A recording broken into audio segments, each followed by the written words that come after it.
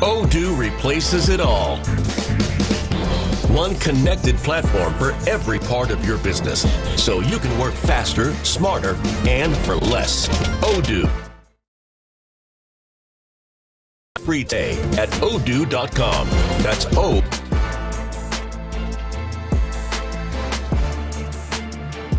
The holidays are back at Starbucks, so share the season with a peppermint mocha.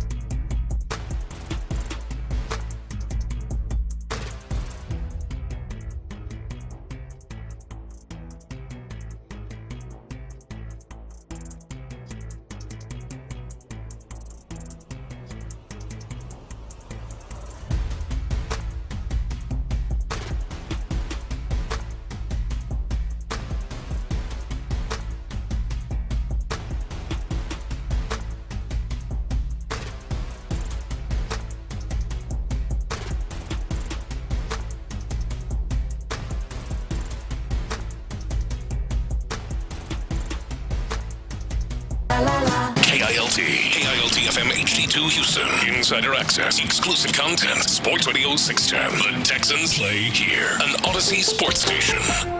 Check out BetQL Network, wagertainment for every fan. Get sports betting tips from the best in the game. Available on the Odyssey app and our sister station 650 The Bet. Sports Radio 610 presents Seth Payne and Pendergast. We coming to H-Town. Let's get their work in, man. Let's go. Great day, great day. Oh, give me some juice, baby. Oh, yeah. Let's do it. Hand off Woody to the right. Both hands on the ball. He's down just short of the line of scrimmage. And the clock will run. And it's basically over. It's synced with the play clock as the Texans are going to do it today. They are going to beat the Indianapolis Colts. Houston has won its fourth straight, knocking off the horseshoe on the road. What a win. Wow, so thankful for the opportunity that we have. Thankful for our team, the way everybody came and battled. Each and every man in this room played a part in finishing this game the right way and putting us on the winning side. So excited to get a divisional win versus a really tough opponent. Colts are a great team. I'm proud of our guys for the way we came and battled and the way we won the game. That was D'Amico Ryans right there. It was Mark Vandermeer on the call. And, yeah, here we are, man. 4 straight wins. Huge win yesterday over the Indianapolis Colts. As Vandermeer said, knocking off the hose shoes. Yeah. He didn't call them, I know it's in vogue to call them. We knocked off the hose shoes. He didn't call the Colts a bunch of hoes. He was thinking it, I'm sure. Yeah. That was, and it was fun. It was so much fun to watch the clock tick down to 0, knowing that it was reminding all of the Colts fans about the play where the Texans got a playoff after the clock had ticked down to 0. Yeah. Oh, yeah, that the clock. Well, it's true, though. At the end, Vandy was doing the same thing we were all doing, I think, on that last play where they run Woody Marks up the middle. And you're watching going, hey, Woody, don't go down right away. Try to stay up for a little bit because the clock, it was very close there. It was going to be very close on 4th down as to whether or not the Texans would have to run another play. Yeah. And I'm looking at the game clock and the play clock, and I'm like, which one is it? Which is it? They were like a tenth of a second apart, and it was the good one that was ahead. Which is it was a poorly officiated game. Colts fans have noticed that. It seems. You think? So the thing about that game yesterday was CJ, as he himself would say, was pretty rusty at the beginning, and it was still the first half. He was doing some good things, and it was hard to really, for me, I had to consciously try to separate. All right. What can I separate from all of these stupid Week 1 style penalties that the Texans are making, lining up in illegal formations? Twice, yeah. Both covered and uncovering the tight end. Yeah. And then, but then CJ himself throwing a ball, I would say, a good 2.2 yards past the line of scrimmage. There was just a lot of disjointedness in the first half that marred, I think, what was otherwise there was some really nice plays. That first touchdown drive, there were 3 big plays on that drive, and then they actually managed to punch it in. That's something that had eluded them earlier in the season. By and large, I think you gave CJ a B on the day, right? Yeah, is that your grade? Yeah, yep. I'm comfortable with that. I thought it was about a B. I thought he made some nice throws. The thing I like most about CJ. And boy, there's a lot to dig into with this game. If you're just getting up with us, that's a big day for the Texans yesterday. D'Amico Ryans and C.J. Stroud are now 3-0 at Lucas Oil Stadium. You know, for a franchise that couldn't win in Indy for years and years and years, now it's the house that Nico Collins built. Nico had another great game yesterday. But yeah, I thought the thing I liked best about C.J. was the resiliency within the game. They responded. The Texans' 2 touchdown drives in that game came after the Texans had allowed a touchdown. And in particular, the first one, the Texans get the ball back on that 4th down stop where they tried the Tyler Warren tush push and the ball squirted out of there. And so the Colts turned the ball over on downs. So you have some early momentum in that game. You're up 3-0. You just stop them on a 4th down play. You're playing well defensively, and then CJ throws an interception the very next play, a horrible interception. A really ugly interception. Horrible interception. The Colts take that down and respond with 6 points of their own, and then what did the Texans do? They put a nice drive together, and Nick Chubb goes and scores a touchdown. In the second half of that game, the Colts get their touchdown drive to tie it at 13, and the Texans immediately respond with a touchdown drive. That's the part I was most encouraged about on the road, was the resiliency of the Texans offensively, in that they weren't great off. They were pretty good offensively for the day. I know they only put up 20 points, but that's because they had their issues again, turning the ball over on downs or falling in love with the Cade Stover tush push, or in the first half getting 3 instead of 7. They largely moved the ball. They had almost 400 yards of total offense. Yeah. They had over 100 yards rushing. It's not a great rushing attack, but it was one that when you needed it, particularly Woody Marks at the very end, a huge first down to essentially end the game.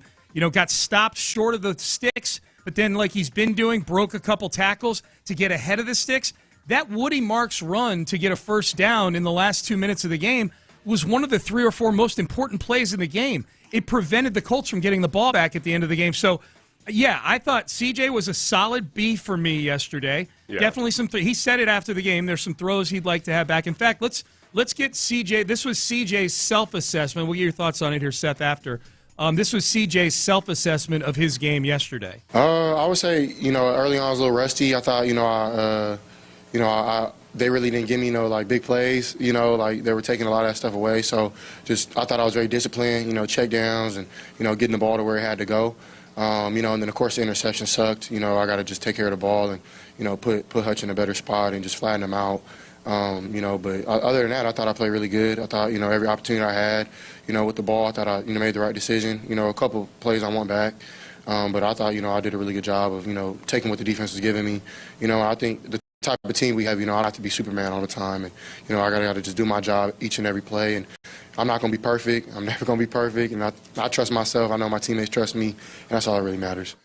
The thing that he mentioned in one of the other clips that kind of adds on to all of that is that I think for the first time this year, CJ spoke about the death by 1,000 cuts offense in a genuinely positive light. And it came when he was talking about, punching the ball into the end zone. Because these 12 and 14 play drives, if anything, I think when CJ when he's had success early in his career with the Texans, it was with a lot of explosive plays. Yes. And he hasn't necessarily had to really learn how to play this style where, you control the clock, you win the time of possession, you drive down the field, and then you punch it in. They just kept failing early in the season on that. So when you have a 12 or a 14 play drive and then you actually get it in the end zone, you can really see that the proof is in the pudding there. We talk about the overall offense with only 20 points, and I would love for the Texans to start routinely scoring 30 points or more. But for now, in the second half, when you think about how the Texans were unable to close out games earlier in the season, these are the drives in the second half. And there weren't that many drives, partly because the Texans just drove the ball. 14-play field goal drive, sure, you'd love to have a touchdown there, but his 14 plays took up 8 minutes of clock, the first drive of the second half. In the fourth quarter, 12 plays, 65 yards. Then they turned the ball over on downs with the Cade Stover tush pushage. But it's by and large, if they'd handled that differently and converted that or just kicked the field goal, that's a good game-winning drive or a drive that helps to seal the game. Yep. And then at the end of the game, they closed it out. So they had 4 drives in the second half. Not a single one of them was a 3-and-out. This is a team that majored in 3-and-outs when you needed drives earlier in the year. Yeah. And that part of it, winning the box score, where it really showed itself, and this has been 2 weeks in a row where the Colts have lost when their defense is simply on the field a lot more than the opponent's offense. So by the end of the game, the Texans had run 70 plays on offense. The Colts had only run 50. And that's like the physiology of that, whether you're passing the ball or running the ball, is that you could see it on the field. The Colts defense was worn down, and the run game started to bite a little bit more. They were able to get these conversions when they needed to. That feels like more of a complete football team effort than hardly anything we saw early in the season. Well, and taking advantage of your opponent, in part based on what they had to endure the previous week. You mentioned that Chiefs game. I think the Colts defense was on the field for almost 90 plays in that game. It was an overtime game. Yeah. So you had a team that was already kind of busted up coming into that game. And so even when you start the game, Seth, and I know, again, like to your point, we all want touchdowns, not field goals. We all want these drives to end in 7 points. But you come out and on your first drive of the game, you bang on them for 13 plays and 6 minutes of football.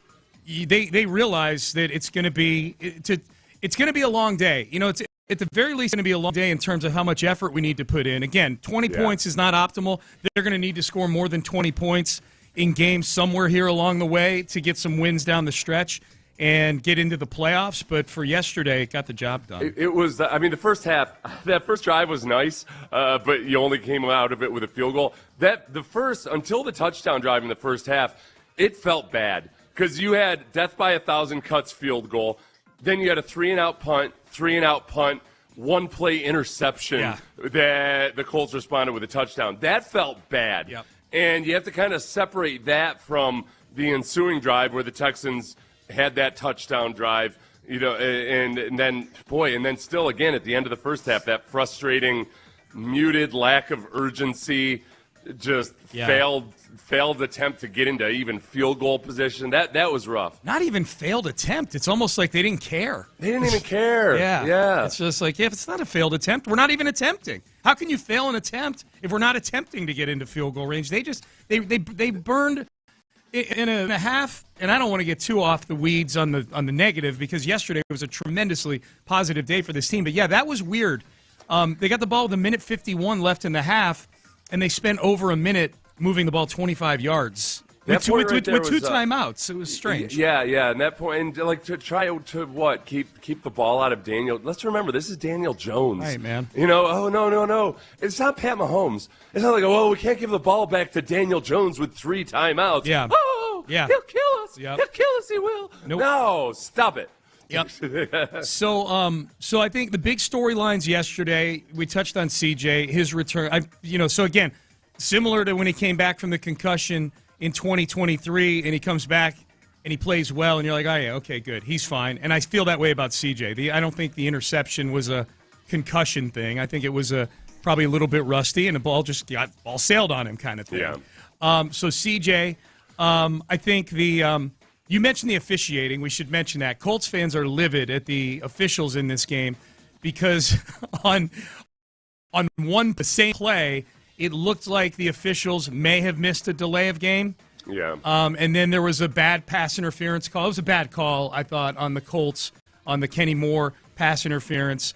The Colts failed to point out that the pass interference call on Kalen Bullock was complete BS as well earlier in the game on 3rd and 19. It was basically a makeup call at that point, I think. Maybe. It was an uncatchable football. For a football player, it was. There might have been somebody in the stands that could have caught the thing. You think the Kalen Bullock one? Some inbred 7'9" freak out there? Probably. Yeah. Are there a lot of inbred people in Indiana? Sure. Yes, we know this. Yep.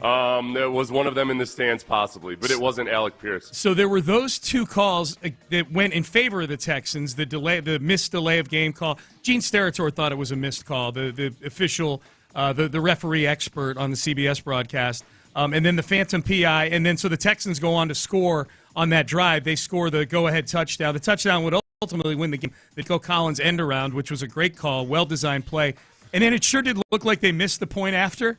But, if it goes over the upright, inside of the outside it's impossible to tell upright. Exactly where it was. We know where Colts fans stand on it. Yeah. Letting the play clock go down to 0, which we know. I mean, it feels like it happened. Maybe they've been more stringent with the rule lately. It doesn't feel like I've been as frustrated as many times. But like if you watch football long enough, you know that they kind of. I know they kind of give the the official a little bit of leeway. That it's like, okay, I'm going to look down, confirm. Okay, yeah, that's definitely at 0, but settle down. Yep. Why don't you try to stop the team whether it's out there on the field every That's now it, and then? man. Stop being such babies. So the quit your whining. The officiating was a big topic. I did the quick nerd break. As I was writing down, like, oh boy, these Colts fans are really upset about the phantom PI calls. Mm-hmm. I remembered that, the state of Indiana, the House of Representatives, the state House of Representatives, once voted to strike down pi, the number 3.14. Oh, that's right. They changed it to 3.2, which doesn't make any sense at all. They did. It was narrowly defeated in the state Senate. Narrowly. There was because a mathematics professor stepped in and tried to talk some sense to these inbred elected officials. They tried to round up 3.14. Yes. Okay. Well, it actually happened, everybody. Look it up. It's called the Pi Bill. Then you should have had no problem with the play clock on that play. I will not sit here and have Indianans lecture me about numbers, damn it. Yeah, that's funny. Speaking of numbers, Texans defense. We haven't even talked about the defense yet. We talked about CJ. We talked about the refs. Talked about how big this win is. For the first time all season, the Colts held under 20 points in a football game. Here was DeMeco Ryans on the efforts of the entire defense. Hey, look, it took everybody defensively. I mean, they have great players. You talk about Pierce making out Pierce and Downs, 2 outstanding catches there, and Jonathan Taylor. I would say one of the guys I really love to watch. He's an outstanding player, outstanding back in his league. So I thought our guys did a good job up front, trying to bottle him up and stopping him as best as we could. Guys tackle well. They got a couple explosive plays on them, and that's what they've shown. They've done that. Really good players making good plays. But when it came down to it in the crunch time, 3rd down, 4th down, that's where we were our best, and that's when we needed it, and that's what allowed us to be in the position we're in today, winning the game. It was interesting. They were in the exact same spot, the Texans were, the defense, as they were in the last game against the Bills.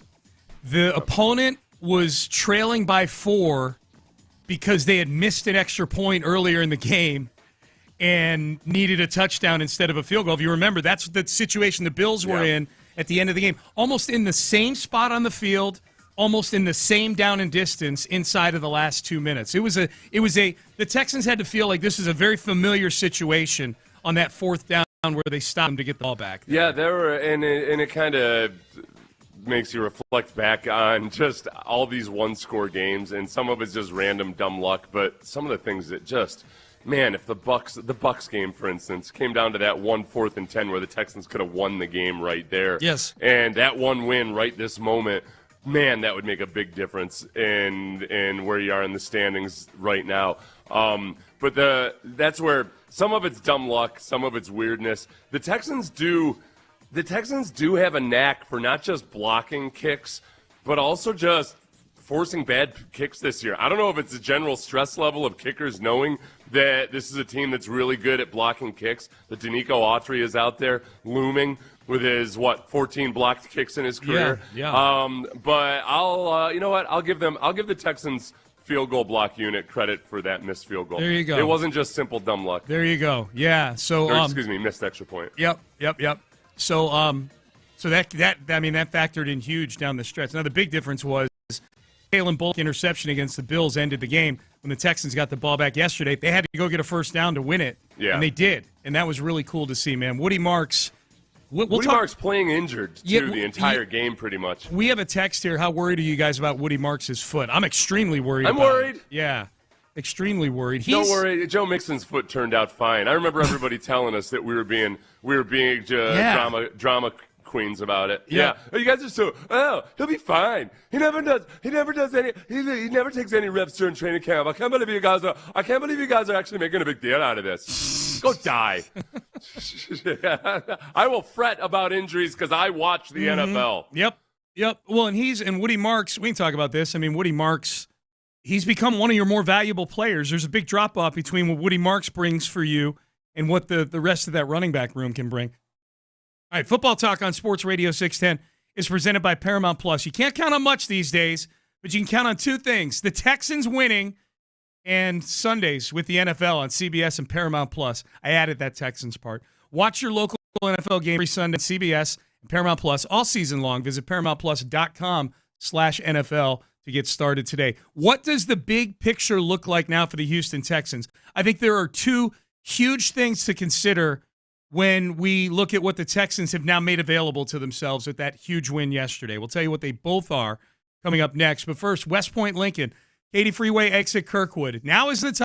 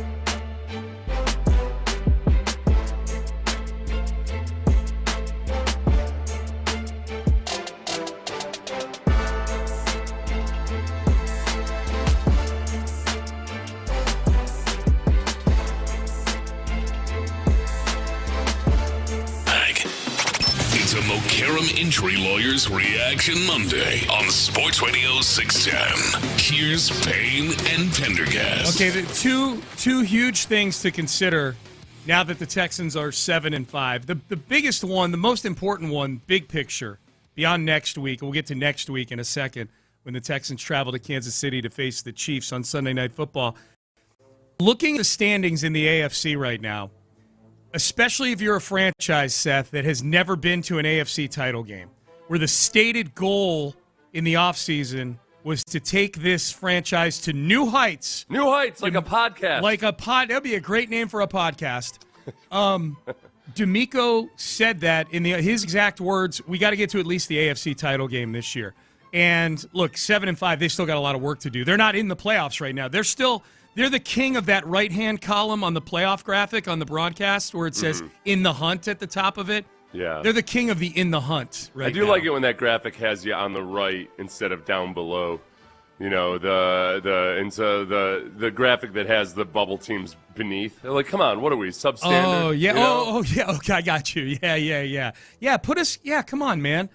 I like the vertical thing, too. The one on the NFL.com has the Texans down. It's just one column with all the teams that are right now in the playoffs, the top 7 teams. And the Bills, I seem to recall, my memory's not so hot these days, but the Texans do have a one-on-one head-to-head win versus the Bills. But the Bills do have 8 wins. So the Bills are 8-4. They're the 7th seed, and the Texans are 7-5, just above the Steelers and the Chiefs. Yeah, Texans still got to take care of a lot of business here down the stretch, but they look very capable of doing it, and they're getting a lot of love for their defense right now because the defense is the catalyst for actually winning games here. So that's been nice.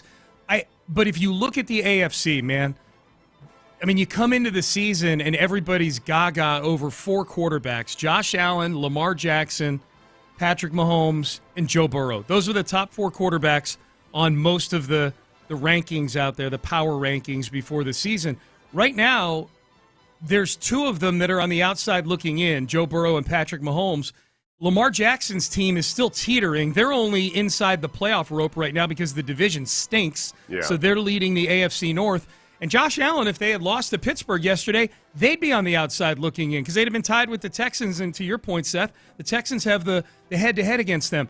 The division leaders right now in the AFC are the New England Patriots with a quarterback who's never played a playoff game, the Jacksonville Jaguars, who have Trevor Lawrence as their quarterback, who I still say stinks, the Denver Broncos, who needed every bit of luck to beat the Washington Commanders last night on Sunday Night Football. They've got Bo Nix. He's 0-1 in the postseason. C.J. Stroud, those 3 of those 4 division, and then Baltimore leads the AFC North at 6-6. Drake May, Trevor Lawrence, Bo Nix are all leading their division right now. C.J. Stroud has twice as many playoff wins as all 3 of those guys combined. Mm-hmm. And I know I'm using 2 versus 1. Like, it's a small sample size for all these guys. My point is that this is a very gettable AFC right now, man. If you can just be the hot team that gets inside the velvet ropes in the postseason, especially with a good defense, if you have to travel, man, the Texans need to take care of business these last 5 games. If you look at, honestly, you look at the AFC where it's just so muddled. I mean, the AFC North, God knows what goes on in that division. But the 2 teams at the pinnacle right now are the Broncos, the team that it's too easy to say, hey, if C.J. Stroud is healthy, they win that game. It was very much on display, the issues the Texans had in the red zone while C.J. Stroud was still in that game. But you slugged it out with the Broncos, lost by 1 score at the end. And then you've got the Patriots beneath them, who really haven't played anybody. So the Patriots are impressive, give them credit for what they're doing, but I don't look at the Patriots and look at them as some unbeatable force. So it really right now is just on the difficulty of finishing out these last 5 weeks after you've already gone 7-2 over the last 9 games of continuing this trend. I mean, you've got it's slugfest after slugfest these last 3 weeks, obviously, but this Chiefs game, you can gain a lot of ground on a lot of people with head-to-heads and everything else. Yes, yeah, and I want to get to the Chiefs in a second, but I'm glad you laid it out that way.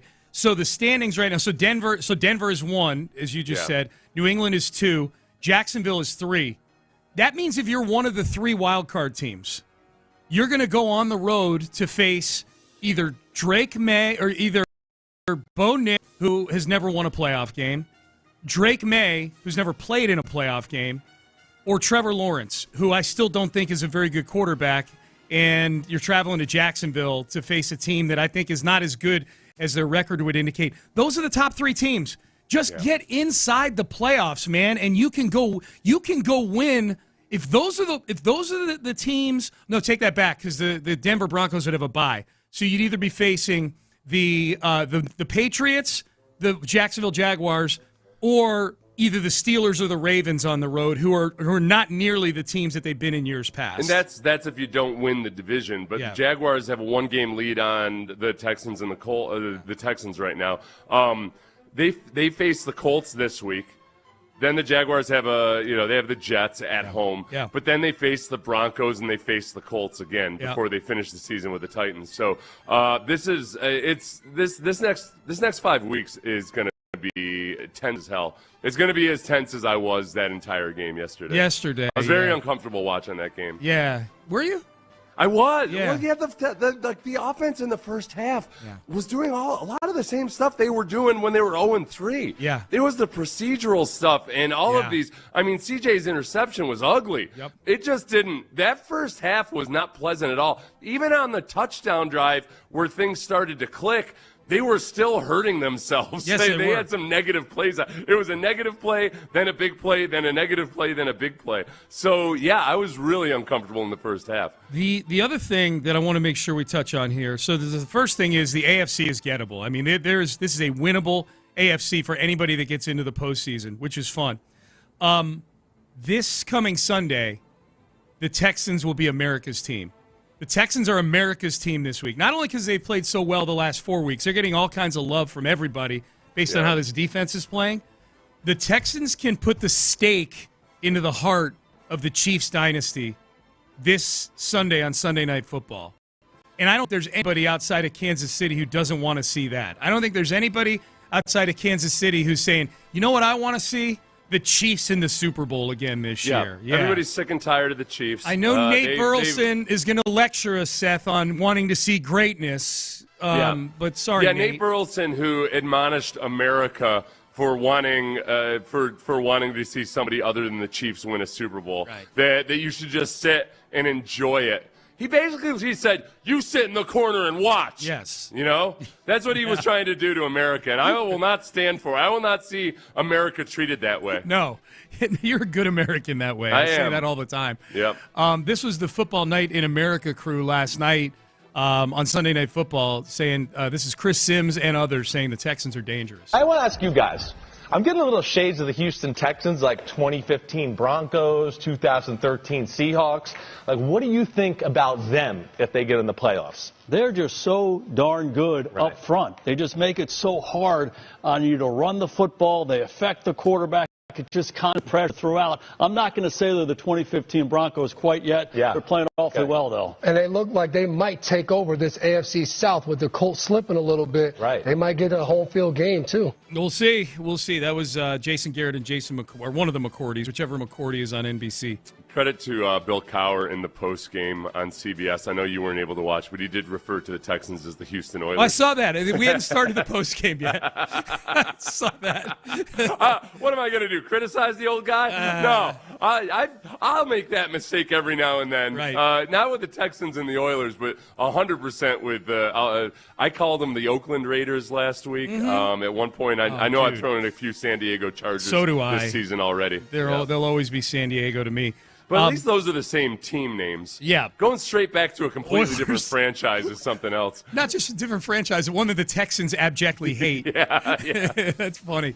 But are you with me on that? The Texans being America's team this week, that they can team. They can throw the bucket of water on the wicked witch that is the Kansas City Chiefs. I will say, Sean, I've tried to dip my toe cautiously back into social media a little bit more these days. Yeah.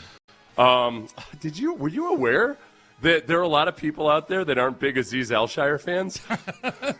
Come to think of it, it's Seth. true. Now that you it mention really is true. I was aghast at the number of people who expressed joy at him getting injured and leaving the game for a little bit. Joy at him getting injured, and then I saw one that had the replay of the play where he kind of back suplexed the guy yesterday. It's a running back. It wasn't a quarterback. And the caption was, the weekly Azeez Al-Shire should go to prison play. And I'm like, whoa. Awful. Just the hatred in people's hearts this time He's of year. He's a good guy, man. It's the holidays, man. It's the holidays. Azeez Al-Shire goes out and Jonathan Taylor starts gashing the Texans. Yeah. I got nervous there. I did too. That was a hairy moment with Azeez Al-Shire off the field. I did too, yeah. Concussion protocol, but he got back in there, so that was good. All right, let's get to some headlines. We will hear from D'Amico Ryans and C.J. Stroud. The Rockets played yesterday, so we'll talk about that as well. And the biggest story in college football on Rory Weekend had nothing to do with an actual game. We will get to that in headlines as well. Stay there. You're listening to Payne and Pendergast. Yeah. Come on, America. Keep it positive this holiday season, especially if you're ready to propose, because before you start stressing over rings and diamonds,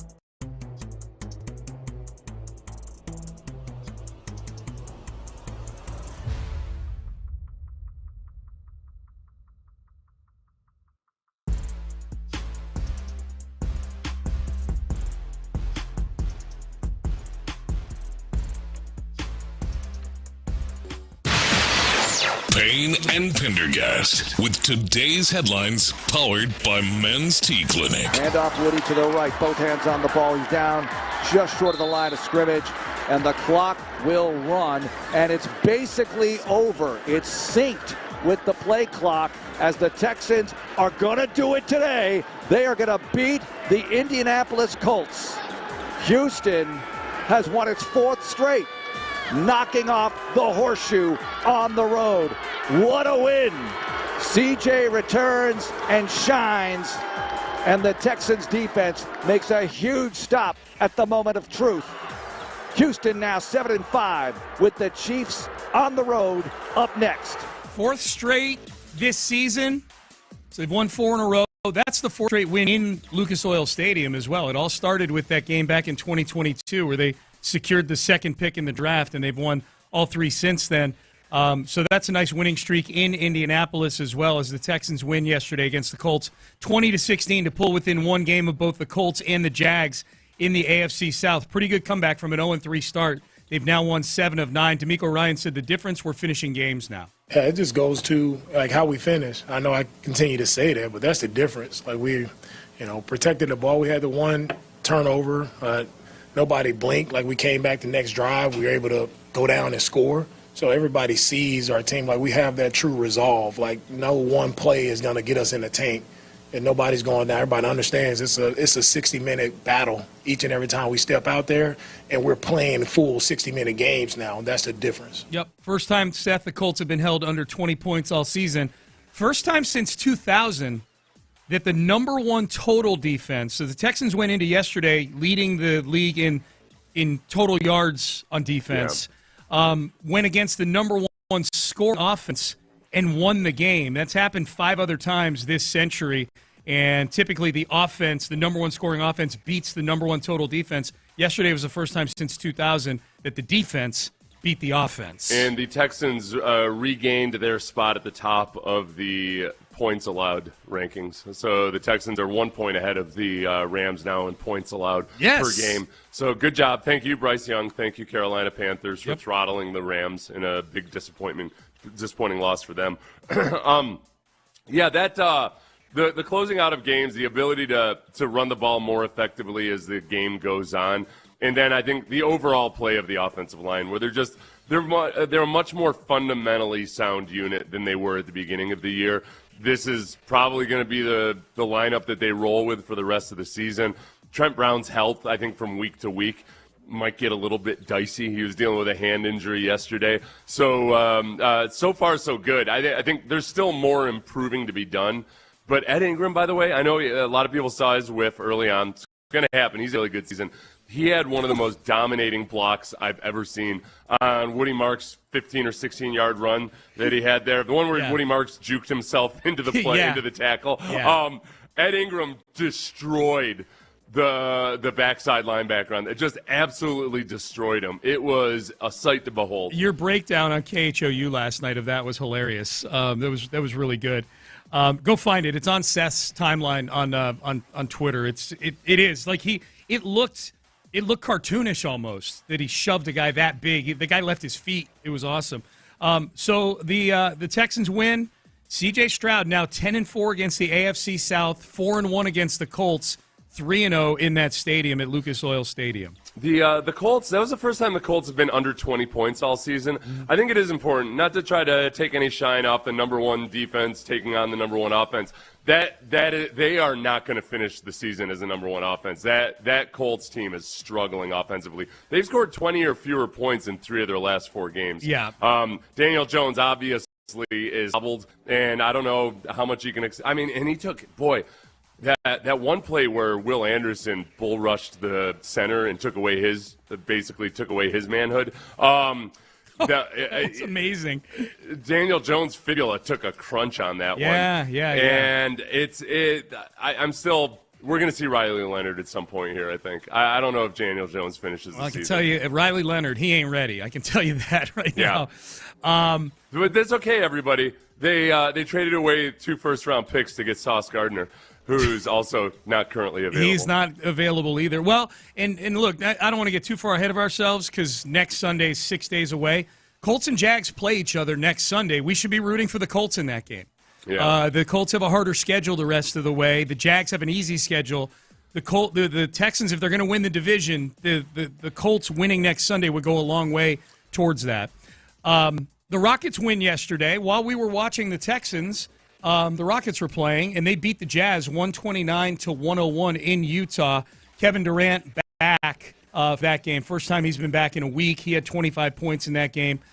This is one of those inferior teams get run out of the gym by a far superior team situation. I guess, yeah, the biggest, if I were going to try to put any kind of negative spin on this game, it's that, hey, you got to face the Jazz tonight, too. Let's not have an emotional letdown. Right. Revenge game. Reed Shepherd was plus 33 in the game. He started the game. So, all you have to do is play him 48 minutes a night, and you'd be winning every game by 33 points. It's pretty obvious to me. Yeah, I understand math. You and I have not done a show together since Reed went off the day before Thanksgiving, the night before Thanksgiving. Yeah. 31 points against Golden State. What a game, man. And Fred VanVleet is mentally focused on making a comeback before the playoffs. Oh, yeah, we can play that. It's a quick cut. Yeah, here's Fred VanVleet. Fred VanVleet's got a podcast, and one of the guys on there asked him, hey, man, you trying to come back from that ACL in time for the postseason? Man, y'all make a D run, you think you going to get back?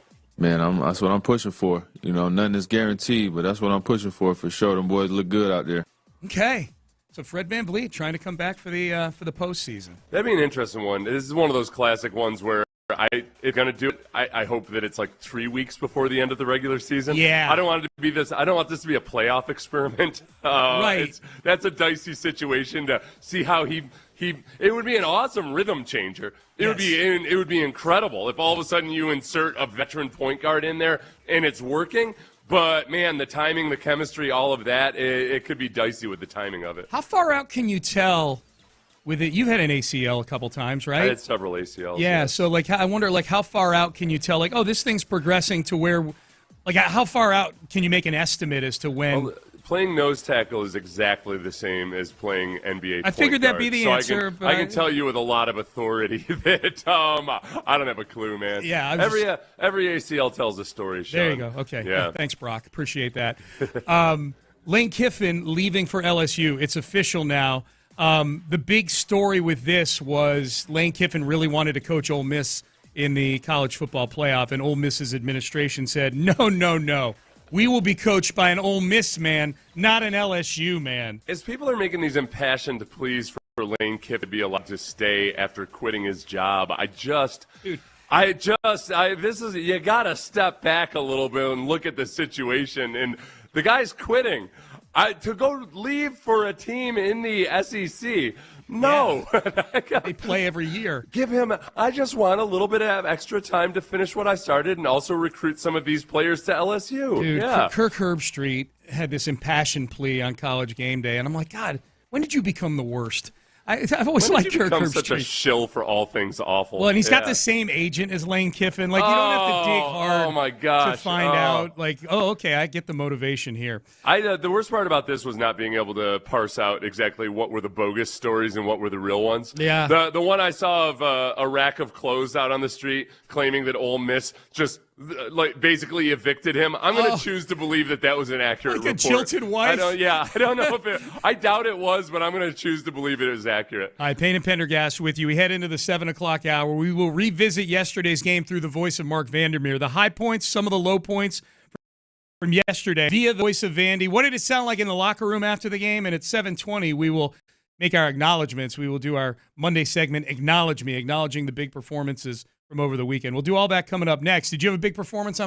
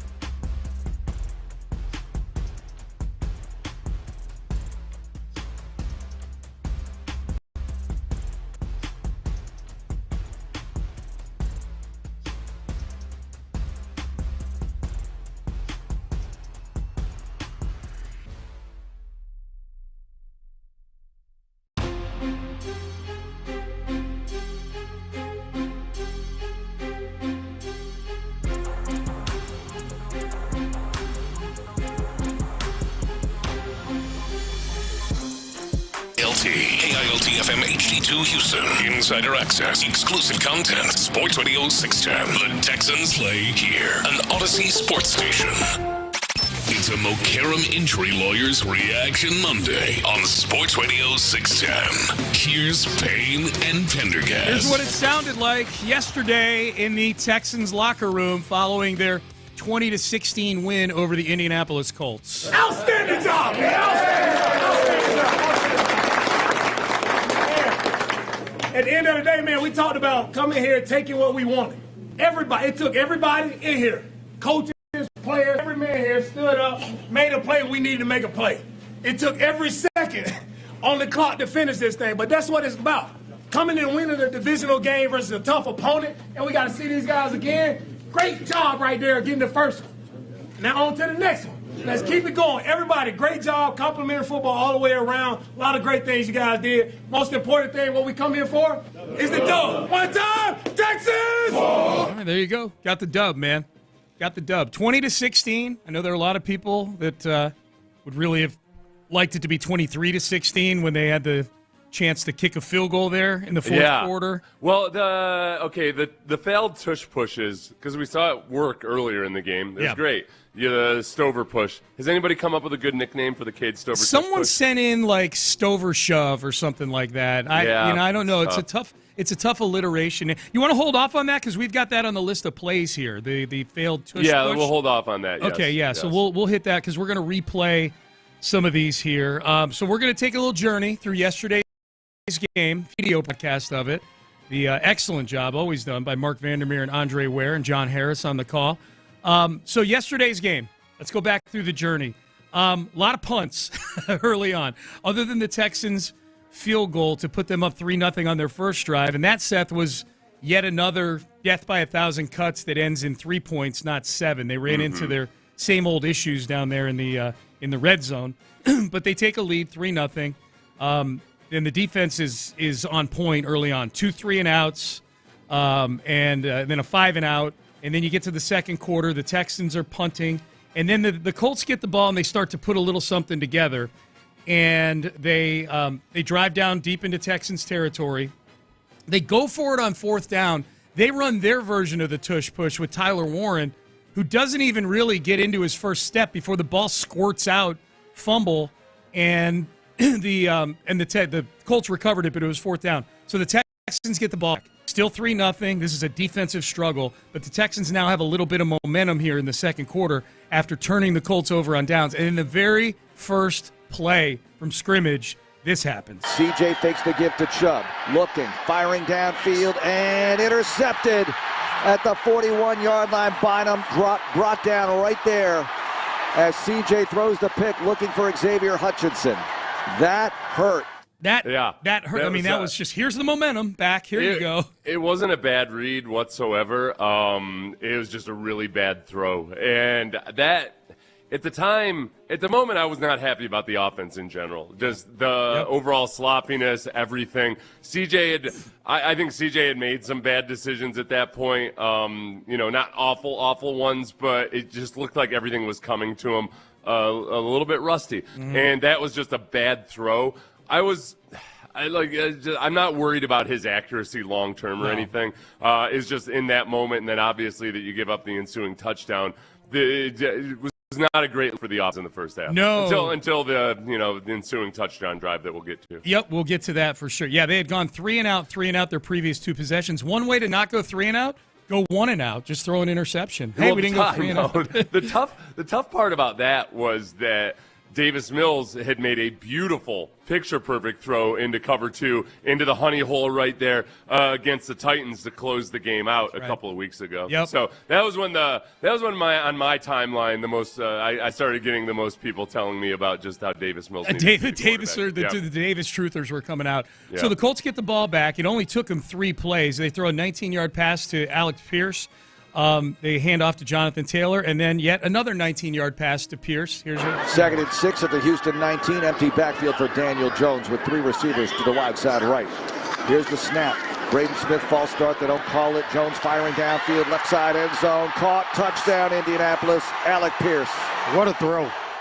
That was a beautiful throw. It was a beautiful throw. Now, the Colts would miss the extra point. Michael Badgley boinking off the upright.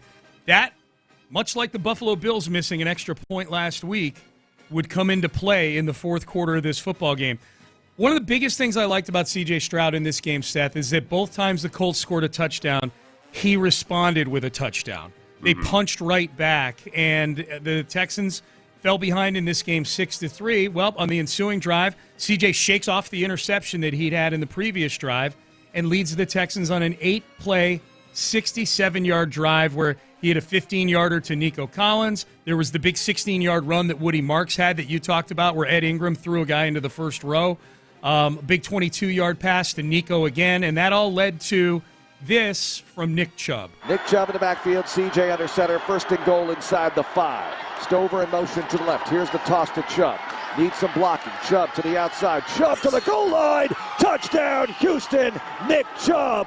And the Texans retake the lead on Indy. They take the lead 10-6. We should point out, too, on that 22-yard catch and run by Nico Collins, it looked like a touchdown at first, but he stepped out at the 4-yard line, and that's when I'm like, oh, my God, is that going to be a 4-point step out of bounds right there? It was, I think only Texans fans this season could truly appreciate how devastating emotionally that was. That's a perfect way to put it, yes. That Nico Collins got them into the goal line area. We've seen this too many times before. 100%. Remember when Nico stretched out at home? Who was it? It was a few weeks ago to get down to the 1-yard line, and yes. we all thought immediately, no. That's too close. You're too close to the goal line. That was the Denver game, right? Yes, it was. Yeah, because he was on top of somebody, kind of stretching out. Yeah. Oh. If anything, run backwards. Right. They need room Stop to operate. at the 11. Yeah. So if you're going to step out of bounds, Nico, the 4-yard line was the perfect place to do it. I could have seen them lining up at the 1 and doing the Cade Stover push 4 times in a row. 100%. Yeah. Yeah.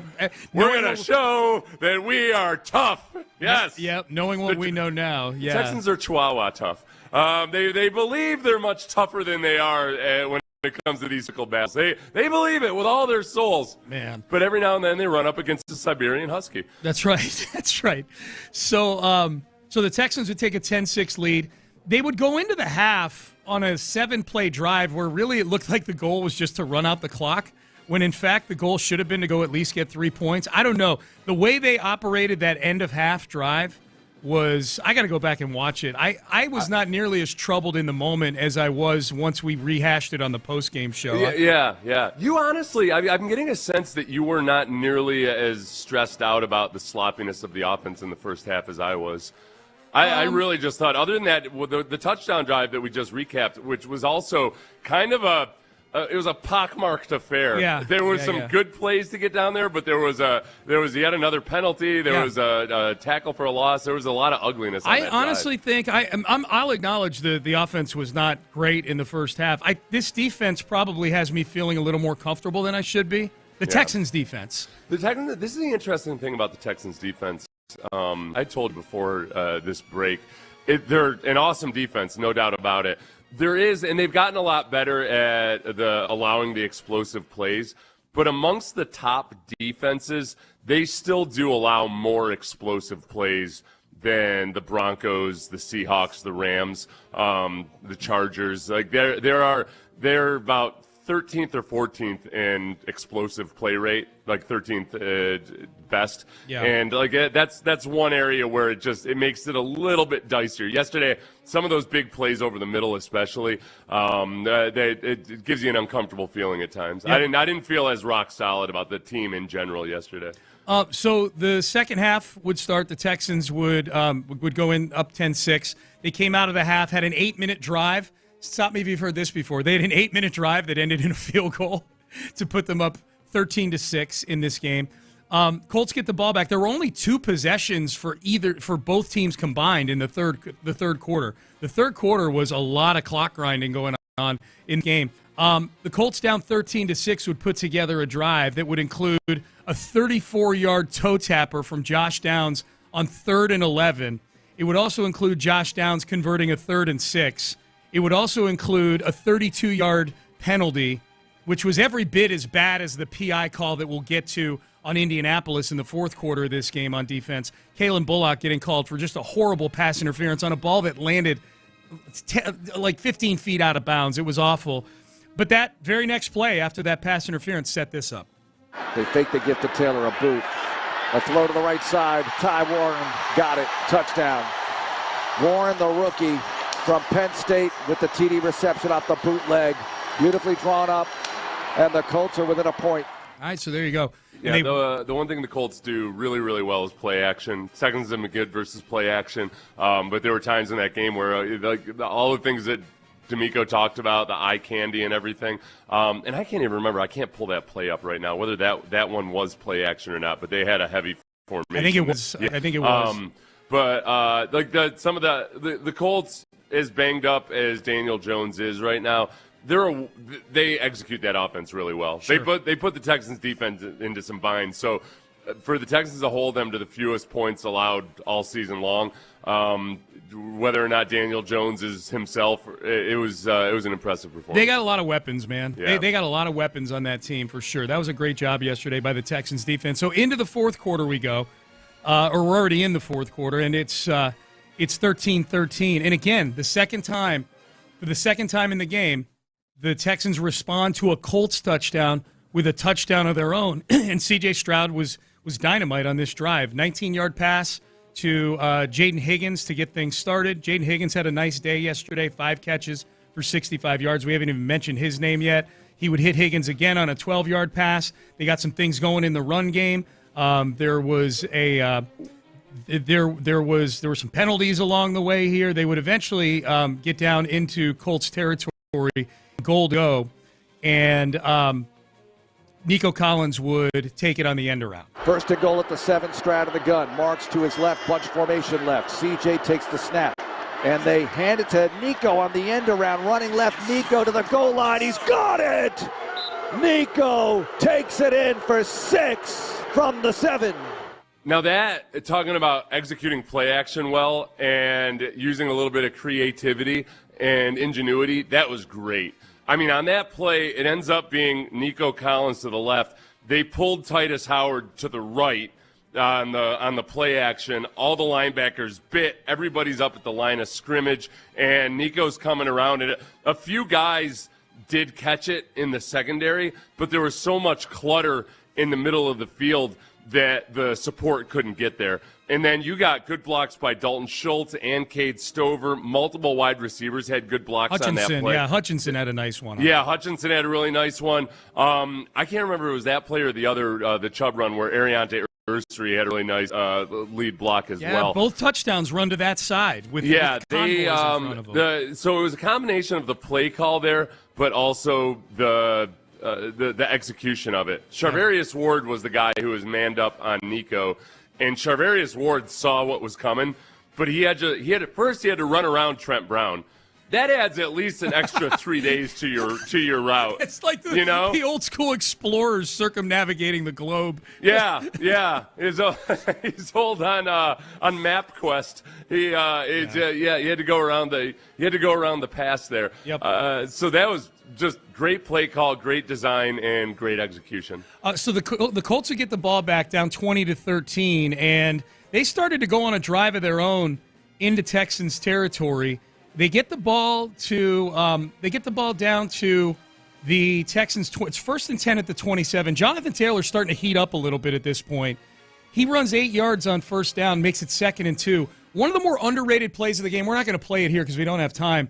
But Will Anderson and Mario Edwards combining on a TFL on that drive to make it 3rd and 7, eventually forcing a field goal there. That was a very underrated play in that game. Underrated play, and also it was a stunt turned into so it was a TE stunt where the tackle goes upfield first, the end comes underneath. A lot of times when you run that, you're doing it to rush the passer, and offenses can really exploit that and get guys out of position. Yeah. Mario Edwards and Will Anderson did an awesome job of adjusting and reacting to the run, and that was a couple times yesterday They allowed Jonathan Taylor to bounce it outside. Yes. It was poor discipline on those plays.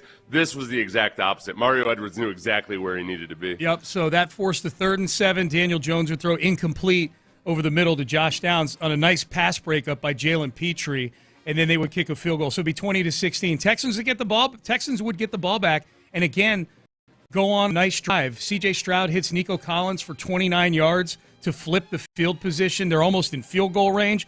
They're driving down there. Woody Marks gets a 9-yard run to make it 2nd and 1 at the Indianapolis 17. So now you're well in field goal range to make this a touchdown game. And if you actually get a touchdown, the game is practically over. You're inside of 6 minutes now. So the Texans lined up, and on 2nd and 1, they ran Woody Marks up the middle for no gain. And then on 3rd and 1, they decided to use the play that had been successfully used a couple times already in the game, the Cade Stover tush push. Unsuccessful on 3rd and 1. So on 4th and 1, they go back to the well. They're going to go for it here on 4th down and short with 5 minutes to go in this game. This is huge. 4-point lead, 20-16, 4:55 to go. This time Stroud under center. No, it's Stover again, and they tush push it forward. Do they have it?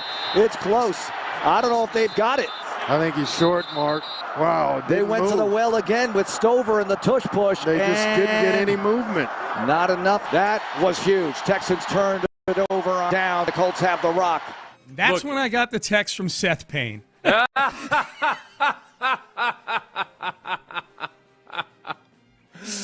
What did I say? I'll read what you said. Let's see here. Go die, everybody. No, he didn't say that. He didn't say that. Prove that we're tough ad nauseum. Yeah, I prove that we're tough. We're going to show that we're tough and we can impose our will. Sometimes you got to acknowledge that you're not quite up in that weight class yet. You've already established that you're psychotic enough to run it 4 times in a row. You did that versus the Broncos. You've done it at other times this season. Yeah. The Seahawks, you established that you're psychotic enough to run into a brick wall over and over again.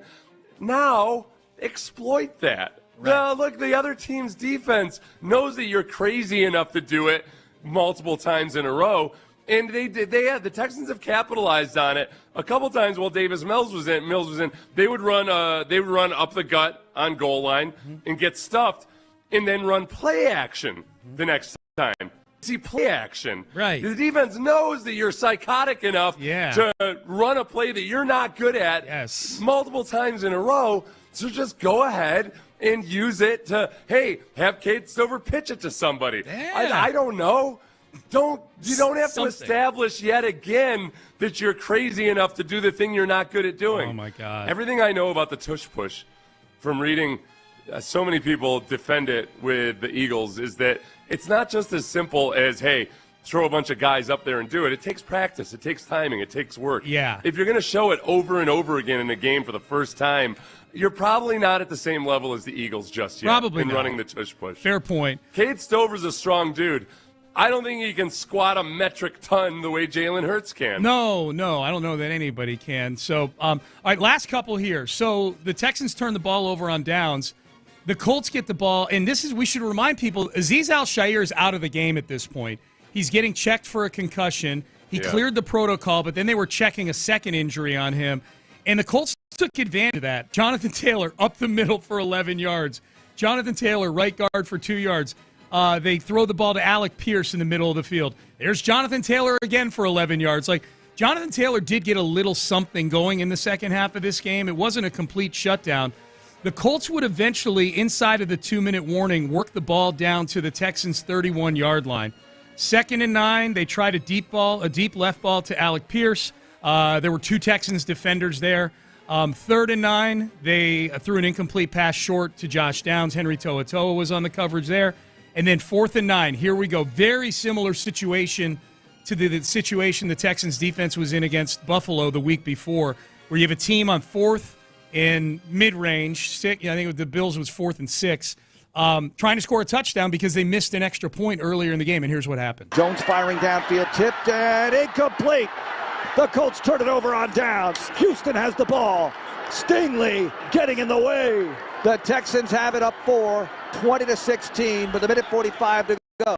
We'll get Stingley acknowledge me in just a second here. That was the only time Stingley was really seen all day long, and we'll talk about that in a second. Yeah, and that's not a bad thing. No, not a bad thing at all. Yeah, he just wasn't targeted. That's why he's going to get acknowledged.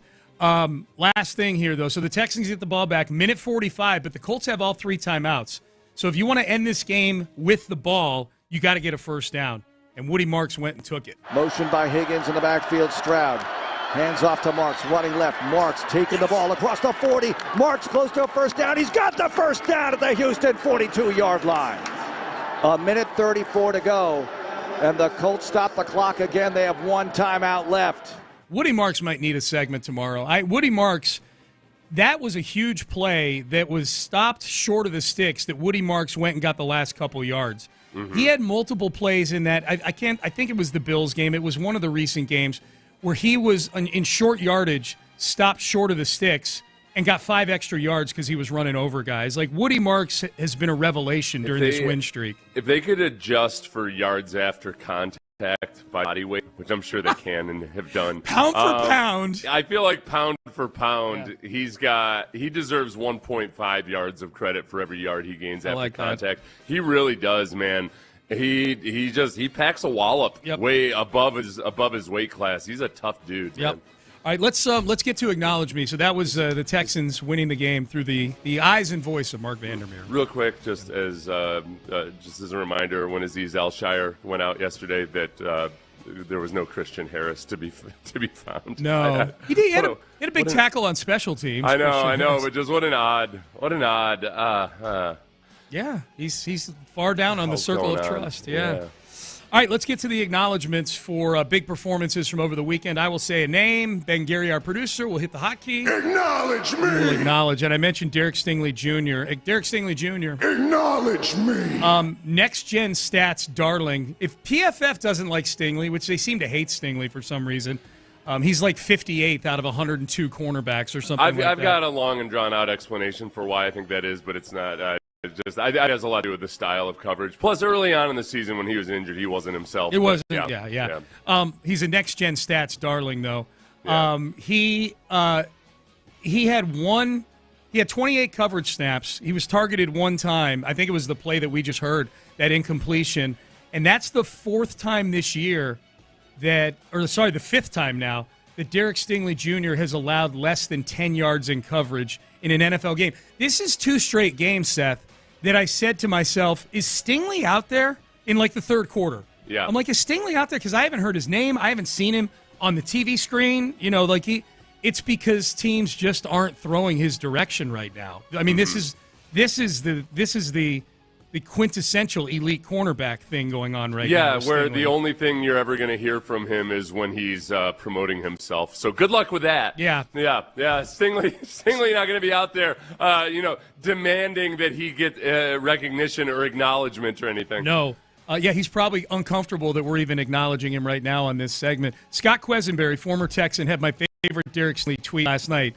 He retweeted those next-gen stats. And Scott Quesenberry, of course, a teammate of Stingley's for a couple years here. This guy, Derek Stingley, man, let me tell you, he's going to say 7 words during the week, show up, eat his Popeyes or Chick-fil-A on the bus before the plane, show up on Sunday, clamp your best receiver, get on the bus, go to sleep, and get ready to do it all over again in a league of his own. Yeah, that's about it, man. That's it. It's so much fun that he's the exact guy that you want when you're going to draft him that high. And then also remain on the field for the entire game. Yeah. Some other guys drafted in that draft class couldn't find it in themselves to stay on the field. No. In fact, the guy drafted right after him. Yeah. Calf strain. Calf strain, which I'll remind you, in Indiana, they don't take those lightly. Tyrese Halliburton, ring a bell. You're saying if it turns into an Achilles. Calf strain, it turns into Achilles. Yeah. That's why it's actually. I think that's why the Colts even clarified that it was a fibula with Daniel Jones, because they had called it a calf, and people in Indianapolis are freaking out. Is that true? What are you going to put him out there and just let him tear his Achilles? It never dawned on me, man. No, it's actually a fibula. Yeah. No, so it's not Achilles. It's just the bone. That's fine. Yeah. Nico Collins. Acknowledge me. Seth, you know what I love about this? We were tormented by T.Y. Hilton for a decade with the Indianapolis Colts, and now Colts fans get to see what it feels like to be tormented by the lead receiver on your division rival. Nico Collins is basically the new T.Y. Hilton in this rivalry here. Ever since he got paired up with C.J. Stroud, I will point out. He's had 4 games now against the Colts where C.J. Stroud has been his quarterback. He's gone for 7 catches, $146, 9 catches, $195 in what was basically a playoff game, 6 catches for $117 in the opener last year, and then yesterday, a relatively modest by Nico versus Colts standards of 6 catches for 95 yards. He did have a rushing touchdown in the game. He is averaging against the Colts since C.J. Stroud arrived 7 catches for 138 yards. That equates to a full season of 2,300 receiving yards. Yeah. Nico Collins against the Colts is basically the greatest receiver in the history of football. It's a little bit like Derrick Henry. It's not now. Derrick Henry's was absurd when he was really rolling because he had basically an all-pro season in Texans games. But they're coming with wins too, which is nice to see. Some very critical wins at times. It's also important to point out that Jonathan Taylor has had, by and large, good games versus the Texans. 3 of his 4 games versus the Texans since DeMeco took over. He's had good games, but Jonathan Taylor is also 0-4 against the DeMeco Ryans-led Houston Texans. Man. Yeah. So, hey, great. Good job, bro. You got some nice performances. You're not – look, T.Y. Hilton used to win games at least. Yep. Come on. Yeah, man. That's a great stat. 0-4 against DeMeco Ryans. And DeMeco Ryans now DeMeco Ryans and C.J. Stroud 4-1 against the Colts since the 2 of them arrived. They got one more coming up in what could be a huge game in Week 18 for the Texans. J.J. Watt. Acknowledge me. J.J. Watt, how about this? Texans now 3-0 when J.J. Watt is on the call. At Baltimore earlier this year. It's got to be exciting for all the other teams in the AFC to really follow along with this stat. And I know Colts fans were probably excited to hear J.J. Watt for the first time. I will tell you, and I'm glad they got to enjoy him. I will tell you this. The Colts fans that were on my timeline, very complimentary of J.J. Watt because he acknowledged the shakiness of the referee calls that went against the Colts. Yeah, I thought he was pretty impartial. I think he probably got more hate from muted hate or criticism from Texans fans than Colts fans, just because they would have felt like he was a turncoat by being impartial. Yeah. I think I thought also at the end of the first half too. Good job by him. People are going to be watching him because he's a defensive lineman about any of the game management type things. And JJ immediately at the end of the first half started questioning why the Texans were being so lackadaisical in their approach. The whole time. Yeah, he was good on that. I'll tell you the one thing where I turned to Clint and Parker up here. We were watching the game up here in the live lounge. And I was like, damn, that's like positional insight right there was when the Colts came out on 4th and 10 and tried to draw the Texans off sides. Yeah, and he talked about knowing the cadence, the snap count and the cadence. Yeah, he's like, man, and he kind of muttered it. He didn't. He just kind of muttered it to himself, and you could tell Ian Eagle thought it was interesting. He's like, whoa. You could tell by the cadence that they're trying to draw you off sides. He's like, yeah, quarterbacks will come out there and they're just way too. I'm paraphrasing, but like they're way too energetic about the whole thing. You can tell, right? Like it's just something's off. You know, it's like when you can tell when somebody's lying. Yes. The other side of it too is when they're going to quick count. Yeah. When they're going to quick snap it, just quarterback come up to the line of scrimmage. You can tell a lot of times by the offensive line, the sense of urgency, everything's a little bit different. Yeah. And that's where it's fun to just all of a sudden as a defensive lineman shift your alignment really quickly. Yeah. Maybe you give a little bit of a like move or something like that. Though they don't call that anymore either. You're allowed to yell stuff. That used to be an unsportsmanlike. Oh yeah? Yeah, okay. Yeah. So all of that little stuff. So you had to kind of make it look like it was a shift or something. Yeah. That was good by JJ. Talked about what it's like being in a pile, looking for a fumble and all that. Yeah, man. Yep. So that was really good. JJ Watt continues to excel, I think, at what he's doing. He continues to excel as Tony Romo seems to spiral even further downward into an abyss. I don't know what the hell's going on with Tony Romo. Brutal. Ben, let's skip down to Jameis here for the sake of time. Here's Jameis Winston. Acknowledge me. Quarterback? Jameis Winston was kind enough to thank the media at his Thanksgiving Day media availability. First off, guys, happy Thanksgiving to you and your families if you celebrate it. If you don't, happy holidays. Very thankful for this job, one. And thankful for y'all the work that y'all do is tough. Having to write and damn right. And make up story. I'm just kidding. But having to do the work that you do, put in the work, that's tough stuff. So we appreciate y'all. We're thankful for y'all because y'all stories help us get paid more. It keeps the fans engaged. So we appreciate that.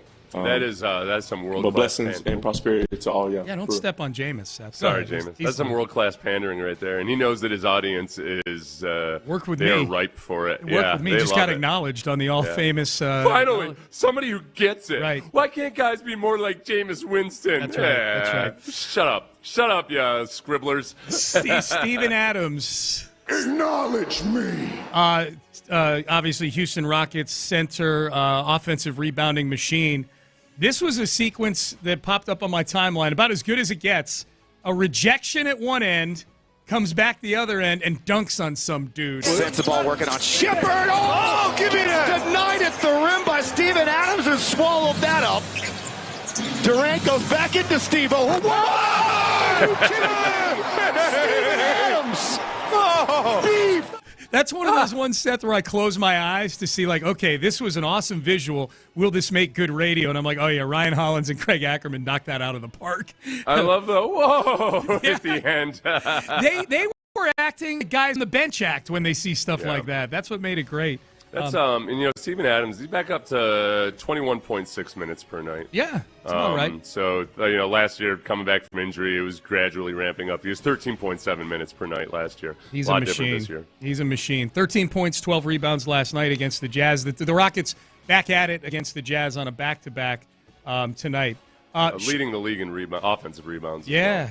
No surprise, obviously. What a great pickup. I mean, that was a pickup they made while he was injured. Yeah. And didn't play the rest of that season back when the Rockets They pulled the Durant with them. They did. It was like, when the Nets got Durant and we're ready to just take that's cool. Just rehab this year, and then here we go. It was just a genius move by Rafael Stone. That's been great.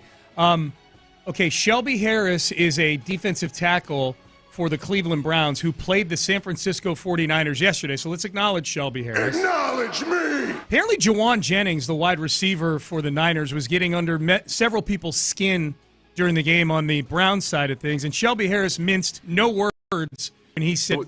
and you set up about the Jawan Jennings thing for people that don't know. Go ahead. I just said Jawan Jennings was saying some things out on the field to some Cleveland Browns, and they didn't like what Jawan Jennings was saying to them.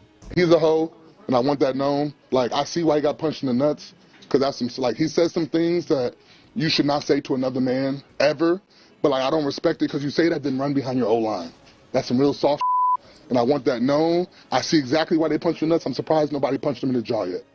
This will be in the Pettycast tomorrow for sure, but the rules are anytime an athlete calls another athlete a hoe in a media availability, they will get acknowledged as well.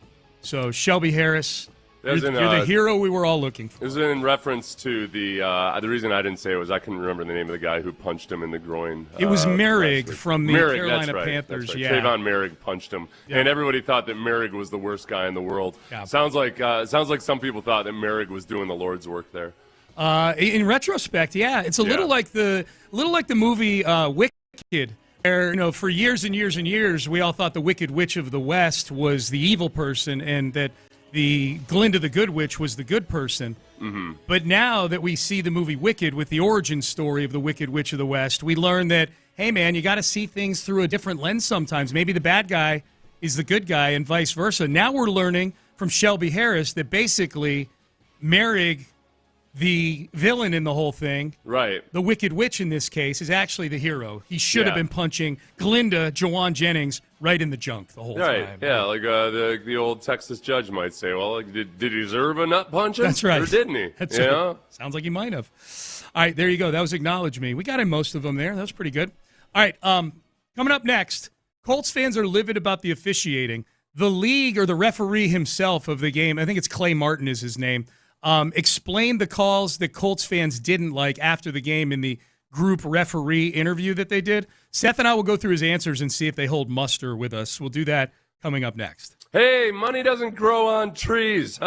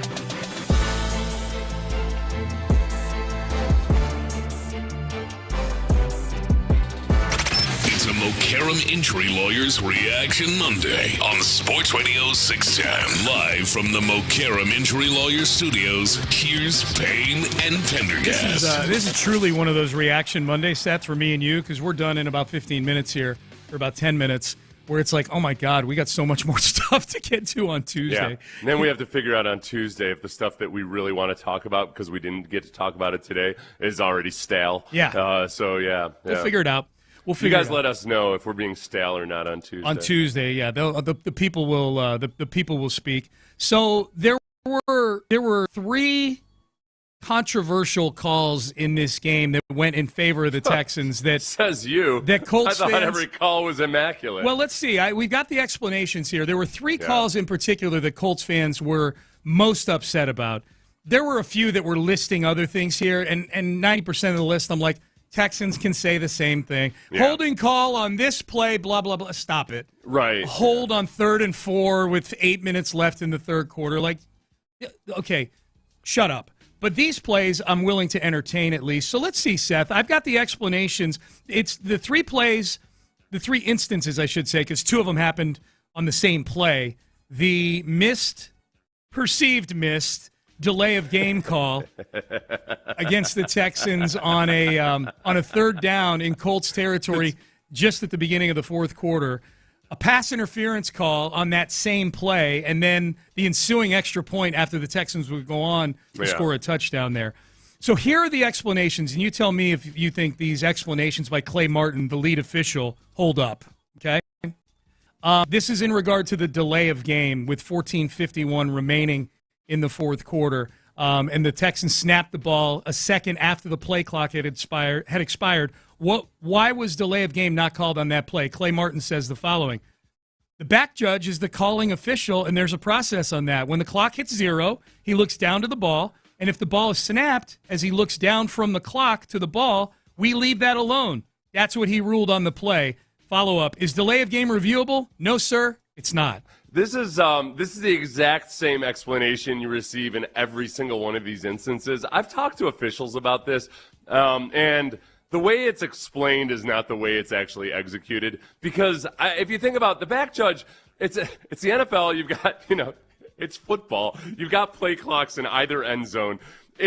They make it sound like the back judge has to unlock a door, run around a corner, and then use binoculars to see whether the ball was like to move his eyes from the clock to the football. Oh, it just takes so much time that somehow the back judge's eyes are moving slowly down, and by the time he gets there, it's gone.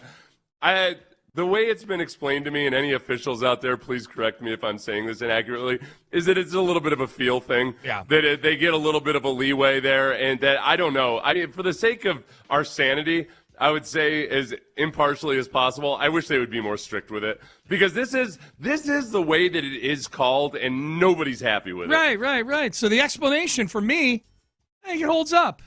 It doesn't. It never holds up for me. It's fine. Yet, there's precedent for this. Yeah, it holds up in so much as this was not a great departure from how it's normally called. The back judge sees the play clock get to 0, takes his reading glasses out and de-smudges them, and then puts his glasses on. And if the ball is gone by that point, then there's no penalty. De-smudges. On the same play, what led to the pass interference penalty on Kenny Moore? This is a question from somebody in the media for Clay Martin, the referee. It appeared there was no contact. Clay Martin says the following. The calling official had an arm grab at the top of the route. When you look back, the ball was in the air, and when you see the ball in the air, that makes it pass interference. I don't know. I'm satisfied. Sounds good to me. I mean, the previous touchdown the Colts scored, they were set up by Alec Pierce having an arm grab that he fell down on a ball that was clearly uncatchable. Yes. I think this was, whether you want to call it a makeup call or using the exact same standards, that's all valid and real, I think. That Alec Pierce did a great job of selling that. He got the flag. 3rd and 19. Nico Collins did a great job of selling it, and he got the flag. And the tit for tat on that, I think if you're a Colts fan, I'd say you can't discuss that interference without also acknowledging that Alec Pierce's interference, the call that he drew, was completely bogus. I know you're going to find this hard to believe. None of them who bring up that pass interference bring up the Alec Pierce pass interference. Yeah, it's odd. Yeah, it's very strange. I thought it was a poorly officiated game in general. I did too. If we're being honest, it was a poorly officiated game. Early in the Texans earned those penalties. Those were bona fide penalties on offense. Those are stupid penalties. They were stupid, yes. Yeah. All right, last one. The extra point. The Texans would go on to score a touchdown on that drive. That was the Nico Collins end-around drive. Beautifully designed play. So then the ensuing extra point came to go up 20-13, and it did look like on TV that it missed wide left. Yeah, Ian Eagle said that he missed it at first. Yeah, that's right. That's right. And he's not one of these idiot play-by-play guys that gets it wrong all the time. No. And Gutless Joe Buck wouldn't have said anything until sometime this morning. There were Colts players. Tony Romo would still be asking Gene Steratore what the rule is. What the rules are. Why do they call it an upright anyway? Yeah. I mean, there's one on the left. Couldn't they just call it a straight up? Why is the one on the left called an upright? It shouldn't be an up left. Even Colts players on the field were giving the no good sign down there. Even them? Even that. Well, I mean, I'm just saying, like down on the field, like in the moment, it looked like it wasn't good to everybody. TV caught the whole thing. The only people I'm guessing that kick looked good to was the referee standing underneath that upright who's looking up at it. So the question that was asked to Clay Martin on the extra point on the touchdown on that drive, what led to the PAT being ruled good? It appeared on replay that it was wide. Clay Martin says the calling official had the ball above the upright and completely inside the outside edge of the upright, so he ruled a successful try since the ball was above the upright. It's not reviewable. This one is, I would say that I've learned my lesson time and time again. Camera angles matter a lot. And without one camera angle at a right angle in the end zone and one at a right angle on the end line, up 30 feet in the air or so, I think it's just impossible to say. I would try real hard if I were a Colts fan to give them a pass on this, just because there's not a good review. It does on Black Friday, especially when you can buy high definition cameras for $29 on Amazon. It does surprise me whenever there's a situation that could be easily fixed just by having a stationary camera. You saw the pylons. I don't know if they added yet an extra pylon or a camera to the pylons. Yesterday was the first time I noticed that they look like air filters out there. Like they got HEPA filter pylons there with all the extra cameras. I didn't notice. All of them. Yeah, I didn't. It surprises me that they don't have stationary cameras there that can give you the exact angle. Yeah, or even a camera that just like shoots straight up the upright there. Laser. I want laser beams on the uprights' heads. Hey, was yesterday the first time that we've gotten this season? I haven't, admittedly, at the home games, I don't watch as closely on TV because we're in the building. I don't recall the Texans being involved in a chip inside the football situation like they were on that second Cade Stover tush push. Yeah, where it was obviously by the eyeball, because they don't use the chip to spot the ball. Yeah. They use it to see if it's a first down or not. Yeah. And I guess 6 inches. Yeah. It was in the preseason. Did the Texans have one in the preseason, or did I remember it was really way too long. Yeah, I just don't remember. This was obviously a big play. So, all right, we are done. John Harris, Mark Vandermeer, Texans Monday, victorious one again. Seth, antibodies to you, my friend. Antibodies to you as well. Thank you. We are done. We are out of time. Texans Radio is up next. In the Loop, 10 a.m., and, of course, The Drive with Stoerner and Hughley at 2 p.m. Monday Night Football tonight on Sports Radio 610. Have a great day, everybody. But first, Bex Prime. Bex Prime and BexPrime.com is where you can order online. Love Bex Prime. Had some this weekend. The award-winning burgers, the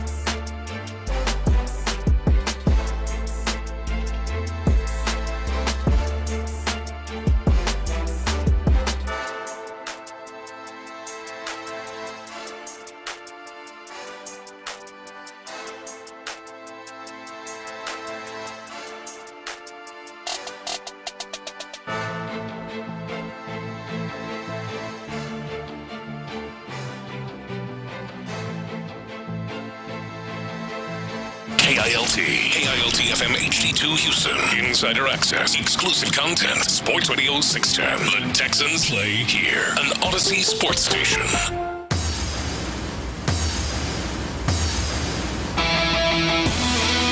Now, time to dig into what happened. It's Texans Monday, presented by Houston Methodist. Handoff Woody to the right, both hands on the ball. He's down just short of the line of scrimmage, and the clock will run, and it's basically over. It's synced with the play clock as the Texans are going to do it today. They are going to beat the Indianapolis Colts. Houston has won its fourth straight, knocking off the horseshoe on the road.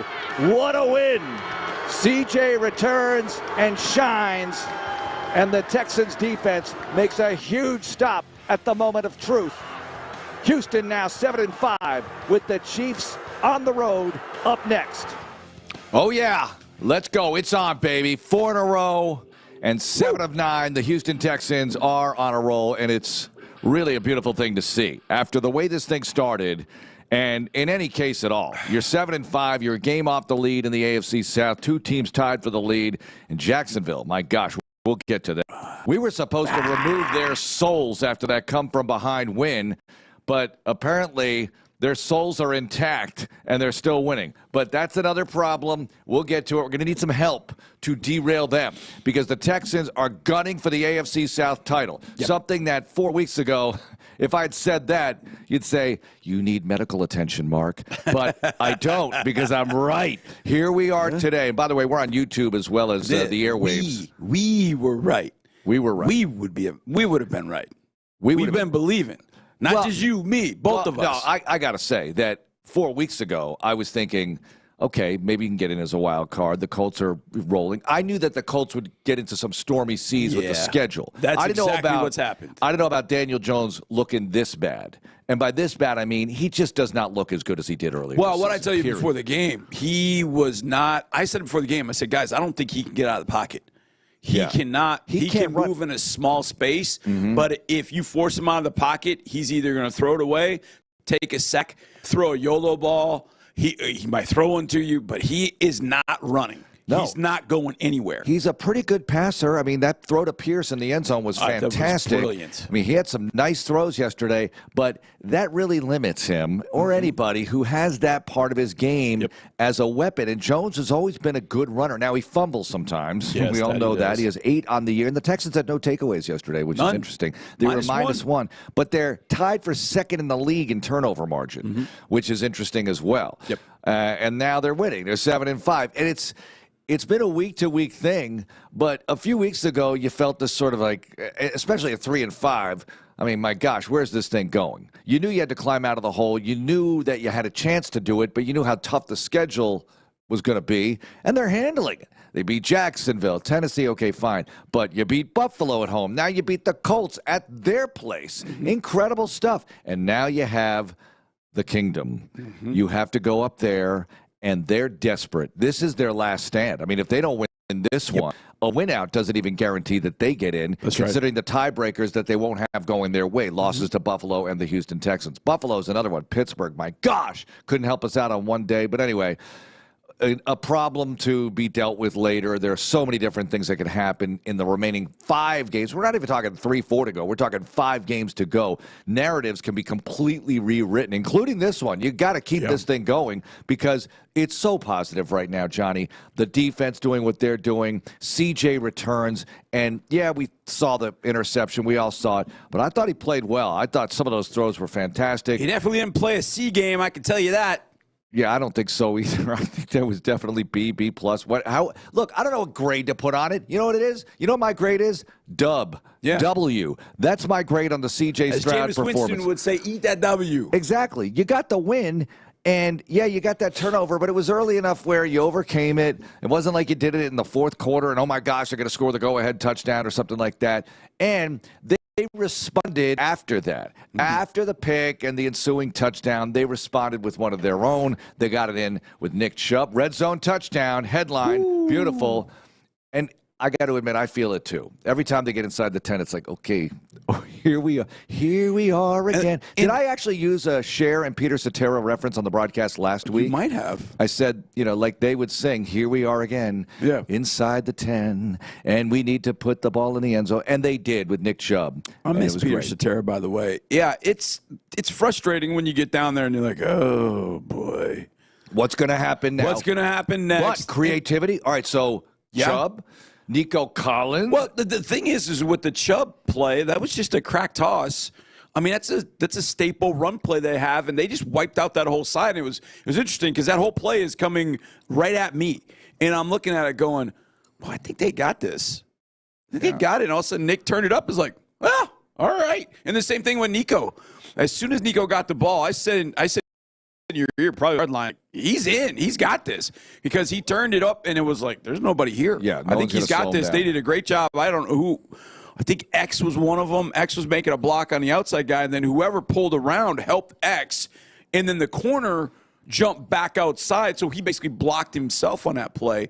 So Nico turned it up, and then there was extra point time. So, okay, let's handle a couple of things here. The officiating, the Colts fans have been a little upset about the officiating. Well, I want to go right here first, though. Were you under the upright? Okay, so that's how I was going to start. Were you under the upright for the Fairbairn kick? So I get back there, and a lot of times I kind of stand in the middle so I can see it. Yep. But I moved a little bit closer to the right upright because that was our sideline. So I was right under the opposite. Right under the upright where the ball went over. Wait, I thought it went over the left upright.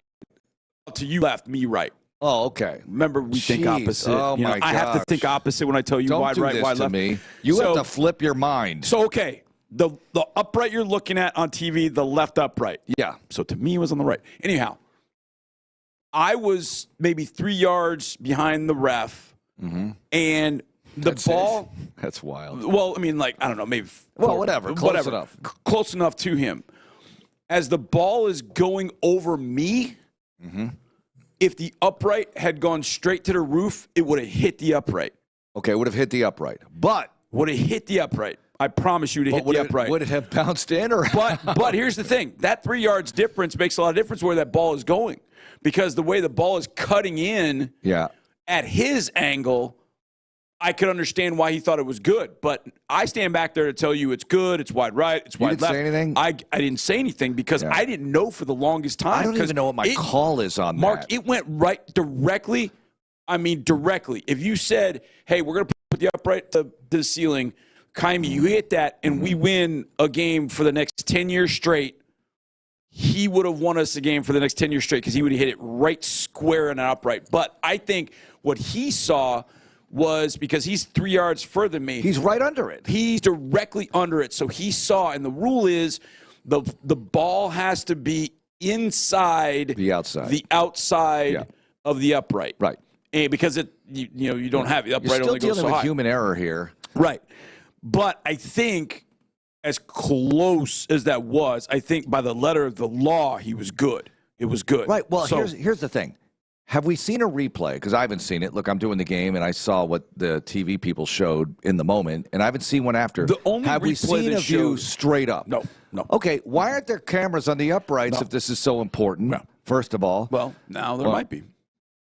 Why not? We got cameras everywhere else. Put a little GoPro up there with a Wi-Fi or something. They showed the replay, but they didn't show a zoomed in look. You know, a lot of times on CNF, they'll show like a zoomed in replay of the ball. Well, because we have the CBS C team. Well, it's not C. I don't want to call those guys C. No, are they the number 2 team now? They're the number 1 team in my book. Those two are so much really better. Good. Oh, I know. Thanksgiving, Mark, I would listen to Ian and JJ 1,000 times over. It's just Harlan and Ian are pretty much even as far as the teams go, in my opinion. Right. I don't know how they rank them. You know, Nance and Romo are the I think it's Nance Romo 1, JJ and Ian 2. But those guys do a great job. JJ called it fair, and he said the Colts got hosed on the PI. Okay, so let's get to the PI. All right, well, hang on. Just to put the upright to bed here. Okay. No look straight up. So anybody who thinks, it's clear. No, it's not. No, it's you not don't clear. have the angle. I can promise you. don't know I'm when the ball. one. Me and the ref are the two that had the best look of 70,000 people in there. And you don't even have as good a look as the ref does. That's right. He's right under it. That's right. He's got the look. He absolutely which was has the an look. 80s song as well, but it was She's Got the Look. Right. Anyway, he's got straight up and right at the moment of truth. It tails after that clearly out. Yeah. But on camera, when you're looking at these replays, it's like, oh, it's out. You don't know. Right. You're not You have there. no idea where it's crossing the upright when you're looking at it from behind the kicker. Almost like a strike that kind of tails out. That's but right. It catches the zone. Yeah. But you got to see it right when it crosses the plane. That's if exactly you will. right. Okay, go on to the PI. Okay, so there are 2 PIs called in that end of the field. The one on Kalen, I think everybody saw the ball was about 4 or 5 yards out of bounds. And Kalen was frustrated because he felt like Pierce pushed off. When I saw the angle, I thought initially it was interference, just from my angle. Now, I'm opposite the field on that one. I was on the other side. What didn't happen in front of me is on the other side. But I was like, damn it, yeah. I did not see where the ball landed. And I didn't see it until I watched the game, or I watched the highlight of it later. I was like, that ball hit the white. So on the sideline, there's a white dotted line, there's a yellow dotted line. Those are about 4 or 5 yards from the sideline. So when the ball hits the white, that's 4 yards out of bounds. And so for that reason, the ref could have just gone, hey, it's uncatchable, no interference. Now, they would have lost their mind, but by the letter of the law, if the ball's uncatchable, that's not interference. The other part of it is Kalen was pretty convinced that Pierce pushed off. Doesn't matter. That doesn't matter. I know, but that's what I'm saying. Kalen, as soon as Pierce pushed off, Kalen grabbed his arm. And Pierce did the right thing, which is you go down. Yeah, you flail. And he got the call, and then they hit Warren the next one, and away you go. Okay, so they got that one. So the pass interference on Kenny Moore that they're crying about the most, what was interesting to me was when the foul happened, or what I thought it happened, X and Moore, where the ball was going, where X was, it was at the 14-yard line. But if you go back and look at it, they spotted the ball at the 17. Which is where they thought the penalty was. Which is exactly where they thought the penalty was. And that's what I thought. And that is that Kenny Moore grabbed X. If you look at it, watch the play all the way through. He grabs X's right arm at about the 17-yard line when the ball is in the air. So when they break, that's when they showed it on the video board. And when they broke, Moore had already dropped his hand, so it doesn't look like Kenny Moore makes contact with him at all. Right, so you don't see the early part. What they saw was that part. Yeah. And I will say the Colts video crew did a hell of a job of putting up on the video board plays that would incense that crowd. Yeah. There was one play, there was a tackle, I think Kalen made a tackle, and Kalen and Lasser came up to tackle Taylor.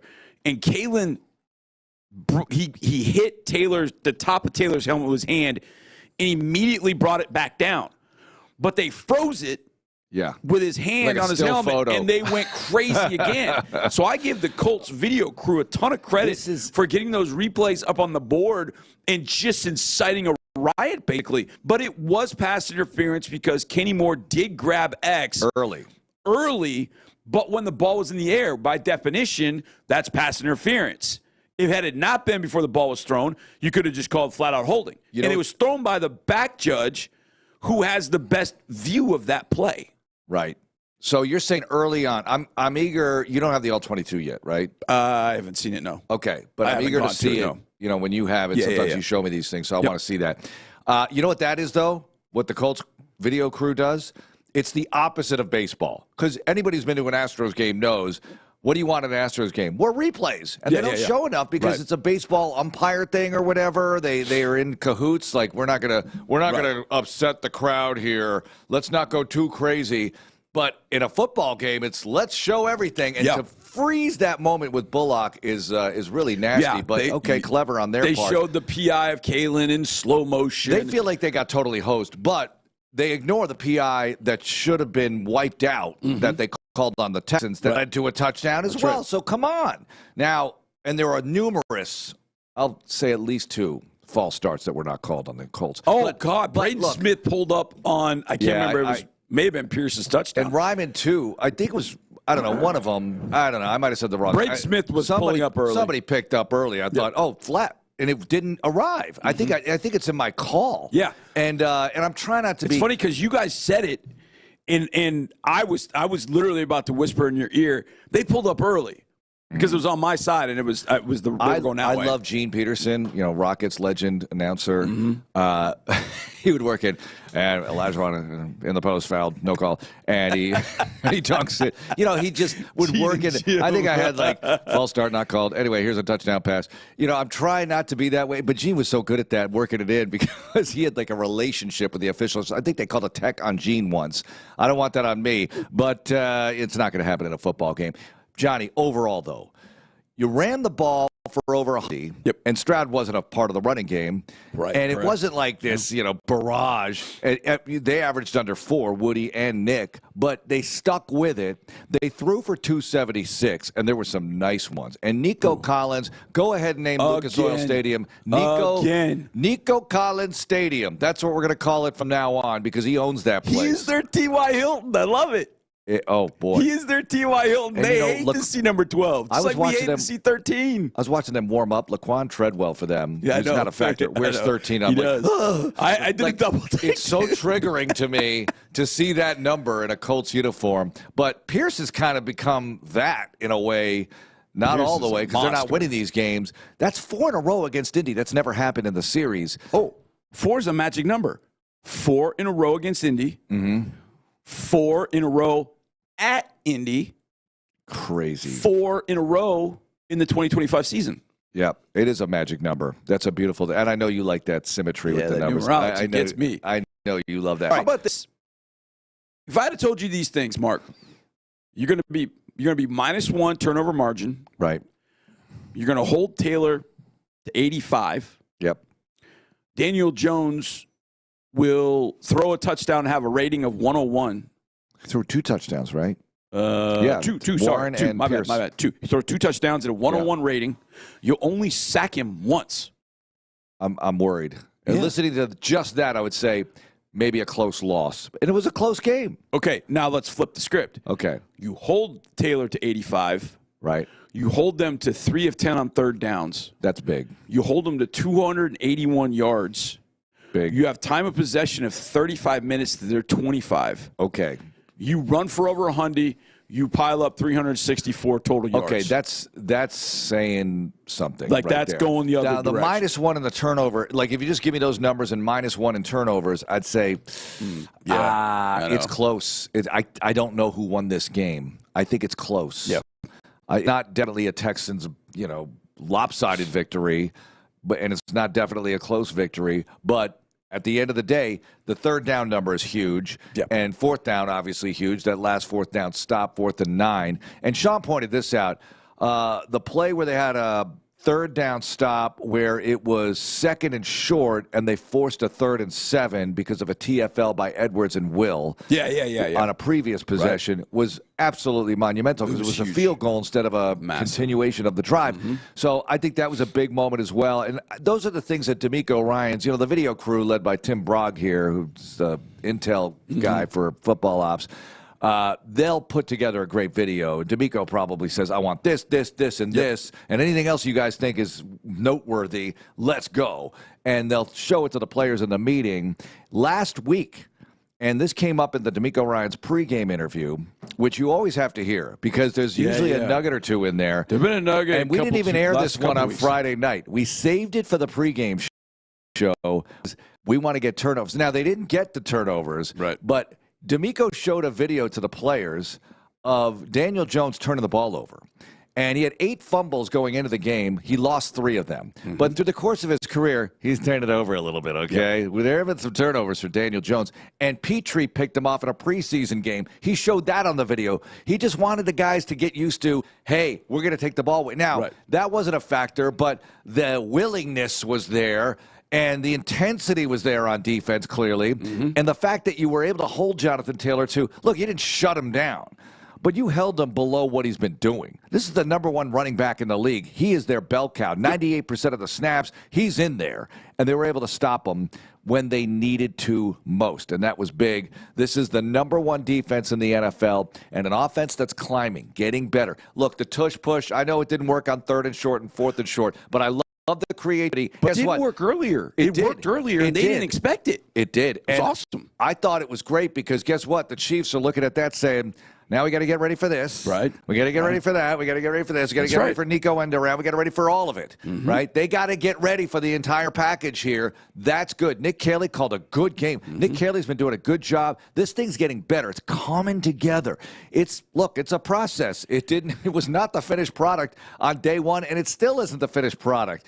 Let's get to the finished product, but it's getting better. It's going in the right direction. And with the help of the number one defense in the NFL, you've got something going on here with 4 wins in a row and 7 of your last 9. Here's the coach after the game on closing things out. We finished wrong, man. It's our defense. They stood up and made a play. They were in the same position last week, 4th down. You got to make a play there. In the red zone, guys made a play. Offense had to go close it out. Knew we had to run the football there. They knew we were running the ball, and we did what we needed to do. I thought Woody, did an exceptional job there at the end of the game, closing it out, get the first down, and just the way he churned out yards, the way he protected the football, he did a great job all game. Woody and the line, Johnny. This is their best line. It's working. Let's go with it. Trent is, at this stage of his career, really helping. And, I worry about guys, at an advancing football age, if they're going to be able to hang in there with the whole thing. But you brought him along at just the right time. When you needed a surge, he's providing part of this at right tackle, his part of it. And the line is creating some good things for these guys. I said it the day at practice. I saw it. This is the best 5. This is the best 5. Yeah, it's not going to be perfect. And to your point, though we get accused of being homers, which we are technically, because I don't care. But whatever. It wasn't perfect yesterday, because I know there are people in the car screaming, well, what about what happened in the 2-minute drive yesterday?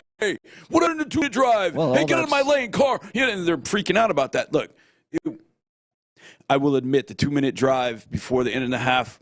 Well, that was a philosophy thing. That was not poor execution of a 2-minute drill. Yeah, that's what I'm saying. What they I felt were like that. They could have gone and stolen 3 points. Then they get 3 points to start the second half. Yeah. Now it's 16-6. Now you really got them chasing. And they answered. I'll give them credit. They answered. But what did I tell you during a break? Or during a break or during a break? I don't know if I said this on the air. But I went back and I looked at the Colts schedule list and said, hey, Mark, they went to Berlin and they went to overtime. Then they come back from Berlin. They got the bye, but then they go to Kansas City, and what happened? They went to overtime again.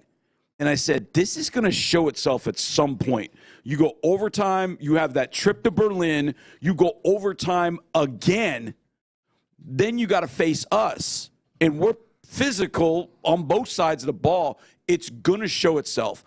And when did it start to repop? In the second half. Yeah, the Texans started pushing around I think a fatigued team. Sauce goes out of the game. Now they're got to reconfigure the secondary, and the Texans just that's where death by 1,000 paper cuts comes in. That was a tired football team mentally and physically, and you just brought it to them in the second half, and they really didn't have the answers to stop you.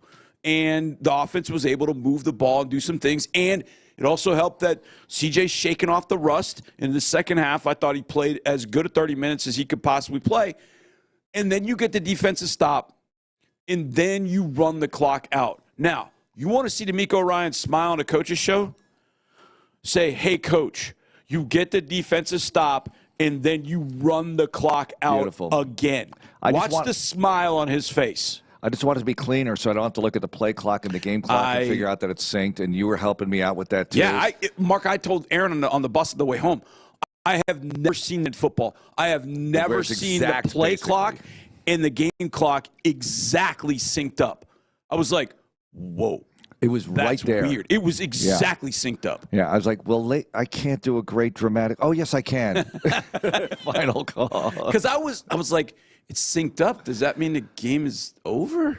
And that's why that outside zone was a good play to call, because that thing takes the time. A little bit of time. Yeah, the math was, you're figuring it out on the fly. Obviously, the first down was huge. They still had a timeout. Johnny, time of possession. 35 minutes. Johnny, this is a top 3 time of possession team in the league. Yep. All these 13, 14 play drives where they might or might not get a touchdown. Sometimes it's just a field goal, but you ate clock and you got the other team's defense not worn out, but you taxed them a little bit along the way, and that does have a cumulative effect. So that's good. C.J. Stroud, after the game, you want to talk about closing things out, playing in the clutch? Here he is. Yeah, like I just told them, it's just like, score red zone key, making 3, 7. And our defense has always held us up. So, I don't know, they always will say, they want to clean things up as well. But, as an offense, I think that's the key is, if we want to win games in the NFL, you got to score in the red zone, and I thought these last couple of games, our offense has been able to do that at a higher level. So, and even today, even not having a touchdown, it's not super cool, but it's we're driving the ball down, and then we're punching it in, and that's the best feeling in the world. So, as long as, we're doing our job that way, and if it takes 40 plays or it takes 2, it is what it is. So I think, just being on our P's and Q's and executing at a high level is why you see a little bit of difference. Do touchdown passes look prettier on the stat sheet? Absolutely. But touchdowns anyway. Looked really good for the team, and that's what counts. He threw for 276. I thought he looked really good. This is his first game back in a tough environment. This is a gotta-have-it game against the freaking Colts. He looked good. Let's go. Go to Kansas City, see what you can do, and we'll talk to Andy Kalu about that. Andre Ware's going to be on at 9. And Houston Methodist, if you have an athlete in your family or you yourself have a sign or signs of concussion, they have 18 locations that offer state-of-the-art diagnostic and treatment capabilities. It's Houston Methodist. They are the experts. Log on to houstonmethodist.org/concussion for more information. It's the official healthcare provider of the Houston Texans. Houston Methodist, leading medicine. It's Texans Monday. More Texans Monday is on the way. We all want to stay healthy.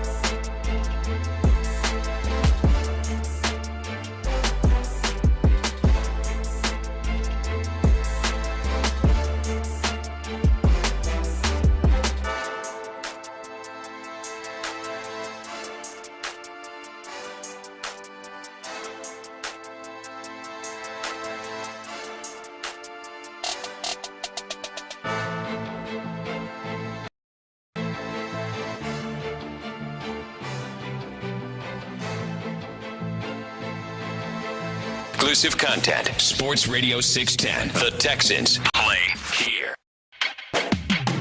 Now, back to Texans Monday. 4th and 9, Colts at the Houston 31-yard line. Taylor in the backfield, Jones to the gun, bunch formation, wide side right. Pierce to the short side left. Jones takes the snap. Jones firing downfield, tipped and incomplete. The Colts turn it over on downs. Houston has the ball. Stingley getting in the way. The Texans have it up 4, 20-16, with a minute 45 to go. Can I ask you something? Yeah. You haven't thrown at the all-pro all game. Now game. Now is not the time. Not once. 4th and 9, you decide to go to him.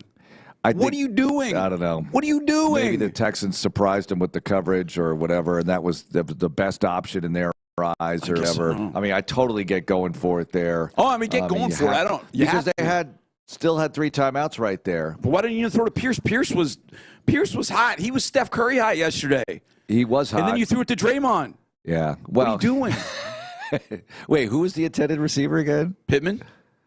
I mean, Pittman's He's more than not Draymond. Not Draymond, but in that game They're paying him. They're not paying Pierce, and they're paying Draymond. Yeah, but they're going to have to change that because Pierce was... That's my new nickname for Pierce, 4 for 78. Pittman, 1 for 13. Yeah, that's crazy. It was not a great day for... How about the Seahawks-Vikings? What about the screens to Pittman? They like that. They weren't running those. They weren't running those. They threw that screen to Taylor. How about yesterday in the Seahawks-Vikings games? JSN has 2 for 23. Justin Jefferson has 2 for 4. That's all that JSN had yesterday? Yeah. They both had 2 him. for 23. Yeah, because Max Brosmer kept throwing pick sixes. I mean, the one was like the best pick six you've ever seen. That was a Will. I saw you see on the Will Levis. Will Levis moment. Andy Cullen joins us right now. 12-year NFL veteran, part of our Texans preseason TV crew, of course, Texans legend. Andy, so here we go. Another great defensive performance. You got to call it that. You're on the road. You keep Jonathan Taylor in check. He doesn't go off. What did you see? Good morning. Good morning. Good morning. Once again, and it's great to have C.J. Stroud back, and the offense is kind of continuing to pick up the pace, but this defense has proven to be a historically great defense, especially when you compare it to other Texans teams. And it's the little things. I mean, I know John and Mark, I know you saw this, but I know John could appreciate this.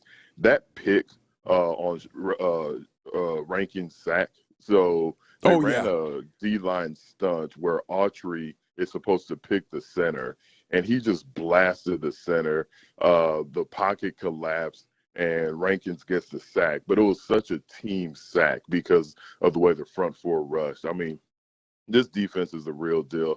And shout out to Azeez Al-Shire because he's still making plays where you're like, ooh, you probably shouldn't have done that. But what he's telling you is, hey, I don't care about what people think about me. I don't care about the pass penalties. I'm still going to play my brand of football. And it just resonates throughout that entire defense.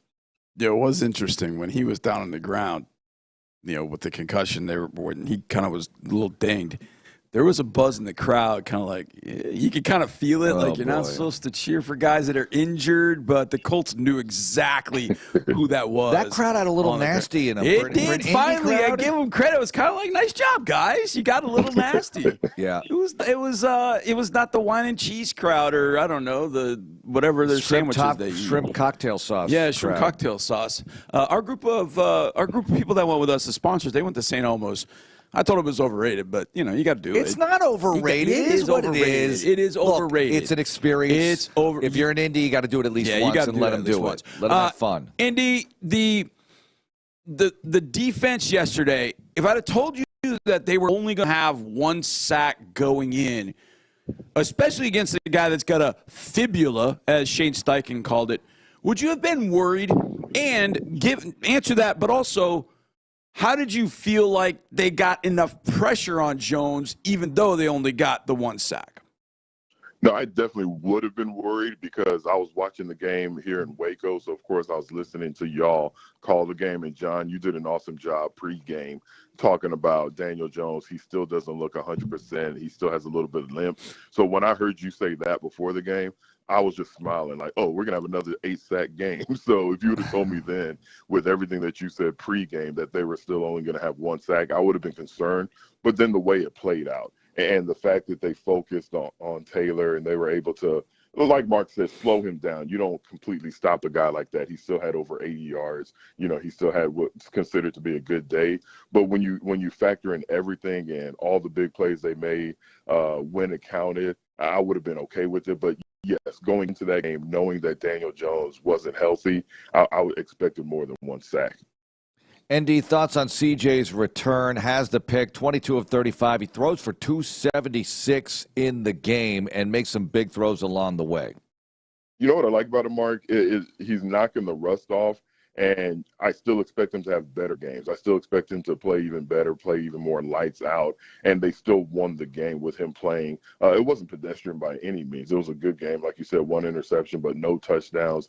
He was sacked a couple of times. I can still see him elevating his game, and for him to be kind of getting back into the groove of things and still be able to put up those type of numbers. He understood who his number one target is. Nico Collins every week is really solidifying himself as one of the top wide receivers in the entire NFL and not just the AFC.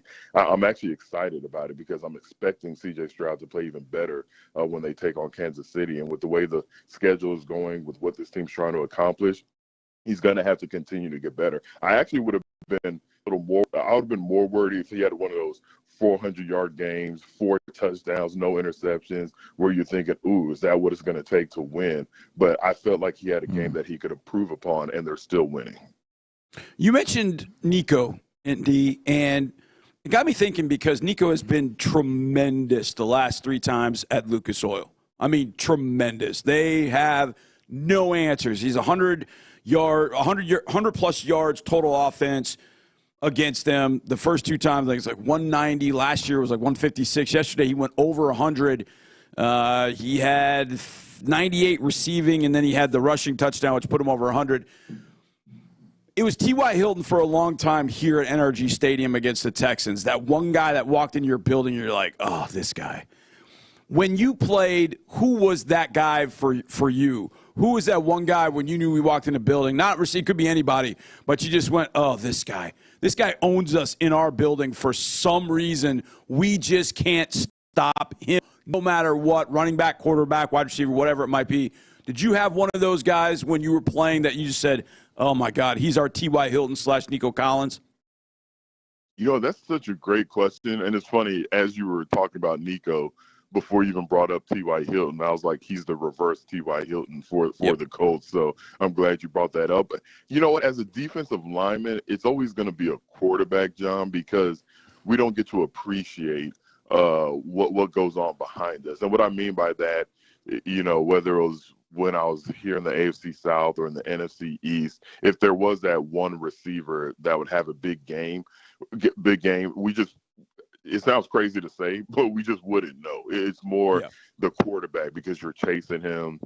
And, when you think you're getting a sack, he's still throwing a 30-yard completion. And for us, it was Tom Brady. I mean, even when we had our best defenses, myself personally, I had one of my best games against New England. One time I actually thought I was sacked Tom Brady. I brought him down. I thought it was a sack, but we're playing in New England, and I hear the crowd cheering, and I'm like, I know they're not cheering for me. And then when I get up, he completed a 30-yard pass. So for us, it's just more the quarterback. And, of course, with my time in the Texans, you could always say Peyton Manning. Okay, Andy, what about this team winning 4 in a row right now? What do you think the vibe is like inside and the belief that they have that they can do some really big things down the stretch and beyond? Now that they're really they're establishing an identity on offense with this ground game. It's not always as productive as they want it to be, but they stick with it. They got CJ back. Obviously, the defense #1 in the league. What are your thoughts?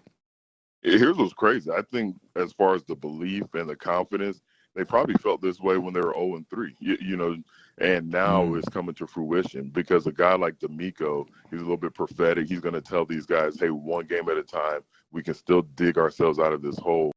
And when you look at what this team has been able to accomplish, I don't think that they're surprised. So, Mark, they're probably not thinking to themselves 4 games in a row, 4 games in a row. It's just one game at a time. It sounds cliche. You hear it on every level of football, but you just get the sense with D'Amico, the type of player, the type of coach he is now, that he's preaching it and they're really believing it. And right now their only focus is Kansas City Chiefs. And it's the fans on the outside looking in that could appreciate this role. I would not be surprised if they have another 3-game, that if they win another 3 games in a row, because you're just looking at it one game at a time. And when you look at the schedule, there isn't a team remaining on the schedule where you just say to yourself, there's no way they can win this game. ND, it's the Chiefs this week. Sunday night, everybody's going to be watching, and it's that guy quarterback.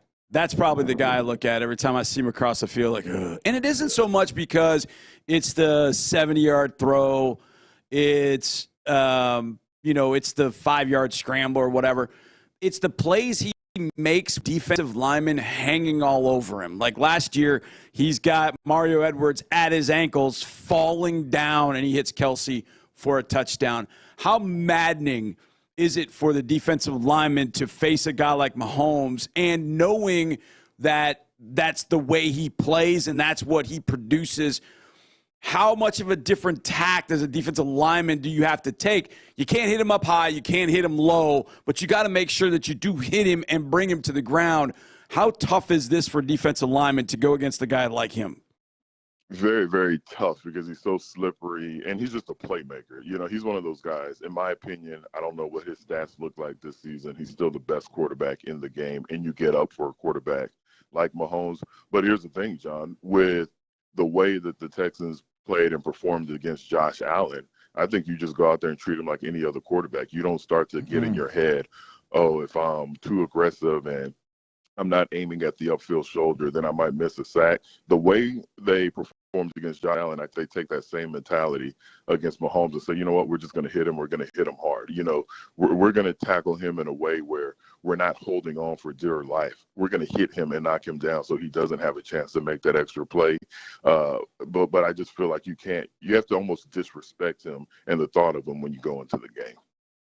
Andy, what about the rotation with the defensive linemen? I'm looking at the snap count right here. Daniil, Will, and Sheldon Rankins played 63% of the snaps on defense, and Tommy 54%, Barnett 40%. So it's a healthy rotation. It's not exactly 50-50 with some of these guys, but I saw some instances where Daniil, Will, and Rankins all came back into the game at the same time. Maybe obvious pass rush situations. But your thoughts on the way they rotate things with the front four?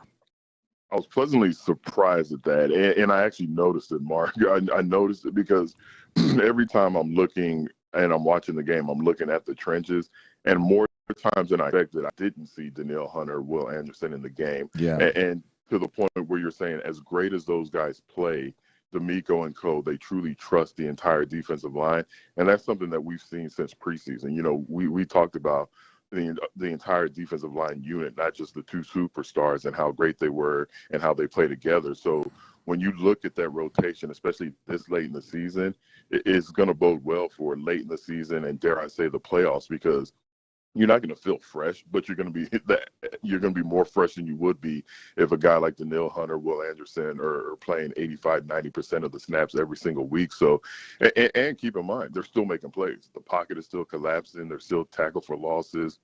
You still feel the same energy, and that's only going to help you later in the season as you make that playoff push. A guy that ended up playing 100% of the plays in his first game back. Former Baylor Bear, Jalen Petrie, played 100% of the plays yesterday. And, Mark, I would go so far as to say they needed every single one of those plays because he around the ball. He had 2 pass breakups yesterday. Andy, I don't know that we can fully put into words the true essence of the value of Jalen Petrie, but I felt like yesterday was a pretty good example of that. They blitzed him. He's playing in coverage. He's making tackles. He does a little bit of everything. And to have him back, I feel like he's the chess piece that completes the set back there. When he's out, they get it done. But I feel like when he's in, they can do so much more defensively. And I know your son's a Baylor Bear, so I know you love Baylor Bears. But what do you think about what Jalen Petrie has brought back to this defense, playing 100% of the plays yesterday? All I can really say is ditto to everything you said, John. I mean, when I think of Jalen Petrie, I don't like seeing DB next to his name or S for safety. You need to put ATH, athlete. He's one of those guys that you can't really define him by a position. He could play in the box, linebacker. He could play Nick, he could play safety. And credit the defensive coordinator, credit D'Amico Ryans for really knowing and understanding how to use him as a defensive specialist. Like, this is a guy that he just needs to be around the ball. When certain DBs go down, you don't panic. It's like, okay, let's just move Jalen, or let's just use this package where Jalen is covering the edges instead of playing inside the box. And that's the reason, that's why he plays 100% of the plays, because they're going to use him in so many different ways. And this is a great time to have a player like that back. And again, you know, I keep talking about not always about the stats, but just the presence on the field, and it allows you to do so much more with so many other guys. I mean, just a welcome sight to get Jalen Petrie back. And D, one more for you. On Sunday, we'll know the matchup for the Kinder's Texas Bowl, which is December 27th here at NRG Stadium. Well, obviously, a lot of college things to talk about, but I wanted to go here. Where are you on coaches leaving, staying once they take another job? My opinion is, just quickly, you take another job, bye. Have a time. You're not working for me anymore. You're working for them. So how are you going to work for me if you're working for them? Anyway, go on. What do you think? I agree 100% with your sentiment on that, Mark, but it blows my mind that they have not figured out a way to allow coaches and players who are going to hit the portal to finish the season before you make that transaction, before you make that decision. It just blows my mind that a guy like Lane Kiffin can lead Ole Miss to the college football playoffs. And before the playoffs even start, he's taking a job with LSU. And more power to him. And this is not a shot at Lane Kiffin at all.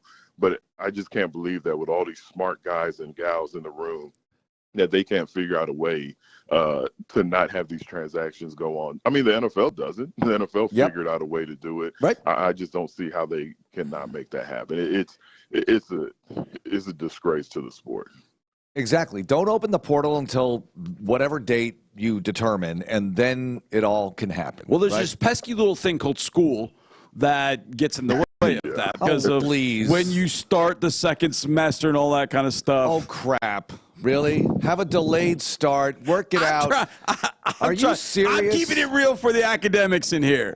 But I agree. I'm joking. We can work this out. That's the reason they hide behind. That's the reason they hide behind. Well, Andy, you said there are smart people in the room. That was your first mistake. They're not smart enough to figure this out. They need more smart people in the room. This is not rocket science. Figure it out. Yeah, figure it out. Andy, thanks so much. Tell me It's this, always a pleasure. I haven't heard. Is he actually coaching, or is he done? Will? No, he's not. He's done. He's they not said coaching. no. And that's the right thing. That's the right thing. They hired the defensive coordinator as the permanent head coach. Steve Fisher called from Michigan and said that's the right thing. There you go. Okay, thanks a lot, Andy. We appreciate it. Y'all keep up the great work. Appreciate y'all. Andy Kalu joining us. Okay, coming up, what's it going to take? They can't look ahead, but we will look ahead. We're going to look ahead. And what has everybody else got? You're a game off the lead in the AFC South, and two teams are tied for first, and they're not you. Let's get to it next year on Texans Radio. More Texans Radio coming up in a moment. We believe in possibilities at Texas.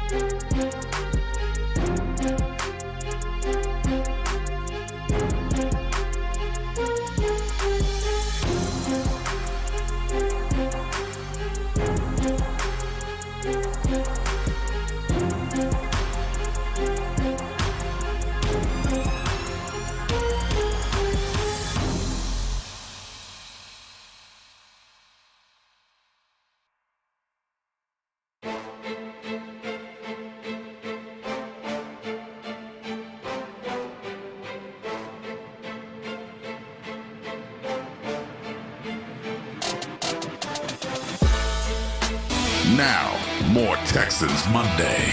Nick Chubb in the backfield, CJ under center, first and goal inside the 5. Stover in motion to the left. Here's the toss to Chubb. Needs some blocking. Chubb to the outside. Chubb to the goal line. Touchdown, Houston. Nick Chubb. And Texans retake the lead on Indy. Very nice drive, very nice finish. Nick Chubb, good complimentary running back stuff with Woody Marks and Nick Chubb. Woody, don't scare me like that. Don't scare me going into the tent, running around on the sideline, but you came back, you ended the game. We need Woody to hold up here, man. Woody, Woody, you got 5 games left on the regular season, Woody. This is big. You are a big factor here. Pierce is now on the Kansas City Chiefs practice squad, by the way. They let go of him a couple of weeks ago. Now he's a Kansas City Chief. Active Sunday, Johnny? Nah. If they're smart. I mean, come on. Not. I don't know. Whatever. Okay, here it is. The big picture. You beat the Colts. You are a game out of first in the AFC South, but 2 teams tied for the lead. And one of them, you don't play again. The Jacksonville Jaguars, you split with them, and they're 2-1 in the division. That's going to be notable down the stretch, perhaps. The Colts are 2-1 in the division. The Texans are 4-1. You only have 1 division game left, and that is against Indy in the regular season finale. So the Colts and Jags play this weekend. Who are we rooting for this weekend? Like, how do you handle this? Well, I guess you're rooting for the Colts because you got to get a loss on the Jags, and you already beat the Colts, and you play the Colts again. And look, the Jags down the stretch, they're going to lose again, you would hope. Here's the Colts schedule. Jags, Seahawks on the road. Yeah. Ouch. Back-to-back roadies. 49ers at home. Hey. No gimme at all. No. Jags again at home. Yep. And then the Texans. Look, you got to keep winning. The Texans, let's be clear here. The Texans have to keep winning. You might be able to squeeze in a loss down the stretch, but just win, baby. Yep. That's the Colts schedule. Now, what about the Jags, you ask? Oh, Colts at home this Sunday. Okay. All right, they always beat the Colts in Jacksonville, right? Always. But we'll see if that holds. The Jets at home. Keep going. At Denver. Okay, at Denver, yeah. At Denver. Yep. At Indy. And then the Titans. I mean, the Jags, Johnny, we're supposed to die after they lost here. The way they lost, it was over. Yep. But they bounced back with a monster win over the Chargers, who might be dying themselves. Yeah, Justin Herbert's got a fractured left hand. He's apparently going for surgery, and they'll have to figure out how much time he's going to miss. Now, it's his left hand, not his right hand. But if you've, and we'll play the Chargers 2 days after Christmas. What about Aaron Rodgers with his left hand problem? That's exactly right. He missed a week. Yeah, and he did not look good. Did not look good. Plus, he's 41 years old. They beat the crap out of him. So we'll see about. So there's that. We'll see how that plays out for the Chargers. But look, at this part of the year, the Colts have a tough finish. The Jaguars probably have the easiest schedule of all from this point forward. Now they do have to go to Denver. That we don't have to do. How would you rate the Texans' finish as far as the schedule goes versus the others? Chiefs 6-6. Then you got the Cardinals mathematically eliminated from postseason. You don't say the record. It's the freaking Chiefs at Arrowhead Stadium. I know. 6-6. I know. But when you're doing like strength, by the way, I'm upset with you. What did I do? Oh, this was bad. What did I do? I can't believe I waited this long into the show to just. No. Oh, I know where you're going with this. You know what you said? You have to remind. You don't have to say it out loud. Yes, but you do have to tell everybody, hey, remember to protect the ball. You don't have to say, hey, remember Rosencopter? But you got to remember. I know I said it. In Q, in my headset. We don't need a Rosencopter situation. What are you doing? No, I'm not summoning Rosencopter. I'm just saying you have to be aware of it. So Mark, my greatest regret is my last game against the biggest rival we had. We had never beaten them in school history. We've got the lead. It's 3rd and 3, and I touch base with everybody in the offensive line what they're supposed to do during a timeout. All we got to do is get the timeout or get the first down, and I can run the clock out. But I forgot to remind my running back to protect the damn ball. Well, and he's the most important one. I know. And he fumbled. Okay, but so my point is that a play like Rosencopter sticks in my head more than it does maybe the others because I had that personal experience with it. Listen, in the call, Woody run, that's just for nothing. I heard it. I heard you say it. Both hands on the ball. Yep. Because he did. Both hands on the ball. That's the point. It's the only thing that can go wrong right there is. I was just saying it to loved ones. That's all I was doing. I know, but you didn't say secure the ball. You said Rosencopter. I said we don't need Rosencopter right exactly. now. Yes. Oh my gosh. Exactly. We didn't need it. We didn't need it. And if you don't, look, 2 hands on the ball. Get that wrist protected. Oh my gosh. You got to go. Speaking of Woody, he had a funny quote after the game, and I always read the quotes after the game, and so Woody's was in the transcripts. And he was asked, when the injury first occurred, did you think that you were going to be out of the game? Here's his answer, and I quote, out for the game?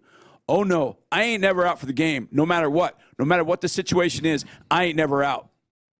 Wow. I love that kid. Yeah, But he also love said, that man. What did he say about, what if I break out? Okay, so his first question was, what does it mean to you to come back game and have the coach trust you like that to put the ball in your hands at the end of the game?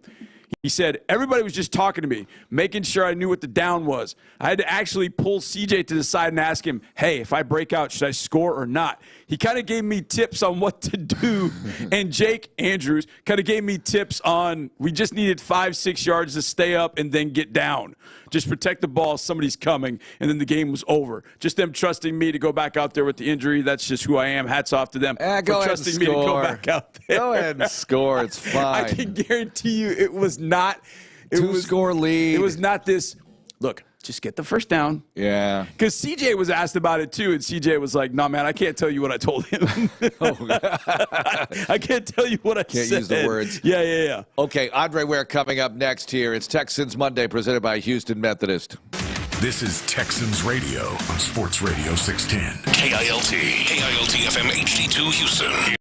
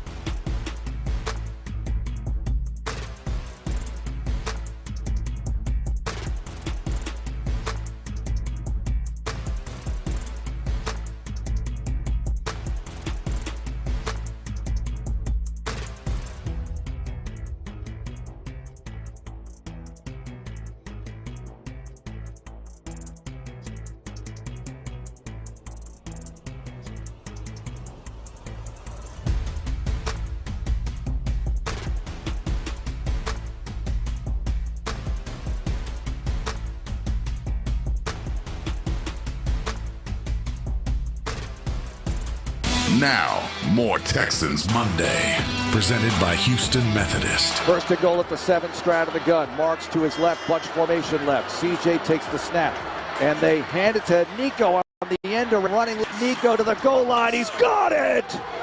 Nico takes it in for 6 from the 7. That was beautiful. Nico Collins around the left side into the end zone for the TD. 2 rushing touchdowns. Nico's first for the Houston Texans in a 20-16 win over the Colts. And man, oh man, the Texans are rolling now. 7 of 9, 4 in a row into Kansas City on Sunday Night Football on Sports Radio 610. I didn't say the TV network because you're going to hear it right here. Andre Ware joins us now. And Dre, let's start here. C.J. Stroud, the return, 276 yards. Your thoughts on his performance, the whole performance? Good morning. Good morning, guys. Yeah, I thought it was a consistent performance, kind of across the board for C.J. having come back from a concussion. I expected him actually to play maybe not as good as he played in this one because it's the Colts, because it's on the road, because he was coming back from the concussion. But he was steady, held the ship, and converted when needed. And I thought he had a nice return to the lineup.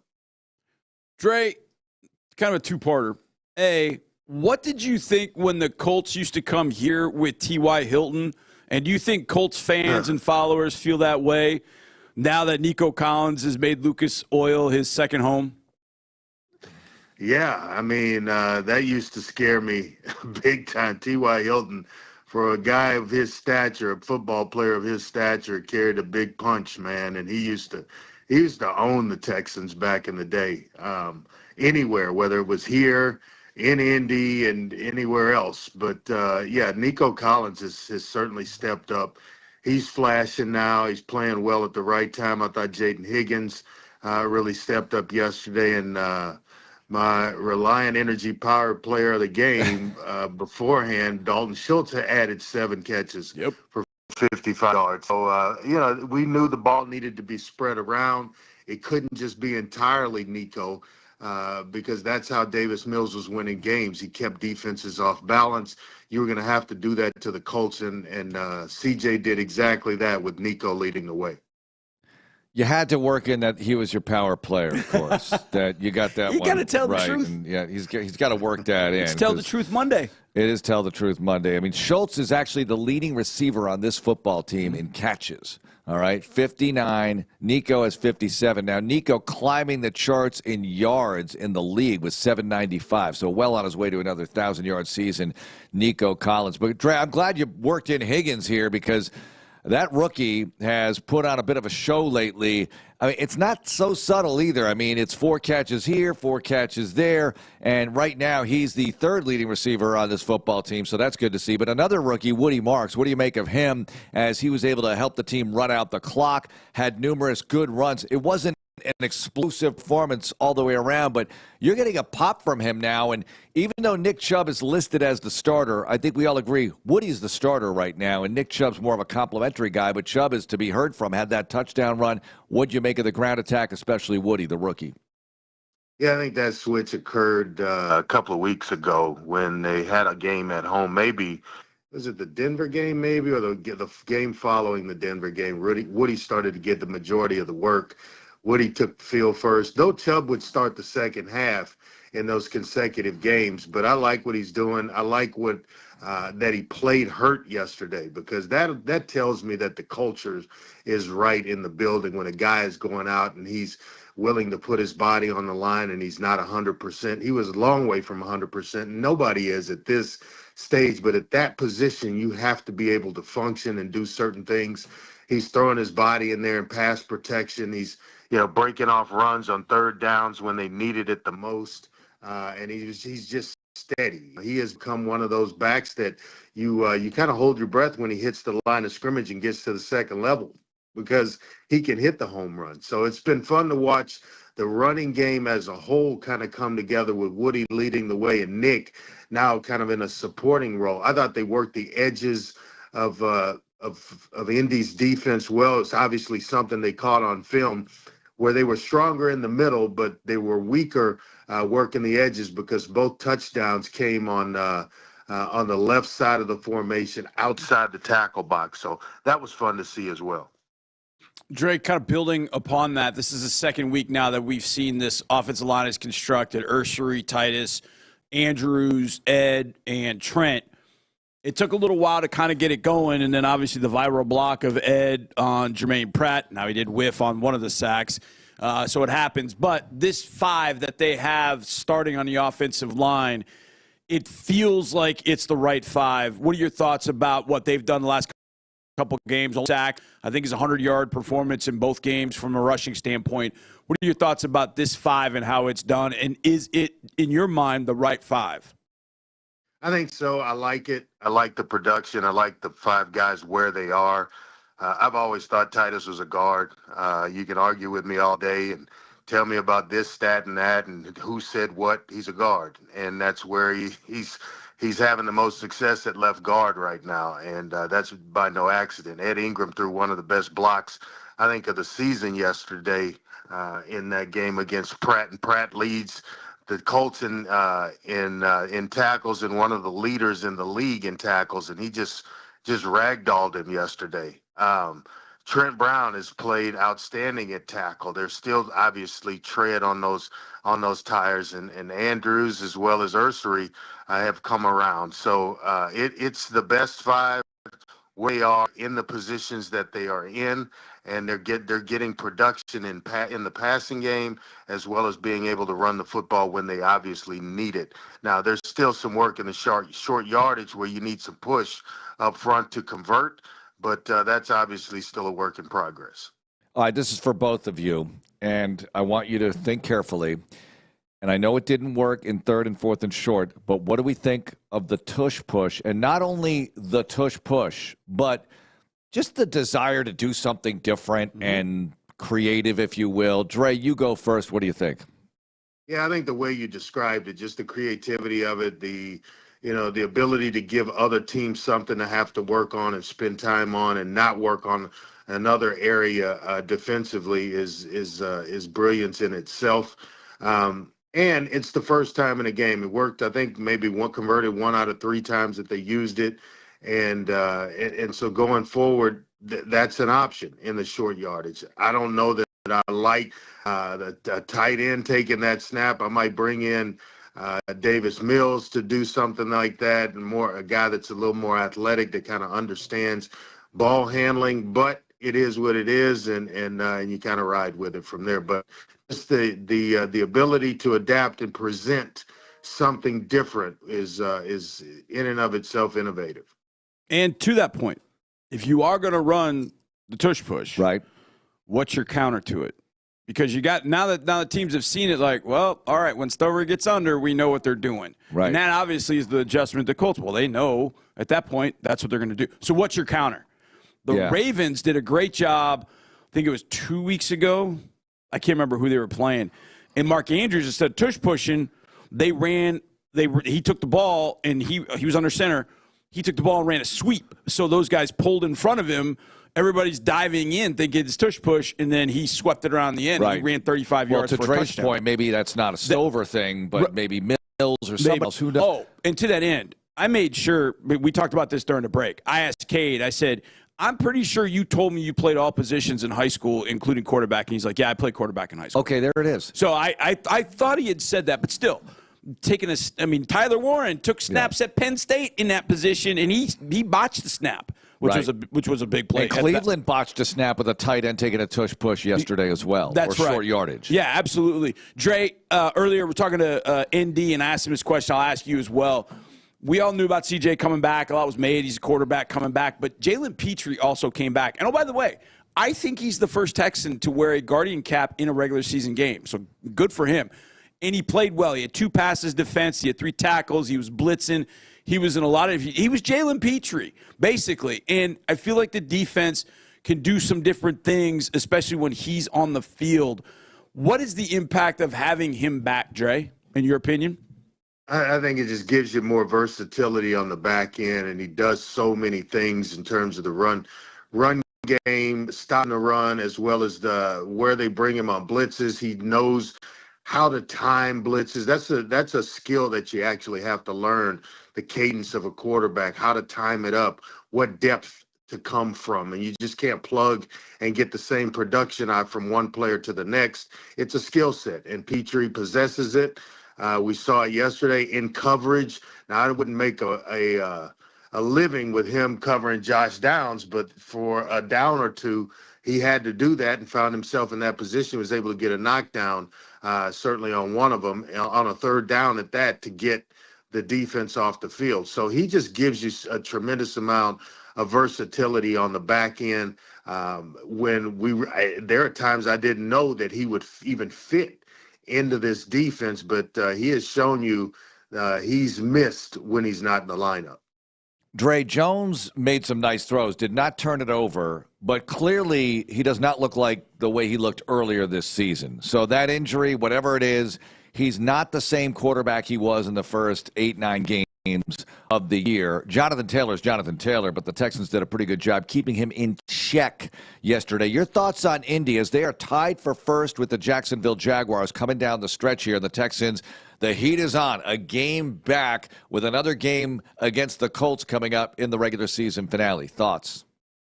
Let me ask you this. If I told you before that game CJ's returning, he's going to go 14 of 27 for 200 yards and 2 touchdown passes, would you take that performance? Yeah, I know where you're going with this. That's Jones' stat line, yeah. That's Jones, and a quarterback rating of 101. Right. To CJ's 75.4, no touchdowns, 1 interception. So I don't think Daniel Jones is playing that bad, is my point. I just don't think Indy's defense is worth a damn, and they can't stop the run. And it's not Daniel Jones that's playing defense. Daniel Jones did what Daniel Jones has always done, and actually may have played a little above it from a percentage standpoint. Obviously, he can play better there, completing more passes in certain situations. But I'm taking the 2 touchdowns and the 200 yards going in to that game if you're giving CJ that. Now, obviously, he threw for more yards, but not the type of production in the touchdown column. But I don't think Daniel Jones is the problem here. He's not as mobile as he once was, maybe who is at this point in the season, but I don't think he's Indy's problem. Indy's problem is that now people are loading the box to stop Jonathan Taylor. They've got to get a little more creative there. And then on the defensive side, they got to get stops. The Texans went 6 of 13 on third downs. They only converted 3 of 10. That's a stat that's, he has maybe a little bit to do with that, but not a whole lot. And so I'll take his performance. I think, a lot of people point the finger at the quarterback when it's not going right, and Indy's obviously on a slide, so he's an easy target. But they need to take a really hard look at what Indy's doing defensively as well, because they're a big part of why they've had this slide lately. Take the Texans out of it. Colts, Jags, they play each other twice starting this weekend. I know my answer. Who's better, Jags or Colts right now?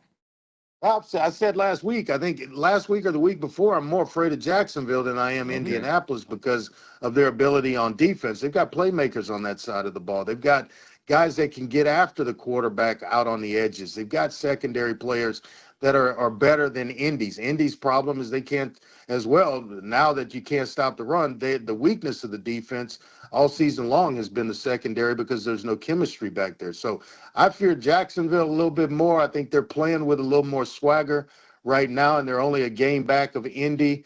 Buckle up, because here we go. It's going to be a fun ride to the finish line. I think one of the things that the Colts have lost with Jones, with this fibula, as it was called by Shane Steichen, is that Daniel, he can't move in the pocket. Like what we saw, his answer in the pocket to getting away from the rush, throwing off his back foot. Now, the one time he did that to Pierce, he dropped a dime in the back corner of the end zone. I mean, he dotted him. It was unbelievable. Yeah. But they got nothing out of Michael Pittman. Now, Warren was sick throughout the week, and they did get the touchdown pass to him. But other than that, they didn't get a whole lot from Tyler Warren either. But Jones, you could tell that he was not getting out of the pocket. He wasn't going to duck up and under. If you rushed him high side, he went up and under and rolled to the right. And now once you get scramble drill going, all bets are off. Now he's got anybody. But he made the one throw he made to Downs on our sideline in the third quarter. The toe tapper. Oh, my God. That's as good. Those two throws are as good as anything I've seen all year. And think of the quarterbacks we've seen. I mean, it was unbelievable. But I think that's what they're lacking. But Dre's right. This isn't on, I don't think, the offense. I know the offense scored 16. They could have done a little bit better with that. There's no doubt. But that defense was on the field way too long. They couldn't get off the field on third downs. Struggled covering Nico Collins again. Then they gave up the 2 touchdowns in the red zone. We're one of the worst red zone offenses in the NFL. And the Nico Sauce matchup doesn't materialize again because this time Sauce gets hurt. Yeah. So we don't get to see that because Nico got hurt early 2 years ago, and we won't see it for a while. That's right. And just take a peek at time of possession. 34, 50, 35 minutes to basically 25. Yep. That shows you that it's not the offensive Indy. They can't get off the field defensively. Yeah, absolutely. Dre, I'm going to ask you a question I actually just saw pop up on the screen. And I know you know this team better than a lot of people, but it's, I think, one of the more intriguing questions that we're going to have over the last 5 weeks and on to the offseason. Is this the final season in Pittsburgh for Mike Tomlin? I think it should be. I just think, guys have stopped responding to the bravado that is Mike Tomlin. And, that lasts for a while, but then, eventually if the results aren't there or you're not making decisions that the locker room feels like in the best interest of the locker room, then it starts going in one ear and out the other. And I'll give you an example that I gave you guys with a text question that I gave you on George Pickens. As desperate as Pittsburgh needs receivers, you let a talent like that get out the door, and you've got this special motivator that should be able to reach every player and get the best out of him. But you couldn't get it from Pickens. But he goes to Dallas, and he's the model citizen. He's basically become the number one receiver there, and at a position that you needed, but you had to trade him away because you could no longer control him. That tells me that your hands are slipping a little bit off the steering wheel. And, you guys know, and I've followed the Steelers since I was 6 years old. So, I'm very close to that situation and know the ins and outs of that program. It may be time for a different voice in that locker room. Now, Mike will go on. There'll be places lining up to hire him, and rightfully so. But sometimes a change of scenery is for everybody. Yeah, and they're in the Omar Khan era now. Kevin Colbert no longer pulling the switches with the draft and everything. So that's something else to consider. Kevin, I've known Kevin for years. Kevin was in Detroit when I was there. He was kind of an understudy and then got his chance, obviously, and grew up in the Steelers. He kind of cut his teeth in the Steelers organization along with the Lions, and he had great drafts, great free agent signings, put together a roster. And when he left, that franchise took a dip and has been dipping and just kind of treading water. Do you want to be known for just not having a losing record, or do you want to be known as contributing and having deep runs into the playoffs every year and winning Super Bowls? I think Tomlin won one, and it was on the back of Cowher's players. So I don't really attribute that one Super Bowl win to Tomlin. Ooh, but tough. Well, hey, tough is tough. When you sit in the big boy seat, you got to be a big boy. And I'm there getting that same type of production. Okay, here is the situation. The Texans survived and thrived in the frying pan. Now they go into the fire. Arrowhead Stadium on Sunday. And maybe the fire is the wrong metaphor, because here's the weather report, gentlemen. 31 degrees high, winds out of the northwest, 10 miles per hour. Bring your heater, Dre. That's not blowing too hard. Yeah, but the Chiefs have a closed press box. I may very well do that, and I just need to know if the windows open or they stay closed. No, Dre, it's permanently closed, and I hate it. And I know you love this, but I hate it. And I love we had that. Yes, we had that one year where they were I don't even need the heater, Johnny. I'm good. You're good. We had that one year where they were blasting the heat too hot. I was like, you guys got to turn this down. Does the glass ever fog up for you guys? Yeah, I was peeling off layers that year. Yeah, the glass does not fog up, or it does if it's cold enough, like it did for that Dolphin playoff game where it was sub-zero. Yeah, but we've never had it there. We've never had a glass fog-up problem. For an announcer, I can tell you this. Mitch Holthus, the voice of the Chiefs, he has some big calls, but you hear the sound bouncing off that glass. look, this is just an inside broadcasting issue, so forget about that. The most important thing is winds out of the northwest, 10 miles per hour. That's not blowing too hard, but it's a bit of a factor, but it makes it a little more chilly, okay? So the Texans are going to be throwing all these questions about weather, and the northern teams are like, this is Tuesday for us. What are you kidding? They practice in this stuff. So here we go. Chiefs, Sunday, Dre, thoughts? Yeah, I think it's a tough game, obviously. We talked a little bit about this in the post game last night or yesterday after the Indy game that, they just got healthy at the right time. For some reason, there's a little bit of mojo just kind of inching its way away from the Chiefs where they don't have that whenever they need to reach down and win a game.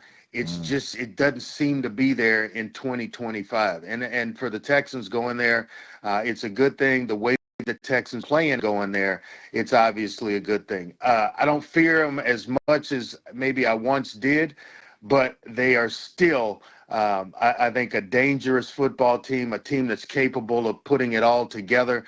I don't think they're utilizing or getting quite the production out of Travis Kelce that they once did, and that is the difference in why they're not, running away from foes or opponents in games, because they don't control the middle of the field. Now, they've got playmakers, obviously, on the outside with 4 and 1. Those two receivers are dynamic. The running game's going to be tough to stop, but they just don't have what they used to have in Kelce. Does he have it? I think he still does, but it's not an area that they have tapped into this season. So that with the defense is solid. The Chiefs are still the Chiefs, and I still think you got to go there and you got to beat them soundly. They're not going to give you a game. They're not going to make it easy for the Texans traveling in there next week. Hey, a week from now, we will know the Kinder's Texas Bowl matchup, December 27th. Looking forward to the game here at NRG Stadium.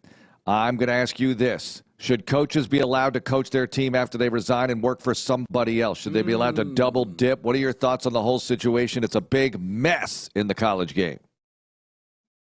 I would say no. You take a job, you go. You go ahead and you leave and go coach your new team. You don't need another day around here to persuade players or closed door conversations about, hey, do you want to go with me, and take players and staff members and things of that sort. If you do, I'm not going to make it easy on you in order to do so. And that very well may happen. A lot of Ole Miss players leaving to go to LSU and coaches as well. But no, I think once you decide and you make that determination, you could tell LSU, you think they'd have waited on Lane?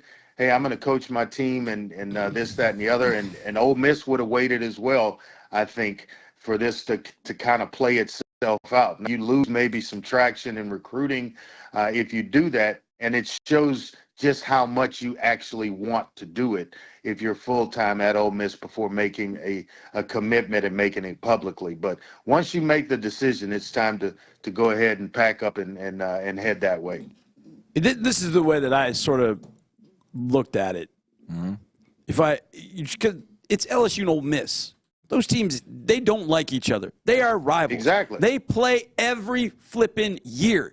It's like Dre walked into you and said, hey, Mark, I'm going to the Colts and call games for the Colts, but I'm going to stay here through the rest of this year. Huh? Yeah, exactly.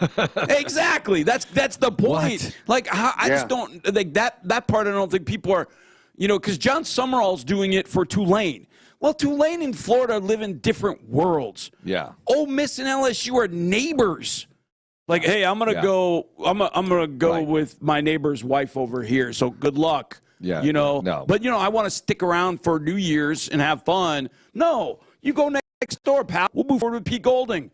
I thought it was the most asinine thing. Look, for him asking, well, you can ask. Yeah. But you can always say no. You can always say no. That's what they did. Yeah. And the funny thing is, Lane Kiffin became likable again, or likable maybe for the first time as the Ole Miss coach, because kind of a character and it's interesting and Ole Miss. And now everyone hates him again. Yeah. And here we go. Go to LSU and be like Brian Kelly. Where did LSU get all this money where they can buy out Brian Kelly, give Lane Kiffin $100 million? I just read a year or so ago that, how badly that program was struggling. and it was and all of a sudden they find the money to get Brian Kelly. They find the money to pay Lane Kiffin. I mean, this is crazy. And then they're going to give him $25 million a year to go shopping for NIL players. I mean, that in and of itself is crazy. So I guess they have it. It was maybe what I was reading was misreported or whatever, but they've certainly found the bag in which to pay Kiffin with.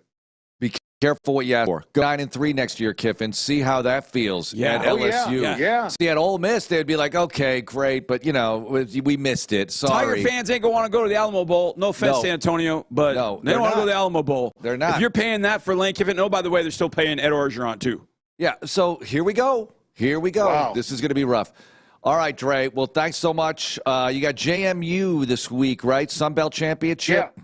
JMU and Troy in the Sun Belt Championship game. There was an outside chance that JMU could maybe skate into the playoff if some things happened differently the last 2 weeks of the season. I don't see a path for them to get in now, so that it'll be a tough game, but they could still finish with a 12-win season and get to a higher bowl game than they maybe thought they would get to before the season started.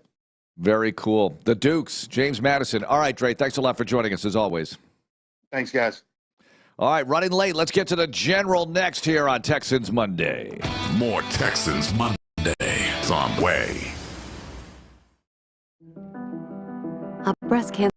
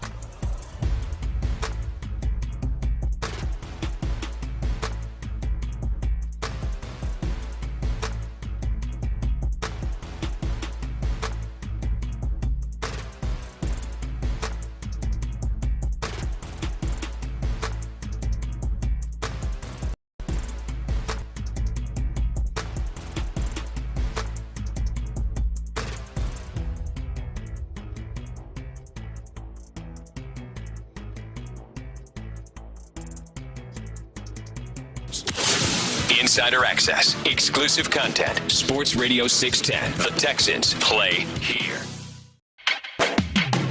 Now, back to Texans Monday.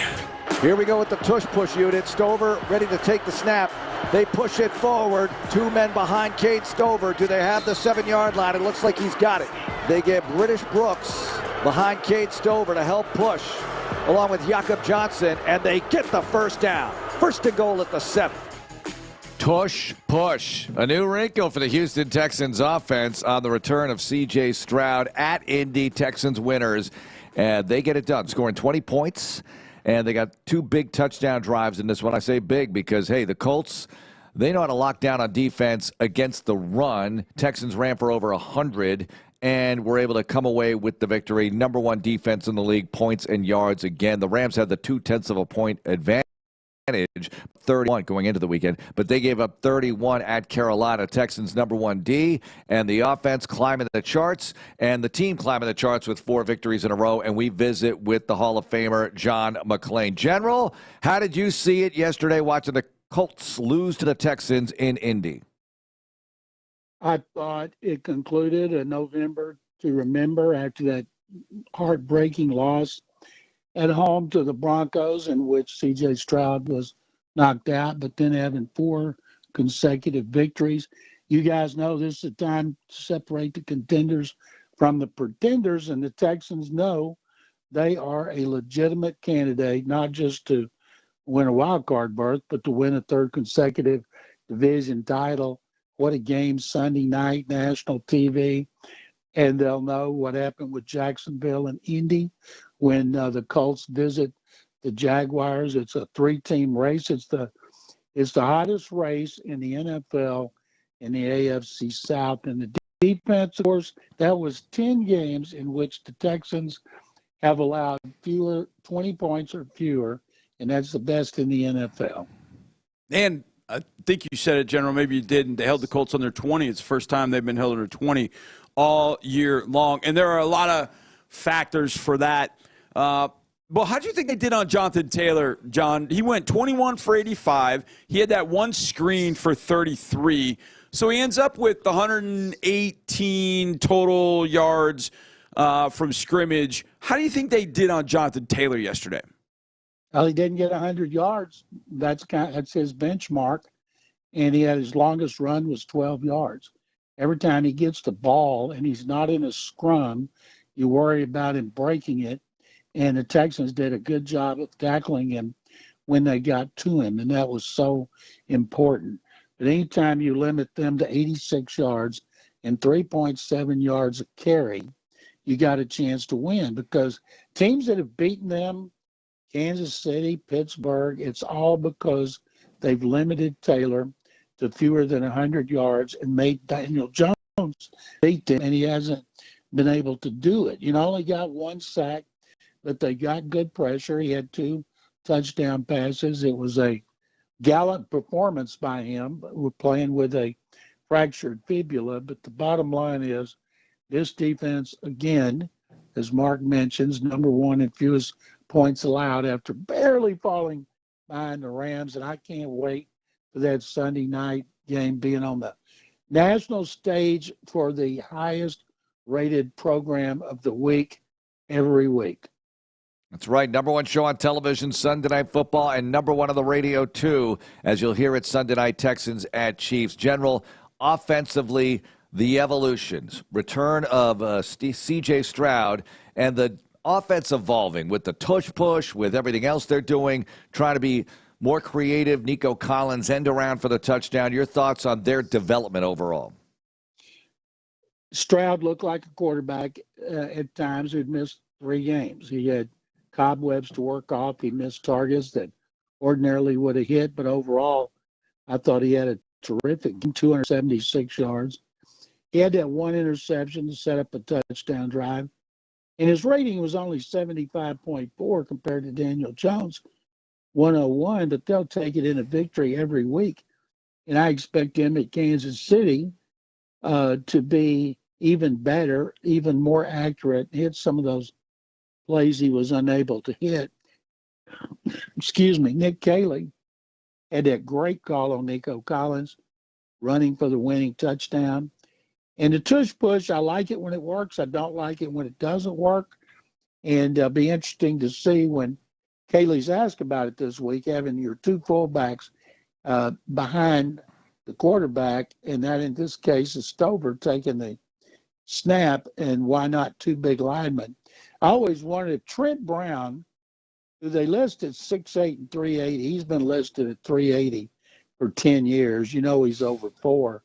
If he was behind doing the pushing, how that everything, the pile might be moved about 10 yards. But it worked twice, didn't work twice, and they escaped with that victory. I just read where the Chiefs might have 3 backup offensive linemen playing because of injuries, and how scary that is considering how well the Texans play up front. And so I wish that Sunday night were tomorrow. Okay. It's my question of the week. As always, get your dollar ready. Okay. Got your dollar. Got it. You can go to your local establishment. You can go to Lizards with Sean if you want. I'm sure they've got a sports book there. You got books all over the place. Here's your dollar, and I'm going to make this real easy. You get to go and put that dollar on the team you believe in the most over the last 5 games of the year. Either the Indianapolis Colts or the Jacksonville Jaguars. General, you get to go first. It's the only 2 teams you can bet on are those 2. You're going to get a winner. One of those 2. Which team do you believe in the most? You've seen 12 games, I think, of each. Is that right? Yeah, 12 of each. Which, by the way, we're 7-5. We were 7-5 last year, too, by the way, which is kind of crazy to think about. 8-5. Yeah, 5. So we were 8-5. General, the Colts or the Jags? What are you doing with your dollar? I'm going with the Jaguars because the Texans have played them twice. The Texans still have a chance to sweep the Colts. And with Daniel Jones having that injury, and with them having so many good receivers and a good tight end, but they weren't able to utilize them the way they wanted. But it's hard for me to believe in the Jaguars after seeing the Texans do what they did to them here in the fourth quarter behind Davis Mills, and then thinking about that first game, 3 fourth-quarter touchdowns in a red zone, turnovers in the red zone, how easily the Texans could have won that game. But I'm still going with Jacksonville. Trevor Lawrence is healthy. They got pretty good balance. They got Brian Thomas Jr. back. Jacoby Myers has been a terrific addition at the trade deadline. And so there's a chance the Texans could play either one of those teams 3 times, but give me Jacksonville right now. Damn you, Gladstone. Going to get Jacoby Myers. Yeah, that's a hell of a pickup for them. Thing it's is, working. If you go with the Jags, you go with Trevor. You go with Trevor. What's up, Trevor? They're finding ways to win. I'd pick the Jaguars over the Colts right now, having seen both recently, and the Colts with Daniel Jones' injury. If Daniel Jones miraculously heals and can run with the ball a little bit, get a little more mobile, that would be good for the Colts. But I don't want to see that. Take a rest, everybody. Let's take the division. But, Johnny, your usual question, who's the best team in the league? It's really tough. Yeah, because it is. Do you believe in New England, really? No. Denver looks very 10-2, but they're shaky as all get out. If Mariota gets that ball over Nick Bonito, it's ball game Commanders. They win games by the hair of their chinny chin chin. And you could say, look, the Texans win close games. I get it. I'm not putting the Texans in this conversation yet. But who's the team you believe in the most, General? Because is it the Rams? They turned it over like it was on fire against Carolina. The Bears? The Bears, really. There are all these shaky kind of really successful teams right now. But maybe the Bears aren't as shaky as we thought. Maybe Ben Johnson is the answer. The Seahawks, they're 9-3. I don't know. That NFC West race, by the way, that is hot. I mean, the Niners are 9-4. 9 wins. It's unbelievable. Yeah, and the other 2 are 9-3. All right, General, what are your thoughts? Who's the best team? Who do you believe in the most overall? Take the Texans out of it. I'm still taking the Rams. Everybody has a bad game. They had a bad game. Matthew Stafford had thrown 2 interceptions. He threw 2 against the Panthers and lost a fumble. They have gotten it out of the system. They have good balance. They have good defense, good running game. So I'm sticking with the Rams. I'd like to take the Seahawks, but nobody can pay attention to that game yesterday. Minnesota started a quarterback an undrafted rookie free agent who played, they say, one of the worst games in the history of pro football. And New England and the Bears, if you're talking about quarterbacks, if it's New England and Drake May against the Broncos and their defense, every week everybody talks about, oh, man, the Broncos are getting lucky. They're doing this, like the Chiefs got lucky last year with all those late victories and one-score games. So I'm going with the Broncos in the AFC, and I don't care that Mariota didn't get the pass high enough. It was a great game, and all Texans fans should have been praying for the Broncos to win that game, and that Laramie Tunsil picks in the second and fourth round are higher, and because it's obvious the Texans are not going to be high. And so I'm going with the Rams and the Broncos. Very good. That's right. I forgot about those draft picks. By the way, Vikings QBR in Week 12 was J.J. McCarthy, 34.2. Vikings QBR in Week 13 was Max Brosmer, the undrafted free agent that General talked about, 32.8. QBR, if you spiked the ball every play, 39.6. That's so funny. Hey, I mean, it's gone to hell. The Vikings. Rusty Smith called and said that was a rough outing by Brosmer. Yeah. That's a dated reference, but a good one for your it's a Houston good one. Texans If you're Texans fans, you know that one for sure. Question of the morning. Should college coaches be allowed to coach at their team despite taking another job? Thoughts on the whole Kiffin situation and the mess that is college football, these coaching changes, the portal, all of it?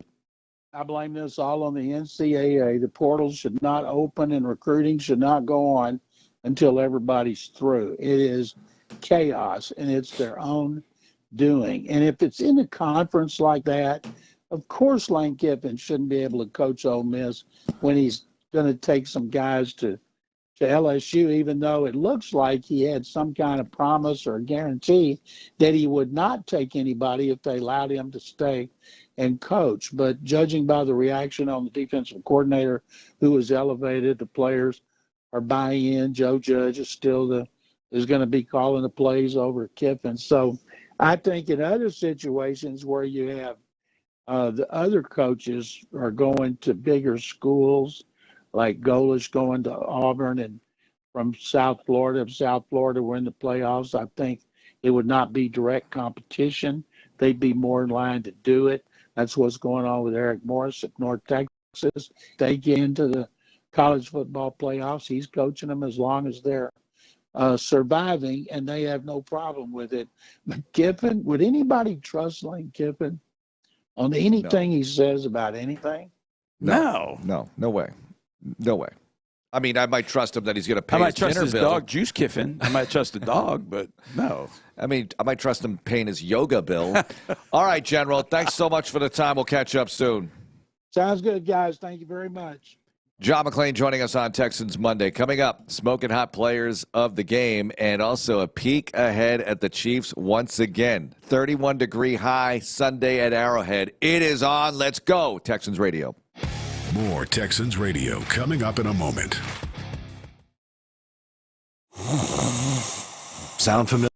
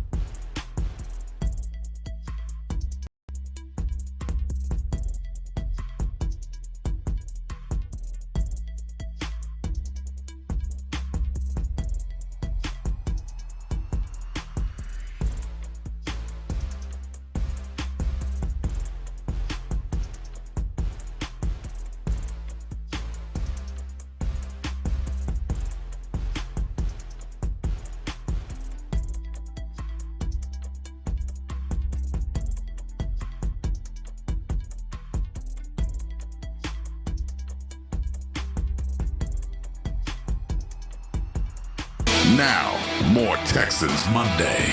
Stroud takes the snap. Stroud fakes the give. Stroud fires downfield to his right. Nico Collins at the 50, breaks a tackle, 45, and he's out at the 41-yard line. Bynum with the shoestring tackle. Big play to Nico Collins. He spins the ball in celebration. Almost a hundy for Nico, who's climbing the charts in the NFL in receiving yardage. Man, after a sluggish start to the season. And it's always weird with receivers. You know, people ask me, like, why isn't so-and-so getting more receptions or whatever? I'm like, this is a team effort here to get an individual the ball, right, at that position where you need the blocking and the throwing and the play design and the catch, all of it, right? If somebody's getting a ton of drops, well, that's on them. But you know, Nico's got to get the ball, and Nico's getting the ball now, which is very cool to see. He's still the second leading receiver on this team behind Schultz, who's got a ton of receptions, and Schultz is a great weapon for this squad. It's not a contest. I just want to see number 12 get the ball an awful lot. Can I read you Daniel Jeremiah's post on please. X/Twitter? Do it. Nico Collins / Jaden Higgins equals Twin Towers 2.0, and then he's got a gif of Akeem Olajuwon schooling David Robinson in the 95 playoffs. It's like, man, that hits at your Houston core right there. Like, yeah. Yeah, but he went too late. He should have gone 1985 Western Conference Finals against the Lakers. That's right. Sampson hitting the big shot. Yeah, he just showed Olajuwon. But I love it. I mean, I said draft the second night. Draft night, because the first night Larry and Stafford was really mad about Matthew Golden, and I was like, "Oh, calm down, because we'll be fine." And we get Jaden Higgins. I think we're very happy with Jaden Higgins at this point. So I was like, and Nico was my comp for Jaden Higgins. Now that I've seen them up close, I wouldn't have like this way. I don't know that I would have said it, but Nico, and this is where I hope Jaden goes. Nico is tremendous after the catch. Like when he catches it, there's no telling whether he's going to break away from a safety and take it to the house. He drives guys 4 or 5 more yards. Exactly. And that part of his game, I was asked, I think I was in Buffalo, and they're like, what makes Nico Collins so good? And I said, that. He can become a running back really fast. And coming off the field, I went up to him and I said, "Oh, running back Nico Collins." And he just smiled. He was so happy to get that running touchdown. It was great. But now you add Higgins in there with the catch radius that he has and the way that he's learning how to body control, feet on the sidelines, you know, where you can just – when a guy's 6'4", as a quarterback, if I'm CJ, I'm like, I love this because I can throw this ball way away from the defense, and he still can catch it. It's like Hop, throwing a Hop all those years. Throw the ball 3 yards out of bounds, Hop's going to catch it and toe tap. You got 2 6'4" studs like this. I saw this post, and I was like, okay, we're in Houston. I got to say this. This is fantastic. Twin Towers 2.0, and Daniel Jeremiah will see those Twin Towers in about 4 weeks when we play the Chargers. Right, because he's going to do that game for NFL Network. Yep. Saturday No, he calls the games for the Chargers. Oh, that's right. Yeah, but I thought he did one of the Euro games, but maybe I'm wrong. Okay, but that game should be, it's Saturday, but it's TBD. Yeah, that one's all over the place. We don't know. It's still going to be Saturday, right? We'll see. Okay, we'll see how that goes. Anyway, we know the Texans are playing the Chiefs Sunday night, and it's going to be awesome. Kansas City 6-6. Texans go into the game with a better record than the Chiefs this late in the season. Now, you want to come out with a better record, okay? Not an even record, a better record against the Kansas City Chiefs on Sunday night, and keep this baby going. All right, we want to thank everyone who worked on the program. Ben, thank you for producing. In the Loop is coming up next, and we'll be back with the D'Amico Ryan Show at 5. Go Texans. This is Texans Radio on Sports Radio 610. We all want to stay healthy.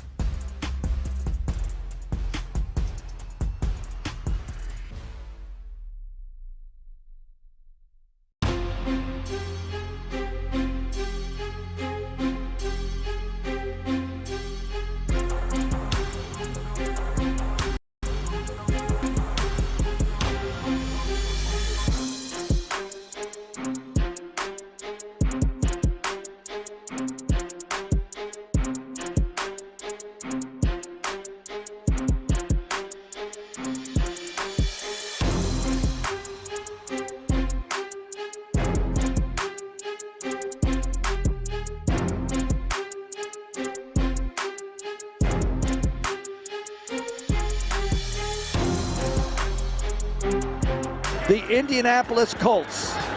Houston has won its 4th straight, knocking off the horseshoe on the road. What a win! What a win indeed. Your Houston Texans 7-5 after beating the Indianapolis Colts 20-16. You're in the loop here on Sports Radio 610 on a victory reaction Monday for the 4th time in a row. How you doing, John? Man, I am doing great. Long weekend for a lot of us, a lot of our listeners, and boy, it was fun to cap it with that yesterday. It is interesting, though, because as I'm watching this game, and I want to know how you guys feel listening, and of course you guys here, Figgy and Reggie, didn't you feel like it was going to be a given? There was never that, they're going to find a way to lose this feeling. You know, it was almost a given, and there's a reason for that. Yeah, that's a great point. And I guess I had not examined my feelings in this game. And examine your feelings with us. 713-572-4610. That's the number to text. Also, appreciation to the Mo Karam Injury Lawyers for the live stream. We keep it 100. Both the YouTube page, Sports Radio 610 on YouTube, and then the Twitch chat 610 Houston, where you can get involved, chat with us, chat amongst yourselves. We always love that, especially as we examine how we feel. I had not really thought through my feelings in that game. I think, during games, taking notes, trying to, take notes of things that are happening, check stats, see what's happening. I hadn't really stopped to examine my feelings. And I think the way that this defense played, I think the way early on that it felt like the offense was moving the football, long drives, things of that nature. Well, maybe not early on. Early on, there was some.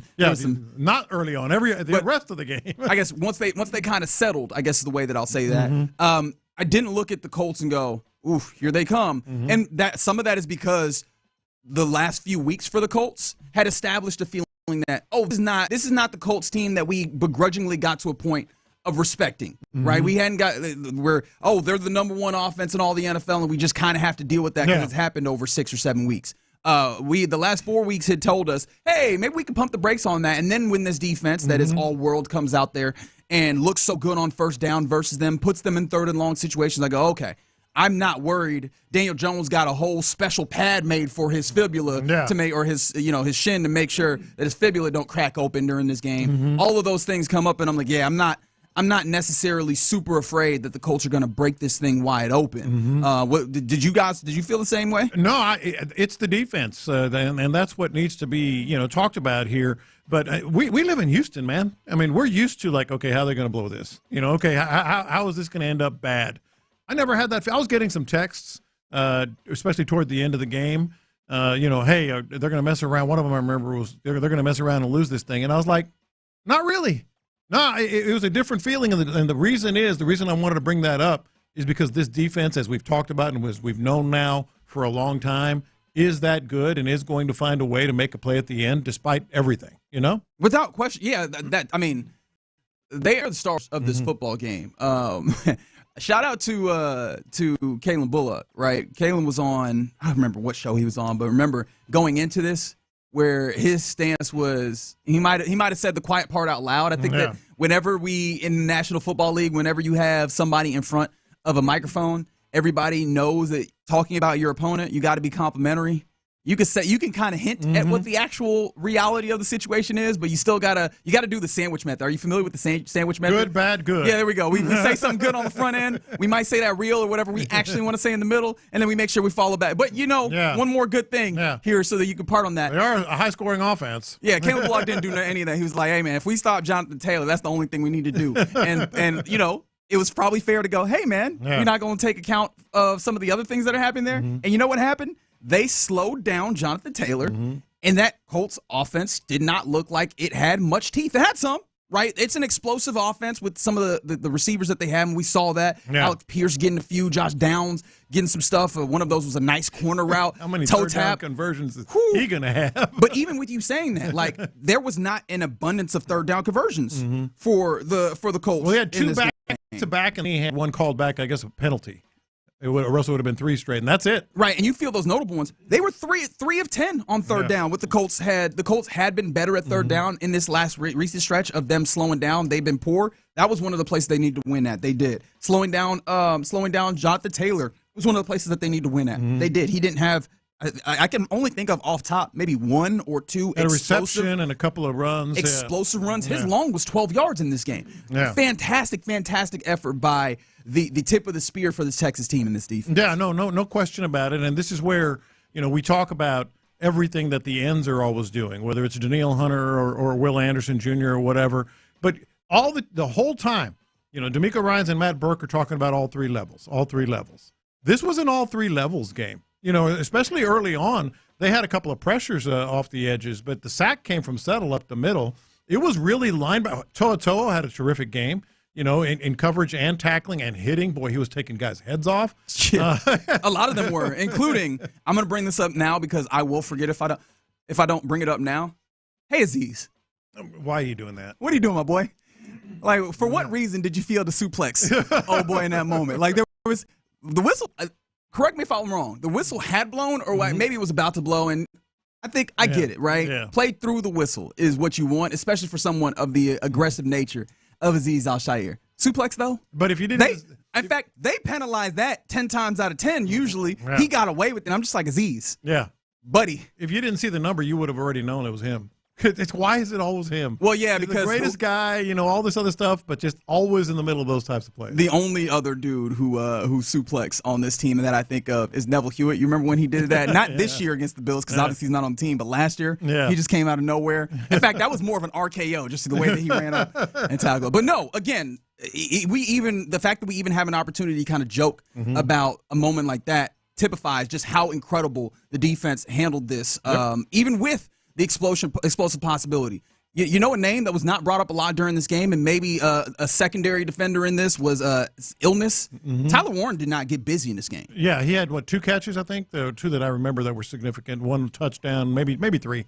Tyler Warren had 3 catches for all of 22 yards, one of those being the touchdown. That's it. Yeah. That's it. Yeah, he was sick, but who cares? And that's why I go back to, you think, okay, Texans dominate again. By the way, the Texans have now held opponents in 5 of their last 6 games to the teens. You can't get to 20 on this team. 5 out of the last 6 games. Now, one of them was lost, but still, that's what this defense is doing. Even if you're a team that had constantly gotten to 20, I believe that was the first time the Colts were held under 20. Yeah, this season, the first time they were. And so, you talk about the edge rushers. Derek Stingley was all-pro, all-pro Stingley, 100%. No catches when he was. In fact, he wasn't targeted very often. No, once, and it was an incompletion. Correct. In 28 coverage snaps. So it was just like the entirety of this Texans defense. It was a thing of beauty, and it does tie into we always try to look at big picture after these games. What does it mean? Where are they going? There's nobody. I said this last year in this segment. Last week in this segment last week after last week's game. There's nobody that can beat this team that you feel can beat this team flat out. Like nobody scares you. Offensively versus this defense? Because of this defense. Nobody left on the schedule. Yeah, nobody left on the schedule without question. I was like, let's do you want to do this thing? Let's go ahead and do the thought experiment. Yeah. We can open this thing up to the league, right? Because nobody on the remaining schedule between the Chiefs, especially with the kind of up and down nature of their offense, doesn't scare me. Obviously, the kind of reverse gauntlet, as I'm thinking of it, with the 3 games in the middle of your remaining schedule with the Cards, the Raiders, and I even throw the Chargers in there, especially with the news of Justin Herbert having a hurt hand. I can't remember if it was a fracture or not, but he had to put on a special glove to finish out that game. Yeah. I look at them and I go, none of those offenses particularly scare me. And you just saw what the Colts had for you. You just saw it. Yeah. So but if we open this up to the league, is there a team that you look at the offense and you go, scares me versus the defense? Not in the AFC. You've already seen what some of these teams. The Patriots are going to be mentioned. I don't know about that. There's really nothing about the Patriots that I feel like they're going to light up the Texans or whatever. Broncos, you faced them. Obviously, you held them, even though it didn't turn out necessarily the way you want. In the league, did the Bears scare you? No. I think that would be a good matchup. It'd be a good game. And I think the only thing that I could start getting to the possibility of quote-unquote scare is having to then consider how much better the defense needs to be better than the opposing offense in order to make up for what the offense is going to bring. This is a game in which the offense scored 20 points, right? And we've talked about it at times. We're like, hey, can we take that up, right? The idea being, okay, can you entirely drub out the opposite offense? That's where I go, I'm a little interested versus the Bears because I think that Ben Johnson has done a great job kind of figuring some things out there. Mm-hmm. But yeah, even there, I go, I'm not afraid of them in just a neutral vacuum within the context of you also have to then go outplay them with your offense. Like, some thoughts have to come up. But again, not really afraid of them. That has been one of the better offenses this year. Yeah, but there's another thing that came out of this game, and it relates to the defense that I think is very important. Early on in this game, you felt as if the Texans' offense was going to screw it up, right? There were penalties, like ridiculous penalties. There was C.J. Stroud off. He basically proved to be just rust because he started to find a groove. The offense was really misfiring early on in the game. And then as they progressed, Stroud got a lot better. Woody Marks in the run game, especially Woody Marks, got a lot better. The offensive line got a lot better in terms of protecting, et cetera. I think we kind of found what this ever elusive identity of the offense is. Yeah, C.J. Stroud said that post game. He said that he felt like the offense had found their identity. And I think he was talking not just in this game, but obviously in the stretch that Davis Mills also had. And I'm not entirely sure of that. I think that they found something that could be somewhat sustainable, but I don't know that I could inherently lean to it. Or maybe it has. Maybe this is. Do you feel like you agree with C.J. Stroud in his assertion that this offense has found some sort of identity? Well, he wouldn't agree with the way I would characterize it, but I do agree that they've found an identity. Don't screw it up. Don't screw it up. Is that an identity? Yes. Their identity, because think about how you felt in the first quarter of this game. It's like you knew the defense was going to play well. I mean, it's just a given at this point. Correct. But you're like, oh, man, they're going to mess around and, throw an interception, which he did. They're going to turn the ball over. There's going to be some, short field that the Colts take advantage of. And they were screwing it up. They were screwing it up in the first quarter. Let's just be honest. After that, they started really being much more methodical and diligent with how they were running things. They ran the ball much better. They didn't screw it up. And they got to what D'Amico Ryans has said. You and I have said 24 all along. They got to 20 points and they won the game. The identity of this team, and this is not a backhanded compliment because they're starting to embrace it. Feels kind of backhanded. No, but he's embracing it. He being C.J. Stroud, being smart with the ball, taking advantage, making plays when they're, available and all that. Their offensive identities, don't screw it up. That's kind of the New England way, though, right? Yeah, don't screw it up. Yeah, just at points. Yeah.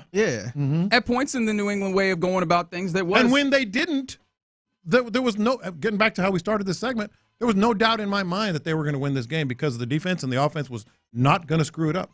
Yeah, once they got to that point, and I think there's more numbers that I want to dig into when it comes to the way that CJ performed in this game, but it did feel like at some point there was an acknowledgement. I think we saw the acknowledgement for him that, hey, let's just kind of stick to what works, right? Kind of get the ball out more quickly, get the ball to where it needs to go. Because weirdly enough, early on in this game, there was a lot more shots than I had anticipated early, and that was just kind of a opening script kind of. We want to see if we can catch him out early or something.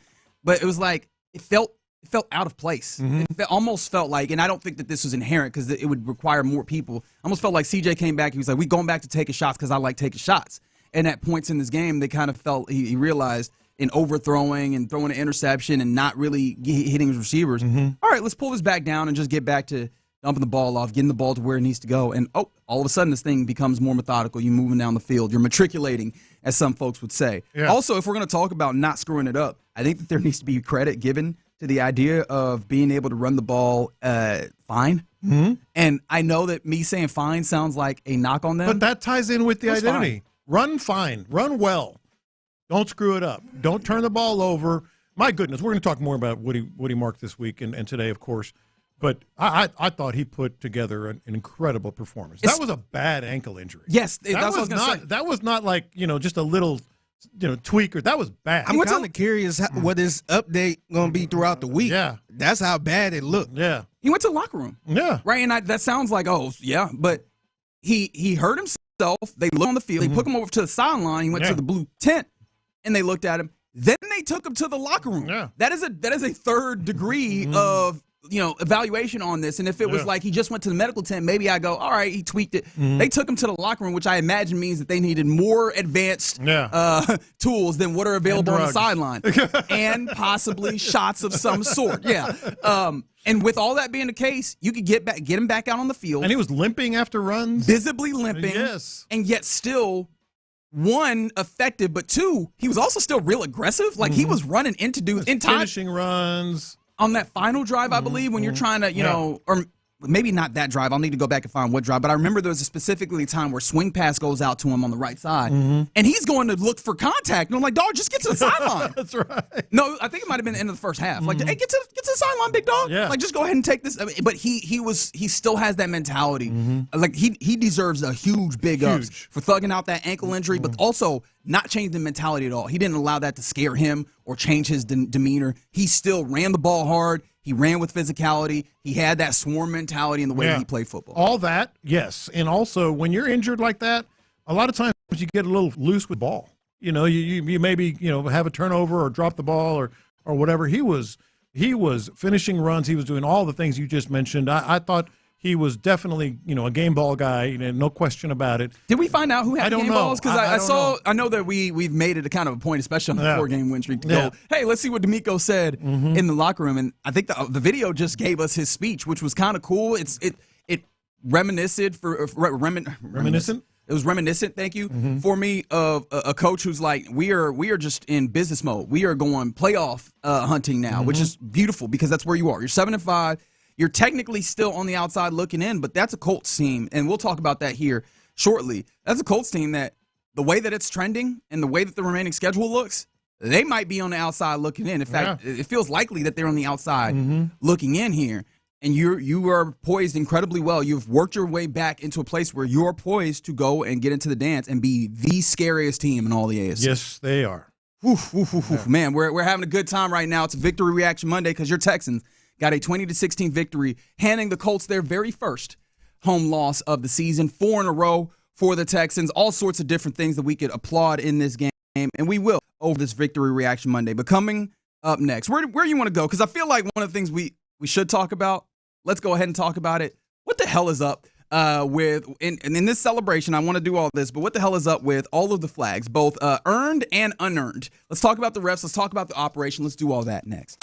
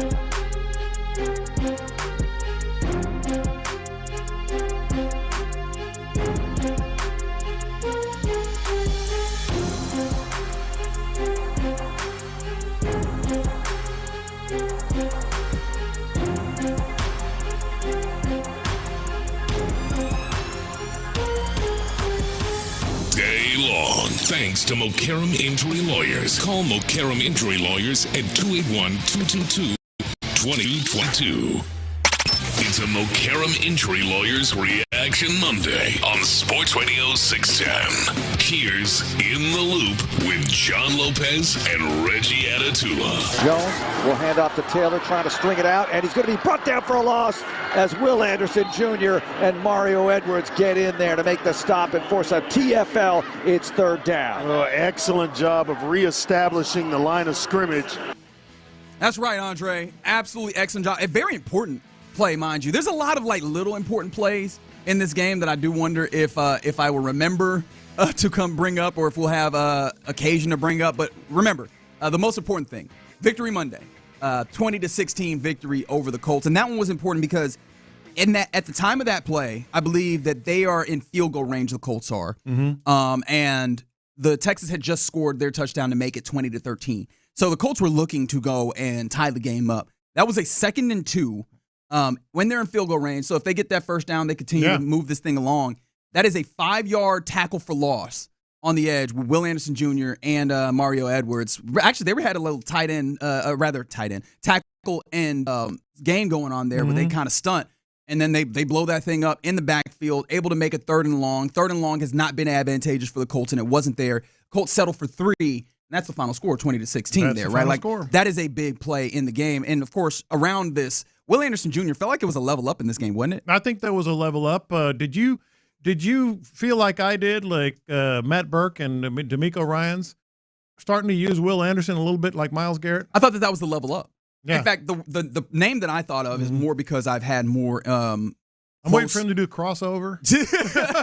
I don't see it. The thing about it is he's so workman. I don't think that he's going to get out here laissez-faire doing crossover. I think when he's down there, he's like, let's go eat. Yeah. But yeah, I thought of the name, instead of Myles Garrett, I thought of Micah Parsons. Not like we're shading him in either way. Both of those fantastic players, but specifically because there was a play where on, 3rd down, I believe? You're thinking what I'm thinking. They have Will Anderson Jr. as a stand-up linebacker. Middle linebacker. But really just so that he can attack up the middle. That's Myles Garrett stuff. Set up perfectly. Yes. Because the play before toe-to-toe goes and blitzes up the middle. He gets a little bit of pressure, but he doesn't ultimately get there. Then you put Will there immediately after, and that center looked like he almost lifted up off his feet. Dude, that's a good center, too. Like, he just put him on skates, and then he started doing the little quick step. You know how when you stumble and you start to fall and you do the little quick step trying to catch yourself? The center was going backwards trying to catch himself. It was a thing of beauty to see what Will Anderson was doing and how they're using him. Was that a little hint of what we're going to see more of now? I think it might be. Yeah. Right, because this is the thing is, if you have that now as a possibility, it's in the tuck. You can go to it if you need to. It's on tape. And, I mean, shout out to these defensive tackles. They have been able to get pressure at times. But if you just absolutely need pressure up the middle, hey, we'll just throw Danico Autry on one side, Daniil Hunter on the other, and then Will up the middle. What do you do? Yeah. What does one do in that circumstance? Yeah. No, that I think that was something where you kind of go, huh. Actually, I think that might have been Barnett on the edge on that one. I might be misremembering. 96, 95, similar numbers. But yes, terrifying stuff. Will Anderson deserves a lot of credit because not just that, they were great in the run, right? Run stopping was the name of the game. Him, Daniil, the entirety of the defense, they were great. My favorite run stopper, Tommy Togiai. Got to give him his love because he was a dude that was not moved. Wow, man. Yeah, I know. What's the world coming? How did I become the Togiai hater? He must be a believer. This is now. unbelievable. Y'all done made me a Togiai hater. And the reason why that 2nd and 2 was super important as well, the 5-yard stop. The next play was a 3rd and 7. And Jalen Petrie might be the quietest game ball guy in this game. That was a huge pass breakup at the sticks on that next play. And he had a few of those in this game with wearing his guardian cap coming back from concussion. And big tackles. You talk about swarm, and I think that's what really did it for him this year in this game was they were really, really finishing the tackles with Jonathan Taylor. Yeah. All right, so I teased this. I wanted to get to this. This was a weird penalty game. We talked about how it was kind of off early on for the offense of the Texans. It was also off because what was happening with the execution and the way that this thing was going early on. Did you surmise anything of this? Because early on, I was like, the operation of not not covering a wide receiver, but then also covering a wide receiver, not just messing that up. I forget which one it was in this moment. I'm so flustered by how upset I was watching it happen. Blake Fisher reported eligible and wasn't covered on one of them. There you go. And then there was another one where even J.J. Watt, I shouldn't say even, but J.J. Watt astutely, then Texans ended up calling a timeout. Said, hey, they're doing it again. Like they're screwing this up again. They didn't cover up the tight end on the other side. Yeah. That's not rust. That's not C.J. Stroud rust. There were moments of C.J. Stroud rust. Yeah, and I think he cleaned it up, and we talked about that. You don't think that operation of making sure that those guys are lined up correctly? Maybe ultimately he has some responsibility to put them there, obviously at the line of scrimmage. This didn't happen with Davis. Right. And I know that's going to be a popular refrain in Houston. Well, it was early on. Tell me about your Davis Mills takes in the first quarter, because my wife was all about it. Oh, yes. Yes, I heard Jan was getting spicy with it. But the thing that I came to was you also had the weird illegal formation on the kickoff, and I was like, oh, so this might not just be an offense thing. Like, what is this? It's probably a combination. There is the responsibility at the line of scrimmage by C.J. Stroud. I mean, he clearly could have gotten them straight, but they weren't straight to begin with. The play call, whether it was the script, whether how they worked it, and there was some confusion during the week or whatever. It was just disjointed, and that's not something you want to see. That said, they did start cleaning it up, and they look much better at the end. They started cleaning it up. And then the refs didn't. And then, yes. This was objectively and outside of any level of bias, being, understanding where my feet are. This was terrible officiating this game. Like, it was not, terrible actually might be a little harsh, but it was bad. No, it was terrible. It was terrible. You can't, that was beyond, that was a full second. I've seen it broken down on the internet of the delay of game that was not called. That was huge. And then the pass interference. Look, we're all happy now. But the pass interference was a swipe at the dude's hand. Yes. basically a little swipe at the dude's hand. If I were an Indianapolis Colts fan right now, I would be losing my mind. They are. I feel like they are. Don't worry about it. I feel like they losing their mind over the no good field goal. That was good. That was the cherry on top. All right, so I think that those are the three biggest portions of this, and I think probably almost in order on that big third, was it third down, third and long, in fact. Yeah. Was it 3rd and 17 or something like that? Yeah. Where C.J. Stroud, it's a delay of game by the letter of the law. I thought, can you pull up the pool report? Because I have the pool report. Was it Clay right Martin here. who was the official here? We should say his name because you should probably remember his name next time it comes up. He runs a pretty disorganized crew, in my estimation. What was his response to the delay of game? So you have a pool reporter whenever there are controversial calls. This was 3 questions they asked Clay Martin, which says a lot about the job that they did. Yeah, because usually the pool report is only we ask if there's something really big that was problematic that happened. Yeah. They were like, "Hey, we got multiple questions, big dog. we got work that we need to put in here." First, hey, and bro, foremost, you got time? You got some time? Here, take a seat. Hey, you might as well have a seat. We gonna be here for a little bit. Yeah. So this was his explanation on the delay of game. The back judge is the calling official, and there is a process on that. When the clock hits 0, he looks down to the ball, and if the ball is snapped, he looks down from the clock to the ball. We leave that alone. That's what he ruled on the play. That's not really an answer. It is an answer, but it was a full second plus. Yeah, that's the thing. Yeah. The standard, that is the standard response. That is the boilerplate response that you get in these circumstances. And I wasn't that upset by it. I understand why Colts fans would be in that moment. But how long do it take you to look at the ball that was and the then thing. look back up at the clock? Yeah. That was the thing. How long do it take you to do that? Seth made a fantastic point earlier. He said he's talked to some refs, and they that's what they say. The reality is they just kind of play it by feel. If it feels like you're taking too long, then they'll call it. So I can maybe let them live off that because it is not too far from what they typically handle it. The pass interference was the one where I was like, this is real the nasty follow-up business. from the pool report. This is real nasty. So the reporter said, on the same play, what led to the pass interference penalty on Kenny Moore? And Clay Martin said, the calling official had an arm grab at the top of the route. When you look back, the ball was in the air, and when you see the ball in the air, that makes it pass interference. Okay, so here, if he did really grab his arm, I love when they say, well, the official had this. He had that. He saw this. But that's not what happened. So he saw it, and it was wrong.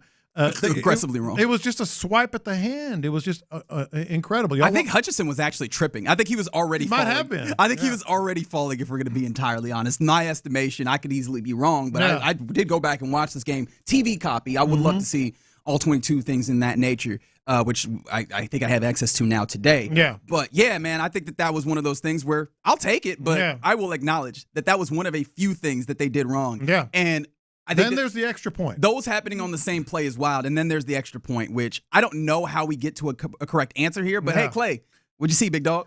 Okay, so earlier he said the calling official had the arm grab. On this one he said the calling official had the ball above the upright and completely inside the outside edge of the upright, so he ruled a successful try. Okay.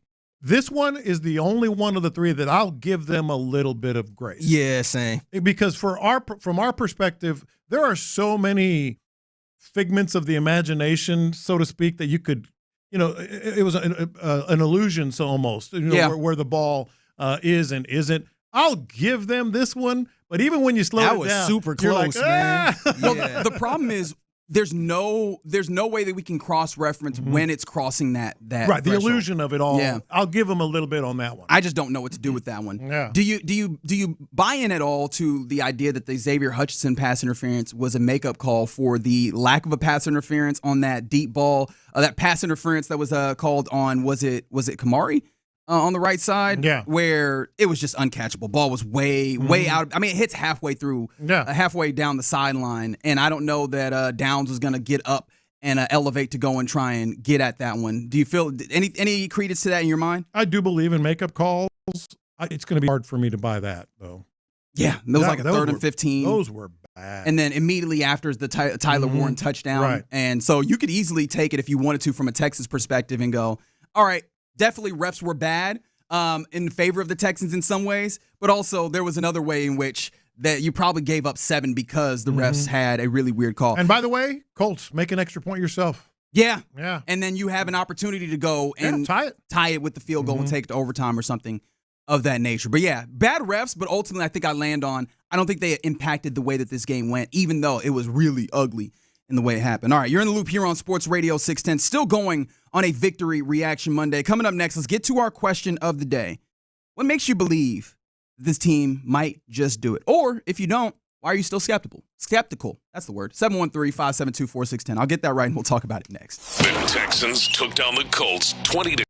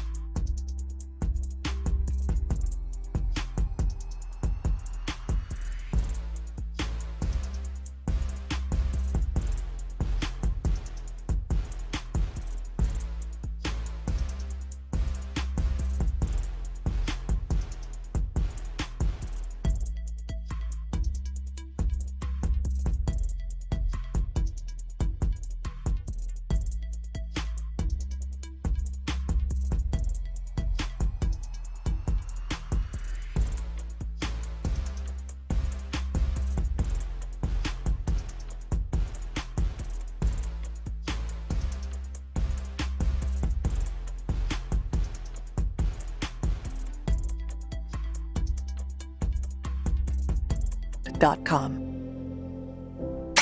It's a Mokaram Injury Lawyers Reaction Monday on Sports Radio 610. Live from the Mokaram Injury Lawyers Studios, here's In the Loop with John Lopez and Reggie Atatula. Question of the day, let's get right to it. What makes you believe that this team just might do it? And if you're not there, fair enough, let us know.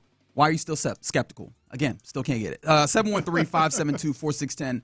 That is the number to text. After last game, when they beat the Bills, and everybody is fawning over this Texas team, the question that I wanted to ask to start the show was, do you believe? And now, another step. Do you? What would make you believe? And what would make you believe? Mm-hmm. So, Lopez, for you, what makes you believe that this team just might do it? The obvious answer we're all going to say, this defense, championship-level defense. Let's maybe, you can say it, but let's maybe go beyond that because we know the defense is a championship defense. Correct. Period. No one can argue that, right? No one. You got yourself a running back. Woody Marks is and you know how you know that Woody Marks is the guy? They put him back out there on one leg rather than really relying on Nick Chubb. That's a fantastic point. They put him out on one leg. And this is a team that usually operates with the level of caution. Yeah. With injuries and things of that nature. Although, to be fair, they have let dudes thug it out if they so choose. Shout out to running back Dalton Schultz. Yeah. Dalton Schultz has been clutching his clavicle and his knee for the past 5 weeks, and then out there they kind of needed him, though, man. Right? What other tight end he was going to go to? Right, but they let Woody Marks continue to be out there, even though they kind of tempered it with in passing situations. Let's put in a little bit of Dare Gumbawale here. And they did use a little Chubb. Who has? You did that on purpose. No, I did. So, I thought we were being serious. I thought we were doing a lot of Reaction Monday stuff.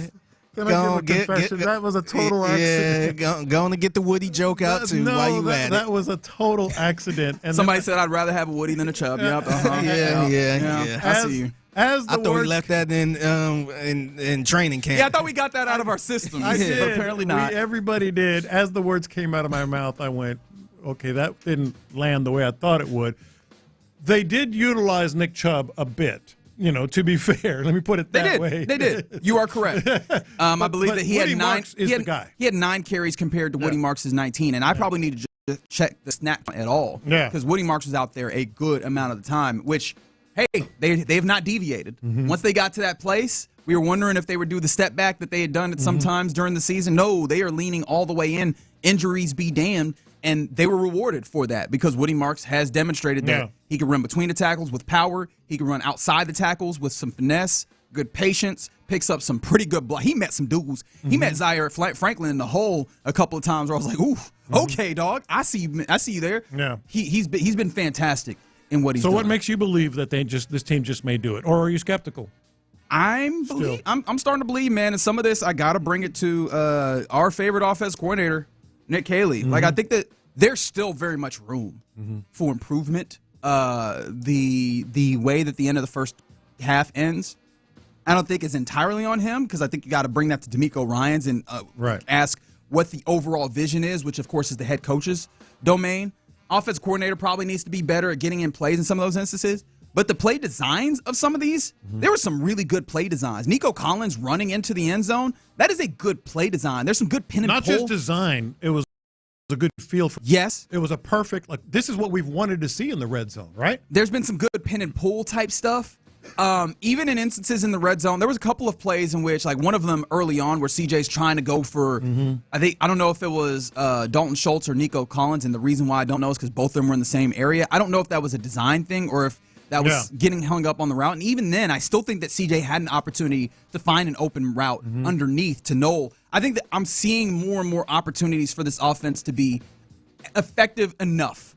And as you know, tied with the fact that this defense is all-world, if this offense can be effective enough, both running the football enough and passing the football well enough in situations, yeah, man, that gives me enough to believe that they could do something special, especially now that they have negated the 0-3 standing that they had started on. Yes, my obvious answer for believe is the defense. But I'm a little – I know Reggie just laid out a good argument about the offense and all that stuff. I'm still a little skeptical about the offense, especially when it comes to like if they make the playoffs and all that stuff, man. Because I know that old cliche, defense win championships, and I think that's somewhat true. But I still feel like you got to have a better offense than what the Texans kind of been doing lately, man. Unless I feel like maybe they could improve and maybe be more consistent. But I'm still a little skeptical about the offense. I'm going to be honest. When I thought about this question, I tried to talk myself out of believing that they could do it because it's just this. We know Houston professional football has broken our hearts before. I can't talk myself out of believing that they can do this. And by do this, I mean certainly make the playoffs and then make some noise. And we'll see about what happens you after were that. talking full Super Bowl. I'm saying that was actually going to be my question. Yeah. Like, can they do it mean? They can do something. No, Can they make the playoffs? Yes. Yes, and I think they can make a lot of noise in the postseason. Is that AFC Championship game? I think they have it in them. I think that's a fair do it. I think they have it in them. And I keep trying to talk myself out of it, but I can't because of, again, one reason is Woody Marks. Another is, dude, they started the same offensive line 2 weeks in a row for the first time ever this season. And it's good. And it looked good. It looked good enough. It's as good as I think you're getting with what you have, right? I think there's still going to be some concerns, but ultimately they protected fairly well. I think there was an instance where how many sacks were there actually in this game? I need to make sure that I see this. There were 2 sacks for CJ. At least one of them, I know CJ created on his own. At least one of them, and the other one was a loss by Ed Ingram. So I think that there's folks that are like still looking at funeral arrangements for the Chiefs. I see the 214. Someone else is like the idea of the Chiefs being the Super Bowl. I think one of the things that's beautiful about this is you have an opportunity to exercise those demons. But even if you don't, you good. Like there's a path. It's been for you a to walk, wacky NFL season too. Walk your way into the playoffs, even without getting that done against the Chiefs. Somebody said they think CJ should get all the snaps between the 20s and Davis get the red zone. I guess you can feel comfortable that you feel like you can have that take. Get Wildcat, put Davis in there. Glad to see you can remember how to catch. Hey man, that's another reason why they have a short down opportunity or thing that they could throw out there that is relatively useful. Yeah. We'll talk more about that as we go. But let us know. What are the things that give you confidence in this team that they might do it, make a good run in the playoffs, or why you're still skeptical? That's the question of the day. You're in the loop here on Sports Radio 610. Coming up next, we continue on this Victory Reaction Monday. Let's go around the NFL, and I'll also get you around the AFC South with some big questions for those teams. We'll do all that next.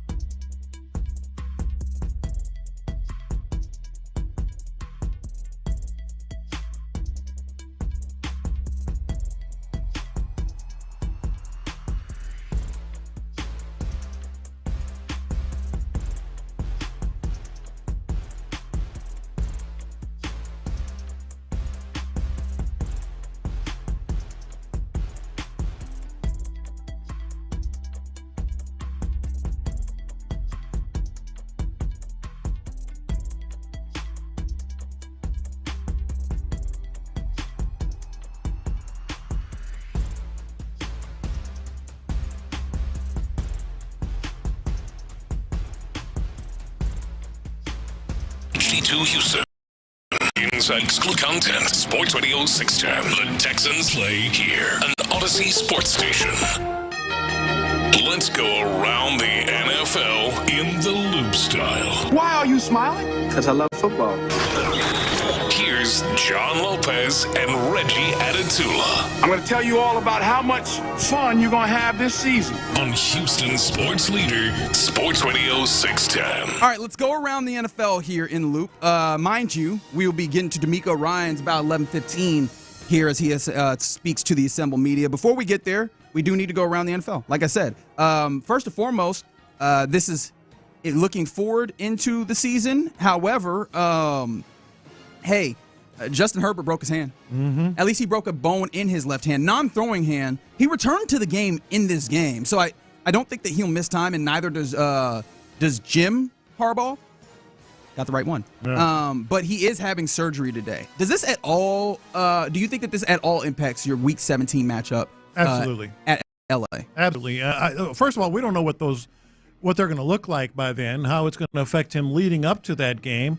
How did Aaron Rodgers fare with a hand injury on the non-throwing hand? Aaron Rodgers is also 40-some years old. Well, he is, but I mean, it's going to affect anyone. So I absolutely think it will. Yeah. Yeah, I think it might. Mm-hmm.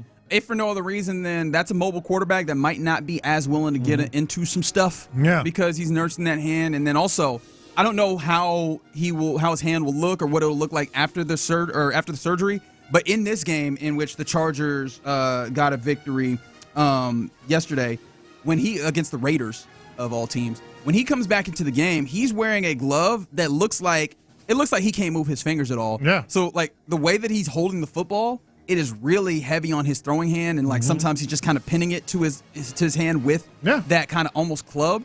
I do wonder if like there's an opportunity for the grip to be lost, especially with the pressure that this Texas defensive line can place. It's just not normal. It doesn't feel like what it normally feels like. But he would have played with it if he doesn't miss time for 3 weeks by that time. Yeah, but I also feel like it's absolutely going to affect him. I didn't even consider the running aspect, but I think you're right. It's just going to make you pause in every way that you play like that. But, I mean, he seemed to handle it okay in that game where, they beat the Raiders 31-14, if anybody actually cares. 15-20, so he didn't get a lot of work throwing the football, 151 yards. Did a lot more handing the football off. So we'll see if that stays there where he does not get a lot of throwing. Does that also change the dynamic? Because if you're not able to throw the football and you allow the Texans just load the box, good luck, big dog. Yeah. Good luck. All right, some other things around the NFL. Can we look at the Cleveland Browns right now because they faced off against the San Francisco 49ers. And we have controversy. Yeah, we do. And we have a new slant on something that we talked about last week. You know me, I am very big on the moralities of manhood at times. Like you spit on somebody, that is below, right? Like, hey, Jamar Chase, you deserve that one game suspension. Do what comes natural. Do what comes natural. I'm right there with you, Mike Tomlin. And then last week we talked about Javon Moreg punching somebody in the nuts. That's somebody being Jawan Jennings and thinking that is unacceptable. You can't do that. Well, maybe there's a little bit more to this. As was this Shelby Harris? Yep, Shelby Harris of the Cleveland Browns. Play for the Seahawks. Remember he got traded. Yeah. I think he got traded with Russell Wilson. I can't remember. I think he used to play. No, you know what? He played for Denver. Yeah. And he was part of the deal in the Russell Denver. Wilson. Yeah. That went to Seattle. Yes. What did he have to say? Well, he had to talk about, there was an instance between Malik Collins, who went down with the injury, and then there were some guys ex-jawing Jawan Jennings, namely of the Niners, and John with some guys on the Browns defense. This is Shelby Harris giving us a little insight into what was happening. He's a hoe, and I want that known. Like, I see why he got punched in the nuts, because that's he says some things that you should not say to another man ever, but I don't respect it because you say that, then run behind your O-line. That's some real soft and I want that known. I see exactly why they punched your nuts. I'm surprised nobody punched him in the jaw yet. By the way, the word of the weekend is hoe. I mean, us Houstonians, very familiar with the word. However, that's everyday vocab. Right. I appreciate the fact that I think he levied it perfectly. He levied it with the right gravitas. Lane Kiffin. He was mad. Juwan Jennings. Yeah, we'll talk about Lane. We'll talk about the drama king himself, Lane Kiffin, soon enough. But yes, I think I had to look up and see where Shelby Harris is from. Milwaukee, Wisconsin, which feels like it tracks. Like it tracks. They don't play around. They do not. Yeah. And does this at all, first and foremost, does this at all change the way that you view Juwan Jennings? Because, Figgy, you were telling me that there was somebody local in Cleveland so that added a little more context. It's a news reporter by the name of Cameron Justice. Mm-hmm. And she said, I think she tweeted following her video, pretty much saying, I guess players were saying he was talking about people, wives, and kids. Oh, God. All right, so Juwan Jennings, previously viewed as the victim of aggressive and malicious nut punching, now has been accused of, lobbying ill will to people's wives and children. Into a Mark Sanchez case right here, man. Does this vindicate Trayvon Moehrig if that was a similar thing that happened why'd the you previous say week? Vindicate? I say yes. Vindicate might be a little strong. If you're talking about my kids. But it's more understandable. I'll say it's more vindication. You still shouldn't do that. If you you're going to get suspended. If you're talking about my kids, man, I could do whatever I want to. Don't punch him in the nuts. That's the thing. Don't punch him in the nuts. Don't talk about my kids. Well, Andre Johnson him then. Hey, if you're real about it, don't punch him in the nuts. You know what? That's right. No, Andre Johnson. Yeah. No, you gonna talk about my kids? I'm gonna make sure you don't have any kids. Don't talk about another man's kids. Agreed. Yeah. I no longer feel sympathy for Juwan Jennings. Yes, exactly. I feel like because then we talk about. Don't tell me how to react after you just said something to me. But then if you do that, then we like spitting on folks and all that. Nah, man. Hey, don't talk about nobody's family, man. We getting into talk about me. You can talk about my teammate. Don't talk about my kids. And I agree with you wholeheartedly. And I don't even know if he was talking about his kids to that guy. Yeah. Well, it was reported.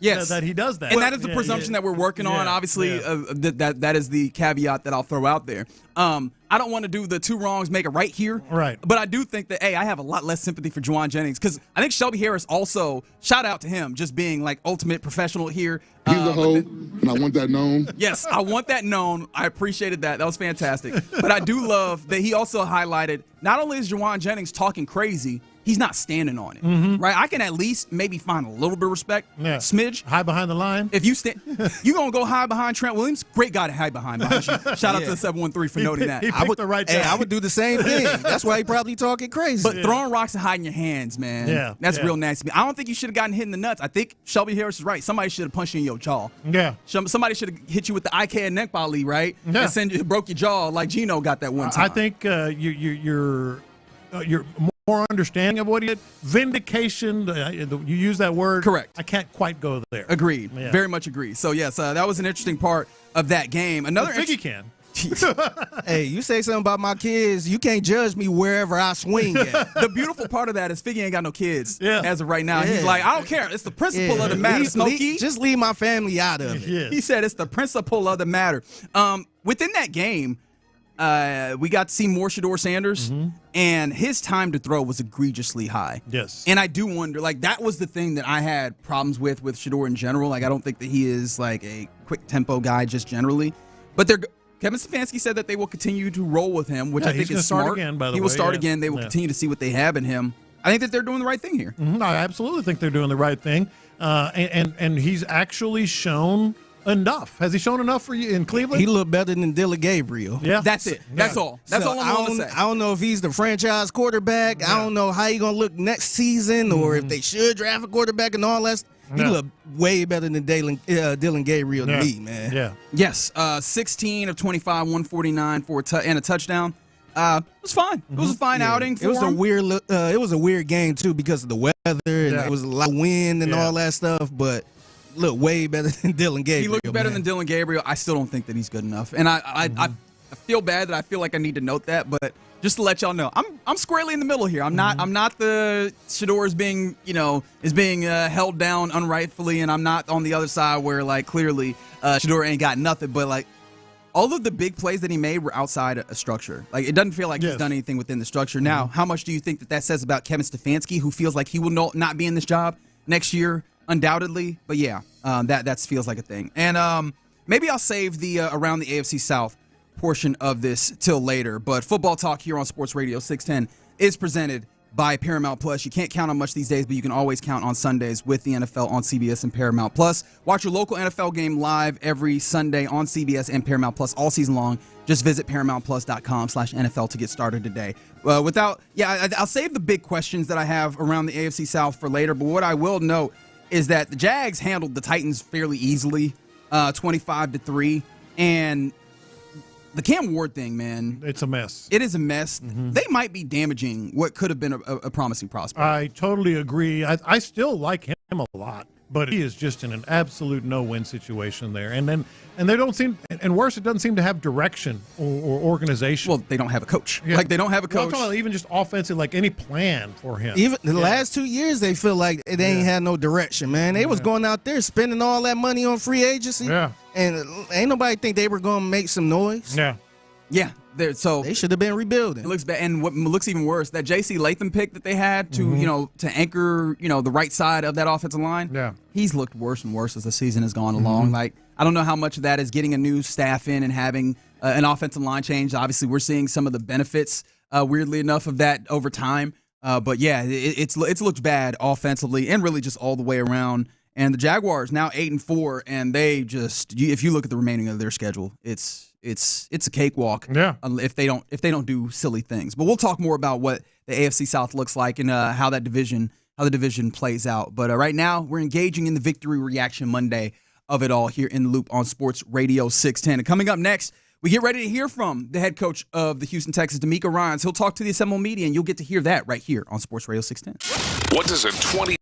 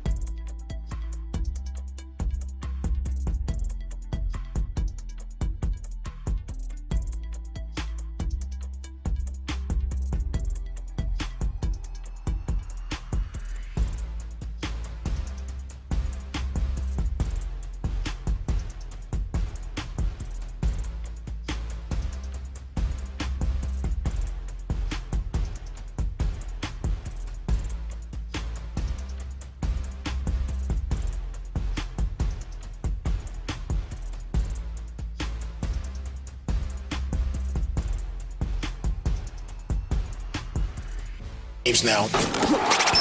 Insider access, exclusive content. Sports Radio 610. The Texans play here.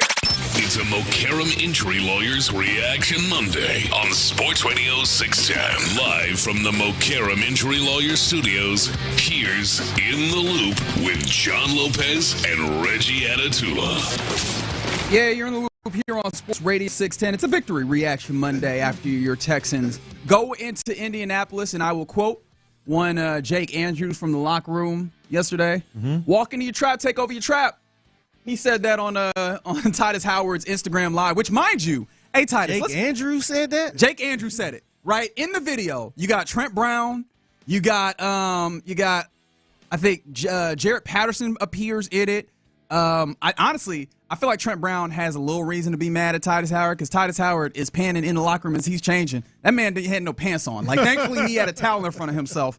I was like, hey, man, come on. Let's take that video a little bit later. Let me make sure I get my pants on. But, yes, walk in your trap, take over your trap is indeed what the Texans did in Indianapolis, getting a win at Lucas Oil Stadium, 20-16. Win number 1 versus the Colts. You have an opportunity to do it again in Week 18, which only God knows where that one stands by the time you get there. Like the Colts, with the way that their schedule is situated, they very well could not be playing for anything at that point. Yeah, they could be out. And, by the way, you'll be hearing about going into Indianapolis and getting that dub from D'Amico Ryans here in just a minute.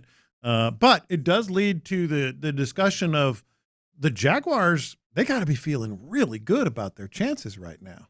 Yeah. The Jaguars are it. I think so. Yeah. And, I mean, we just talked about the fact that they were playing the Titans yesterday. They didn't run the football well. They threw the football for, like, just a few yards, 229 yards is what Trevor Lawrence had. It's not like they had a crazy offensive numbers game, but yeah, they're winning games. And you look at the remainder of their schedule, and it is probably as easy as they come. Colts at home, and then the Jets at home. They go to the Broncos, and then back to the Colts, and then the Titans to end the year. Which Titans at home to end the year, and if they're playing for, they might not even show up. If they're playing for a division at that point, that'd be pretty.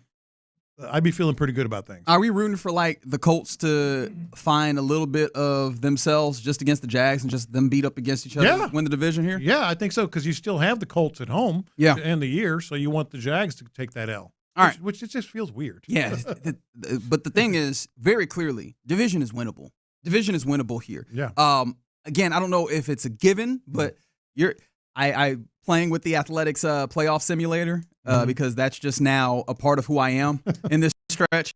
The Texans are above 50% on chances to get into the playoffs as of right now. I believe 63% is the number, if memory serves, as of right now on chances to make the playoffs as we sit. You got to love it, and you got to believe that it's more than fair. I feel really good. Hell, that was the question of the day. You know, like can they do it? Yes, I think they can. Now, one of the things that will annoy me is if you make the playoffs, but then you allow the margins to be too thin for you to do things. And one of the things that will slim your margins always is situational game management.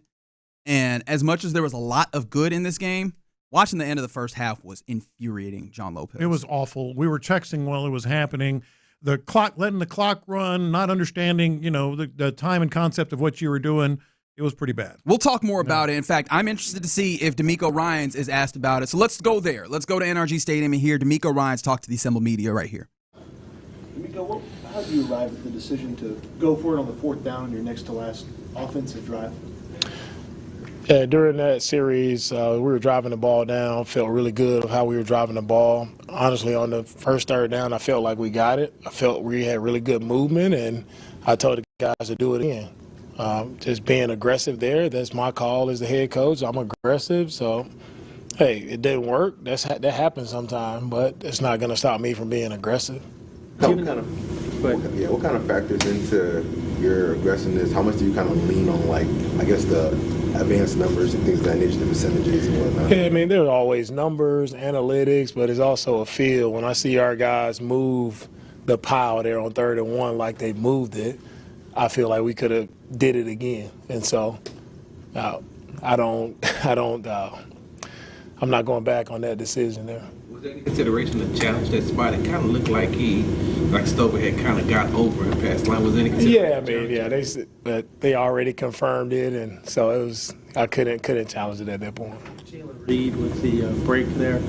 Do you feel like that's season ending, or would you? Well, Jalen Reed, we'll see. You know how he continues to progress with the arm injury. Don't think it's season ending, so we'll see how he progresses. And Jimmy Ward, do you have an update? Is there any? No update on Jimmy Ward. D'Amico, when you go back and look at the film from yesterday, all the different things that went on, what's your biggest takeaway other than just you guys finished from yesterday's game? Yeah, my biggest takeaway is always I'm excited that we got the win, but I think the biggest takeaway for me is we left so much out there, right? And there's still so many things where we can actually so many things we can do better. And you know, I know it's tough to say that, but it is some small things. Some things I know we can do better, things we've worked, things we can clean up technique-wise, fundamental-wise. I just feel like we still left a lot of plays out there, and that's my challenge to our guys. It's always, how do you get better? You know, don't just rest on, we won and be happy with winning. It's all about continue to learn in a win or a loss. What do you learn from it, and how you keep pushing the envelope to get even better. D'Amico, on one side, you all haven't always been able to score touchdowns, but on the other side, you all have moved the ball, kept the ball out of the other team's hands offensively. How do you put that into perspective? Or does that give you optimism? Do you feel like you still need more, but how do you put that into perspective? Offensively, I feel like we've moved the ball, really well. And of course, we can still get better in the red zone as finishing with touchdowns, but I think we're moving it well. It always starts there. Whatever you want to do offensively, you got to move the football. I thought we did a good job on first down, mixing in some of our play action passes, running the ball. I thought it was a good mix of plays on first down that gave us the advantage there. We were able to get some explosives on first down, passing the football. And so, you keep pressing forward. You keep trying to get as many yards as possible, get in the red zone, and then that's where, you try to strike and score points. There were a few plays where the Colts, they sent heat, I think 11 dropbacks for CJ, but you guys, for the majority of the time, were able to pick it up. How have you guys been able to progress so much to this point to where, like, when teams send blitzes that you guys are able to pick it up consistently now? Yeah, it's credit to the coaches, starting with Kaylee and the offensive staff. They've done a really good job of really emphasizing and walking through the pressure that we'll see. And credit to the players. They executed it the right way. I think Woody has stepped up and did a really nice job. In protection, he's improved the protection, how we're communicating up front. We did a really great job, probably one of our better jobs yesterday of picking up the blitzes that they were bringing and kind of got them out of some of those blitzes. And not just picking it up, I thought CJ did a great job of answering some of those blitzes, getting the ball to Nico on one down the field on a deep end cut. So it's collectively, coaches, players, everybody working well at it, but it starts how we practice, how guys are attentive to the details in their meetings and walking through to fix some of the issues that we had earlier with those blitzes. You guys had some success with reverse and also with the pitch out to Chubb. Do you feel like with the red zone that you guys are becoming more creative, finding solutions there? Like obviously early in the season it was what it was, but where you're at now? And for us as a coaching staff, we're willing to do whatever it takes to try to improve. We won't continue to do the same things. I feel like they've done a really good job offensively of, adding some non-traditional type plays in the red zone to put us in position to score. Coach, you talked about being aggressive early. Now you're getting ready to go to play a team that has a head coach that, every series is 4 downs for him. Do you, when you're game planning for that, do you go with that mindset to match it as well? Or do you go and match it as far as the aggressiveness is concerned, as far as going for it on 4th down and things like that? It really, for me, just looking at it, 4th downs, I feel like we have an advantage. Do I feel like we have plays that are good enough to win on 4th down? So not just going in just because they're an aggressive team on 4th down. I want to put the team in the best possible spot. And going back to our game, I felt like I wanted to continue to drive down and end up scoring so we could have a 2-possession lead there and really put the game out of reach at that point because our offense did such a great job of driving the ball down. That those positive plays which they showed that allowed me to be aggressive because I felt like we would continue to move the football. A lot of Taylor's rushes were for 3 yards or less. How were you guys able to achieve that as a defense? And when you're having that success, what kind of stress did you see that put on the Colts' offensive game plan?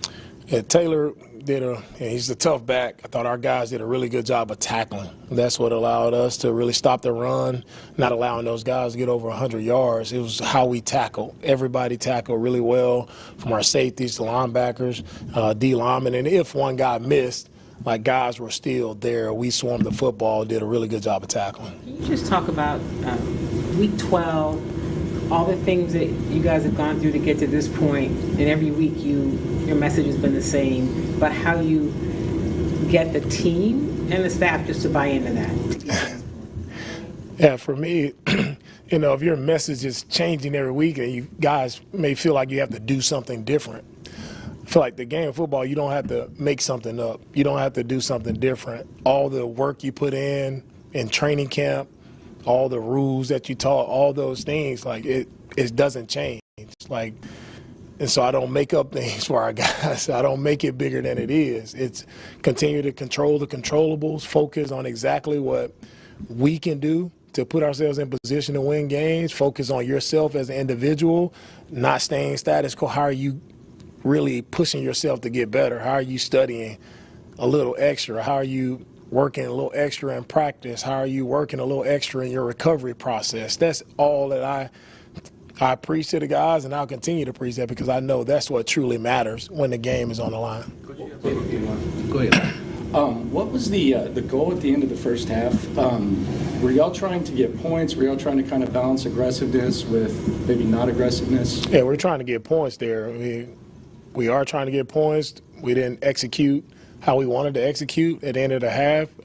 If we get the first down, we're in a good spot there. Want to finish vertical there. I thought Higgins did a great job of catching the football, but we got to finish vertical, get the first down there, then we're in position to go ahead and try to get points. Coach, outside of the defensive line, you have a lot of players on that.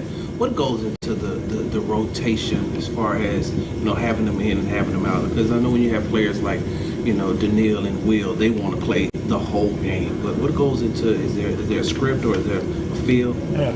Coach Rod does a great job with the substitutions. That's up to him with the substitutions and how he's rolling the guys. We take 9 guys to the game. So the idea behind it is we want those guys as fresh as possible when they're in there. We don't want our guys having to play full 60 plays. We want them when they're out there. We want them giving everything that they possibly have because we ask a lot of our D-line. We put a lot on them. So to do that, you have to be as fresh as possible. So Coach Rod has done a really great job of rotating and mixing those guys in accordingly. Feels like Dalton and Woody have kind of been battling, but they've been there throughout, stayed on the field. When we talk about toughness, how much do those two guys kind of create the toughness that you want for this team? Yeah, for me, I feel like everybody has to be tough to play here for me. And it's a toughness, first off, a mental toughness, right, to understand your assignments, what you have to do, but also a physical toughness to push through the nicks and bumps that you have. I expect everybody to push through those because that's what NFL football is about. With Jalen's recent injury, and then of course you've got MJ, Jimmy, do you anticipate having to go outside to find somebody, and how do you handle it when you're kind of suffering at that one particular position? Yeah, we'll find a way. We'll find a way. Don't feel like we have to go outside to do that, but we'll find a way. Sting had that big pass breakup at the end, and now he's allowed just 3 catches over the past 4 games. Just what can you say about the way that he's playing the game right now? Yeah, Stingley's done a great job all year. He's done a great job of just handling his business, doing it the right way, working hard in practice, showing up in games when it's his opportunity to make plays. He finds a way to make those plays. You talk about aggressiveness and going for it, not going for it. There was some chatter about when to go for it in that Eagles-Bears game. Kind of want to get your take on like when they wanted to run or whatnot, because I think they went a little bit early. What's not necessarily your philosophy, but what's just kind of your viewpoint on if you're down hypothetically by 8, you score, not by 8, but if you're down 2 possessions, 15, and you go for it, Does it make sense to go for it earlier, or make sense to go for it at the end, right? To kind of know where you're at in that position. If you're down 15, you score in, let's say, 5 minutes for the fourth quarter. Does it make sense to go for it then, or wait till the last time when you get the ball back to, try to see if you can get for it? Yeah, with the 2-point conversions, and I think every coach, there's 32 head coaches in the league, and everybody has their philosophy of how they want to handle it. That's why they're the head coach. Everybody else has an opinion about how it should be handled. Everybody feels like, hey, it's right if it works. If it doesn't work, then, hey, you're an idiot for not doing it. So it's that's the nature of our job as head coaches, and I wear that burden, and now, it's okay. It's all right. I got your question, though. I got you. All right, there you go. D'Amico Ryans talking to the assembled media, deciding to not weigh in on the. I mean, this was real big on NFL Twitter. If you are a part of this, the notion of, do you go for it if you're down 8 with as DJ was trying to set up there about 5 minutes ago, the idea being you're down 2 scores, you score a touchdown. Do you go for your 2-point conversion there? Or do you wait? Do you just kick your extra point and hope that you can get the touchdown on the back end and then go for that was kind of weird what the Eagles did too, man. Yeah, no question about it. Look, we all have our opinions on this, and that's a question like D'Amico did not really answer it. He's just saying, hey, everybody has not really. He just did it. He didn't answer. But I actually can give him a pass on that because to me that is always more a feel for the moment, a feel for your team and how the game is going. I do just me personally. I always lean toward going for the 2 earlier, so at least you know what you're facing. At least you know what you're facing in the final moments if you have to do it. My thought process actually, as you might imagine, falls along lines with all the nerds of this. I think you go for the 2 early, but it's also because, hey, I'd rather have 2 chances at a 2-point conversion than 1 chance at a 2-point conversion. You know what I mean? Sure. Like, I'd rather be But you also might fall into, I need a touchdown instead of a field goal if you don't get it on the first try. Depending on if it's usually we're talking about 2 touchdown circumstances. Whether it's 2 touchdowns or 11 points. So I always say, I want to find out now. I want to find out now what I'm facing at the end. Right, of course. And I think that's the common refrain. But I also like the idea of give me 2 opportunities to go for 2. I found it interesting talking about the circumstance where we see the Texans not unveil it in the specific circumstance, but in this game, the Stover sneak, as I wrote it down, but a little bit of tush push coming in for the Texans with Cade Stover under center. And D'Amico Ryans was asked about going for it on 3rd and 4th down in those circumstances. I agreed with him in the idea that he thought that Stover got the first down on that 3rd down. I thought he did as well, but they marked it short. I thought they were both bad marks. You thought that they were both bad spots? I thought they were both bad spots. But once it's spotted, I knew for sure they weren't going to make it. You could see, that it was well short. How do you feel just in general about the Red Rover Stover? Is that what you're calling it? I love this. I love this as an added thing. Short down circumstances, having something, even if it's not entirely your bread and butter, but having something that you feel comfortable about was good. And in the first few times they ran it, they got some really good push. They did. On the offensive line. And I was like, oh, okay. And from Stover. Yes, absolutely. With Stover. And then obviously shout out to British Brooks and Jakob Johnson behind him, giving the noted tush push, and that gives the play its name. I thought that they did a good job executing that as well, especially at Ingram in one of those instances. And so I understand that. I did appreciate, though, I found it interesting that he goes, I just wanted to be aggressive. I'm an aggressive guy. And I was like, are you? Yeah. In going for it circumstances? Is D'Amico kind of aggressive? breaking news, isn't it? That's kind of breaking news right there. But no, I actually feel, and you brought this up during a break, I think putting that out there, it makes a lot of teams think twice about it. And I do appreciate not having the quarterback in any type of tush push, Stover push, whatever you want to call it, moment. I don't want my quarterback in that situation. Yeah, it's probably better to have the tight end or somebody bigger that can do that. Or hell, even some teams been using the Wildcat just with a running back there. Yeah, it's better off doing that than putting C.J. Stroud under there trying to tush push. Hell, the Colts did that yesterday with the Wildcat, in short yardage situations. So yeah, I don't want to see my quarterback back there. I do like that they've done this. Lacey, I've got Lacey on the text line 713. But why go for 2 twice when you only need to make it once? Well, if you get it the first time, you don't have to go for it twice. Right.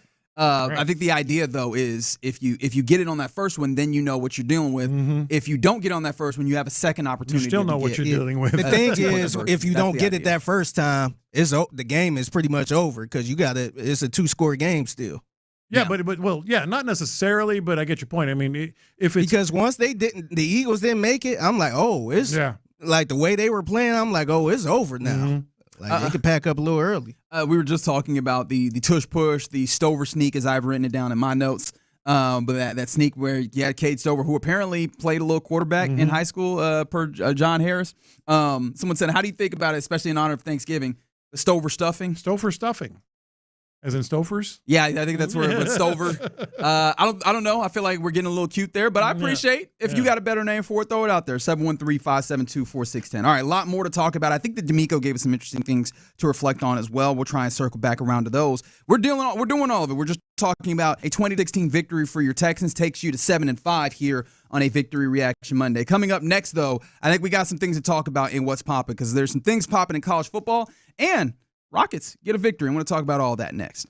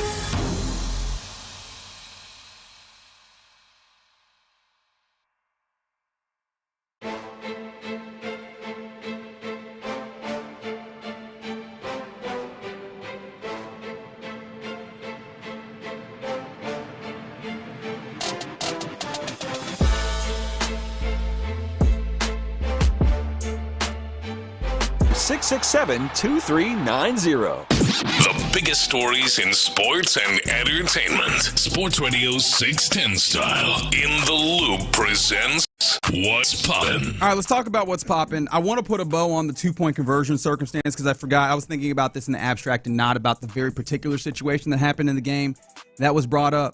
If they had gone for, or when they went for 2 and missed that 2-point conversion, they were put down 9, which obviously is no longer a one-possession game. Mm-hmm. I do understand the circumstance of like, hey, kick the field goal on that particular and give yourself an opportunity to at least have a one-score game. I still think that there is an argument to be made, although it's a less strong argument in the instance of that one where you're down. What is that? 15 already, because. In that instance, but I think that there's an opportunity with what you talked about, knowing what you have to do. Yeah. You could be very intentional with your tempo and give yourself an opportunity to still go a couple of times. But yeah, the timing of that one changes it for sure. But let's get into what's popping in a real way. I want to start with the team that ended up being the redheaded stepchild on the day, if for no other reason than the Texans were playing a divisional game and one that meant probably the biggest game of their season to this point. But the Rockets played yesterday. Played at 2 p.m. Who they play? Against the Utah Jazz, Ace Bailey and the Utah Jazz, and they avoided a bona fide losing streak because they had lost the 2 games that KD played. But they won 129-101, and it wasn't even really that close. It was not in the game. Yeah, you got yourself a point guard, huh? Is that what your main takeaway is? Hey. Reed Sheppard starts in this game even with Kevin Durant returning. Yeah, KD back. If they were going to bench, I'll put it this way: he's earned the right to be the regular point guard, and I think that much. What did he have? 31 or something in the game before that? He had, or was it 2-day games? But anyway, he's played well enough, and I go back to what it does for the benefit you get of a man being off ball and not having as much responsibility with the ball. Outweighs any detriment you might have from Reed Sheppard defensively. One of the things that I felt in this game, and admittedly, would you agree with that? Let me get my lead up. Let me get my lead up here because I feel like I have to do it this way. At least it works in my mind. Who knows? I feel like with Reed Sheppard, and of course I lost my train of thought as I was going. I think I tend to actually agree to some degree with you because, now you're playing against the Utah Jazz here, not a great basketball team by any stretch. But I wonder how many of those teams that are good in this league are you going to make this decision based off of, or are you just going to go, hey, you're playing the entirety of the league. Day to day, week to week. Let Reed have an opportunity to maybe grow in some of these circumstances. I still think that teams are intentionally getting after him, and the Utah Jazz had some blow-bys on him. People are going to call him up to the level and require him to play defense. And I think your help defense is a little bit stretched, is a little bit lesser than it was last year, admittedly. But he does add some value, some pull-up shots. He only had 9 points in this game, even. No, and he still feels like he had a couple of blocks. He still has some value. I will say that I'm in a place where I'm more agnostic. I'm less straight negative on the idea of Reed starting. But it was a good game overall for the team with him starting. So this is one of those I might be in a place where let it go until it becomes a problem and then maybe shift. I'll put it this way: I think you get a man as with all his weaponry if he's not handling the ball as much, and I think you get Reed Sheppard as a weapon if he's on the floor with those guys. Now there's going to be some setbacks or at least some disadvantages here and there, but I think it outweighs the disadvantages having those guys on the floor together. Yeah, the Rockets did win. What was I writing? I don't know how I wrote this. I will admit I wrote it very late. But yes, the Rockets won against the Warriors and the Suns. I don't know what I was writing there, so apologies there. But they did win against the Jazz. One of the things that was fun and is notable because KD returned is just the just add water of KD's offense is so helpful behind the obvious of, you just run an ISO set and he gets the bucket. There's other just offensive sets that they have where it's not starting through him, where he could just finish it off. Where it's like they didn't create an advantage, but KD has the ball in the middle of the floor and he's just going to go up and over, and it doesn't matter. Yeah. Those things show up, and one of the things that was fun also in watching this game is Alperen Şengün. He's not the god tier level of KD in that concluding of offense, but he also is fun concluding offense as well. Well, they both played well yesterday, and that's what you wanted, and you got the best of them in. I feel like that was. Look, it was the Jazz, so it wasn't exactly the best opportunity. But getting him back, being able to have those guys at full force was definitely the benefit for me. Yeah. Sorry, looking at my notes, and literally I wrote, I may have made too much of the downsides to Reed as a starter. Yeah. Because the abundance of offense and length that you have on the team. I think it just outweighs everything. There you go. Some other things that are popping. This is something that absolutely consumed the entire weekend, which I'm sure Lane Kiffin was not too upset about. Lane Kiffin and the will he, won't he, after the Egg Bowl. I was one of many people that was checking their phones constantly to see, has Lane made an announcement? Has Lane made an announcement Friday, Saturday, Sunday, and yesterday we did get full confirmation, although we kind of had trickling out of information. Lane Kiffin will become the next head coach at Louisiana State University. He's a hoe, and I want that known. I mean, that's the word of the day. But the drama after we kind of knew where it was going was whether Ole Miss would let him coach out the remainder of the season, especially as Ole Miss is probably set to be in the college football playoff and play for a championship, something that Lane Kiffin helped them build towards. That I think his statement said that he wanted to help see them reach that completion, even though he made his decision. Ultimately, seems like players, coaches were like, no. And honestly, the weirdest thing in a bundle of weird here for me, John Lopez, Ole Miss has named not an interim head coach, but a permanent head coach and defensive coordinator, Pete Golding. And I was like, this feels like was specifically about, we don't want Lane Kiffin to take any of the staff members or any of the players with him to LSU. There are but by Saturday afternoon, Saturday evening, I already had Lane Kiffin fatigue, the whole will he, won't he. I was tired of it. Then once it broke and it happened, and then you saw all the stuff that was going on behind the scenes being reported and talked about, even by Lane Kiffin himself in this very weird statement that he put out there. Guardrails. This dude has acted like a complete shameless scumbag.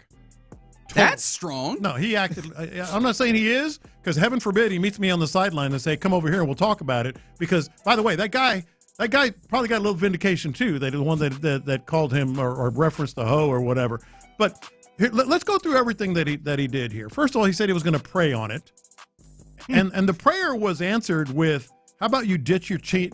Jesus apparently, or God said to him, "Go ahead and ditch your team. Try to blackmail the university."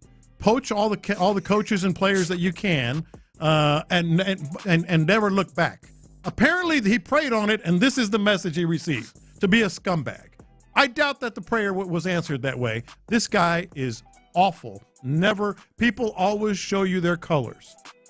Was that the answer to his prayers? Be a scumbag? I think this is an initial. Could have been. I think this is an unnecessary harsh take. No, I think there's ways that Lane Kiffin could have smoothed this out. I think this is something that is inherent with the circumstances that the college football landscape has, where if you're going to take that job, recruiting, I think there is signing day. But then he wanted to stay and coach the team. Signing day happens in about a week, right? But then also, we very much would hit on him the other side, where it's like, you got your team to this place where you have this playoff, and you're not going to stay and finish this out. So I understand why he wants to stay and coach the team. No, and absolutely not. I'm sure there's some ulterior motives to as he's doing all this. I'm not saying all right. So let me stop and press pause. Far be it from me to say that Lane Kiffin is all on the up and up and all this. He's a good man. I do think that a lot of this is circumstance, and I think we'll talk about this because there's a lot of talk about the NCAA just needs to change the calendar. I don't think that there's actual changes that will fix this. I think this is an inherent issue with it, but I acknowledge that with this issue, Lane Kiffin is also privy to it. And so while I'll knock him for not making it clear, hey, this is what's going to happen, or I will have an answer at this point, letting all of the conversation happen, which, to be fair, he also doesn't control the media, and we had our own part in this where we're like, why is Lane Kiffin not telling us anything? We didn't have to have Marty Smith standing outside the locker room all day long giving us updates about this. This is all us. But yes, I think that it's circumstance is a lot of it, and Lane Kiffin being a little bit of a attention whore is a little bit of it as well. Let's cut through all the circumstance BS, because you're right. But that's a different conversation about. I think it's part of it. Hold on. You're right. There is a different conversation about what the NCAA can and can't do. There's a different conversation to be had about LSU getting their guy. You know what? Good for LSU. This has nothing to me. This has nothing to do with LSU getting their guy. To me, those are two separate conversations. The conversation that needs to be had is the whole conversation of what he is and how he handled this, because he acted like a scumbag. Forget the NCAA. Forget LSU. Is Summerall a scumbag as well? He was announced as the new head coach of Florida. I understand that. And he will not be coach of Tulane, who still has an opportunity to go to the playoff themselves. I understand that. But if you are on that team and he is coaching that team in the postseason. He's number one recruiting for another school. He's going to poach your coaches. There's the whole distraction thing. I mean, this guy, is he going to be all focused on Ole Miss winning a championship when he's going to get paid by LSU? And then there's the whole thing about, like, I had these guardrails in place. Bull crap. Once you take that job, you know what's going to happen. And you know what? It happens in our business. You take another job, you're gone.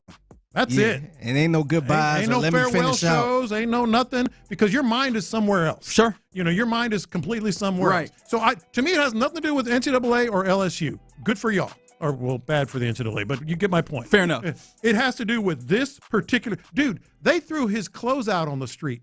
They did. They threw his clothes out on the street They like a took his breakup. verification badge and everything. Buddy, people showed up to the airport to boo him. Usually we had people show up to the airport to welcome the boys home or whatever. Yeah. He was leaving to Louisiana, and they was like, boo this man. Yeah. Boo. Dude, this was like, crazy ex-girlfriend throwing the clothes out the second-story window. Brother, they weren't happy that they won the Egg Bowl. Yeah, no. Yeah. The whole time, all them people were just like, man, we hate this dude. So what I'm saying about the character and the makeup of Lane Kiffin, to me, that's the story. Whether you think he should coach or not, I disagree because of all the things I just said. This dude acted like a scumbag because scumbags going to do what scumbags do. I think that there's some validity to your just general take. Lane Kiffin, kind of a scumbag, really all in it for himself, loves the attention, all those things I'll agree with. I think this circumstance has less to do with him, except in very narrow spaces.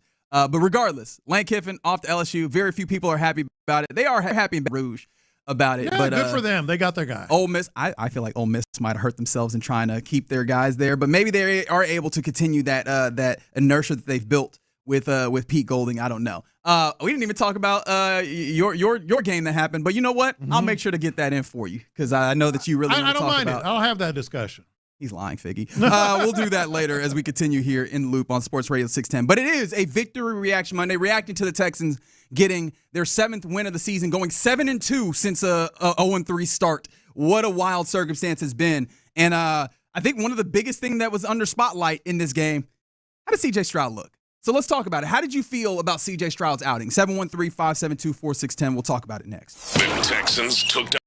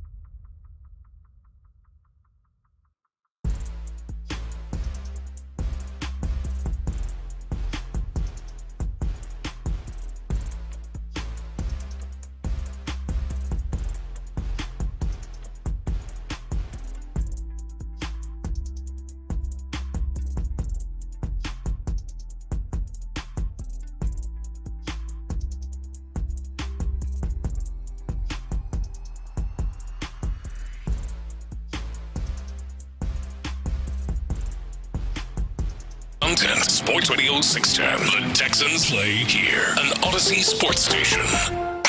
It's a Mokaram Injury Lawyers Reaction Monday on Sports Radio 610. Here's In the Loop with John Lopez and Reggie Atatula.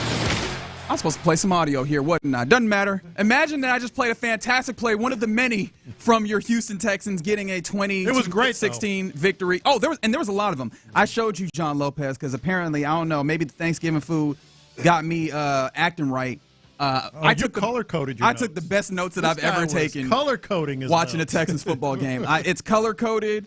It is great notes, in depth on every play. We need to wait for the next year, the beginning of the next year, to start being more organized now. Why put off till tomorrow what you can do today, baby? You know what I mean? Like, why not get it together? And this was a perfect game to get it together because there was so much to see. But one of those things that was there to see was one, C.J. Stroud returning to football after missing three football games, if you don't include the game that he was knocked out of with that concussion. And so, especially with Davis Mills handling things well, the team going 3-0 while he was starting, there was a lot of conversations, if you might remember. It kind of got scary on Wednesday, right? Oh, yeah. It did. It did a little bit. Like, wait, he still didn't clear protocol? Still didn't clear, but he did clear. He got out there on the field. So let's talk about it. How did CJ look to you? What did it feel like watching him play? 713-572-4610. How did it feel like to you? Because I was relaying this earlier. The first quarter, it ended up being rust, and it was clear that it was rust, and that's what CJ talked about afterwards. He had to knock some off. All the way it felt like it was rust? I think some of the stuff definitely felt like rust. There were some things that made me kind of raise an eyebrow. Well, the bad throws, that could be interpreted either way. Including the Cam Bynum interception, where he airmails. Sailed it. Xavier Hutchinson. Yeah, he just sailed it. And there was one, I think, low and to the right to Nico. Anyway, off target early. Yeah. And then there was the organization at the line of scrimmage, which I feel like maybe, as you pointed out, that could be put on him a little bit.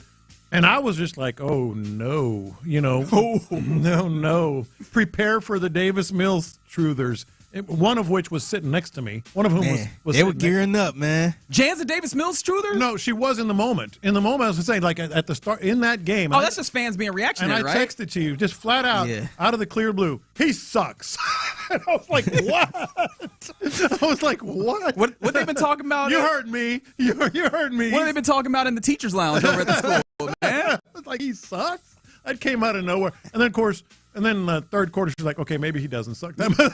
Good. Sometimes you need that clarity. I see 281. This is what I was thinking of. C.J. Stroud throwing that interception was him trying to force a big play.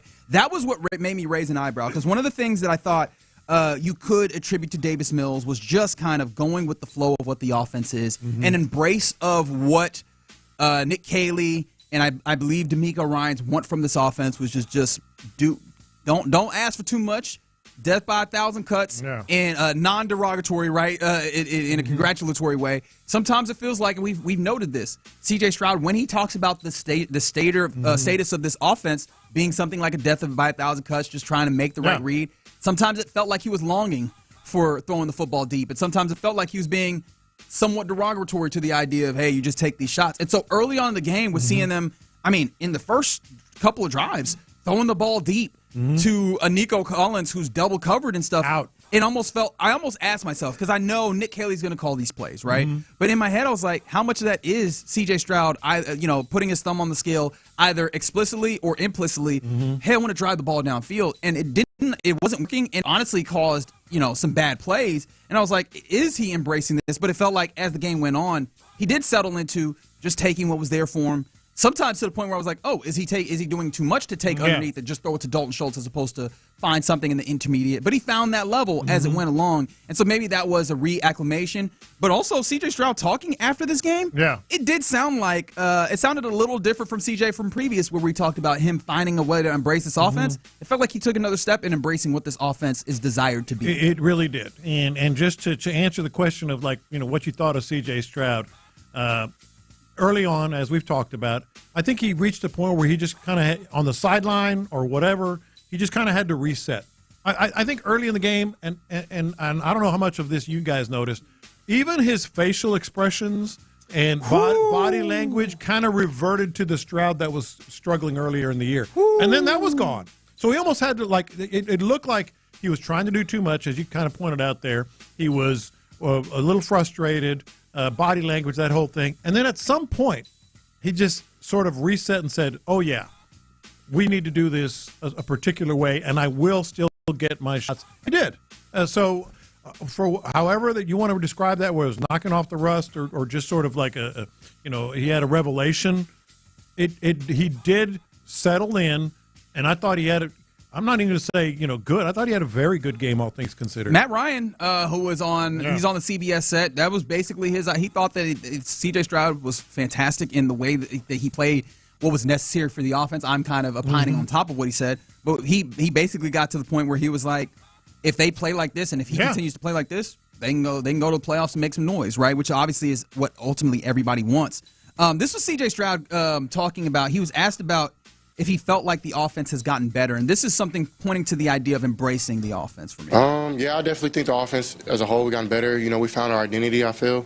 And I think, we're starting to play well together. It's a lot of new guys playing together this year, so we're starting to get that chemistry down and that connection, and you can see it, playing and play out, and route detail and, play calls and me getting the play in, organization of the, formations and everything like that. So I think, we're doing a better job at that, and then, the execution is picked up. A couple of things there. What is the identity? I said it earlier, and I'm not going to backtrack off of this because I do mean it in a complimentary way, as much as it doesn't sound like this, like it is. Don't screw up. Oh, don't screw it up. Hate. No, it's not hate. Hate. This is the mantra. This is what they would just don't screw it up. Your defense is awesome. Your defense can win a championship. If you don't screw it up, and they were really good the last 3 quarters, 2.5 quarters, you're going to have a good offense. And then the second level to what before you get to the second level, can I add something here? Because I do have a number that some numbers, because I do think that it's backed by the statistics of it. The line of demarcation being 10 yards, air yards, right? Going in the air. When CJ threw under 10 yards, 16 of 19, 162 yards. And that was 7.5 percentage points higher than expected, completion percentage-wise. Past 10 yards in the air, 6 for 14, 114 yards. And that was about a 1 percentage point below expectation on completion percentage. There it is, right? Very basically, right? The idea is this thing works a lot better if you can kind of use your short area and, allow that build. And I think that getting 114 yards deep is still not a bad thing, but I think that the completion percentage looks better if you allow the short to open up the long. And I think that this game saw him kind of resettle back into that, because I think we've seen him kind of do that earlier on in the season. I think he resettled into that during the course of this game, embracing it. So I'm actually, while I was joking the idea of you hate it really, don't mess it up.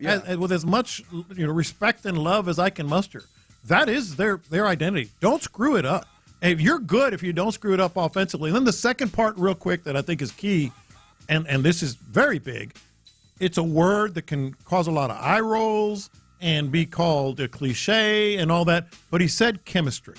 He said we're finding a chemistry. That includes offensive line, which, again, a mind-blowing stat. It's the first time all year that he started the same 5 guys in the same 5 places in back-to-back games all year. But there's also something else that goes with that. Woody Marks is your running back. They put him out there on one leg, man. That's all you need to know about the confidence that and what they want out of Woody Marks. And then 2 other players that were very, very big. Dalton Schultz and Jaden Higgins, ladies and gentlemen. They're finding that chemistry with all these guys. Yeah, the Jaden Higgins thing is interesting there. I think that Dalton Schultz was also a very interesting to me. The number was somewhere around like 43, I think, on over-under Dalton Schultz yards.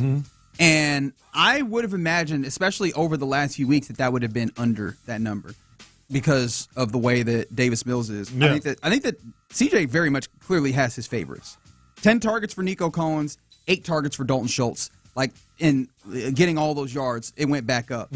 But I do appreciate what you're saying here is that Jaden Higgins, 5 receptions on 5 targets for 65 yards. Yeah. That ticking up is good because we saw the jump in Higgins finding his place in the offense under Davis Mills. Yeah. And I was like, I thought this is like kind of an offensive thing. And it feels like we kind of split the difference between, is CJ just going to go back to what he did, or is he going to implement Jaden Higgins more into this offense, and I feel like we kind of split the difference. He did go back to getting the ball to Nico. Him and Davis have a connection, him and Dalton have an incredible connection. Even Dalton, was it a dropped pass, something that he had, and he just you see the picture, and he's just tapping Dalton on the helmet like, hey, don't worry about it, big dog. Like they have a genuine affinity for each other, and you see it. It shows up on the stat sheet, but then Hutchinson gets 5 targets. That very much felt like a CJ going to his guys. But then Higgins finding more in this offense. I did find that encouraging to continue to build towards an offense that looks like it can handle what it's asked to handle. Yeah, they have a chemistry, and it starts with the offensive line and Woody Marks.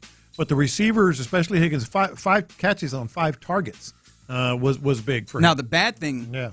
We are back in the place where Jalen Noel, one of the most, if not the most explosive dude on this offense, and I know that sounds crazy looking at Nico Collins, but you've seen what he's done when he's gotten the ball. 1 target, no catches. Right? And there's been instances and opportunities for him. But Christian Kirk? One target, no catches. I mean, Christian Kirk got a couple in there. That was cool. But, I mean, where's Jalen Noel at, man? You know what I mean? Like, where's Jalen Noel at? And that's the thing that is frustrating, and I think that is some of the CJ going back to the guys that maybe he's just not, that in this offense in terms of from scrimmage. Maybe they've just decided he's going to be a little bit player, return guy, and all that. I thought that this offense really started to be exactly what they wanted it to be, and it started with C.J. Stroud again, just sort of resetting, embracing what this offense is. It's not the sexiest thing in the world, because think about what we thought going into last season. Going into the 2024 season. We thought it was going to be lighting it up. The defense was going to be good. It was going to be CJ coming off that rookie year, throwing it everywhere. They've completely changed what CJ is, and I think it's working. And I think that I think the big thing for me with CJ was it feels like he is embracing.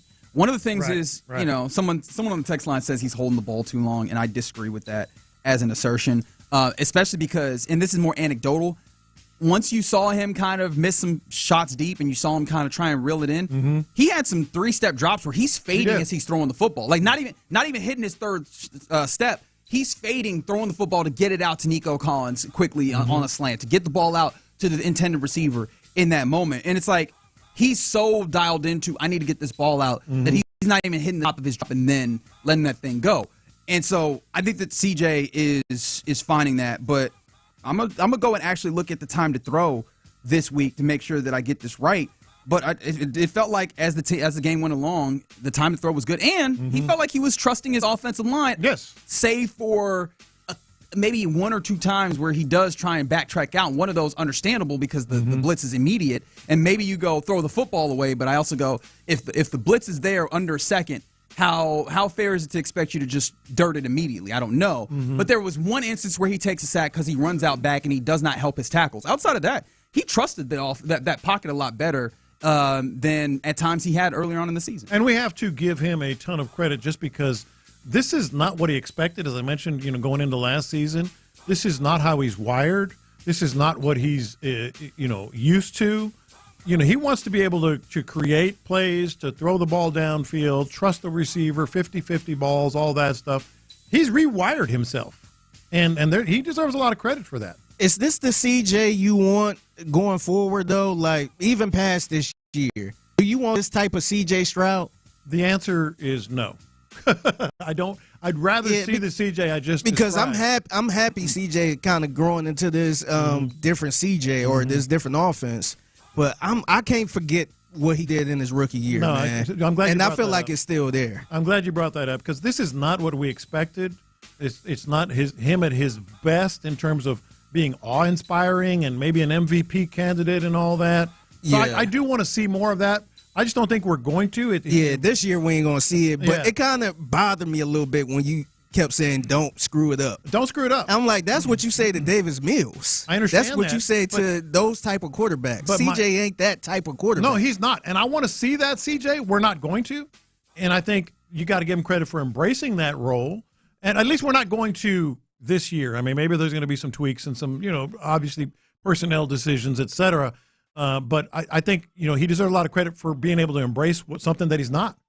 Yeah, the easy answer to your question is no, this isn't quite the CJ that I want to see. Even within the idea of a Patriots offense and all those things. Yeah. What we were talking about as, I guess, maybe the high water mark or the plateau in this offense is being able to, deal and survey and slice up a defense, which I don't think is fully what we've gotten an opportunity to see for him. I don't know how much of that is just offense in general in the NFL is kind of down this year, but I was hoping to see a little bit more of that. I think that there's still room for that to happen, but it does not feel like that's necessarily this year. It feels like it is more of him embracing this and just quick passing, getting the ball out, and finding the moments, picking the moments in some ways. But I will say, there were still moments where you had C.J. Stroud making plays. You see him boot out with Laiatu Latu, just still bearing down on him. And he calm. At that moment, I'm like, why are we arguing about Davis Mills? When I seen him make them throws. Latu bearing down. He's got that in him, makes a pass to Cade Stover first down in a circumstance that very well could have been to throw the football away or take a sack.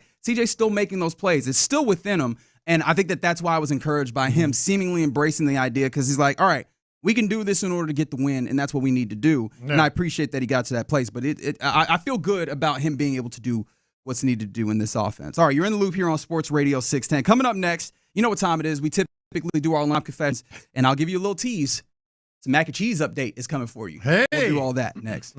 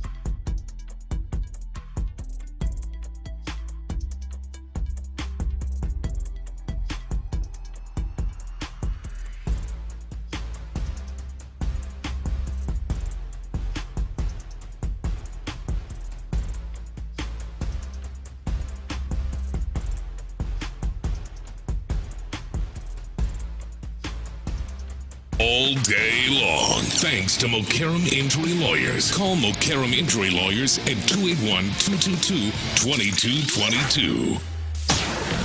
Sometimes it's sports, sometimes it's not. Whatever it is, Reggie and John are keeping it real. It's In the Loop's Longtime Confessions, presented by the Men's Clinic on Sports Radio 610. Watch this.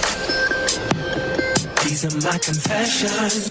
All right, I'll go ahead and get it out of the way. That's my confession.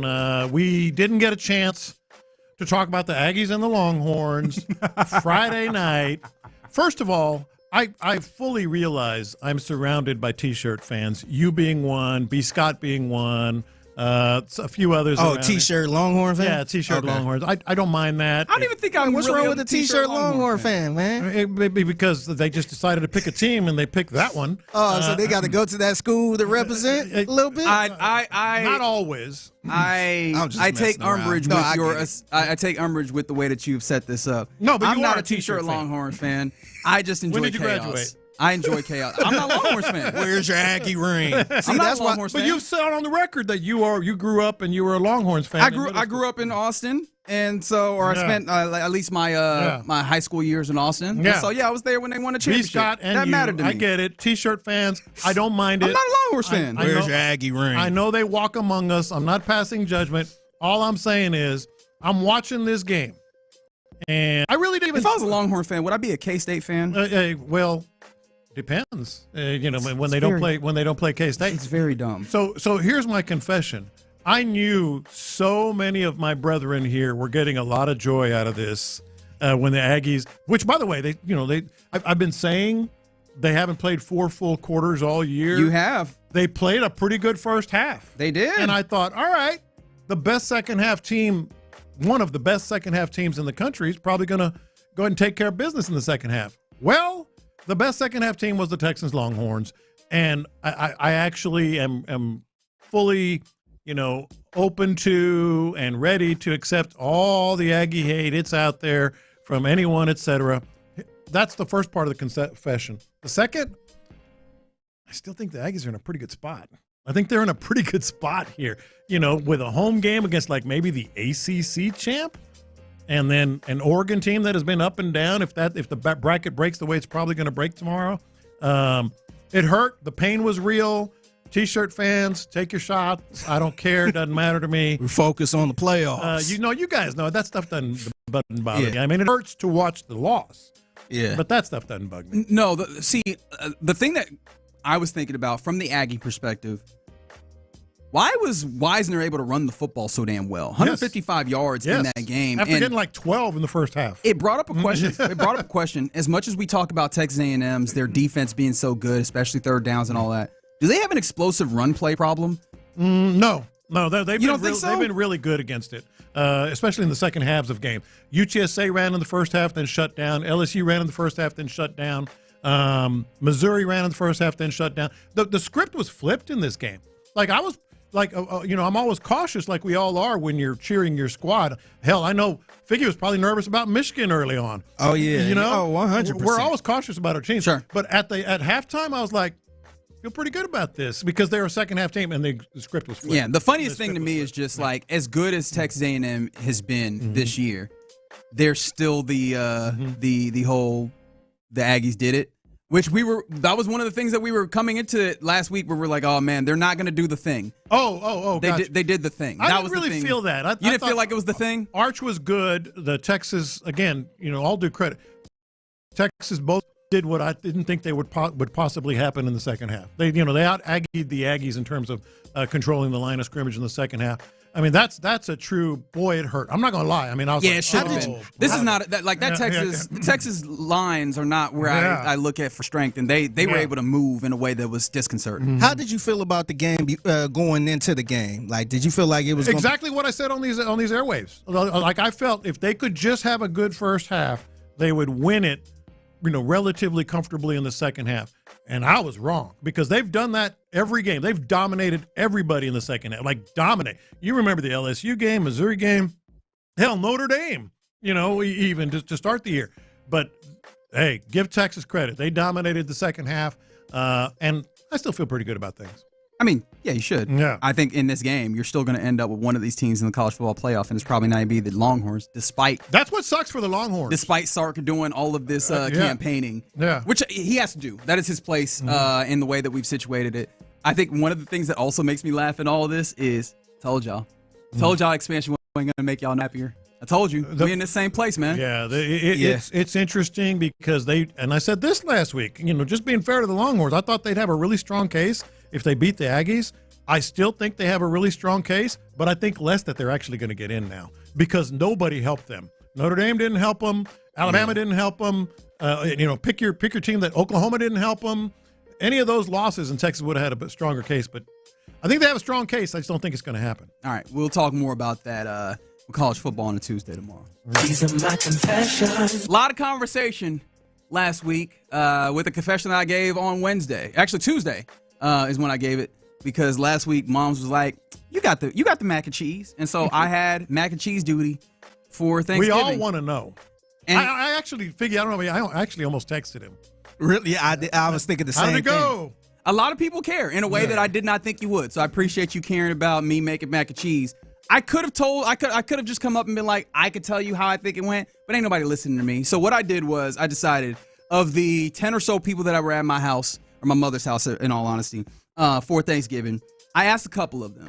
And these two are teenage boys. And I feel like teenagers are going to be, they're going to tell you the truth. They're not ready to hurt your feelings. So this is my little brother and a family friend who this is their thoughts on Reggie's baked mac and cheese for Thanksgiving. All right, Nathan, eating Thanksgiving dinner. I made the mac and cheese. It's baked mac and cheese. What do you think? I actually like it. All right. I was skeptical, I'm going to be honest. Why were you skeptical? Let's just say the presentation scared me a little bit. Oh, okay. So you got jokes. Okay. All right. Five stars. Out of 5 stars. For your first time, I gave it 4. 4? All right, cool. Ronell. You tasting you had the mac and cheese, right? I love mac and cheese is my favorite. Oh, it's your favorite. Okay, so I made the baked mac and cheese. Mm-hmm. What'd you think? Review. At first, I was looking at it like, because I've never seen mac and cheese with that specific pasta, you feel me? Mm-hmm. But the mac and cheese is a 4.7 out of 5. 4.7 out of 5. Add some bacon to top it off, 5 out of 5. Well, I can figure. We got some bacon in I got you. All right, so it was about the presentation. I guess the skepticism. I don't know what that means. What the presentation I saw was? a picture. He showed me a picture. It looked like heavy cream. Yes, and you know what? It didn't mix well enough, so I probably needed that. Yeah. That might have been the presentation that they were talking about. Yeah, it was crusty on top like you want, but there was this sounds bad. It looked a little watery. Is that fair? It looked like it. It wasn't, but it did look like it. So that's fair. I'll take that. He still gave me a 4.7 out of 5. I didn't understand how that happened. Honestly, I thought I would have given myself a 3.7 out of 5. Here's the problem now. Now you're gonna make it every year. Yeah, Yep. it's your responsibility now. It's yours. It's yours. You know what I might do? I might make it again and bring it up here so you guys can rate it. Yeah. But at least it wasn't a disaster, which was honestly the biggest thing. So That's good, man. That's real good. Yeah. These are my confessions. So I was watching the obvious game on Saturday, Ohio State and Michigan. And it was a play where a fella from Michigan ended up getting into the ref's face. Oh, yeah. And kind of do a little headbutt and got a little 15-yard. I think it was a 15-yard penalty. I can't remember how many yards he got, but it was a penalty, unsportsmanlike conduct or whatever that was. My confession was I feel like the ref made a good call for not throwing that guy out because I feel like just the emotions for this game and everybody was on 10 and like blood was up. I felt like that would have been too trigger happy to just throw this guy out because I don't think he really meant to hurt the referee. I think he was just kind of turned up a little bit and it looked bad and it probably hurt. It looked like it hurt, but I felt like it was the right call for the ref to just throw a flag and just kind of keep him in the game. If you do it again, then is it because this is Ohio State and Michigan, and I think it was. Like I said, everybody was turned up. I ain't want the guy to get thrown out that early like that. I heard about this play and read about it, obviously, on Twitter and stuff. I didn't see it in real time. Would you agree with that? I think so. Discretion? Yeah. That's basically what you're saying. And honestly, it's only because it's this game. If it was like another game, if it was Michigan and Purdue or something like that, and this guy did this, I would have been like, nah, man. Yeah. your ass out of here. You touched the ref. Yes, out of here. But just this game, man, I felt like all of these players was really turned up, and it was like maybe a million unsportsmanlike conduct penalties in this game. Yeah. I'm glad they didn't just throw the guy out over this, man, because I don't think he meant to headbutt a ref. One of the things I absolutely love about a game like this is when you see a decision that makes you think, ref was just trying to get to his car. Yeah. Ref was like, hey, man, getting out of this building might have been tough, might have been rough. Hey, those Indy refs, I don't know how they got home in that building. 100%. Yeah. There you go. Those are some lunchtime confessions here in the loop on Sports Radio 610 832 said 4 stars okay. Yeah, man. That's good, man. I was impressed that they gave me such a high rating. I don't know why that is, but yes, I appreciate that it happened. And a lot of people giving you hell about that A&M Well, loss. I told them to, so good for y'all. There you go. Yeah, There you go. I'm good, trust me. We'll see how good he is. I ain't gonna lie, I was kind of rude. I was kind of sad for you, man. For me? Yeah, I know it don't mean anything, but I feel like A&M was having a really good year. Well, they still are. I know they still are, but I kind of wanted them to, just keep it rolling like that. And, all the Big Brother talk came out. Well, put it on a banner because that's the only one you're going to be playing for this year. Yes, I'm so happy. That's the only thing I really care. I'm happy this rivalry is back. Yeah, I'm happy it's back. All you texters talking about Big Brother, put it on a banner and hang it at DKR because that's the only one you're still playing for, as opposed to the Aggies, who are still playing for a banner. I had a real one this time, I had right? to at least defend myself once, right? Yeah. All right, there you go. A real one this time, right? Real banner? They have a real one. Amongst? Yeah, they have a real one. Okay. No, actually, look it up. I'm just giving you hell. You're in the loop here on Sports Radio 610. Having fun because of Victory Reaction Monday. It changes the vibes of everything, doesn't it? Texans get a 20-16 victory. Coming up next, are there any Texans that you'd like to put in here? Who are the winners and losers of the weekend? 713-572-4610. Let's talk about it next. Forget Cyber Monday.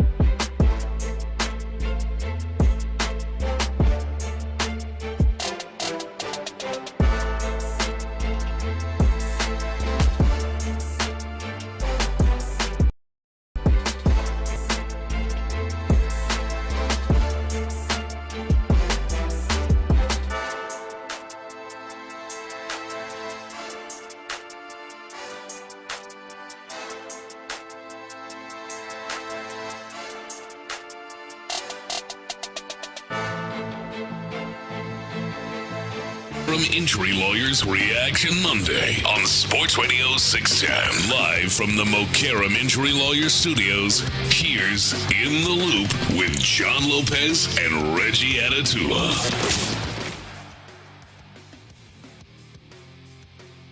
You're in the loop here on Sports Radio 610. Appreciate you rocking with us on this Victory Reaction Monday. John Lopez, Reginald Atatula, Figgy Fig rolling with you after your Texans get a 20-16 victory over the Colts, hand them their first home loss of the season, and pull yourself within a game of the top of the AFC South. Actually, funny enough, now held by the Jacksonville Jaguars, the lead in the AFC South. Very nasty word right there, Crazy, man. Nasty. What week is it? 12, 13? 13. Yeah, We're headed into week 13. 14. That's nasty work. Wild stuff that's happening. But all right, let's get some winners and losers of the weekend. Oh, you didn't do the sponsorship. What sponsorship? The Lane Kiffin winners and losers of the week. Oh, yeah. Actually, all right, let's do that. The for 1 week only, Lane Kiffin, LSU winners and losers of the week here in the loop. But would you consider Lane Kiffin a winner or a loser on the weekend? Seriously? Yes. Winner financially, loser in every other respect. Do you think so? Like, there's already people excited. The LSU fans are super excited to have him there. Again, I nothing think to do with LSU. Good I think for he's you. a culture fit there. Absolutely. As much as anyone who is not inherently Louisiana is. Yeah. There, and he's a play caller that I think will fit in their situation. Yeah. And I think he can handle expectations there. Here's the thing. LSU, you are a winner. 100%. I really want to emphasize, it has nothing to do with you. Great job. Lane Kiffin, your bankroll is thick and getting thicker. He gets to spend time with his daughter, who is dating a linebacker on the team. Yes, with Weeks. But the loser in this is God, and the loser this week is morality and goodness lost this week because of Lane Kiffin, ladies and gentlemen. Marty Smith is the loser who I had. He's a winner. He was grinding, man. I think that he was a loser because his assignment was to get this story, and he had it all weekend. He did get the interview. Marty Smith here waiting for Lane Kiffin to give us an interview. It's been 75 hours. Yeah. No. The loser is God, as I mentioned, and Lane Kiffin in this sense.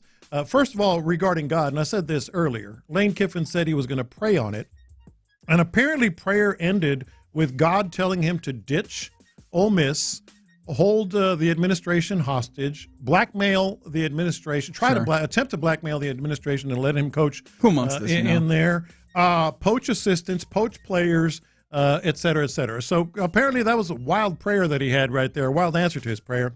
And then Lane Kiffin also in this regard.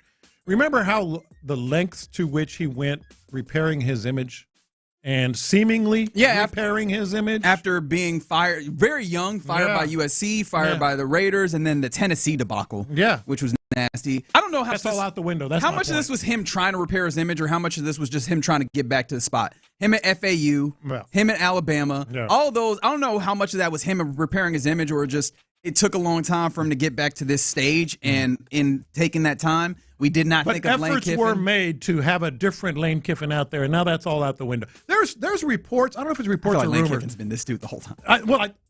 Probably. Yeah. But he's kind of repaired it, at least publicly in some regard. Dude got fired on the tarmac, which is all you need. One of my favorite stories. Which is all you need to know about what people who deal with him think of him. Was this the tarmac once he got back to LAX? Yeah, this is LAX once he got back. Yeah. Because I always, in my brain, I'm always like, wouldn't it have been funnier, though, if they were like, don't get on the plane. Yeah. Find your way home.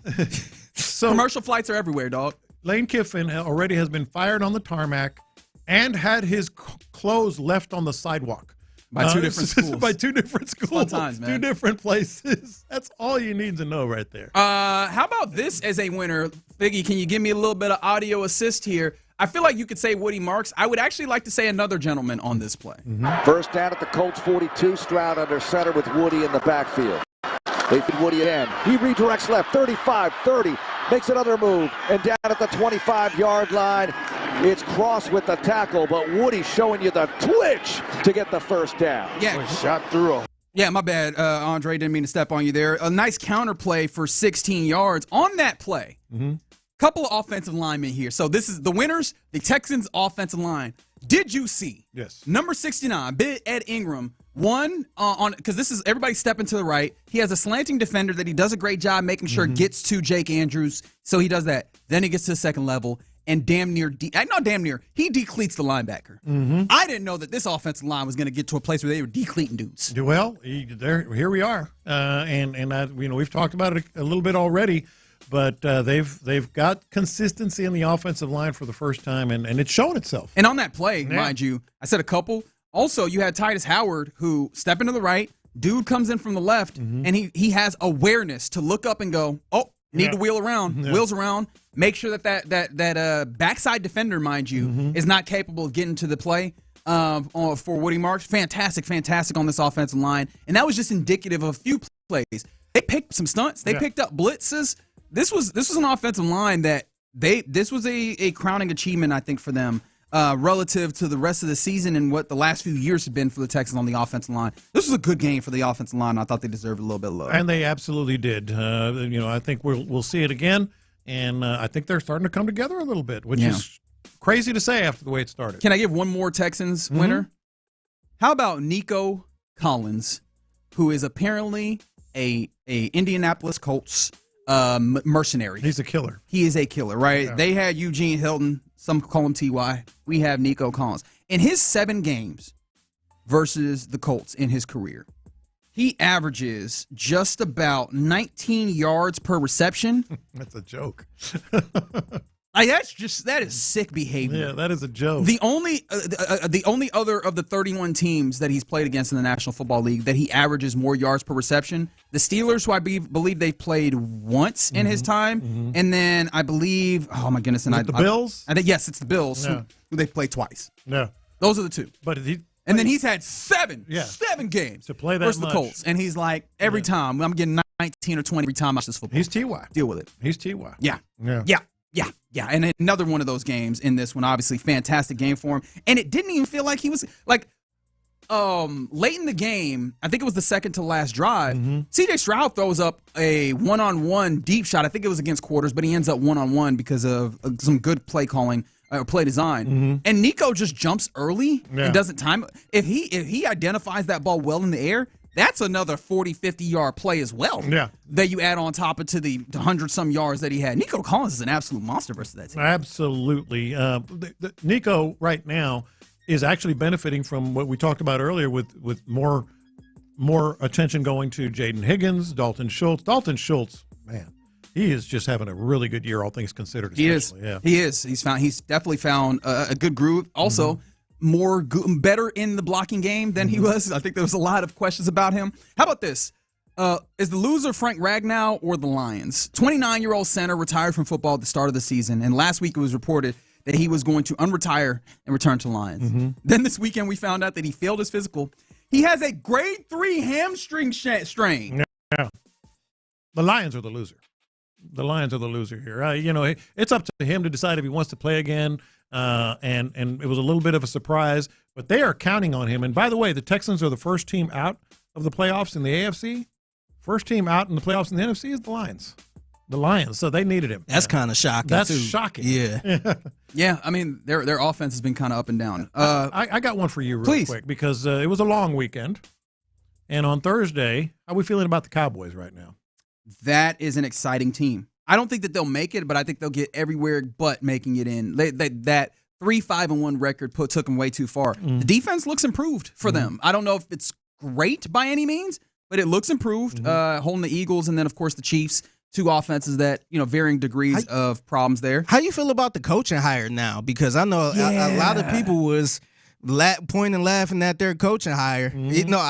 I'll raise my hand. I probably wasn't laughing loud, but I was giggling a little bit. Schottenheimer has been an offensive coordinator for a long time with that name, a name that rings out in the NFL, and nobody had given him a job. And I was like, why is that? Yeah, he's a leader of men. Those guys get behind him. He's always been just a charismatic dude. But I was like, there's clearly something wrong. He's been able to manage what's happening there in zoo that is Dallas, and he's calling a really good offense. So I got to give him that credit. I think Bryce Young is the winner. Oh, boy, I'm glad you brought that Youngest up. quarterback in NFL history to record 11 game-winning drives already in his career, as they do a game-winning drive to go and beat the Los Angeles Rams, who had previously looked at as the best team in football. They having a good year, man. they are, what are they, 7-6, the Panthers are? Yeah. They're not a great team, don't get me wrong. But I didn't think It's they'd a be good here. year. They having a good year, man. Yeah. Salute to those dudes who stopped doing that podcast. I wonder. I'm sure they back doing the podcast. Nah, they said that they were going to come back, and all the fans were like, nah, stay where you been, big fella. Stay where you been. They've been rolling since. We're good. They have been rolling since, so there you go. And then shout out to Tyrod Taylor. A win with 6 different teams, second only to Ryan Fitzpatrick since 2000, as the Jets got a victory this weekend with Tyrod Taylor. Those were the 3 wild games: the Texans, the Jets, and the Panthers. Salute to all those. Reminding you that you might think a weekend in the NFL is going to be boring. Any given Sunday. Never baby. happens. Any given Sunday. All right, coming up next, let's get to some passing thoughts. So we've talked about a lot of things in this game. I kind of want to throw a grab bag of buckets into stuff, including I want to talk more about this Cade Stover tush push thing. We'll do that next. Yes, sir. Football season is in full swing.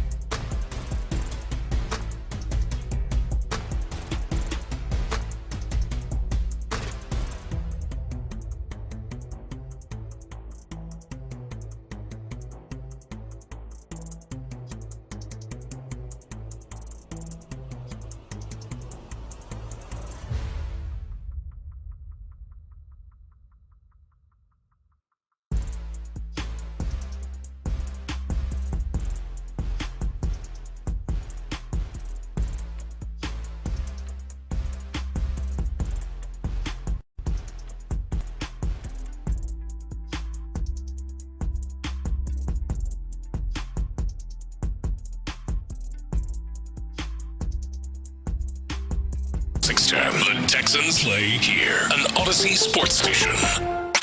It's a Mokaram Injury Lawyers Reaction Monday on Sports Radio 610. Here's In the Loop with John Lopez and Reggie Atatula. Yeah, you're in the loop here on Sports Radio 610, enjoying, basking even in the glow of a Houston Texans win. It's a Victory Reaction Monday here in the loop, and we're just enjoying. 20-16 was the final. Texans able to just get it done, just win, and move to 7-5. Colts are now 8-4. You're only a game behind them, and more importantly, only a game behind the Jacksonville Jaguars, who technically have the lead in the AFC South. What a fantastic place to be. All right, let's do some passing thoughts, if you don't mind, and get a feel for some of the other things that happened within this game. Experience, wisdom, opinions, barbecue sauce. Our guy Lopez has it all and shares it with you. I used to go into the clubhouse and I just... It's time for the OG's passing thoughts. Tell me a story, OG. All right, we got a lot of passing thoughts here, not necessarily things that we have covered in today's show, but some of them are adjacent. Like this one, my first passing thought. You know how they have video assist and it's almost instantaneous? It's one of the most bizarre things in sports. Like, it takes them 10 minutes, I'm exaggerating, to review a play, but a lot of times they have this video assist. After video assist, you know, this, or that, which is immediate. Got you. Right? Like, so pretty much the thing they got in tennis. Yeah, like that. Oh, you're talking about the Hawkeye technology? Yeah. After video assist with, you know, whatever we've ruled. Oh, yeah, because they got somebody in the booth who's actively watching all the replays at all times. Yeah. Okay, why? I'm glad they didn't in this case, but couldn't they have done that on some of these calls that went against the Colts?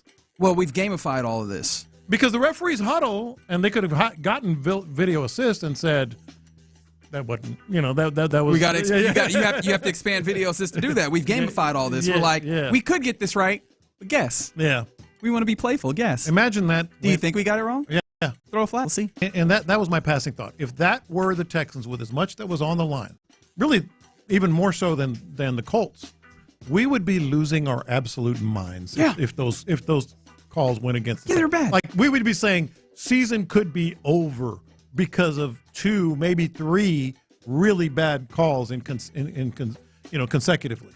One of the things that I think anybody in the world of sports asks for, understanding that there's a level of human error that happens in this, and the natural give and take of doing a bunch of reviews is not inherently what we want. I think we've come to learn over the last decade or so of doing review in various sports, is at least find some consistency. Yeah. And they were consistently bad. So like, I feel like you could take that away. Is this a thing that you can utilize? No, it was just bad.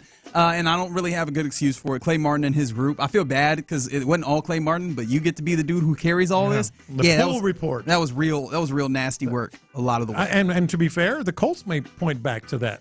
Sure. And say that's why we didn't get into the postseason. I feel like the reason why they are going to point back to that. Yeah, they will. If they don't make it, they will. I think they will, but I think you can also point to the fact that what happened to all this ability to actually run the football and ability to work on third down. Trying to hear all that, man. They don't have to be trying to hear all that. I'm trying to say it. We'd be doing the same thing, man. Yeah. We'd be doing the same thing. Yeah.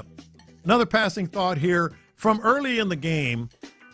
That Sauce Gardner injury, non-contact, happened after 2 snaps. Yeah. After 2 snaps of the ball. And you hate to see it. You hate to see it because that's when I felt, all right, that's going to change everything. But you pointed this out during a break. It really didn't change everything immediately. No, it was a good long time. I actually forgot to go back and check at what point I really made that note in my game notes. But it was like, man, Sauce Gardner not being in this game doesn't really feel like it's made a huge effect. Now, of course, operations were bad, and CJ was overthrowing the hell out of or just missing passes at times. But it was like, man, it doesn't feel like you're taking advantage of the fact that their best cornerback, in a circumstance where they're playing more man defense than they had at any point previously. You're not attacking. You're not attacking that, or at least you're not seeing the benefit of it. But ultimately, in the second half or later on in the game, you saw them do that more. But yeah, it was a note for me where I was like, Sauce Gardner is out immediately, and I'm like, why does it not feel like you're really attacking him? Can I add a note here, speaking of attacking? Yeah. And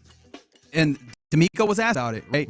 Oh, the Jalen Reed. That Is was this going to be my season second end? part of it. Is this going to be season ending? Yeah. Because, and the reason why this comes up, he gets injured. He's holding his forearm, and I was like, I don't know how serious this is. And then I saw him like, what did he throw his helmet and really make a grimace? I was like, oh, okay. Yeah. He was on the field. You could tell he was on the field where I'm like, man, I ain't know what was going on. But I knew it was bad. This is bad. This is very bad. When he starts on the field, as they're looking at him, he's like, really upset because players know. Players have a good understanding of what their body feels like. It was kind of Brevin Jordan-ish a little bit, where you just kind of know, and you just so frustrated because you know. My feeling in that moment was, oh, snap, who plays that other safety spot? And I was like, do they go back to Jalen Mills? Nope. They went back to, and I say this as lovingly as I can, a dude who I think I have to call the mark is Miles Bryant. Like, before the first time he had to play, I was like, yeah, this feels like it might be system. Nah, man. They looking for 25, man. No, that was going to be the second part of my thought on Sauce. The Texans didn't really immediately make it clear they're going to try to, well, they were also in his zone, but, try to take advantage. The Colts did. The Colts made it very, very clear, Miles Bryant is on the field. Let's try to make him food, as the kids like to say. And they did. My kids? Yeah, you are one of them. Oh, okay. All right, another couple of passing thoughts here for you. And you touched on this a little bit. Azeez Al-Shaair just can't. I think I've had this exact passing thought before. He can't help himself. He cannot help himself in moments where you can just be a little bit more, not reserved, but temper it back a little bit. You had to lift that guy and toss him. You had to lift that guy and toss him. Little mini suplex. Nothing, something slight, Which 95% of the time is a penalty almost. I know. I just felt very lucky that happened. Also, when it comes to Azeez, very fortunate that he came back into the game, right? Because I think he was hurt. Henry was pretty good in this game. EJ Speed provides you what he's been providing you, that quick trigger and those things. But it feels different when that man is wearing the green dot and in the middle of this. As much as we could talk about him playing on the line and frequently stepping that extra toe over it, that's part of what makes him really good at what he does. And so I appreciate that he was there. But in that moment, I was like, hey, man, could you not suplex a dude? Yeah. Could we just? He just can't help himself. He's always in the middle of that stuff. I know he got a career in wrestling after his career is over. He might. And the thing is, I want to make it clear. All of that we say about him taking that extra step is with the understanding. Great dude. Love him. Think that he's great for this 100%. defense. All of those things are inherent within this. It's just, did you have to suplex him? That's it. It's really it. He gonna go to UFC after his NFL career, man. I can see it. I feel like he is, and this sounds judgmental, sorry. I feel like he's smart enough to not be the guy who's like, I took all these hits for a living in football. Let me go take some more. I feel like he's not that guy. Yeah. Another passing thought here, just in general on the broadcast. J.J. Watt does everything well. He's so good. Everything. I mean, that was he put on a show, man. It was so insightful, which is what you want. Yes. But also entertaining. I was mentioning to you earlier that comment, just in passing, he had about the pile. Yes. He said the bottom of the pile, it smells exactly what you think it would smell like. And then he said it's not potpourri. Yes. I mean, that was just like on the cuff. He was set up by Ian Eagle. Like, he is really, really good. And in the similar way as D'Amico talking about this team still having room to grow, it's not like he's excellent yet. This is just, and probably the biggest thing that I could say in support of what J.J. Watt is doing on these broadcasts, it all feels pretty casual. Like you're having a conversation, which is what it should sound like. Maybe I'm also being kind of Jedi mind tricked by when they go to the booth and he's not wearing like a suit jacket. It's just kind of a shirt and it feels very very workmanlike or whatever. But on the broadcast, it all feels pretty. It feels pretty casual, but it's all, as you mentioned, insightful. It's fun. It's not robotic. It's real, and I appreciate the and it's not biased. I don't think any Colts fans for sure. I was just about to go there, man. I felt like he was in his bag towards the end of the first half, talking about the Texans and the I guess game management and the calls. Yeah, he was in his bag on that one. Yeah, well, he was questioning D'Amico without really, but in a tactful way. Yeah, about what are you doing? You know. Yeah, no, he was saying what everybody was probably saying in their living rooms. And then, really, when on those 3 calls we mentioned earlier, like he was more than fair. He's like, "Hey, Colts fans, you probably need a drink." You know. Yeah. You probably need a drink right now. Are you with the 832 that J.J. Watt should replace Tony Romo? Yes. Yeah. I kind of like the idea of letting him cook a little bit more. But yeah, man, Tony Romo. And what's funny is I felt like I saw this in real time. I don't need to pat myself on the back, though, so I apologize for doing that. But, like, it was very evident that what Romo was a one-trick pony, and that trick was I was in the game recently, and I've been looking at all of the game plans recently, so I can tell you what that team is going to do. He's gotten further away from it, and it's clear that he didn't do as much study. Yeah, it's clear that he doesn't have a understanding of the finer points of broadcasting and being that color analyst right now. Here we go. And so that's his big take. That's his big line. Yeah, and so without the ability to tell us what's happening coming up, he's not giving us a lot of insight. In fact, at times, he's putting it back on the play-by-play guy who's got to be like, hey, man, what do we pay you for? I kind of like JJ with Ian Eagle. Yeah. Like, you can tell they're really good friends. Yeah, I think they should stick together for the next couple years. Are you willing to go full Ron the Show Hughley and just go, hey, get rid of both of them dudes on the first I ain't going to go that far. Okay, all right. I ain't going to go that far. Another passing thought here. We haven't even gotten there yet, but we need to do it now. The Stover push. I think it's just a Stover sneak, man. The Stover sneak. I will not call it what one of the texters have been trying to get me to call it. No. I called it in jest the Red Rover Stover, but people seem to like that too. What do they say on the text board? You can say it. No, I don't want to. You got the text board in front of you. Just tried to set him up like that. What is that?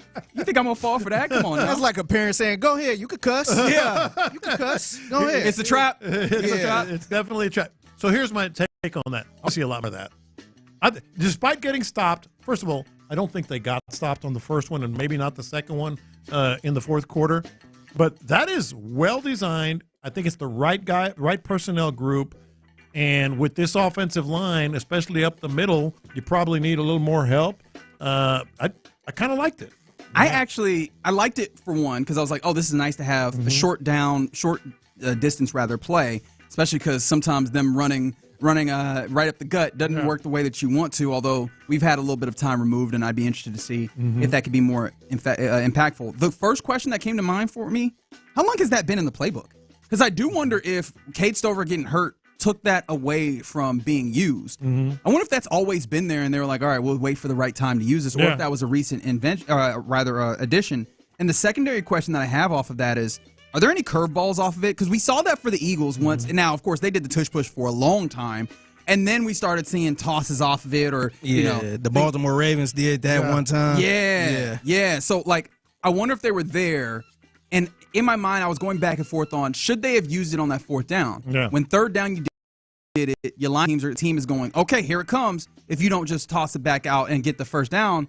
But is that using it too cheap? That's a little too much for K-Leads for me, man. No, I think if you've got that, you have to have the curveballs. But is that too cheap to use it the first time you throw out the idea of your tush push or whatever, your sneak?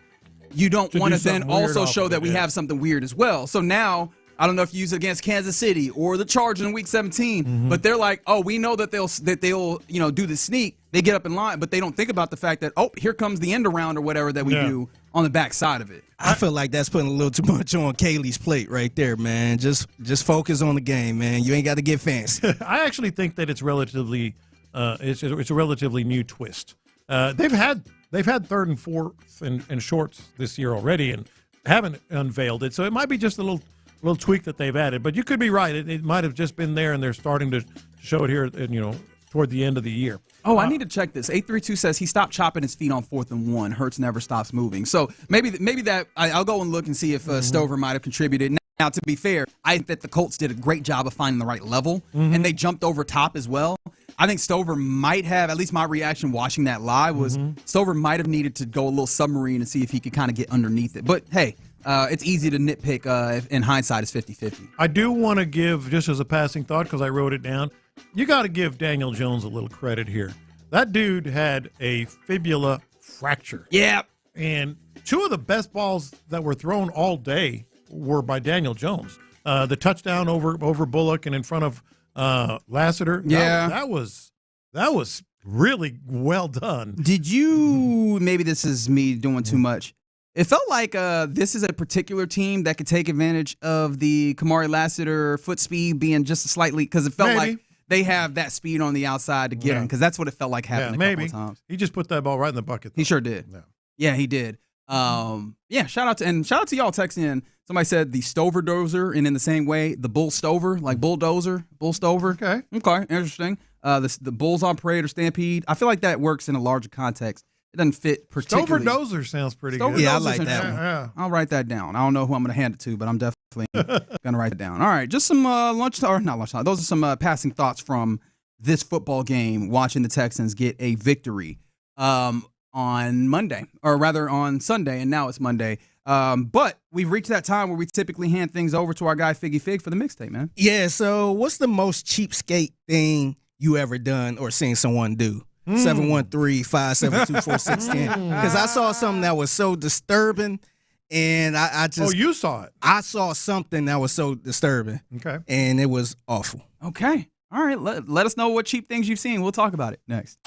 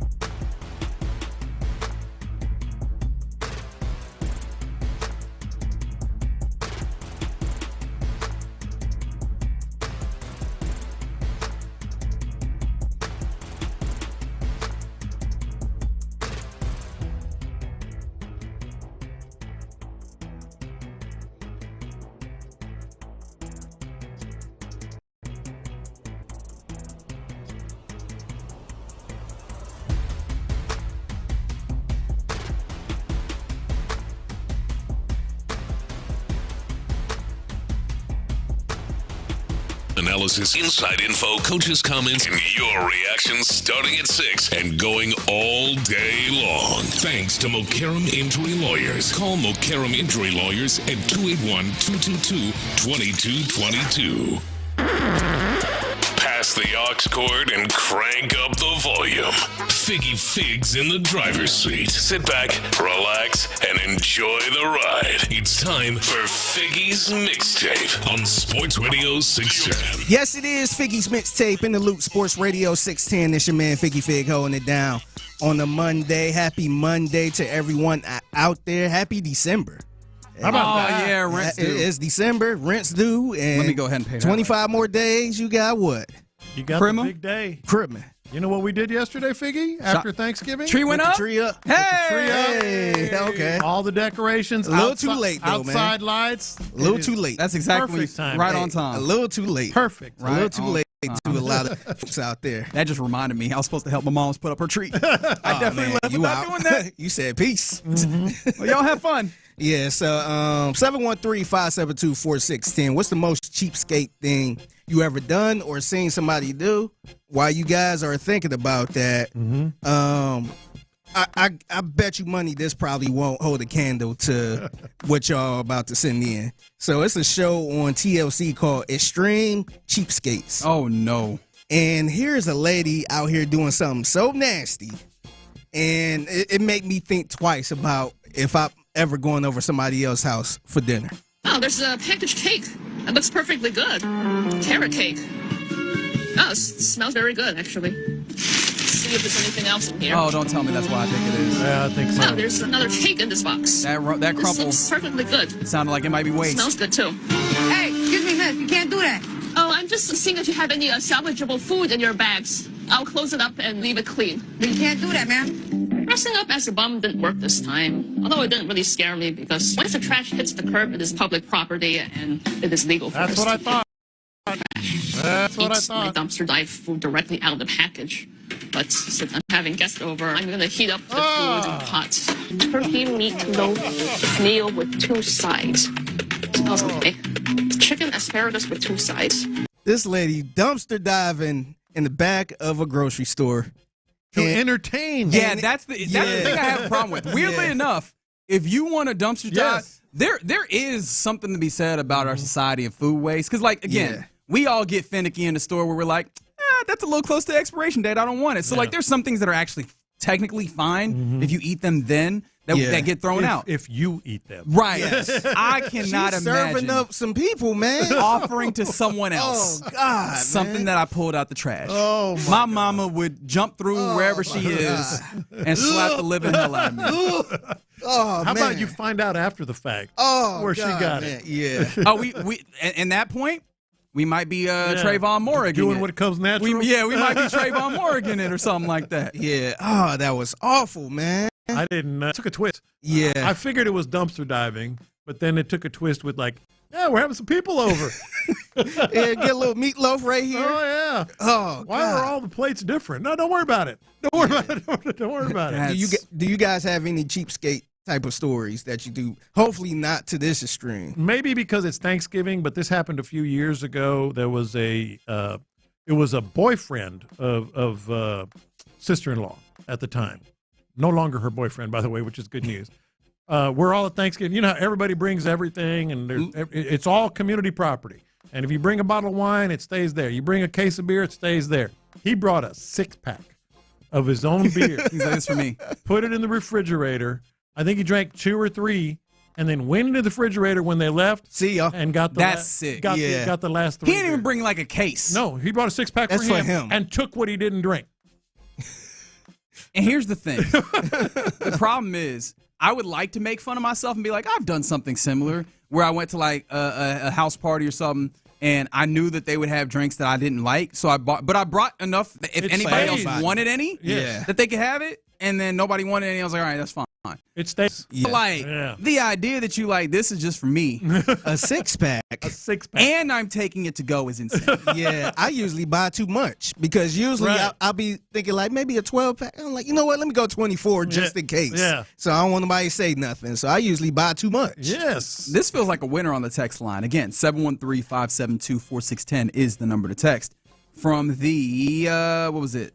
Well, 713 is fair. They're like breaking up with people before Christmas or Valentine's Day so you don't have to buy a gift. That's definitely cheap. But from the 901, they said the most cheapskate thing that they've ever seen was somebody bring their own cheese into Burger King, order a Whopper, and then put the cheese on there. That 30 cent was really messing you up, huh? They were like, I'll be damned. 50 cents for cheese? I got cheese at the house. I got some sharp Don't even cheddar worry in about my that. shirt pocket. I got a little slice of sharp cheddar in my shirt pocket. It's going on this burger. Yeah, the one I probably do, not all the time, but whenever I go to Chipotle, and you know how they ask, hey, do you want to drink a large or a small? Mm-hmm. If I'm eating there, I'd never say large, man, because you get a refill. That's probably more smart than being cheap, but I never understood the whole, let me get a large drink and I'm sitting right here. Yeah. Like, no, I just keep getting refills, and once I'm getting ready to go, I'm going to refill it up to the top. This is probably cheap. I get probably no ice or little tiny ice so I can have more soda or whatever. Yeah. I definitely do that. And if that's cheap, then I'll be that. That's a good cheap, though. That's not like a nasty. I'm like, the drink come out cold anyways. That's more of a hack. Yeah. Like that's a fast food hack. More than like cheap is like what you talked about, or that stupid old boyfriend of my sister-in-law's. Yeah. I love that cheese one. The dumpster diving and then serving to other people, I can't. That one upsets me. But the idea that's like, because they do be overcharging for cheese. If you're gonna be honest. Yeah. Like, this cheese do not cost 75 cents like you're trying to charge me right now. What's damn near happening? $1, man. Yeah. You're like, damn. But yeah, keep sending them in, 713-572-4610. As I continue on the mixtape in the loop, Sports Radio 610, so we going from cheapskates to somebody actually racking up some money in a legal way. Oh, no. So I don't know if you guys saw this, but I guess it's a little illegal side hustling going on in the parking lots of NRG. I heard about Oh, yes. Have you seen this? Yeah, so you might be paying the park, but some folks might be taking your payment and racking up some cash. So here is, this is KPRC2. Shout out to Bryce Newberry with this story.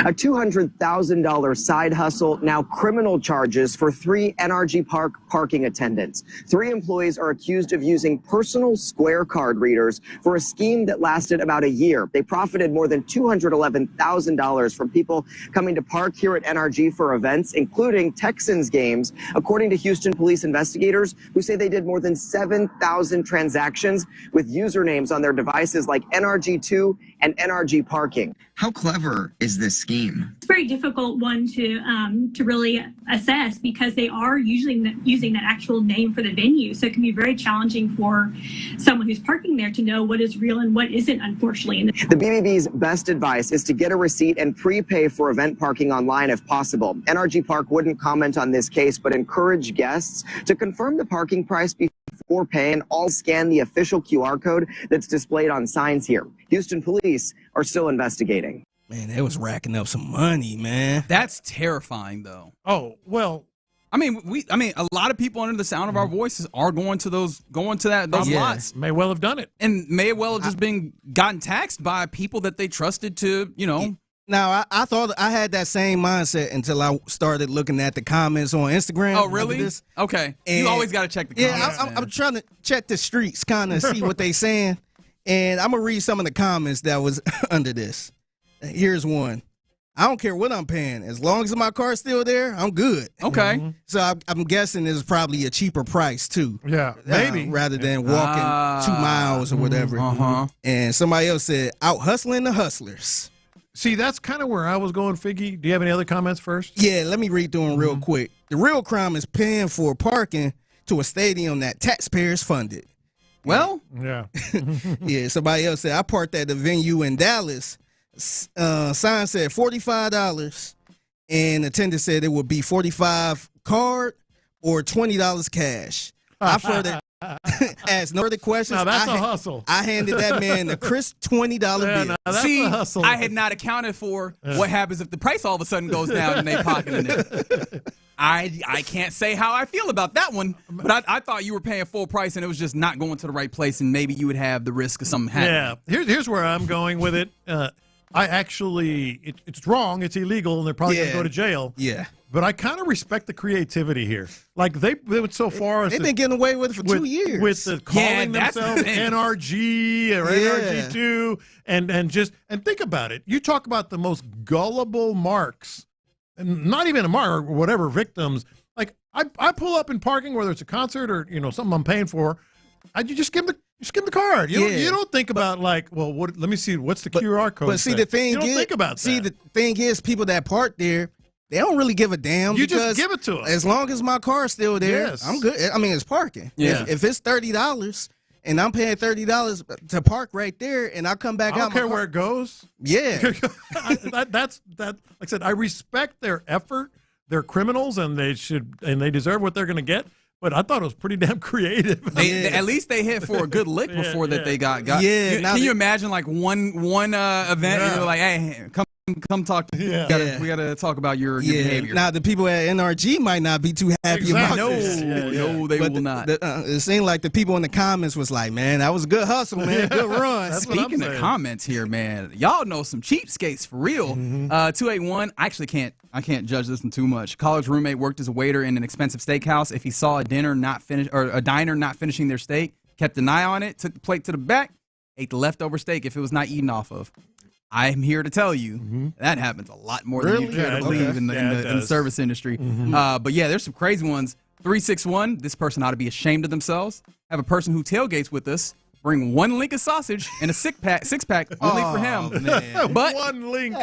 He's the first to grab fajitas and food and good beer. Of course. See, this is the thing. Don't text this to me. Text that to him. Like we just got to talk about this straight up. You're not gonna come up here and just steal from the tailgate. At this point, you just got to go up to him like, dog, what are you doing, Come on, man. I love this because this happens all the time. Sorry, I know you got other stuff. No, this was perfect. But he marked a bookcase at a garage sale for $0.25, and someone talked him down to a nickel. It's $0.25, man. It's a bookcase. Yeah. It's a bookcase. But you know what? That person does it for the love of the game. Yeah. It don't matter. They're like, God, I can't just come here and not buy it. Imagine you got this bookcase. Would you take a nickel? I marked it for $0.25. You want to get some more of that? Put something on Facebook Marketplace. Oh my! No matter what the price is, they gonna be like, "Hey, I'll give you $1 for it." You're like, "Dog, I'm charging $2 for this." You could put something up there free if you come pick it up. It's like, all right, but what if you deliver it though? You deliver it? Yeah, nah, it's crazy.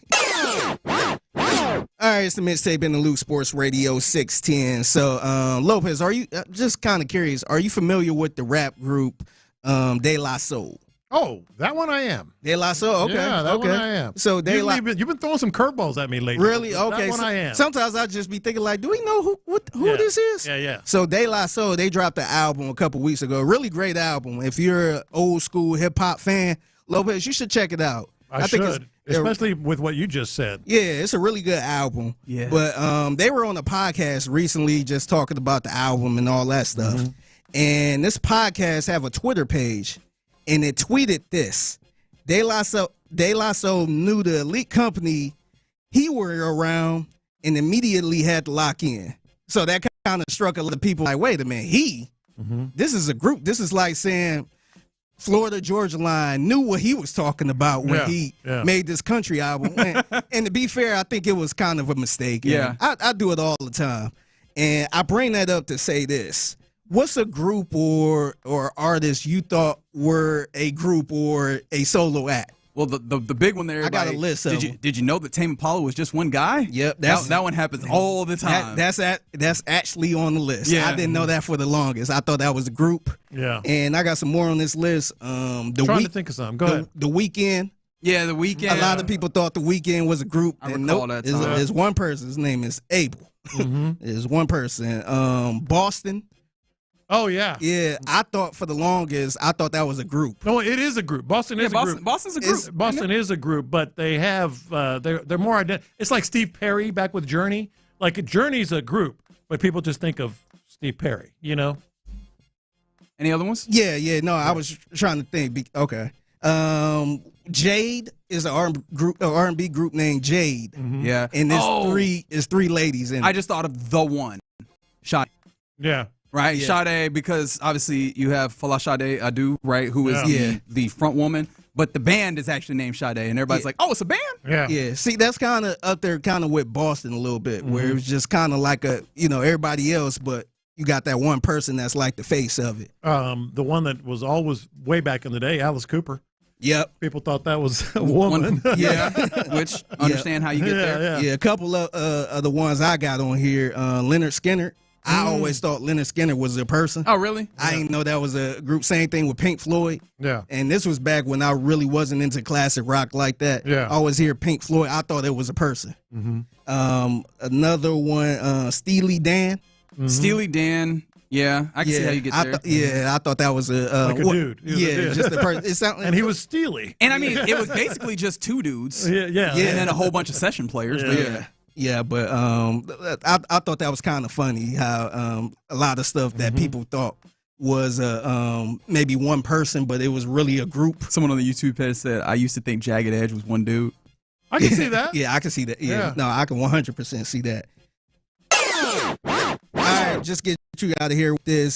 Special salute to Aaron Wilson, man, because he asked the one question that I've been thinking about for the longest. What's up with Jimmy Ward? Yeah, man. We got an answer, and the answer is no update.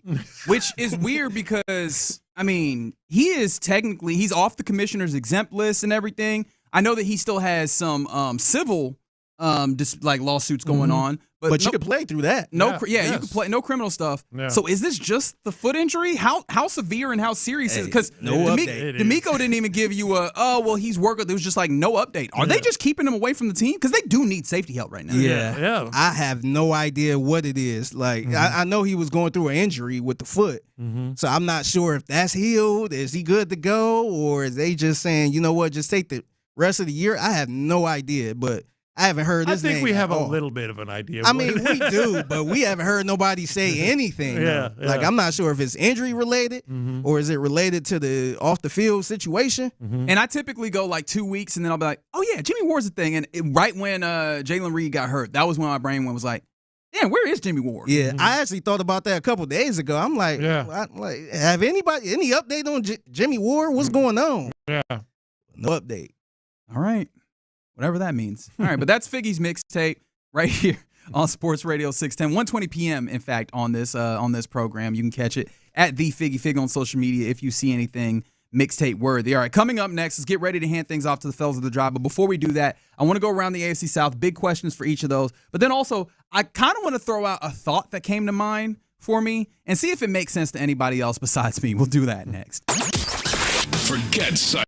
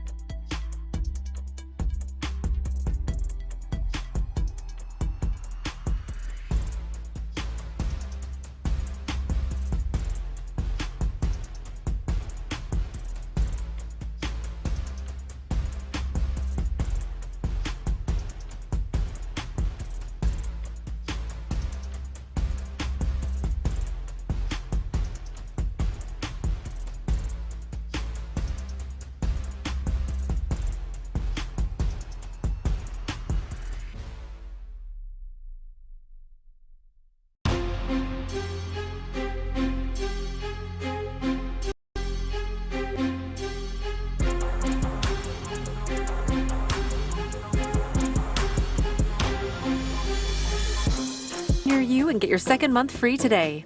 Plans include $5 credit for auto pay and e-billing. See site for additional details. Thank you, Figgy. It's a Mokaram Injury Lawyers Reaction Monday on Sports Radio 610. Live from the Mokaram Injury Lawyers Studios, here's In the Loop with John Lopez and Reggie Atatula.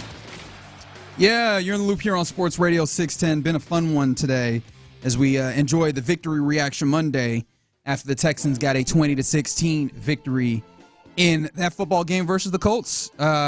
Puts them a game behind the lead in the AFC South, and we knew that the AFC South was in play. Now it's somewhat in sight. Yeah, it's here. Yeah, man, it's really fun to be there. So I see you on the text line. I don't know if you talked about it. Can you talk about how perfect of a Thanksgiving the Texans had with who won what games? The 281 said, yeah, Thanksgiving was pretty damn fun, both in the way that the games went, but also it was actually a good week for the Texans, man. They beat the Bills, had that extra time off.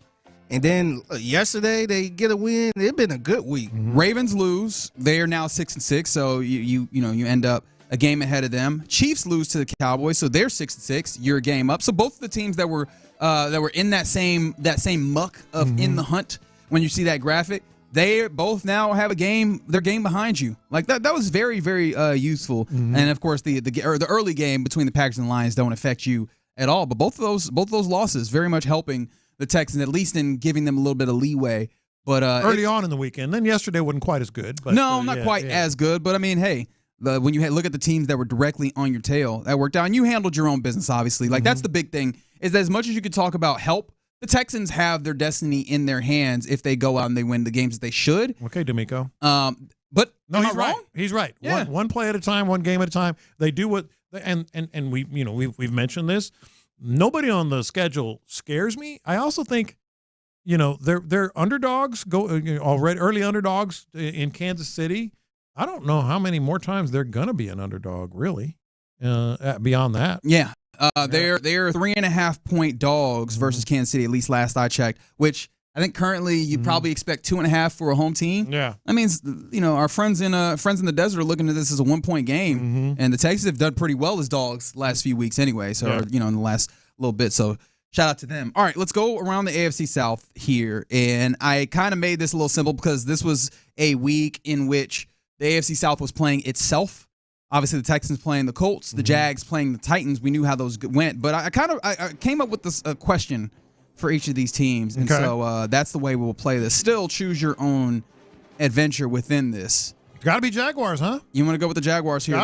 They get a 25-3 victory over the Titans. We talked about this with the Jaguars, and the Jaguars didn't really necessarily put up a whole bunch of points necessarily, but they managed to still win pretty handily. The Jaguars' remaining schedule is such that the question I have here is, are they goofy enough to let the Texans do this? Oh, you mean let the Texans catch up? Yeah. Well, they're definitely goofy enough. They are still the Jaguars, and the Jags are going to jag as often been said. Trying to be as objective as possible, they might lose 2 more games, which means they're going to get to 11 wins. They have the Colts both times. They have the Colts at home and on the road. Yeah. So division games, maybe give them a little bit of benefit of the doubt to win one of those. So you beat the Colts yesterday, which I'm going to keep saying because that was fun. Yeah. Did the Colts and maybe the injury issue with it's Daniel real. Jones? Yeah. Does it feel like it's significant enough to where you think the Colts could lose to the Jags, or do you think that the Colts, especially seeing as they weren't going up against Texans defense, right? Jags defense has been better, but not nearly anything like the Texans. Does that feel like the Colts are still above the Jags when it comes to actually getting on the field? I think the Colts are a better team than the Jags, but I think also Jonathan Taylor can erase all that, and I don't know how many teams are going to have the success that the Texans had against Jonathan Taylor because they just simply haven't. Yeah, maybe they lose both of those, but I think their best chance is going to be this weekend at home against the Colts because Daniel Jones, if you look at the game plan that the Colts had, and you and I have discussed this, they never got him outside the tackles. And he is a mobile guy that they have liked in the past to get on the move, to make plays, talking about Daniel Jones, and they never really did that. So I think the Colts are going to be able to – he's probably still going to be hemmed up somewhat against the Colts, and the Jaguars are going to have a chance. But beyond that, Jets – at Broncos, at Indy, and then the Titans to end the year. Well, that's funny that you kind of talked about that, or that we talked about that, because I feel like that ties into what I have for the Colts. Sorry, I'm taking away the choose your own adventure portion of this. Because as much as we were talking about the Jags could, if they are serious, that leads to the question for the Colts. Is it possible that they don't lose another, or that they don't win another game? Absolutely. This year? Absolutely. Jags a couple of times. Well, they have the Jags twice, so they'll win at least one of those. You think so? Yeah. Okay. Because the Texans week 18 could, obviously we know that you've shown that you could do it, but Niners and Seahawks as a sandwich between all of that. And then the Texans. Yeah. That's rough. Wow, what if the Colts only win one more game? Yeah, that's a possibility. What a hilarious, we were talking about it. The look back at this season could be kind of hilarious. There could be some good revisionist history happening. For the Colts, it'd be fairly negative to come back and look at the Colts and be like, yeah, after all that start, where you end up. And then for the Texans, they're 7-1, 8-1. Was it 7-1? What, when they started? Yeah, I have to pull it back up. I can't recall Colts. exactly where. 7-1. Was it? Yeah, Isn't that crazy? 7-1. Yep, Wow. and then they lost to the Steelers. Yeah. But yeah, that is wild to then look at this, and they've only gotten one win since then. Man. And then for the Titans, I don't know if you saw the locker room, any locker room kind of conversation. The vets are pretty upset. Jeffrey Simmons being the guy that's obviously standing on the table, being the major vet there. Yeah. Is it a, and actually let me make sure that I get this question correct when I ask it to you. Are the veterans losing their cool actually a good thing long term for the Titans? No, I don't think it's ever a good thing. They're older guys, well, not ancient, but they're older guys that have just had enough and probably want out. And I think that's the frustration. The reason why I asked the question in that way is this is a team that easily could have had the big Q word, which is just quit, don't nobody care. They're still like fighting amongst each other, but they're fighting for something in a way without a head coach, which made me go, are they still invested to the point where once they get somebody who can organize what's happening here, can they get this together? But yeah, that's where I had to go. That's where I had to go to get you something for the Titans, right? Maybe the question could have been, are they ruining Cam Ward? But that one feels pretty simple. Yeah. I was like, is there anything that isn't a positive for them? 1-11 Tennessee Titans, nasty business. They have Cleveland next, mind you, so that could be real bad for one. Cam Ward, especially as J.C. Latham has looked the way that he has. All right, we thank D&M Auto Leasing for another opportunity to cross talk with the fellas of the drive. Ron Wenham, baby. Good, to be honest. Okay. I was sitting there just thinking, we talked about this last year. What happens to Shane? Yeah. With Jonathan Taylor? Oh, yeah. What happens to him? Right? Like in this game, you're thinking, boy, all right. Like heavy dose. Oh, heavy dose. Daniel Jones struggling. Even if they stop him a couple of times. By the way, you look at it like, I didn't watch the game thinking, man, they have just bottled up Jonathan Taylor. I think last week, the Steeler game, I think he was bottled up. There were points where you're like, he's getting something. And especially Daniel Jones is over there on a leg and a half. And that doesn't seem like that's going to get any better. Yeah. Like he's over on a leg and a half, and they would just go possessions where I'm like, forget him. Dan's thrown the ball 5 times. Yeah, Bro. Maybe he's justified it to himself by one of them. He threw a screen to Jonathan, but I'm just like, he would just go 5, 6, and we watched this with Anthony Richardson. Me and Clint would talk about it. We sit up there and like, what? How did we get to? Yeah. Man, I'm gonna throw it with Anthony 7 straight times here. I just, boy, Shane, boy, and I think it's when maybe it's a matchup thing because I think it is with D'Amico and the Texans. Maybe it's overthought. He gets really ass happy. He's done this a lot this year. We talked to James Boyd up there in Indy. He covers him for the Colts, and he was like, yeah, I think he just trusts his offense and his passing game too much. I mean, he ain't done it that much this year for the. I mean, I'm not saying he hadn't, but the success that Jonathan Taylor has had this year, he has had to commit it to at some point. It is just the damnedest thing. It is. Why they It's okay 2 years in a row for me. I mean, it's hey, look, he had 21 carries, so I mean, he's still totally the rocket some, but I mean, it's you would think you'd get this would be one of those games where you're like, hey, JT, we're finna get it to you 30 plus. Yeah, we need you. Yeah, my guy's got a broken leg, bone in his leg. We got to have you. And the game didn't get out of hand to where it was dictated to him. I think he only had 12 touches at the half, 14 maybe. It wasn't 30. It was there were like 5-6 play drives where he didn't get a handoff. Yeah, and it would just be like, how does that happen? Yeah, it's weird. Yeah, his success rate wasn't incredible, but it wasn't like it was awful in this game for them to not utilize him. But hey, I'll appreciate it and I'll take it. But it's every year with this guy. It is. Yeah. It is. It really is. Yeah. Taylor's not a guy that you get it halfway. You get it halftime, and you're like, oh man, we got to quit running him. He's only getting 3 yards a carry. Now he's a guy you're gonna run to the fourth quarter. Yeah. You remember that game? It was the guy to have a game the end of the year where the Texans went in there and on that Saturday and they won the division year one, and they had a fourth down play, and they had both their top running backs on the sideline on fourth down. And they threw it to the third one. Yeah. They threw it to the third best. And that was ball game. Yeah. That was ball game. Yeah, it's like, what? Yeah. Like, Shane, what gets away from him? A reminder that ostensibly pretty good coaches all have their weaknesses. That's definitely one for him. We know. Did you guys play Madden 06 at all? No chance. Not a never. Interesting. Okay. Never a video game. So I want to see if this lands at all. Tyler did. One of the things I thought to myself in this game was like Madden 06 was when Madden brought in the passing cone. So they tried to make it so that you could look defenders off, but then also you had to like set your passing cones in order to throw the football. It didn't stick because it was too much additional stuff on top of reading routes, whatever. But the question I asked myself, because different players had different passing cones. Peyton Manning's was damn near the entirety of the field. You didn't really have to move much because you could see it. Bad quarterbacks, real skinny.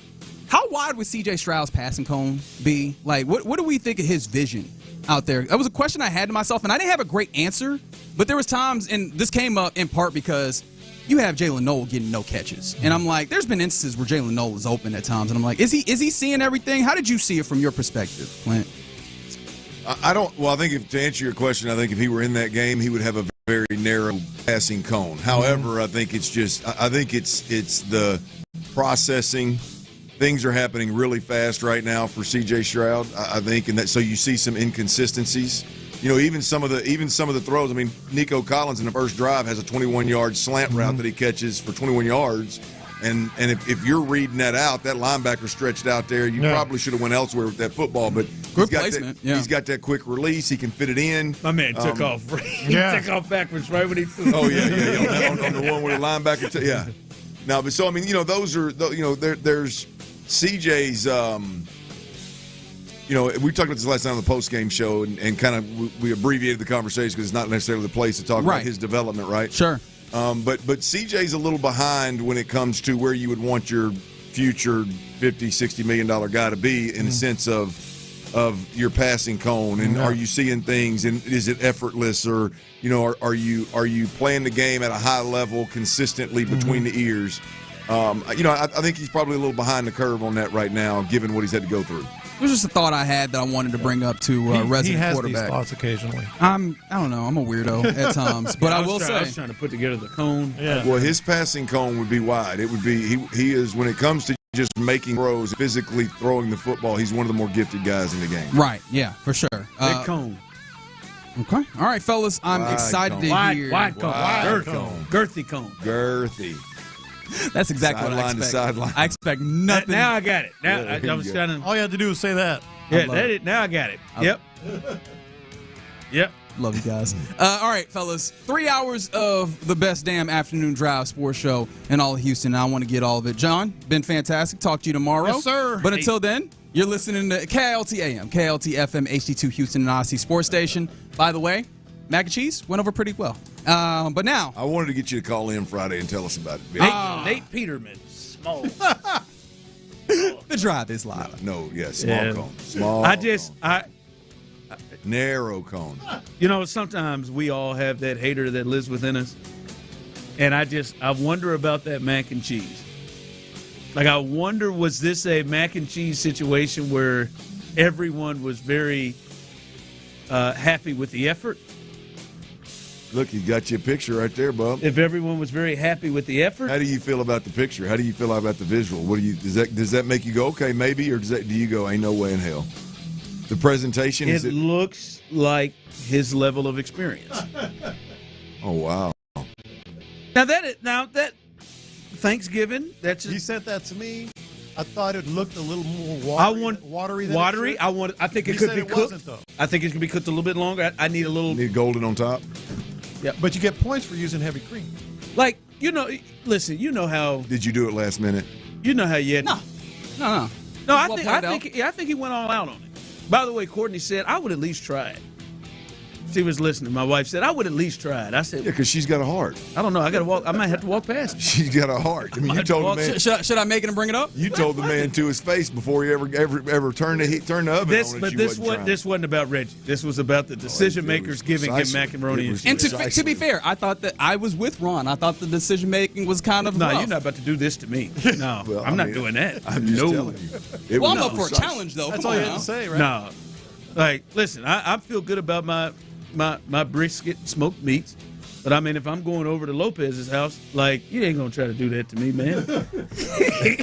You ain't gonna try to do that to me. No, man. But no, man. Good. I just hang out with guys like me, man. Anything you cook is welcome at the Stoerner crew. Like you ever been? It'll be a star. You ever been to church? You ever been to church and those kids got a selection and they sing and you know it's you clap it for the effort. Not like it ain't like damn man that kid's got a few. Like it's the baby got up there and sang their heart out. I just wonder was the mac and cheese one of those scenarios or were people like, wow, I was really, really surprised. Judging by the visual, I think it was an effort. You think it was an effort? An effort, went over well. They just effort. They just applauded the effort, huh? The energy that was put in. Yeah. The timeliness, not the actual taste and legendariness that Tyler claims. I feel like Tyler should have helped him out on Tyler that. had a better I bet Tyler hadn't talked to him since last Tuesday. Tyler, I would give Tyler the edge on visual and taste and confidence. Now I've not tasted his. Tyler sells his before it ever hits. I've not tasted his. Yeah, he sells it. Yeah, he's a salesman. Yes. It's gonna be a fun week. I see your text line. I see you over there on YouTube and Twitch. It is, but we gotta look at a game that happened yesterday. And it is, as you see on YouTube and Twitch, Victory Monday. Look at Tyler. Shirt Reaction Monday as well. And Clint, the Texans win 20-16 on the road in Indy. I told y'all, hey, that division, you want Indy to lose. And that division tightens up. And now, hell, Indy ain't even in place. Jacksonville is. And you play another game. You play another game against Indy where you can control that, and they have to play two starting on Sunday. So the division is definitely within reach right now. And of course, at 7-5, had a pretty good weekend. The Chiefs lose behind you. The Steelers lose again, which they're behind you as well. Pretty good weekend for the Texans in their quest to get to the playoffs. But, Clint, I kind of want to start here, 713-572-4610. What did you learn? What did you learn from yesterday's game on Sunday? Does this change the outlook how you view this team? Absolutely. I mean, when you look at just what yesterday's win meant, I mean, it opened up the possibility of winning the division, right? I mean, for me personally, it was all about, can you squeeze in? Can you get into that wild card hunt? And what does that wild card swamp look like, right? And winning yesterday was not a must-win relative to the wild card, but it was a win where if you could knock them off, then all of a sudden things get real interesting. And the reality of it is you knocked them off, and you end up giving yourself another avenue to the playoffs, right? So you just obviously created more of an opportunity and made it more real that you could potentially have a home playoff game. You could win a division, have a home playoff game. And then on the backside of that, if that doesn't end up happening, you've literally bought yourself. If you just look at the remaining games, that they have bought themselves a little grace moving forward. You know, a lot of folks believe final 6 games of the season, you need to go 4-2. And you got 2 Ducks on the schedule, so you feel like you're going to get one of those. You just knocked off the Colts. And so, it seems a little more likely that they can get to 10 wins. I say you got one Duck. That Cardinals team's a little they're a little frisky. You should. I think you should win the game because it's at home. But if you go watch what they've done, they've been a little tighter. Like I think the Bucks had to get a stop with 50 seconds left to win. Jacksonville had to play them in overtime. So the Raiders are damn sure a Duck. I mean that is. I mean, when I look at the remaining schedule, I think obviously this weekend you get Pat Mahomes, you get Andy Reid. You never know what can happen there. But beyond that, when you look at the guys that are going to touch the football every down, whether it's Daniel Jones with a fractured leg or it's God knows what's going on with Geno Smith. You got, I don't even know who's quarterbacking at this point in Arizona. Is it still Jacoby? Is Jacoby Brissett still quarterback there? And then you look at Herbert. Looks like he broke his left hand. He's going to have to have some kind of procedure on it. Don't think he's going to miss any time because it is his left hand. But you start going down the list of all these guys that they got their hands full with the Texans defense anyway, right? And now they're either having their worst year with zero support around them and their coaches have been fired, or the quarterback to some degree is injured. And his play obviously reflects that. And so, with the exception of Pat Mahomes moving forward, I mean, this defense should literally shut down damn near everybody that they face. And we'll be honest, forward. They haven't been the same that they have been. Yeah. They go through moments where they look like the team you expected, and then they go through moments where, I mean, they had to punt 4 times in a row against the Cowboys on Thursday. Well, the interesting thing, and we can talk about this more as the week goes along, obviously. But the interesting thing to me is you look how this team wants to play football.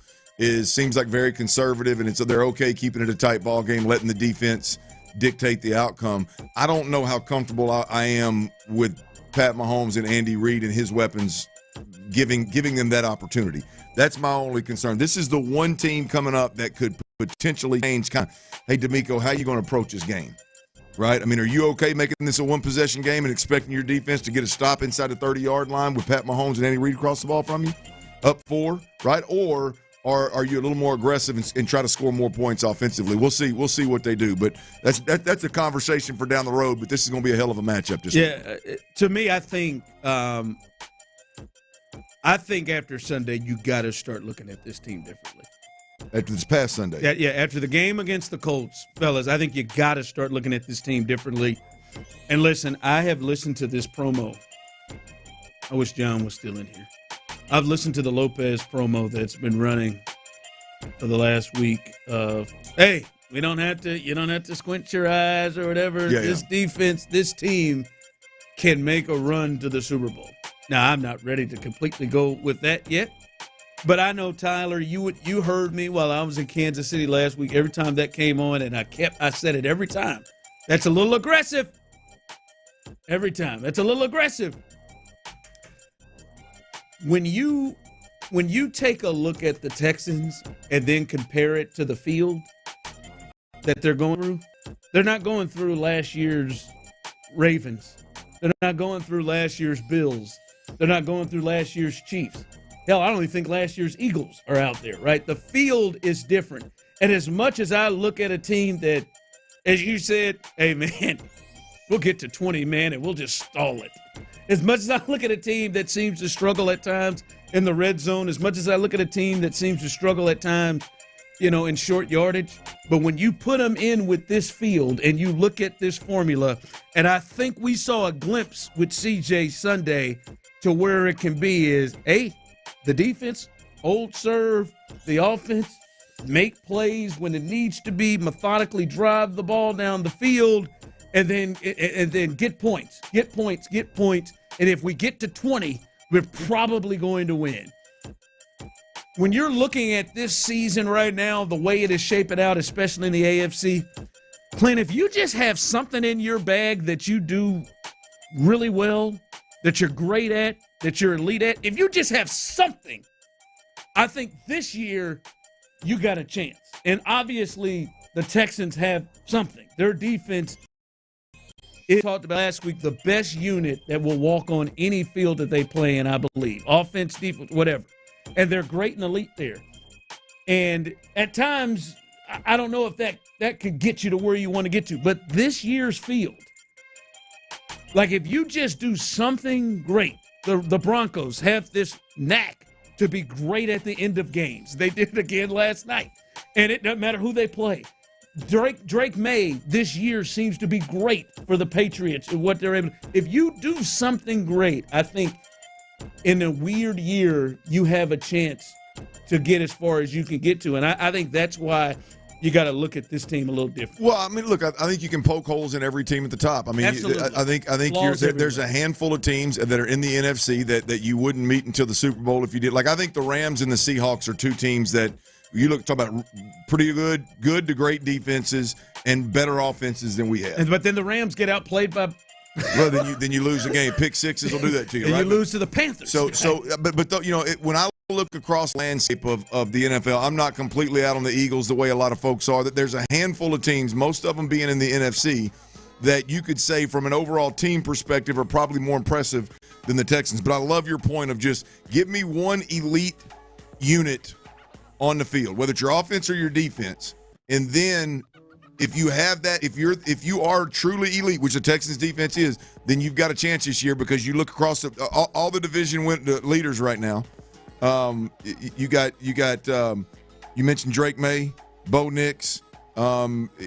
Is Pittsburgh Lamar. still Lamar took that again? They're tied. They're both 6-6. So they're 6-6. Well, I mean, with the exception of that division. And now Trevor Lawrence. And Trevor Lawrence. So, I mean, you've got some guys that you feel pretty good about you at least being able to limit them in the playoffs. And it's a different story this year. I agree with you, man. That one elite unit that takes the field. Whether it's if you got a great quarterback, like that's why Buffalo still has a chance, right? Yep. Even though you look at Buffalo, you're like, this may be the worst team they have. But if you put it with the field, Josh is a great element that can potentially, and their run game is great, that could potentially do something. Or he could get sacked 8 times like he was here. Right, but if you have something, you don't have to be whole. You don't have to be complete this year. If you do something great, then I think you have a chance no matter what that great is. And I think the Texans obviously do something great. By the way, people are texting in. It's so funny to listen to these Colts fans cry. Someone else texted in, the refs won the game. Listen, I'll just say this. I know who y'all sound like. You know who the Colts sound like.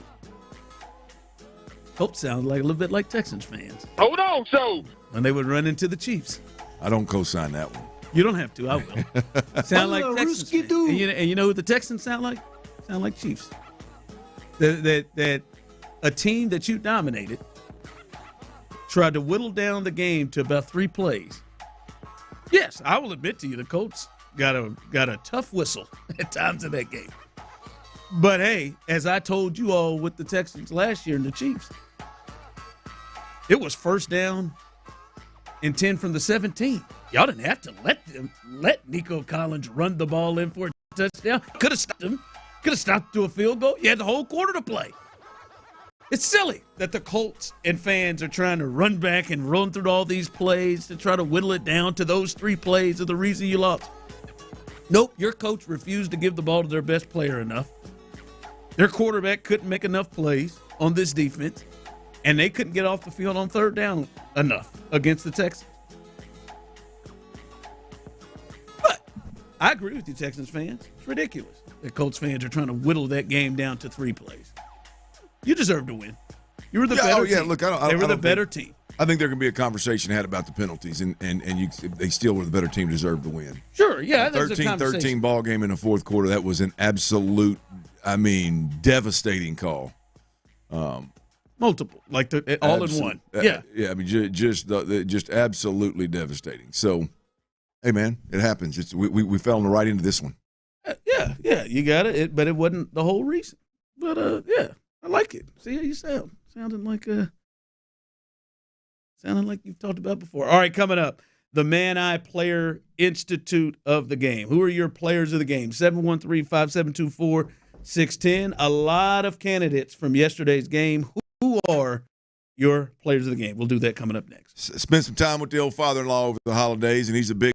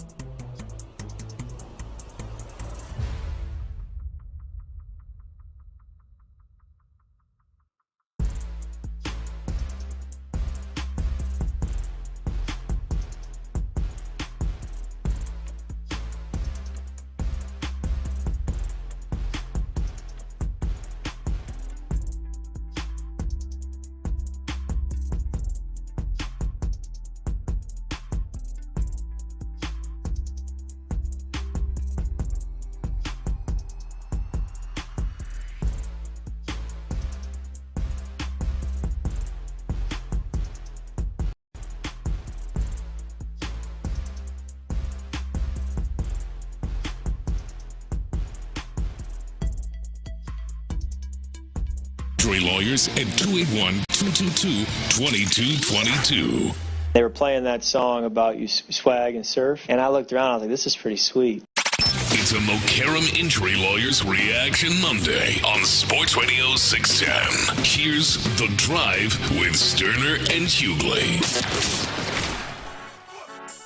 All right, welcome back in on a Victory Monday on The Drive, and I think after the last 2 weeks and then going on the road and beating the Indianapolis Colts the way you did, not only is the division back within striking distance right now, but I think you got to look at this team differently. I think you got to look at this team as not just maybe they could make the playoffs. Like, I think this is a team, when you look at the field and you look at the rest of the AFC, this is a team that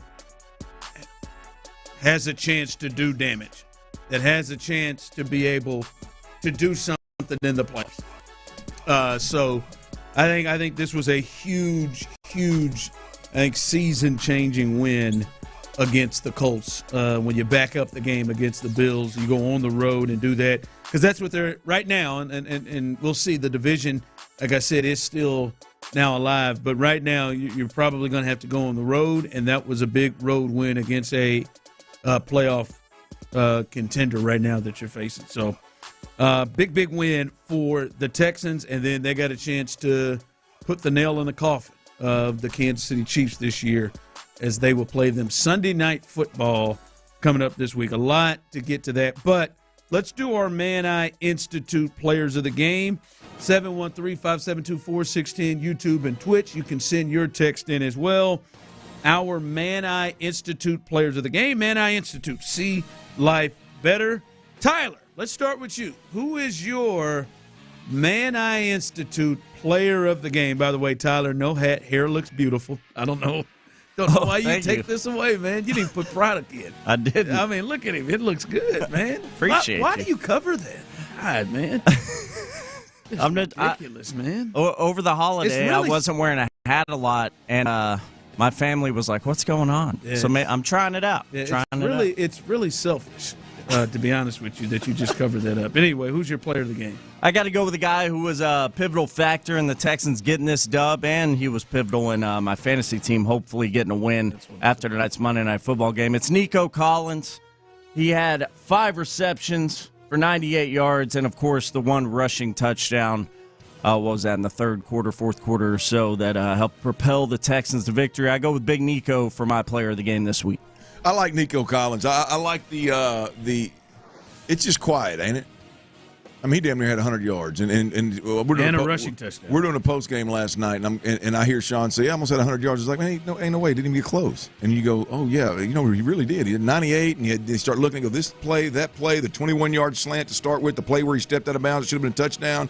You're like, "Damn." I mean, that was a quiet day, right? I mean, it's just typical Nico to go out there and have a really good day and do it quietly, to where there's not really getting the love that he deserves, which is Nico in a nutshell. Really, until the end of the season, you look like the stats he's put up are crazy. I like Nico in this one as well. Got him in the running game too. Yeah, they get touchdown. Yeah, that was it was a big time performance. Toby coming up saying, "Give me Sting, 0 catches on him yesterday," and then he broke up the one that ended up being the last effort for the Colts. All right, who is your Man Eye Institute Player of the Game? Yeah, I'm going to go with Woody Marks, y'all. This is kind of a little outside the box thinking here, because I think he had 19 rushes. I think was it 19 or was it 16? What did he do? What did he end up with? Let me see. I think it was 19 rushes for 64 yards, 3.4, no touchdowns. It's not about the overall game. It's about 2 things. One, clearly his foot is hurt. Clearly they took him in and did something to get him back on the field. But the fact that he's, with this foot injury, a running back, going out there and doing what he's doing and not coming off the field and fighting for reps and getting 70+% of the reps, that number one, that's the kind of toughness that we need. I'm tired of seeing guys make a play and tap their head and go to the damn sideline. It's good to see a guy that obviously is dealing with something and he refuses to come off the field. I absolutely love it, number one. Number two, the run that sealed it late. I mean, we're seeing a guy that, one, they're committing to, but we're seeing a talent at the running back position that doesn't need everything blocked up front perfectly in order to make impact plays. He's not going for 100 yards, but he's making impact plays. And last week it was the 4th down and 3rd down multiple carries where he made somebody miss in the backfield. This week it's just, making that little bit of a cutback and going and getting that first down that ultimately should have allowed us to put a knee in it, but we decided we was going to hand it to him a few more times and get him hit. But just Woody Marks is he's my guy for toughness and timeliness. Yeah. Woody really helping this team big time. Like you said, man, he got hit where it would have been a 1-yard gain, and then he just kept his balance and kept rolling, and next thing you know, it was 8 yards. So big-time performance from him. My man, Institute player of the game is Dalton Schultz. His physicality, he ain't going to be confused as the most physical guy, but that was great execution and a good design from Nick Caley on the touchdown.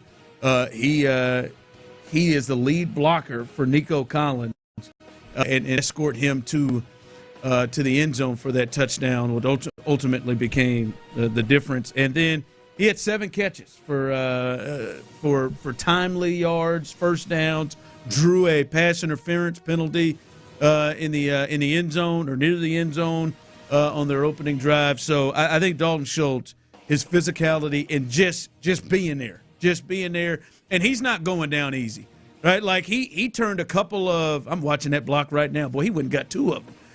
He's not going down. He turned a couple of what should have been 4 or 5 yard gains to 8 or 9, which I thought was big time. So shout out to Dalton Schultz as he looks like a different player. Well, he's on pace. What he said. He's on pace without a doubt to have his best year as a Texan, and potentially, what year was that in Dallas? His last 2021 in Dallas. He went for over 800 yards. I mean, that's the only year that's going to be better than what he ends up totaling this year, I would imagine. And so he's got a chance to clip that as well if he's got a couple of good performances and can stay healthy down the stretch. So you can argue right now that Dalton Schultz is off to potentially a career year. And I think the biggest part of what Dalton Schultz brings to the table really stands out is the physicality that he has just decided. Clearly what we talked about last year was justified because you're seeing a whole different player this year and how he attacks the position. Yep. So shout out to him, the coaches, the expectation changed, but Dalton Schultz, big time performance yesterday as well. All right. Remember, coming up at 3 o'clock, we will hear from the people and get back to the Texans, but we gotta discuss what was the biggest overall story, it seemed like, over the weekend, Clinton. That's Lane Kiffin. You got any issue? You got any issues with how things were handled by Lane Kiffin? We'll discuss that coming up next. All right, y'all, football season is in full swing, and however you like to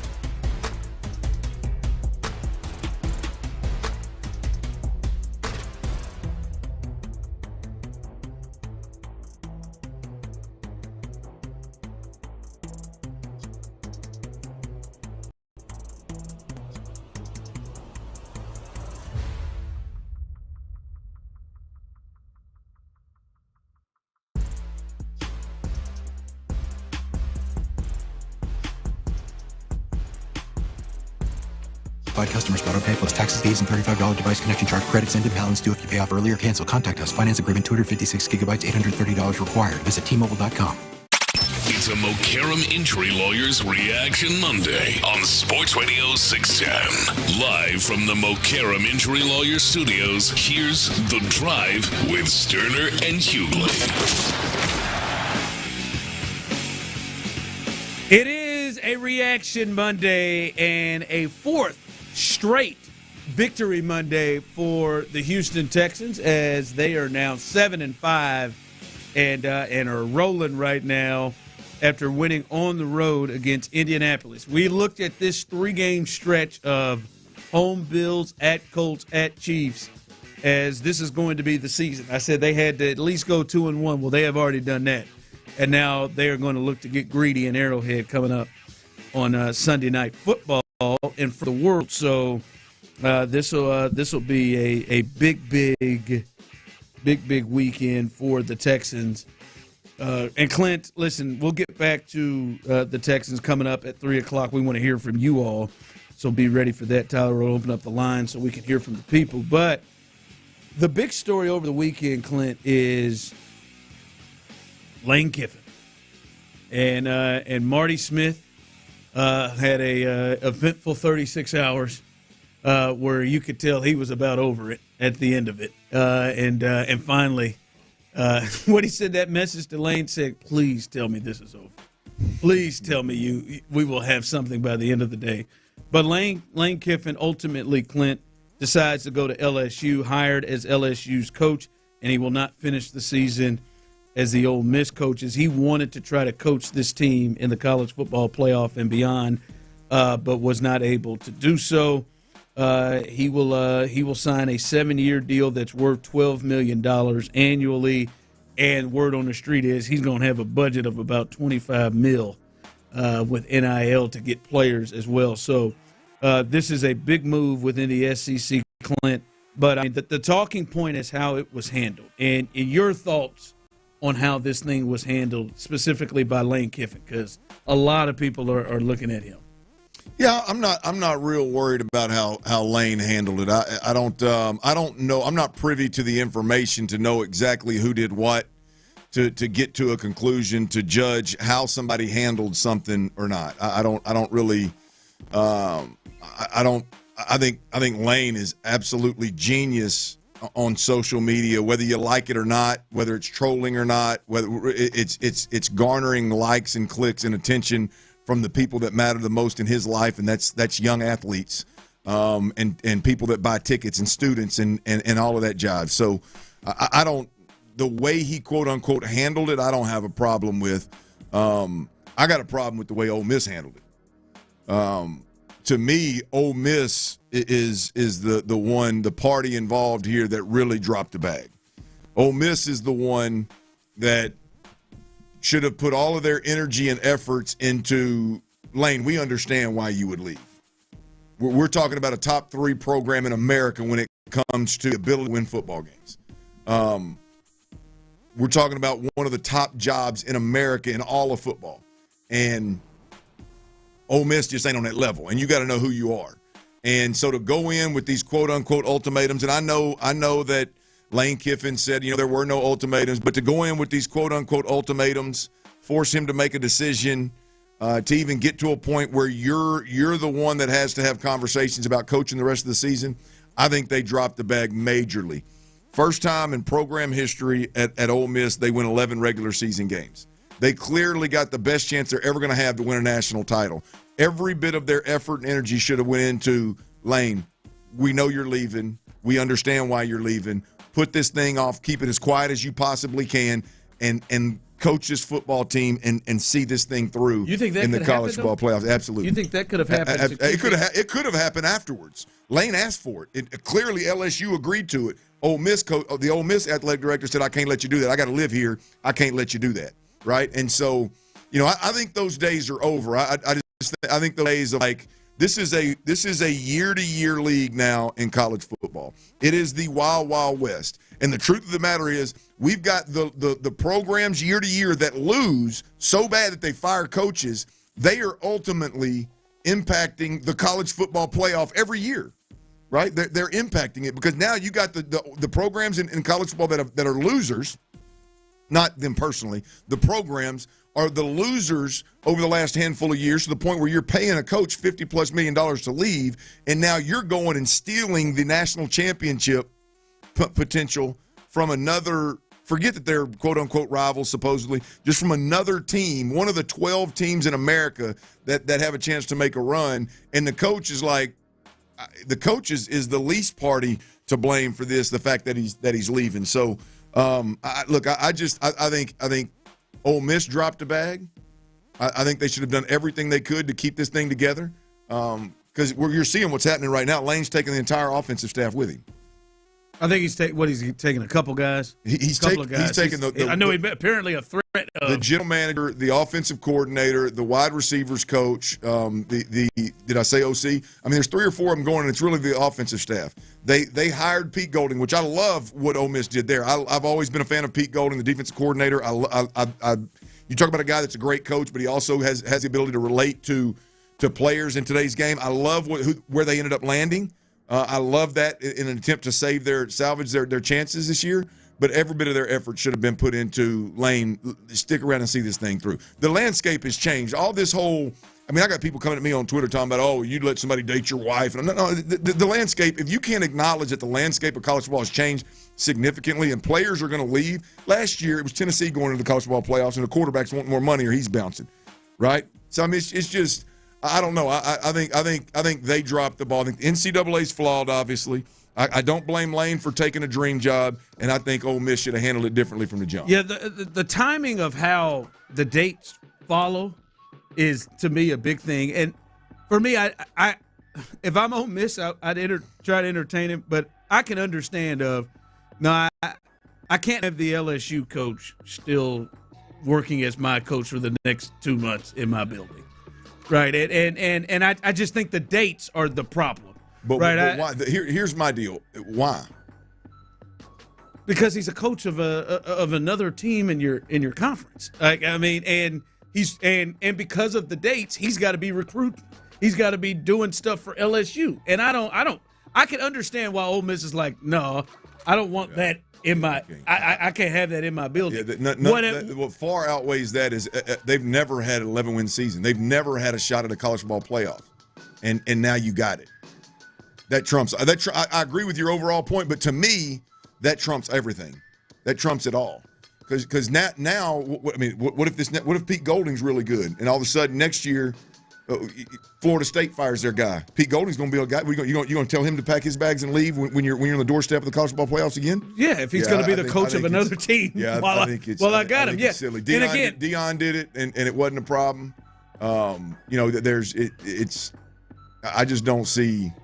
I think it's silly in the only sport that we have in which the season, the way it ends, rolls into the other year, right? I think that part where I think they could change the dates, right? I don't think Lane should have to choose in the middle of his season if he's going to continue to coach this season, or I don't think Lane should have the ability to recruit yet for LSU. I think there shouldn't be any hires or the ability to hire folks until the season ends, like in every other sport. Right, we knew Ben Johnson was leaving the Lions, but it didn't mean all right, man, season's over for the Bears, so you can't coach the Lions anymore. It makes them a significant. I think it's more of that than I can understand. You're the head coach of Ole Miss. You don't want to be here anymore, right? That at this point, and you have to recruit and work for LSU while you're here for the next. I don't know if it's a long playoff run, 2 months. So I can understand that, But again, that isn't really Ole Miss's fault. It's the scheduling fault. It all falls back to the schedule, but it's one of those. And here's the other part of this thing. Now knowing they hired somebody that was in the building as the not the interim, but the long-term head coach, the defensive coordinator, it even to me that would even make it easier to go, hey Lane, stick around, and the guy in the building with you has got tabs on everything that's going on. I understand the whole LSU, that whole deal, but I hate to break it to everybody. If Lane Lane would know today whether he was taking that LSU job or not, whether it ever went public or not, and LSU ever called him or not. Lane would know that he was going to take that job in 2 months. It wouldn't change one thing that's going on right now. If he were going to recruit underneath and yank players, which he's going to do, if he were going to do that, he knows exactly who they are right now, just like he would if he wasn't under contract with LSU. Like, being LSU's coach doesn't change anything about what Lane is or isn't going to do over the next 2 months. So it's an opportunity that I feel like if you're Georgia or Alabama or one of these schools that, hey, man, you're in the college football playoffs every year. Blue blood, Texas, we talk A&M now. If you're one of them, okay, I get it. Ole Miss, hey, man, what that dude's done for you over the last 6 years is wild. To think that's just going to take off again at Ole Miss. No, this is an opportunity that the odds are you're not going to have again for the next 20 years. Yeah, text line coming in show, but if they're not able to recruit, then the NCAA has to change the signing deadlines. Where you're saying don't make sense. I thought it was clear. I'm saying they need to change it. Well, whether it's signing, the dates need to change. Whether it's transfer portal, signing coaches, talking to coaches, contract, the NCAA is to blame for every bit of this. Right now, the fallout is Lane's got to make a decision before a college football playoff run. The fallout is these guys are put in a position where if the school doesn't force Lane to leave, then now they don't know who they're going to hire next, and the whole coaching pool is gone, and you got to get the 8th best coach instead of the 3rd best coach. And then you got a place where LSU's like, no, I don't want you to be there. We want you to get over here right now and get, which is it has been silly for years, but it's even more silly because now this is going to start happening to teams because there are 12 teams that are eligible to win a national championship. And this is going to start happening more and more, and they need to change the dates and the deadlines of these days. I mean, it happens even in other sports. It happens in college basketball all the time, right? Where, all right, there's a coach that's going to leave for a better job. They don't have to then stop right before the NCAA tournament starts. Yeah, it's silly. They get a chance to play for it all, right? Like it's silly. And to me, this is more of a overall thing that the NCAA allows than it is a Lane Kiffin thing. Now, Lane's a little messed up Lane to try to hold them people hostage over there and said, if you don't let me coach this game, I'm gonna go ahead and take all your players. Which he's gonna do anyway. Yeah, wow. All right, coming up, we'll open up the phone line 713-572-4610. Let's hear from the people as you sit back. 4-game winning streak. They just go on the road and beat the Indianapolis Colts. They sit at 7-5. Do you really believe that this formula that it looks like the Texans are rolling with is good enough to get them to a place they have never been? We'll discuss that coming up next. Power outages, y'all, they can happen anytime. We got extreme heat, droughts, right? We got obviously hurricane season, which we just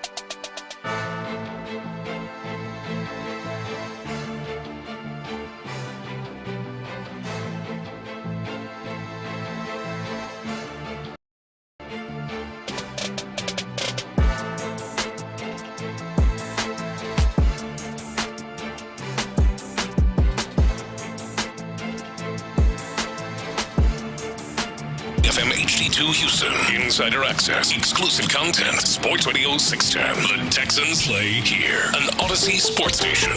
You ain't on Coors Light.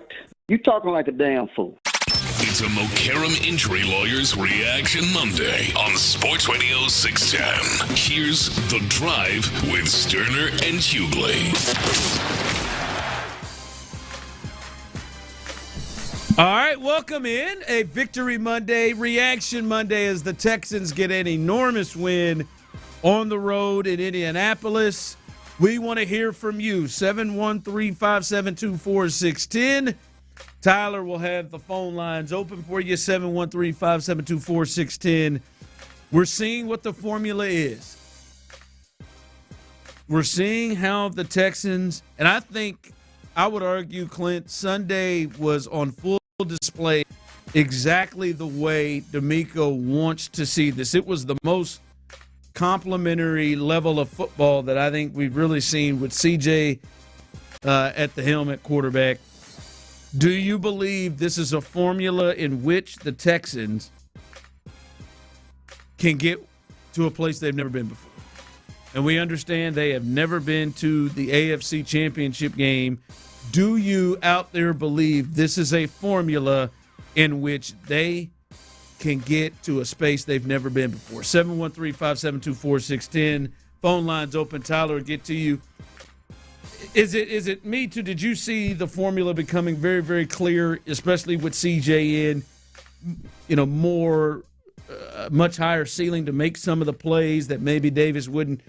Do you think this is a formula that the Texans can get through the AFC with? Oh, I think it's a formula that you can get through the SEC with. The AFC, yeah. I'm sorry, the AFC with. Now, the key is, can you plug in the right digits to make the formula make sense? I mean, that's ultimately every week. Can you solve the formula? Can you it equals over here the great defense, ball control offense, death by 1,000 cuts, whatever. Stay ahead of the change. We know what the formula equals.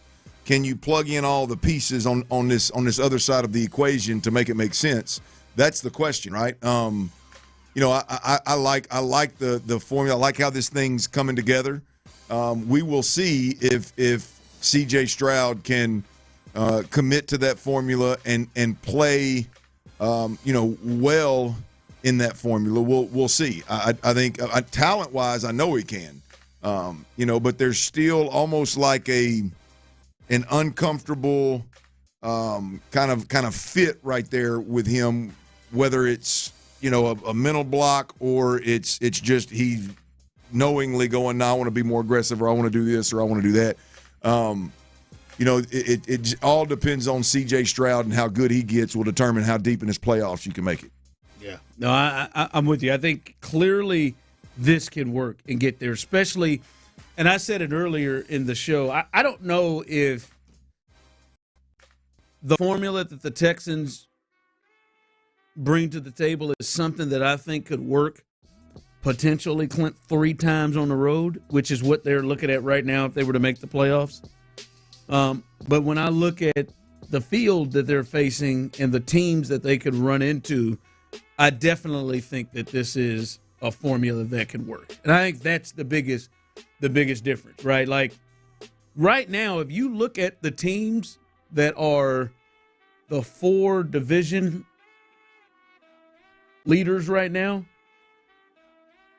like except for Lamar, I don't think any of them you look at, even with how CJ has played, that you look at and say, man, they're in a different class than CJ. Right? Like Drake May's having a hell of a year. I don't think right now, year 2, you look at Drake and say different class. Trevor Lawrence, I don't think you look at him and say different class. Bo Nix, I don't think you look at him and say different class right now. Right? So like you look at it and it's not like, boy, that's something huge that you have to overcome. And I think they can do this thing with their defense, and then their offense complement them like they did. The amount of plays that the Colts had to see yesterday, and I think it was same in the first half of what the Bills had to see the week before, that is a recipe, for them to be able to get where they want to get. I think this. I don't think there is an offense in football that the Houston Texans defense can't frustrate, overwhelm, force into making some poor decisions, force to get outside their identity, and ultimately, force them to struggle. And I don't believe that there is a defensive unit in football that can force the Texans right now. I say in football. There's one in football, but I'm talking about the AFC, kind of the path you're talking about. Yep. I don't know that there is a defense in the AFC in football that can overwhelm, frustrate, confuse C.J. Stroud in this offense enough to overcome what defense is capable of doing. That's where I'm at. I mean, if the Houston Texans offense can be, if they can just be solid and not be overwhelmed and not get out over their skis and not try to do too much, if they can just stay right there in their lane, which I don't know that there's any defenses in the AFC that can force them out of their lane. They're the only ones that'll do it, right? And I think that is a combination that can go a long way. Yeah. 713-572-4610. Do you believe this is a formula that the Texans can get to a place they've never been before, AFC Championship game? Andy, kick us off. Andy, do you believe this is a formula that they can win 3 games in a row to get to a Super Bowl with? I think it's possible. I'm going to ask you guys to, you get your comments on a couple of things I think CJ needs to work on that it's frustrating for me to watch him do it. Step up in the pocket, man. You see that end pressure coming? He backed up a number of times right into it. I'm yelling at the team, step up. It's wide open in front of you. Step up and then make a decision. It seems like you see the field's also wide open 5-10 yards in front of him, and he's still trying to pick a receiver out. Run a few yards, man. I know we like these guys that come out of college that are athletic to become pocket passers, but he's got some talent with his wheels, and he needs to use them, especially as we get into crunch time. And he's been off for, 4 or 5 weeks, right? So his legs should be fresh. His head should be fresh. He should have learned a lot from watching Mills.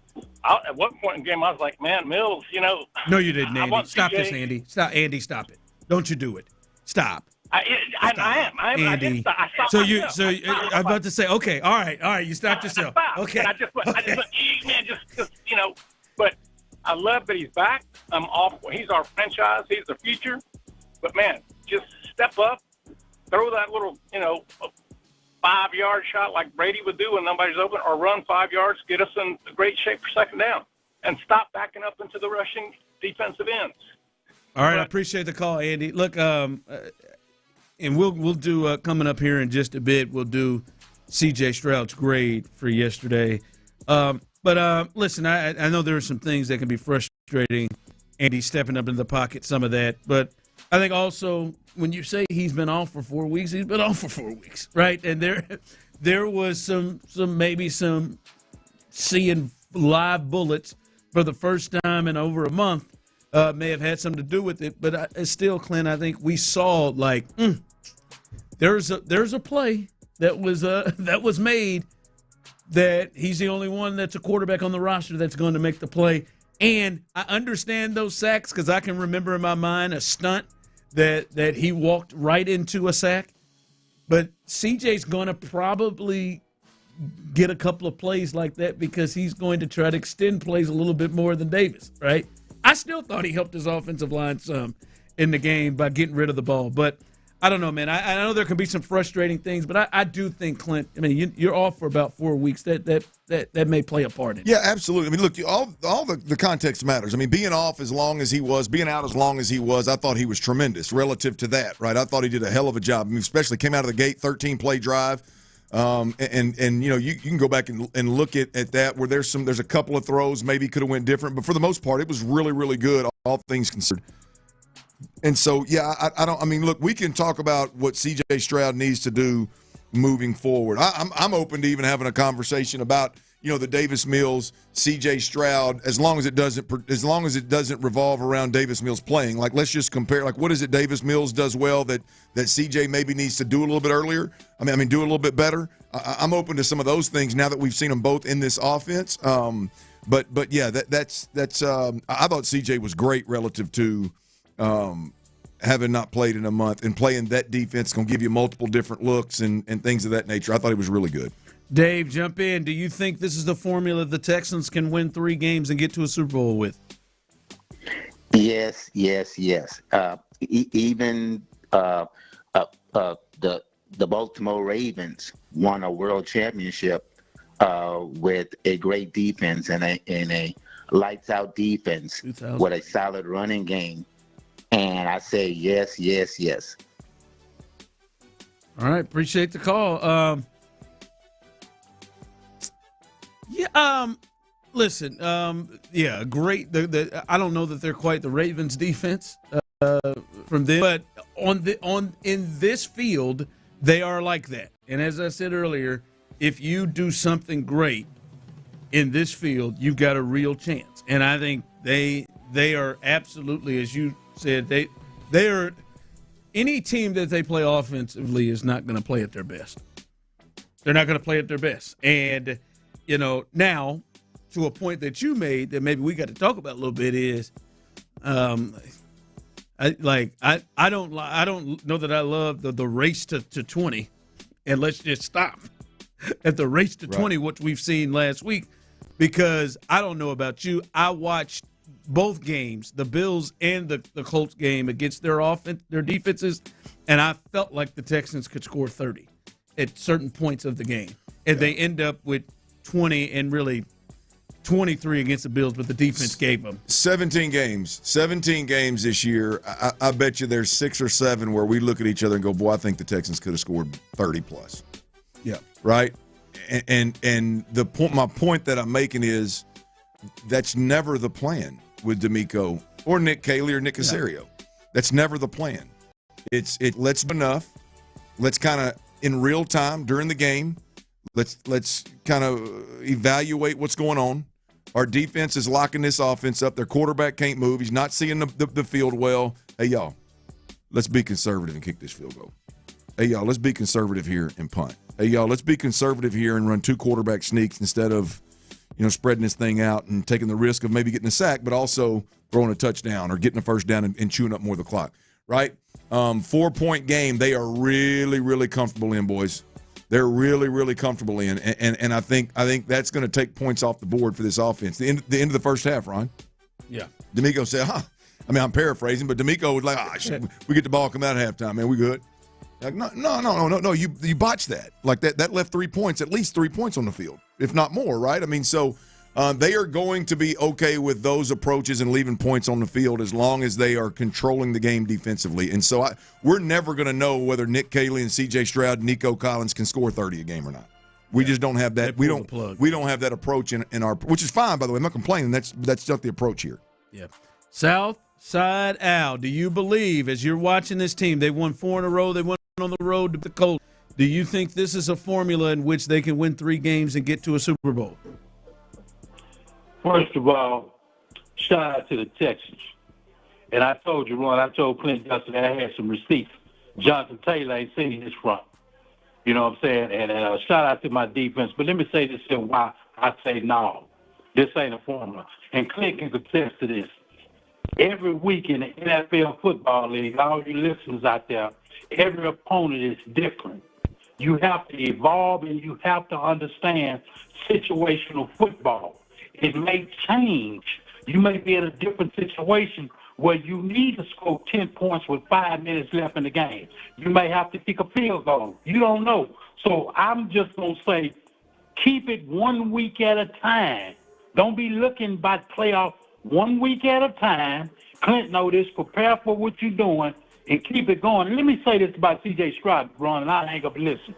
All y'all out there talking about C.J. Stroud, man, go on with that, man. The man throw for 270-some yards. Nico Collins don't get cute. He got a touchdown. Ain't nobody over there going to mess with C.J. Stroud. Man coming out for concussion, man. Man threw for 270. Y'all need to stop that, man. This is a new offense. We coming with a coordinator ain't never called games. You put C.J. Stroud on any one of these teams that's in the top 2 in their division with coordinators that they had 3-4 years, they'll be scoring 40. I'm done, man. Appreciate the call. Take it easy. All right, that's Southside Al. Yeah, I think for CJ, and we'll get to him coming up here in just a bit. Coming out the way he did, coming off the concussion against a quality opponent on the road. A little hint. I think he played pretty well. And like I said, we'll get into that. He said no, and I understand it is different every week, but to be honest, can the formula work? Did it work against Jacksonville this year? Ultimately, yes. And we've watched them. They've beat Jacksonville, and we watch them be able to handle it. Could it work against Denver? They about had it. And one would argue, and many of you have argued, CJ got knocked out of that game, and it changed the way that game looked. Right? Do I think it could work against the Patriots? Yeah. All right. Did it work against the Colts? Yeah. All right. So I don't know if they can do it each and every week. That's the big thing. But it's damn sure there, and there isn't overwhelming teams that now, unless something else, we get new evidence. Now, I don't think it'll happen, but if the Chiefs run out here and just throw 30 on them or something, then maybe you look at a little something different. I don't think that's going to happen, but I do feel like this is a formula they can roll through with. All right, coming up, let's get C.J. Stroud's grade. 713-572-4610, YouTube and Twitch. My man went 22 for 35, 276, no touchdowns, and the 1 pick. How did you think C.J. Stroud did? What was his grade as he returned to the lineup after about 4 weeks out? We'll do that next. All right, let's talk about your hair, y'all. If you're losing it,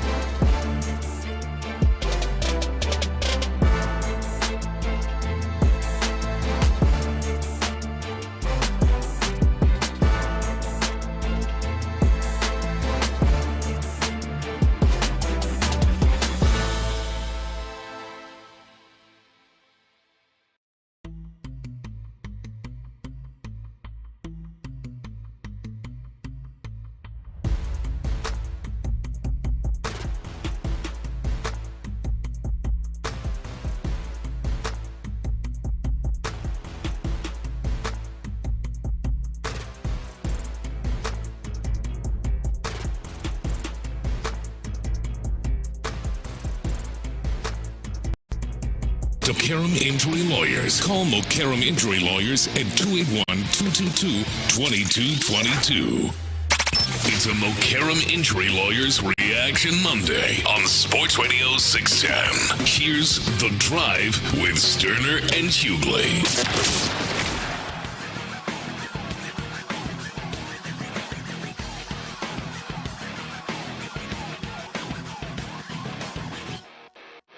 All right, a Reaction Monday, Victory Monday as well. And I believe I heard Tyler promo. By the way, tomorrow's Tyler's birthday. Tomorrow's also, that means Clint's daughter's birthday too, right? Laney James. Yeah. Laney James, little birthday tomorrow too, baby. Should be 2. It's not only time flies, boy. Laney and Tyler's birthday, and it's also going to be a Texans Ticket Tuesday. Oh, Ticket Tuesday, huh? For the Arizona game. Front row seats in the bullpen. So hang out with us tomorrow. A lot of birthday celebrations. And with that, because it's their birthdays, we're going to try to give you a chance to get some free tickets. That's how generous Tyler and Laney are. Trying to hook you up. So stay tuned. It's a giving season, man. It really is, to be honest with you. It really is. All right, let's get to it on the text line. What was C.J. Stroud's grade yesterday? You can text in your thoughts, 713-572-4610, YouTube and Twitch. And I see Joel Hernandez, our guy on Twitch. He's got a B for C.J. Stroud. Also checking in, C.J. 62%, 1 pick, no touchdowns, C+. From the text line. I got a C, and a B from the text line. Clint, you watched it his first game back. Since the big hit against the Broncos, has missed some time. Where did you land in terms of how he played with his grade? I got a B.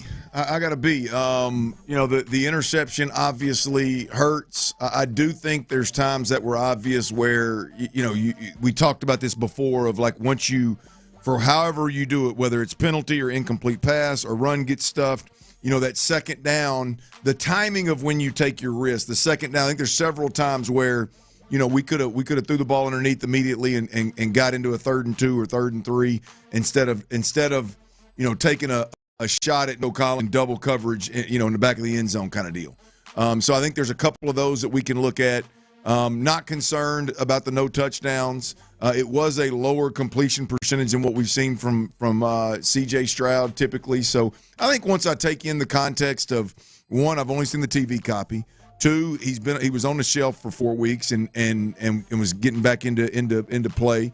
I'm gonna go with a solid B, man. I thought he played well enough to win. He didn't do anything stupid that got us beat.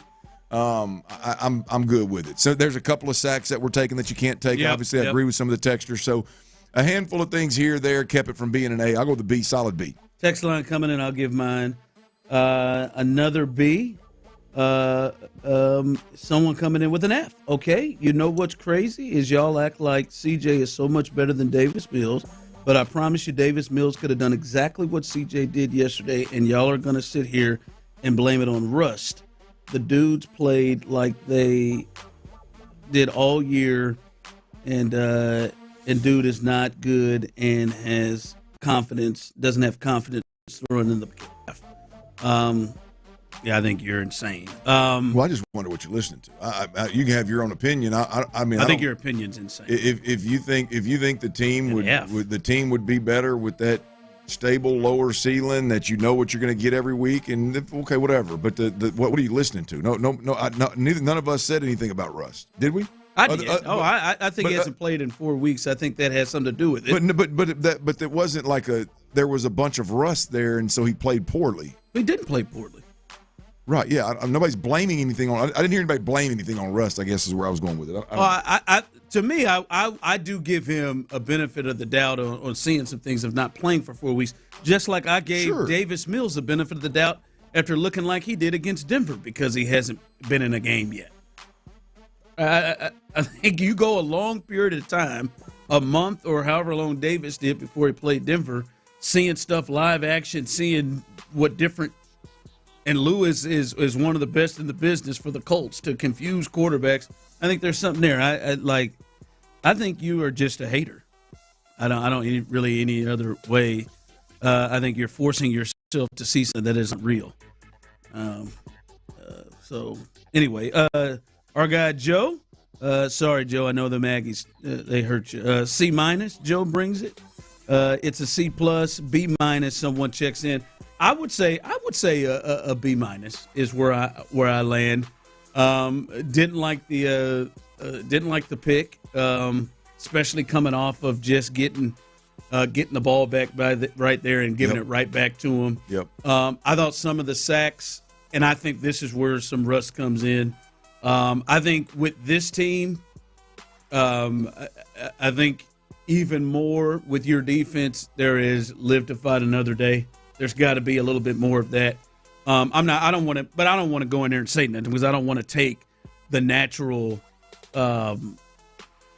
instincts from C.J. Stroud. I think he's maybe had that stripped a little bit enough to begin with. But I think he's just got to be smarter and not take some of those sacks.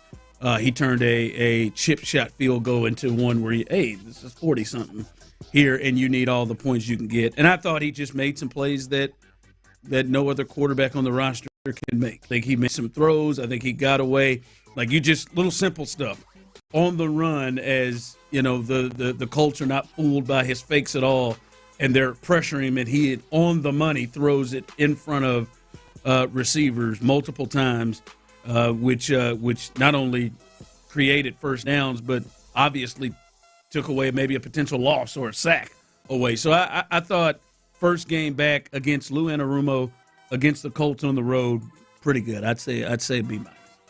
And I just, if you're F or D's, I don't know. Well, there's clearly like an ability with C.J. Stroud, guys. That is, and maybe I'm stating the obvious here, but there's clearly an ability to fit balls in and make throws that your backup quarterbacks in the league don't make. And to be honest with you, your lesser talented starting quarterbacks in the league just don't make.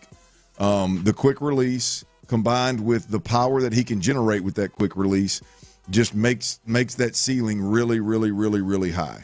And it's not that the other guy, in this case Davis Mills, or it's not that a lesser quarterback can't make throws. They just have to do it different. It looks different. Ball's got to come out of their hand earlier. They got to read it clear. They got to read it earlier.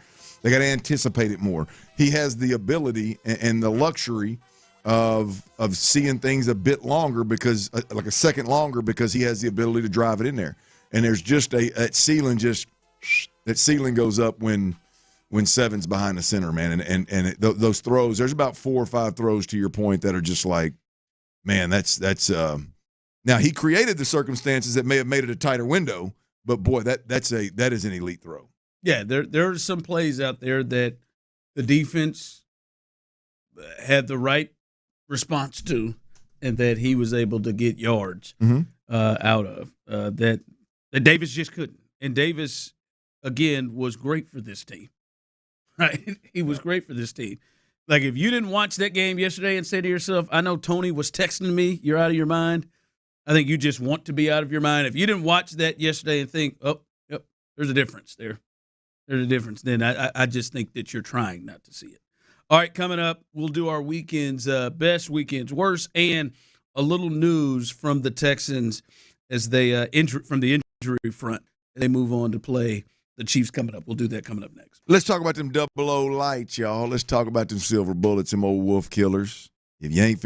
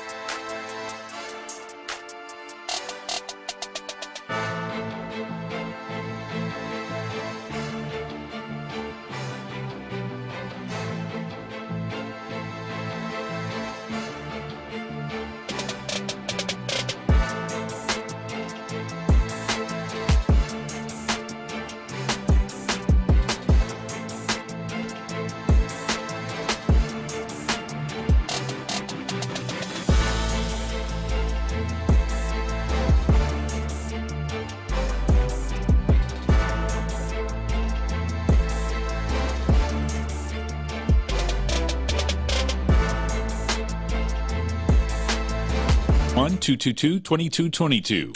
It's a Mokaram Injury Lawyers Reaction Monday on Sports Radio 610. Live from the Mokaram Injury Lawyers Studios, here's The Drive with Stoerner and Hughley.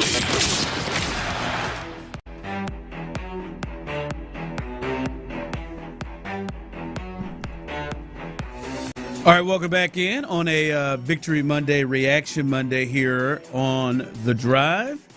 We're going to do a little weekend's best, a little weekend's worst, as we do each and every Monday. But, Clint, did want to pass across this news. If those did not know this, we saw this injury happen in the game yesterday, but Texans rookie safety Jalen Reed broke a metal plate in his forearm. He looked like he was in a ton of pain down on the ground.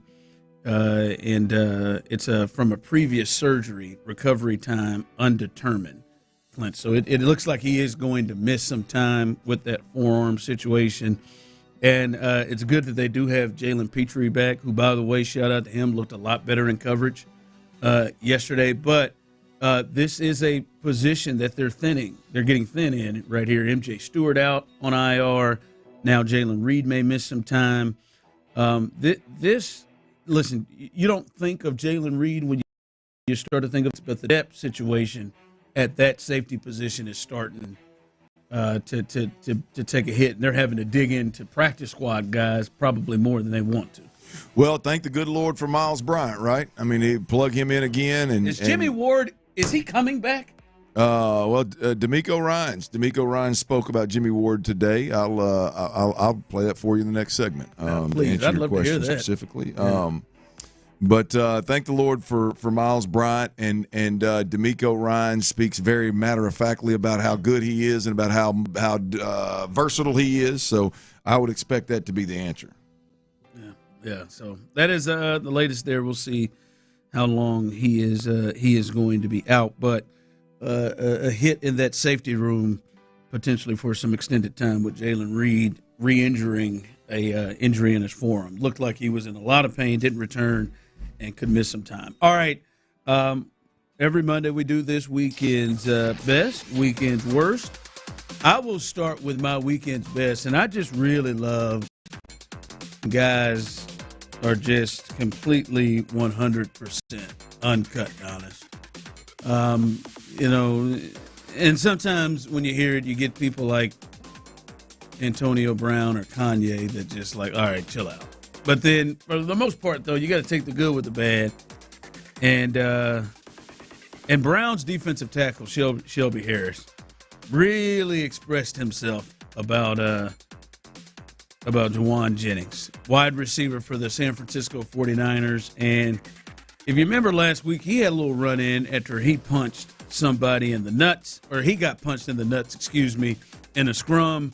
And I believe my man got suspended for that as well. These nuts. Yeah, hit him in the nuts. Well, here was Shelby Harris following the game and his thoughts about Juwan Jennings. He's a hoe, and I want that known. Like, I see why he got punched in the nuts, because that's he says some things that you should not say to another man ever, but I don't respect it because you say that, then run behind your O-line. That's some real soft and I want that known. I see exactly why they punched the nuts. I'm surprised nobody punched him in the jaw yet. Wow, dude. My man just came around and said he's a hoe. I really appreciate that. I mean, and I could hear it in his voice. Shelby meant that. He means that, and I wonder if that, and I bet you it might be a situation in which, Tyler, more people are going to stand up about Juwan Jennings. I feel like more people are going to come out and talk about, yes, he is a hoe. I've had my run-in with his hoe tendencies. Oh, and my God. I God. really appreciate that from Shelby Harris. That's the best thing I heard all week. I like it. Let it rip. Yeah, he did. Just let him know. He said, I want it to be known. That he came and worked himself up for that. He knew he was going to get some people around him. I don't even know if he knew he was. He's going to get some people around him. He said, I'm going to let this out right here. Well, I'm a little disappointed. I'm a little disappointed. He's a player that you hear a lot about just how hard he goes, and as a wide receiver, how hard he blocks, and people don't like him because of how hard he plays and how physical he is. I hoped, personally, I admired and respected the guy because he was cut from that cloth. To hear that he is so filthy that he's running behind his offensive lineman, so much to the point where people are talking about it in post-game interviews. Talking trash to Malik Collins, former Texan. After he was injured, that's disappointing to know. I thought that this Juwan Jennings, I admired and respected the way he plays the game and the position. I didn't realize that all this stuff was going on, so I'm a little disappointed in it. But you're right. That is really good audio. Yeah, that is. Yeah. You're a hoe. I want to let that be known now. All right, what's your weekend's best? Weekend's best for me is them Chicago Bears, dog. Number 1 seed in the NFC. The Chicago Bears, they beat the Eagles on Friday, so this is not necessarily the weekend Saturday, but they beat the Bears while we were doing our show live from BB's in Pearland, having us a good old time, and the Bears beat the Eagles right there to get to 9-3. Not only do they lead what I think at least at the beginning of the season was believed to be one of the best divisions with the Packers, the Lions, and the Minnesota Vikings. Not only do they lead that division now, Ron, but they are, right now, they currently own the 1 seed in the NFC. Man, who saw that? Whoo-wee, boy. I mean, I'll be honest with you. I hoped like hell that they would have a good year so that I could then say, well, I told y'all that's how I wish. Offensive line. That's how the offensive line would be fixed in Houston. They went and spent some money and made it. They didn't worry about what people thought. They just said, hey, man, we know we got a problem. We got to fix this, man. They went out and fixed it, and they're sitting at 9-3, the number 1 seed in the NFC. And so, obviously, that took the Eagles collapsing here. It took the Rams losing to the Carolina Panthers on Sunday. But weekend's best for me. And a weekend there was a lot of good, man. I'm going to go with the Bears and Caleb Williams. Caleb Williams catches a lot of hell. Ben Johnson was going to be the savior. Looks like he is, yanking his shirt off in the postgame. That was aggressive. I mean, free hot dogs. Free hot dogs, I believe, for somebody. I can't remember how that all went down, but I believe there's free hot dogs for everybody. So if he took his shirt off, so he did it. What the hell?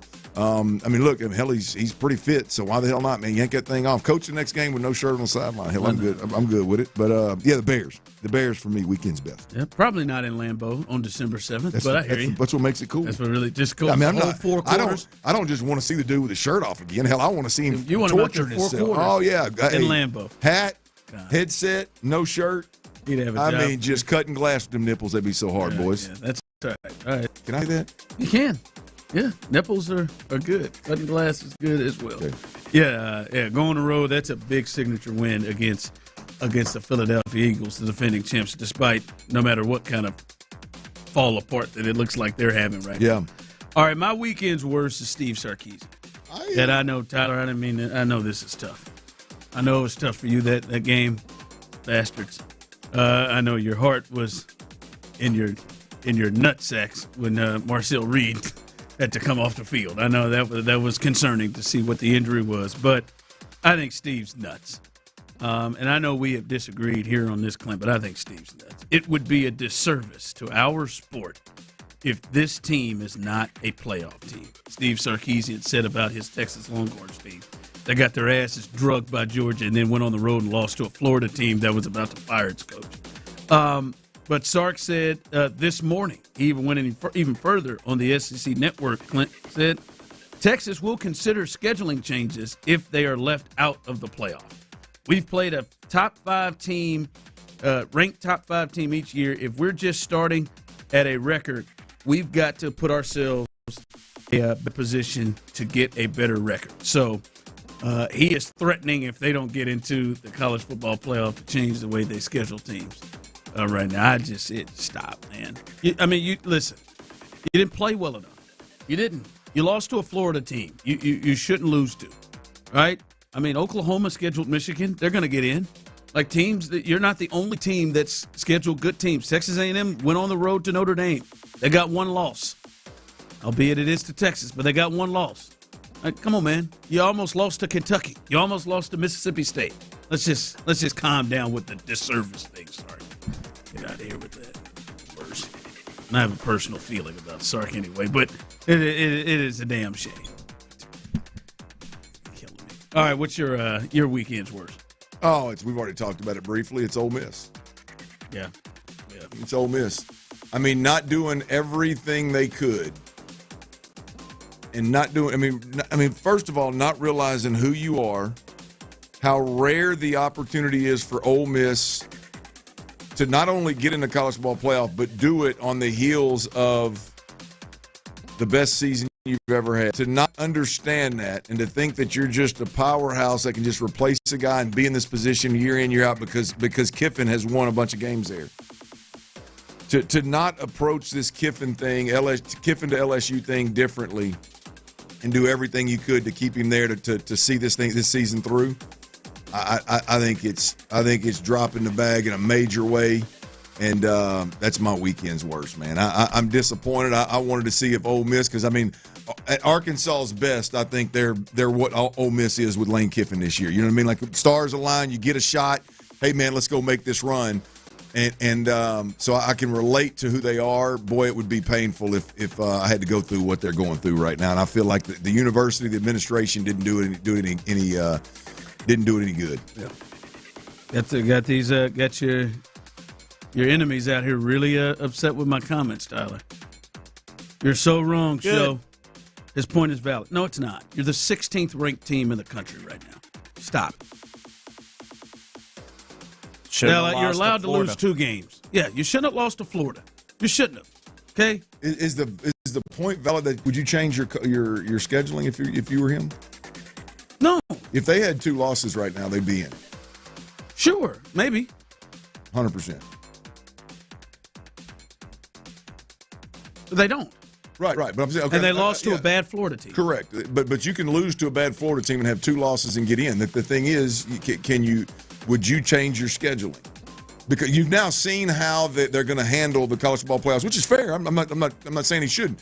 But would you change your scheduling and not schedule tough out of conference opponents, knowing that if you slip up and have a bad loss in a season, it can hurt you so bad to where that going to Ohio State ends up keeping you out? No, you can lose 2 games. You can lose 2 games. No, it wouldn't change. It wouldn't change my schedule. Wouldn't change, but you can lose. You have a chance to lose 2 games. All right. Yeah. You slipped up against a bad Florida team. That's a bad team. And then the next time we got a chance to see you against a Georgia team, you just got absolutely drugged. No, stop. Go have fun at the Pop-Tart Bowl, man. They'll go to the Citrus Bowl, but I just think those old Pop-Tarts are funny as hell. Watch them run around. He turned the page quick, didn't he? He did, man. He did. Oh, they had a night. They had a solid year. Yeah. No, you can't lose 3 times, and you can't lose 3 times to a team that's under 500. I'm sorry. What you got coming up in the Ooh, we got a Reaction Monday. Let's talk about these Texans putting belt to ass on them Colts. Number 1. Number 2, one takeaway from this game that I'm going to have for y'all. A lot of folks are upset with that old tush push, that old Cade Stover tush push 2 times in a row. Guess who made that call? I'm going to let you hear right from the horse's mouth. We'll do that next right here on Sports Radio 610. Before we do that, though, I got to tell you about Orchard, y'all.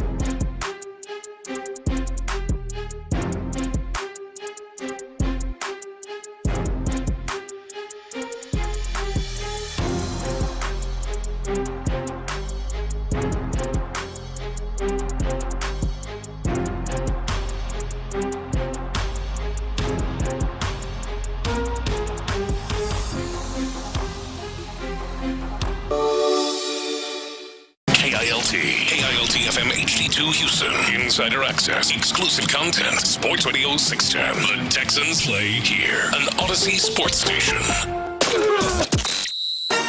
Dive into the mind of former NFL quarterback Clint Stoerner. I was thinking about coming out of the chute here and telling y'all about my new boots that I got on, but y'all want to talk about puppy chow? What is that, ostrich? Hell no, that's python. It's Dirty's Daily. Before we get to that boner. On The Drive with Stoerner and Hughley. Dirty's Daily is powered by my man Tim Doody over on the east side. Baytown, Mont Bellevue. I know you out there listening, Big Tim. Appreciate you, man. Appreciate you for listening. I'm going to let you give you a shout-out today, man. Appreciate your power in the old Dirty's Daily. I know it's exactly what you'd like to be tied to. Hopefully the rest of them church folks ain't listening and wondering why I'm tying you to old Dirty's Daily that don't know what that means, Tim. But greatly appreciate you. Texans, the Texans got a monster win on Sunday afternoon, y'all. And what did the win actually mean, other than you beat what a lot of folks believe is your rival, the Indianapolis Colts? What does it mean beyond that? Number one, this win opened up the possibility of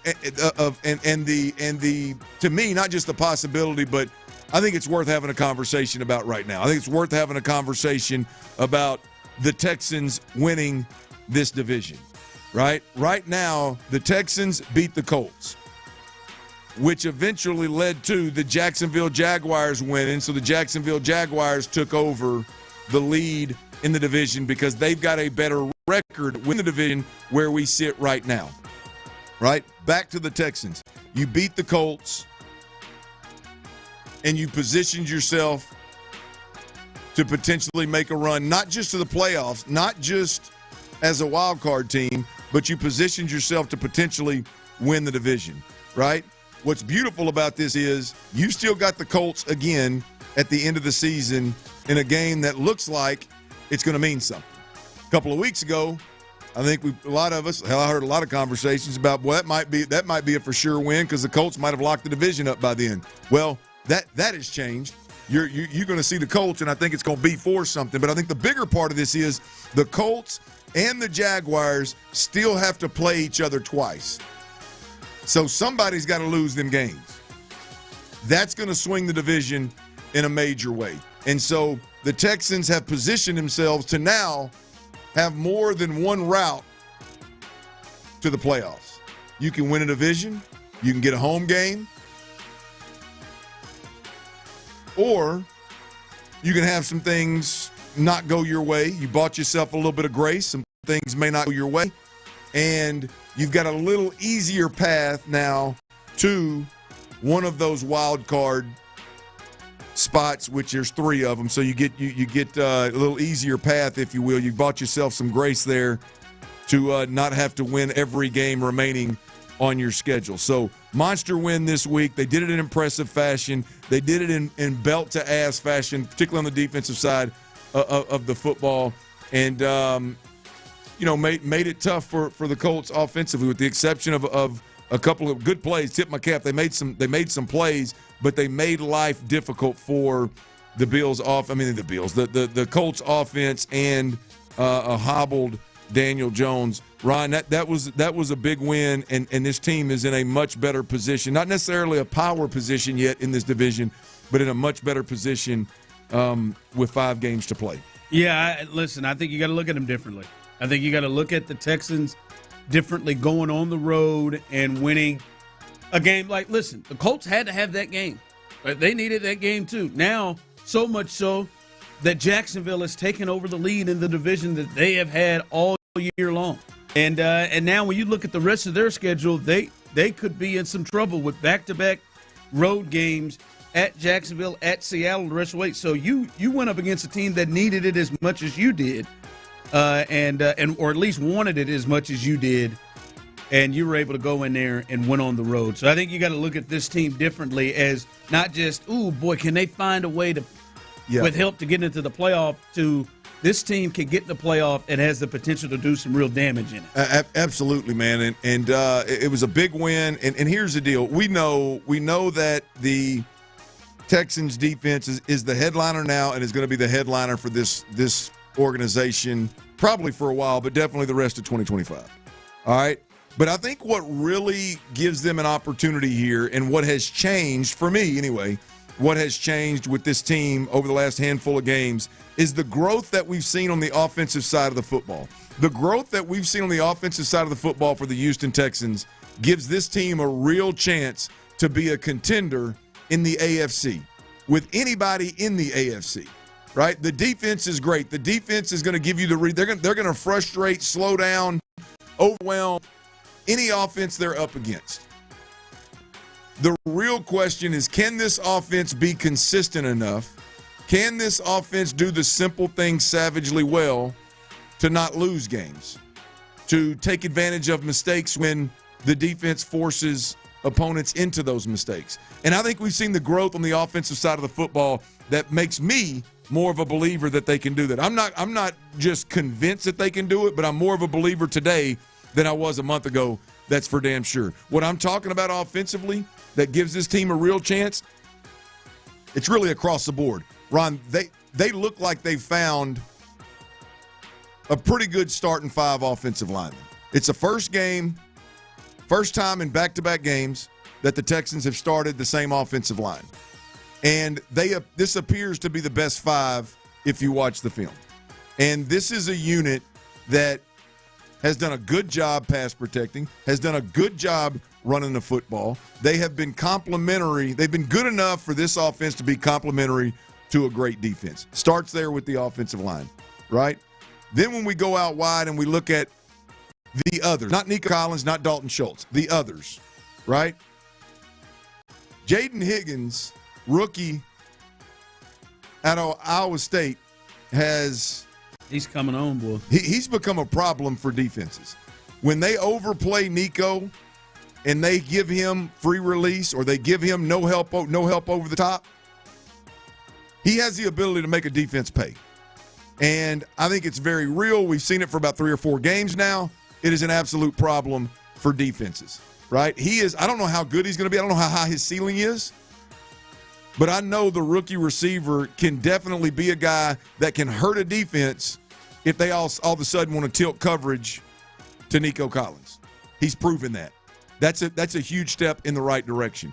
You look at Xavier Hutchinson. He's a guy that, be honest with you, it's probably disrespectful the way that I kind of just gloss over him and go to other guys. He's constantly showing up in big moments, in big games, and making a play or two that changes the game. He's coming. Woody Marks, the running back room. Woody Marks is at a point where the last 3 or 4 games, he's getting 70% of the snaps.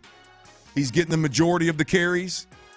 And he's changing the game in critical moments, whether it's the end of the game yesterday, getting the first down that allowed the Texans to end the game with the offense possessing the ball, or it's last week where there was a couple of times in 3rd and short or 4th and short situations where there's an unblocked defender in the hole and he makes that guy miss and he goes and gets the first down, right? And so that guy is coming, right? I think Nick Chubb is a guy that he's a really good 1B, right? He's a really good number 2 running back in this offense. Cade Stover's playing a lot, he's impacting the game a little bit. So I just think this offense and how Nick Caley, how did I have this conversation without mentioning Nick Caley? Good guy. Nick Caley is consistently significantly better than he was a month ago. He turned a corner, and I don't know if it's just, hey, man, give us time to install this offense, or if he's learning or what. But the last month of football that Nick Caley has called on the offensive side of the ball has been impressive, has been really good. There's opportunities for the quarterback to protect his offensive line. There's opportunities for his quarterback to take shots and hit shots. There's opportunities for his quarterbacks to throw touchdowns. He's had to get creative down inside the 10-yard line, inside the 5-yard line, because you're not able to just run the ball straight downhill. I think he's done it really well. We've seen Nico Collins. We've seen Xavier Hutchinson. We've seen Jalen Noel. We've seen, obviously, Woody Marks. We've seen all these guys use inside and outside. And now if you're game planning for the Texans, you got to defend sideline to sideline with these guys. And so I think Nick Caley's done a really good job. This offense and the growth that we've seen for the Houston Texans offense is really what gives you a chance to say or even have a conversation about this team being a team that can compete in the playoffs in the AFC, a team that could potentially make a run behind its defense to an AFC championship run. The growth on offense has been significant over the last month. And yes, I saw somebody texting earlier, can we please talk about the lack of creativity in the red zone? And I would just say, listen, maybe they're not scoring touchdowns every time, but they're not just running their head up the middle, right? But like both touchdowns, like I thought getting to the outside helped Nick Chubb get there, and then you want to say lack of creativity, the way they get the ball in the hands of Nico Collins and had everybody flowing the opposite way. Hell, Dalton Schultz took two steps going the way where I think the Colts thought play side would be, and then he spun and spun out of it and became the lead blocker and got an easy walk-in touchdown on that play. So listen, are they great offensively? Is Nick Caley great offensively? I wouldn't say that right now, but it's clearly improved. Don't have to be. No, you don't. Nothing about this. CJ doesn't have to be great. Nick Caley doesn't have to be great. Nico doesn't have to be great. Nobody offensively has to be great for this team to play well and win playoff games. All you got to do is continue to grow in the right direction, continue to embrace this offense and your role in this offense. Let the defense do its thing, and you can win games. They're doing the simple things savagely well, like playing the running back that gives you a little bit of grace if you don't block it perfect, right? Like making the quarterback, make sure the quarterback gets the ball out of his hands so that he's not destroyed and you don't lead the league in sacks every time the protection's not blocked up perfect. Like playing your best 5 offensive linemen instead of rotating 2 guys at left guard, right? I mean, they're doing things that make sense. And not forcing Christian Kirk, right? You got this Higgins kid out here that's constantly getting run. They're doing things that make sense, and it's starting to bear fruit, and it's a beautiful thing. Ryan, on the DeMeco Ryan, on the red zone, you mentioned the red zone woes and not being great down in the red zone, even though they've been better, right? Here is DeMeco Ryans on if the Texans finding more red zone solutions now versus if they're finding those solutions in the red zone now versus the real struggles that were going on early in the season. Yeah, for us as a coaching staff, we're willing to do whatever it takes to try to improve. We won't continue to do the same things. I feel like they've done a really good job offensively of, adding some non-traditional type plays in the red zone to put us in position to score. I love it, boys. It's that simple, man. I mean, we've talked about this all year long, and I've been frustrated at times with DeMeco. This is all I want to hear is, hey, man, we're not going to sit there and beat our head against the wall and keep doing the same things that we're not good at. We're going to find some new wrinkles. And as I just said, we got through with the conversation. Caley's found whether it's just some basic Woody Marks outside runs, getting big Trent Brown on the outside, getting Dalton Schultz out there on the outside leading Woody Marks, or if it's getting the ball in Nico Collins' hands in a creative way and getting him on the edge. By the way, I know we talk about how hard he is to tackle, but it does when he's out there running the way he's running, it doesn't even look like he's gonna be able to make guys miss or he's gonna be able to get extra yardage, and they just fall off of him. So it's really, really impressive. So that's DeMeco Ryans on the red zone issues, and look, we'll see if they can continue to do that. One thing I talked about on the postgame show last night, Ron, was we got a couple of people that are frustrated with even an attempt to try to run the football downhill. What I like about what the Texans have done is they've been able to sprinkle in these runs, which at some point is going to make it easier to run inside. They haven't completely went away from trying to run football inside, which that would be silly if they did. They add in all these wrinkles. Now teams have to respect that. Now your team's better at running that football inside and out and the exotics, if you will. It's got to loosen up what's going on inside the box and give you a chance to run the football downhill now, which your offensive line needs. You don't have an offensive line that can just line up and run it downhill against any and everybody. So I really like what they're doing. The way they've mixed these wrinkles in, the fact that they've worked obviously is important. But I really like what they've been able to do over the last couple of games of working in those wrinkles, being successful, executing those wrinkles, and now a team has to defend you sideline to sideline. It should open up some seams on that inside once again. Yeah, and obviously with CJ as well should help also. Oh yeah, those different yeah, absolutely. Yeah, I got it. Yeah, I that's one of the things that I think you got to respect with this group is, listen, I don't know, how great they're going to be, and I do think there are going to be some defensive coaches that give them problems, and clearly they do, right? I mean, we see a space where the offense seems to shut down the last couple of weeks, even though we're seeing some changes. But I'm glad that we're seeing some changes. They're not on short yardage, just running the ball. At least now we saw the tush push with Stover. Now it seemed like that maybe stopped working there late, but at least there's something else. That worked a couple of times for short yardage. Going outside worked a couple of times for short yardage. And you got to give them credit.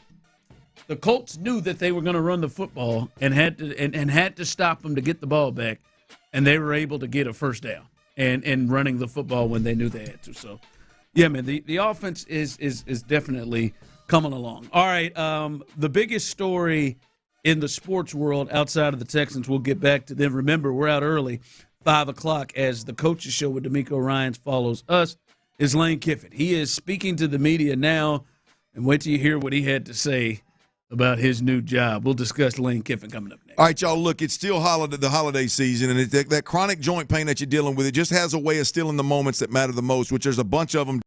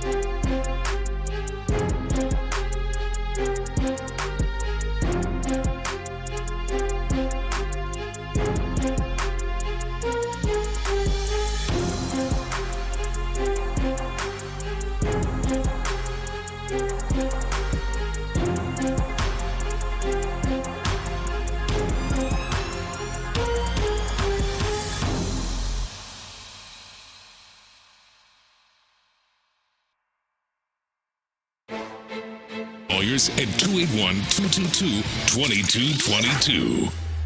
It's a Mokaram Injury Lawyers Reaction Monday on Sports Radio 610. Live from the Mokaram Injury Lawyers Studios, here's The Drive with Stoerner and Hughley.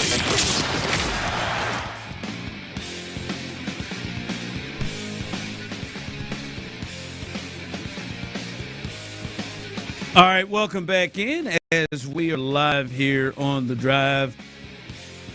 I feel bad for Texas fans. Some of you. I see Larry and Stafford. Texas or Texans? Texas. Okay. Not for Texans fans. You're rolling. There are people who really think that they're going to get into the playoff. Larry's trying to convince himself right now. Oh, Larry is for real. He's not the only one. I've been talking to people up and down the text line. Guys, it's not happening.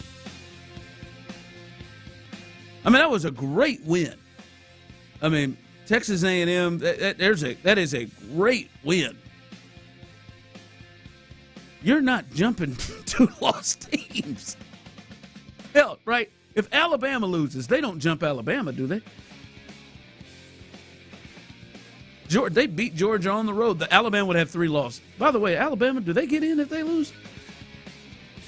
With 3 losses? I mean, that would be complete BS. Well, the thought is that the losing a conference championship game can't hurt you. It can only help you. Like a conference championship game can't hurt you. It can only help you. That's what I was trying to say, not losing it. No, I get you. I know that's what they're saying. Well, I mean, the thing about Alabama is, depending on how you lose to Georgia, if you get skull-drugged by Georgia, if they lose the way that Texas lost to Georgia, then it's they are literally, because they got beat by Florida State, a bad Florida State game to start the season. So you literally are in the same boat, same losses, same, So you're in a. Then it's going to come down to the fact that Texas has 3 wins against teams that are right now are in the college ball playoffs. That's where that's the strong point that they can hang their hat. Yeah, they can hang. And to me, let's just say for them, and the way you finished, obviously. Let's say for them, like, dude, they went. Alabama beat Georgia in Georgia. You got just absolutely mollywopped, like a head-to-head type of or a common opponent, the best common opponent that they've faced. Like that, I don't know. I just, Texas they're playing well right now, but I don't think that's happening at all. That's a lot of teams you got to jump. No. I mean, a big, huge win. Big win. 3 losses. I think that's going to be hard to overcome, but that's all right. Anyway, the Texas was not the story of the weekend, although Sark has been on everything to talk his team up, as he should. He was on Cowherd, said, I unequivocally believe we should be a playoff team, as he should, fight for his team. But Lane Kiffin in the SEC was the big story, and he just had his introductory news conference in Baton Rouge with LSU. Here is Lane. This just happened. Here is Lane getting introduced as the head coach of LSU. I'm very honored to be the head coach of LSU. I can sum it up by saying this place is different. And having watched this place for a long time, having been on the other sidelines in the stadium, this place is different, and that's why we're here. We have a lot of work to do with that, but I'm very grateful for the opportunity to lead one of the elite programs in all of sports. Leaving Ole Miss was extremely difficult decision, and in that, we tried every single thing possible to continue to coach the team through the playoffs and to continue to coach the players. In the end, that was their decision, and we totally respect that and appreciate the time and energy that we tried to figure out a plan to do the best thing at the time for those players. The last 6 years of my life have been the best 6 years of my life, and I owe that to all the players, all the assistant coaches, and the people of Oxford. But the opportunity at LSU, as I said before, is just different. It is just different. Best job in college football. I'm sure the Ole Miss people feel great having to hear that. But the last 6 years were the best 6 years of his life. Clint, I know a lot of people I think a lot of the Lane issues come from a lot of stuff Lane has done in the past, and even a little bit here. But to me, Lane Kiffin took a better job. And I've sat here with you, Clint. You have covered college football in the SEC for years, and you think LSU is at worst a top 5 job in the league in college football that people covet. It's one of the best jobs when you talk about the ability to recruit, the players, the money. They're going to give him a budget of $25 million. It's reported for NIL to go out and get players. Listen, he took a dream job, and the way that the college football schedule and the dates come about, it forces him to make a decision to either take the dream job in that place or be the one that looks like an a-hole for leaving players in the middle of the season. And I don't think he's an a-hole for leaving the players in the middle of the season. I think the schedule and the dates force him to even look more of an a-hole than Lane Kiffin needs. Lane doesn't need help being an a-hole. And this scheduling makes him feel that way. And he didn't screw the players. Hell, just like those players were going to leave him. So we're going to leave him. Lane would have been a fool to not take this job. Yeah. Absolute fool. I mean, people can talk about, other coaches staying and using it just to get more money at their respective spot. This is a different animal in so many ways. If you're interested in winning national titles, he just removed some immovable hurdles, if you will, that exist at Ole Miss. The path is so much easier to get a championship caliber program, players, support, everything around it at LSU than it is in 99.9% of places. I mean, it's just different. I agree with you, man. It's just different down there. You get a chance to not only become one of, if not the highest paid coach in football, and you get to do it there. Yeah, you got to take that one. Yeah, it's just a tough situation, and I think this is a situation, Clint, we're going to run into a lot more, right? To steal a word that Tyler said, hey man, if your team is going to the Pop-Tart Bowl or the Cheez-It Bowl, or the Duke's Mayo Bowl or the Citrus Bowl, whatever, that feels different than, all right, man, there are 12 teams that have a shot to go. Yep. And play for a national championship. And we're going to start to run into that because whenever teams like LSU and Florida or Penn State are looking for new coaches, they're probably looking for coaches that are either at the same level as them or maybe just below, like an Ole Miss. Well, Ron, the beautiful thing about this, the beautiful thing about the Lane Kiffin saga, if you will, is that I believe college football will change for the better in response. I don't know how the NCAA doesn't put some kind of guardrails in place to keep this from happening, right? You always say, like, they allow it, then all of a sudden something really extreme forces you to change. I think this is that. They're going to have to change the schedule. Nick Saban's on College Game Day talking about it. Obviously, we're listening to Lane Kiffin. Clearly, you can see what happens to the program, the kids, the fan base, the student body, the administration, the University of Ole Miss. I mean, The good thing is I think we're going to see some change, and it's got to be. Well, it's not. This isn't one of those where you're asking for change that takes money out of kids' pockets or takes money out of coaches' pockets. Like those are going to be very difficult. Like changing NIL in kind of like what it is. That's not going to happen. That's going to take time and some real controversy. But saying, hey man, a coach and a player cannot leave until the college football playoffs are wrapped. The minute you hand a trophy to somebody, national championship trophy to somebody, then everybody. All is fair. And recruiting, too. All of it, yeah. And Players and coaches, yes. Signing day needs to be moved back because what is it? Early sign? Was it January? Well, you can you can do what you want. You can do what you want with signing periods for high school athletes. I don't care what you do with them. I'm the transfer portal and the coaches being able to or being forced into positions to make decisions like this has got to change. Like you can't have kids threatening and holding programs hostage for more money before the damn college football playoffs start. You can't have coaches exiting the building for teams that have worked all year long to get to the college football playoffs, and they're assured they're locked in. Hell, they may have they got a home field game the first, or at least they would have had a home game in the college football playoffs. You can't have this happening. I think this is just so extreme. I think the NCAA ends up responding. And I think that it ends up impacting transfer portal as well, which is going to end up being beautiful. I hope so. It is wild. It is wild to me that this has just been. It's been out. Hey man, we got a situation where a season happens where just by the dates, there's a potential of you don't finish out your season. It's a shame, it's a shame, Ron. It's so dysfunctional. The NCAA is that you didn't see this coming. You didn't make changes before it got to this. Like you could have done this a year ago and said, look, this is what we're going to be up against if we leave it the way it is. We got to get this fixed. But they don't.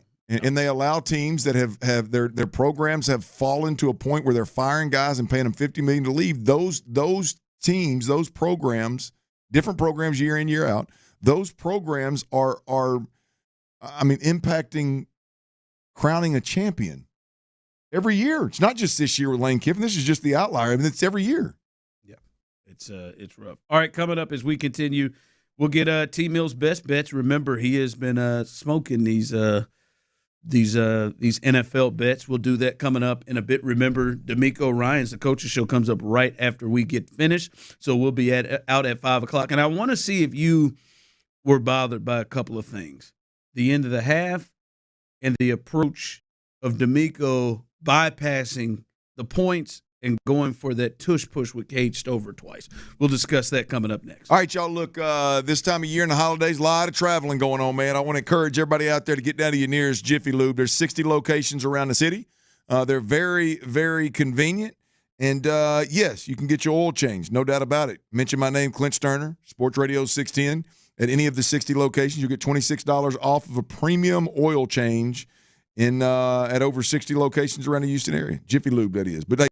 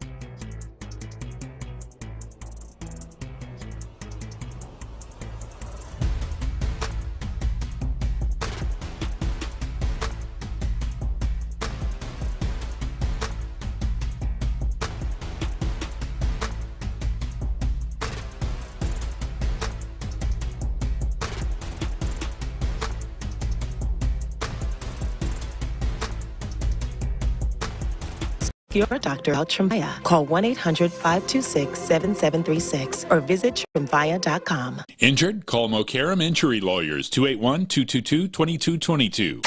It's a Mokaram Injury Lawyers Reaction Monday on Sports Radio 610. Live from the Mokaram Injury Lawyers studios, here's The Drive with Stoerner and Hughley.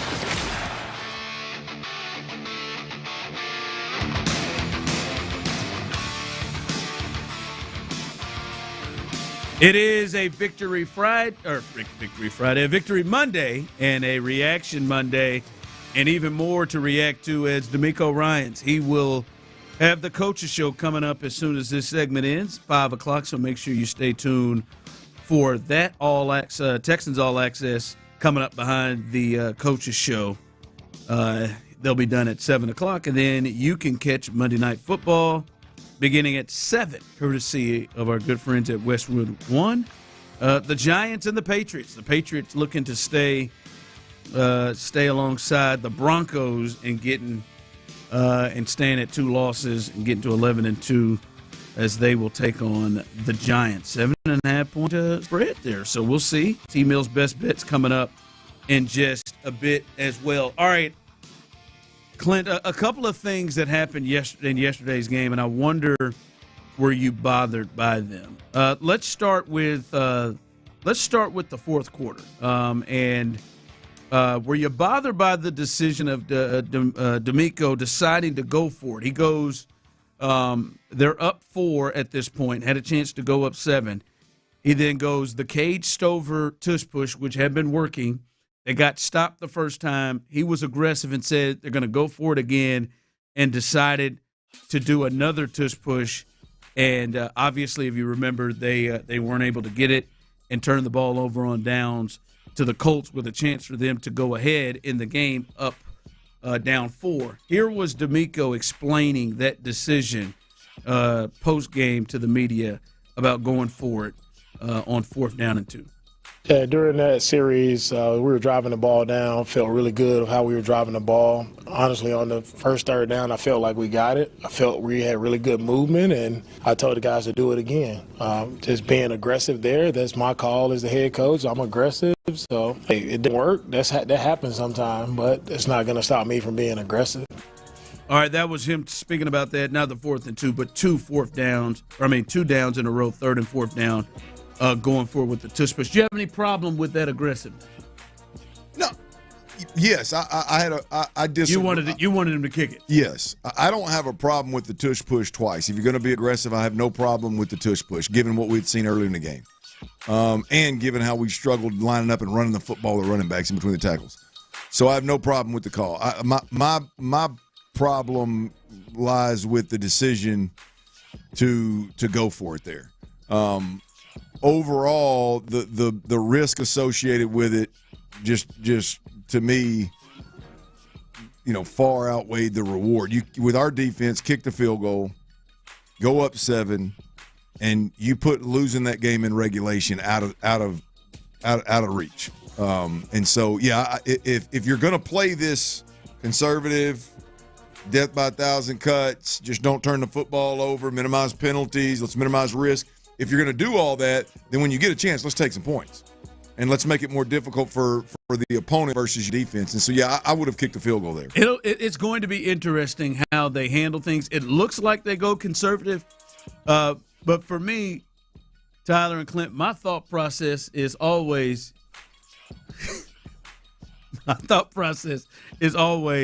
hey, if I got a defense like that, to me it's like that means I get to be aggressive when I have a defense like that. To me, that's to me would be my thought process is I feel good about this defense. Let me be aggressive, and I'll just end the game. He did. And I didn't have a problem with it. I like go for that thing. I didn't have a problem with it right there. But I don't know if he consistently does that because in the second half against the Bills, I think they said to themselves, "Let me slow this down with our defense." Yeah. To me, I like the thought of I got a defense like this. Let me be aggressive to really put offenses and teams in a bad spot. Let me go up double digits to see if they're going to be able to do that against our offense as opposed to being conservative. It looks like they lean conservative. I didn't mind it. It just didn't work. And then your defense came and shut it down, like you would have confidence in doing. But if they get that first down, they take some more time off the clock, potentially score, and it really puts that game out of reach. But we'll see what they do. All right, coming up, as we said, the coaches show right behind us, D'Amico Ryans as he will kind of recap what happened with the Colts and then get ready for this big Sunday night game against Kansas City. That comes up right as we get finished. All right, Tyler, what's T. Mill's best bets? What you got? A little NFL action, a little Monday Night Football. What you got tonight? Yeah, last time we talked, we were still putting people in the green, putting people in the money. Went 3 for 4 on the rivalry week bets. Yes, the one bet we missed was the Aggies -2. That's fine. Enjoy your Pop-Tart Bowl, Longhorns. We'll be playing for a title. It's going to be Here are your better bowl than that. Here are your 4 wagers for tonight, Monday Night Football in Foxborough. between the Patriots and the G-Men. First, I'm taking the Giants and the points. I believe the line is currently sitting at Giants +7. I got in at +7.5. I like +7 for the record. If you can get it there right now, I'd take it anyway. Giants +7.5. Then I'm on the under tonight. I teased it a little bit. I believe it's been between 46 and 47. I took Giants-Patriots under 47.5 at -130 odds. And then a player prop from each squad. First, the quarterback for the New England Patriots, Drake May. I'm on under 244.5 passing yards for him tonight. And then for the Giants, pass catcher receiver Wan'Dale Robinson, I'm on over his yardage for receiving, 59.5 receiving yards. I'm on the over for Wan'Dale tonight. Those are your 4 best bets. Lock them in, get you some money, start paying off that Thanksgiving turkey. Like the Robinson one, he's the one that's really come on with the injuries they've had over there, in particular with Malik Neighbors. So I like what they've done there. And Jackson's back. Jackson Dart's back. Yeah, dang, I wish Jameis was playing. Jackson Dart is back. Yeah, 7.5, that's not Tim bad. Kelly calling them plays? No, Mike, or for who? For the Giants. Is Tim Kelly calling? I thought Kafka was the head coach, but I'm pretty sure. Kafka was still calling Now, them he plays. may still be calling them, but Yeah. I think Timmy Boy is the OC. See, I think it was still calling them.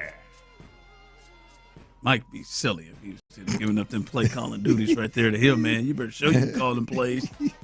The head coach over there. Damn, Jameis. No Jameis tonight. You think Jameis gets in there? Man. They might need to put him at receiver.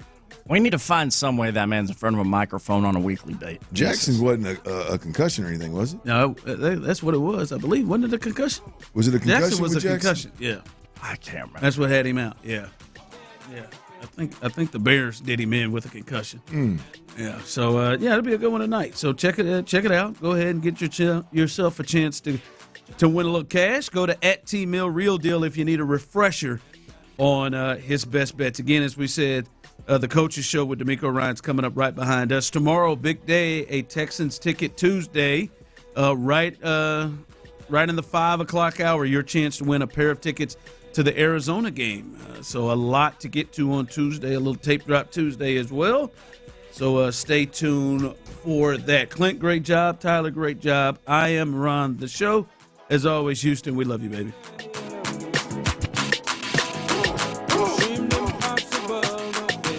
No, stop. Go have fun at the Pop-Tart Bowl, man.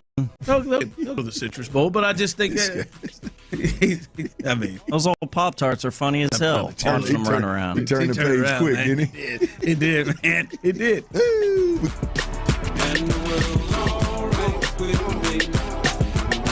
Tyler, I love you too, man. You so H-Town.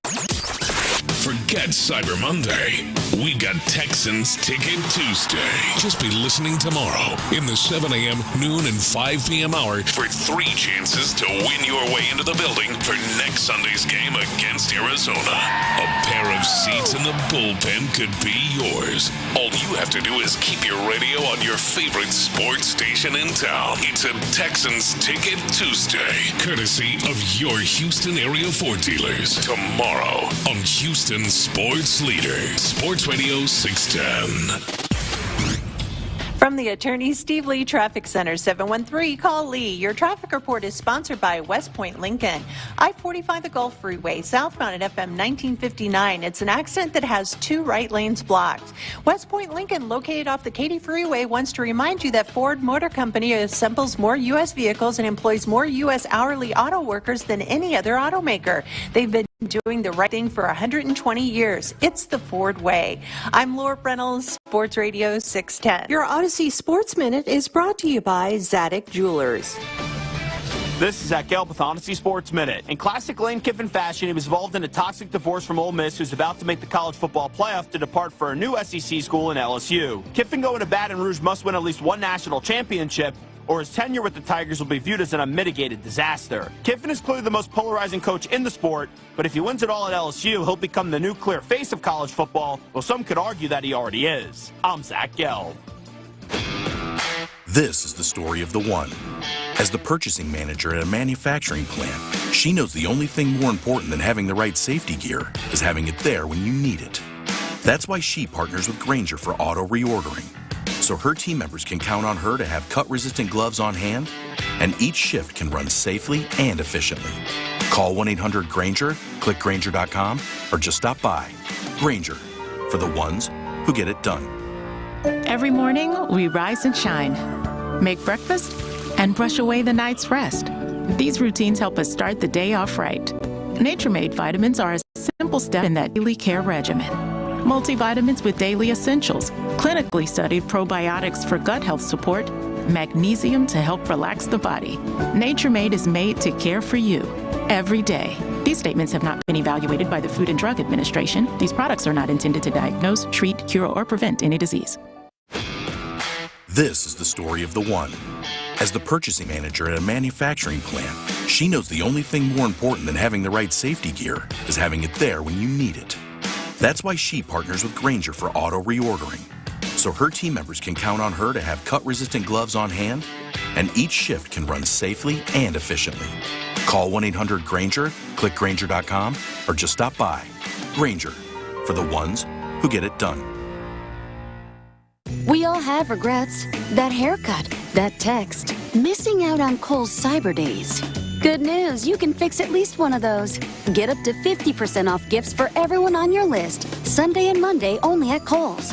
From cozy favorites to top toys, you've got 2 days until you out. Don't let Cyber Days be the sale that got away. Save at Kohl's and Kohl's.com. Select styles. Offer ends December 1st. Some exclusions apply. See store or Kohl's.com for details. At MD Anderson Cancer Center, we're raising the standard in cancer care. Our world-renowned researchers and subspecialized physicians work together to turn discoveries into life-saving treatments faster. Through the world's largest cancer clinical trials program, we bring the most innovative treatment options directly to our patients when they need it most. Because at MD Anderson, we know cancer inside and out. Learn more at mdanderson.org. This is the story of the one. As an HVAC technician, he and his digital multimeter are in high demand. So when a noisy office HVAC turns out to be a failing blower motor, he doesn't break a sweat. With Grainger's easy-to-use website and product information, he selects the product he needs to keep everything humming right along. Call 1-800-GRAINGER, click Grainger.com, or just stop by. Grainger, for the ones who get it done.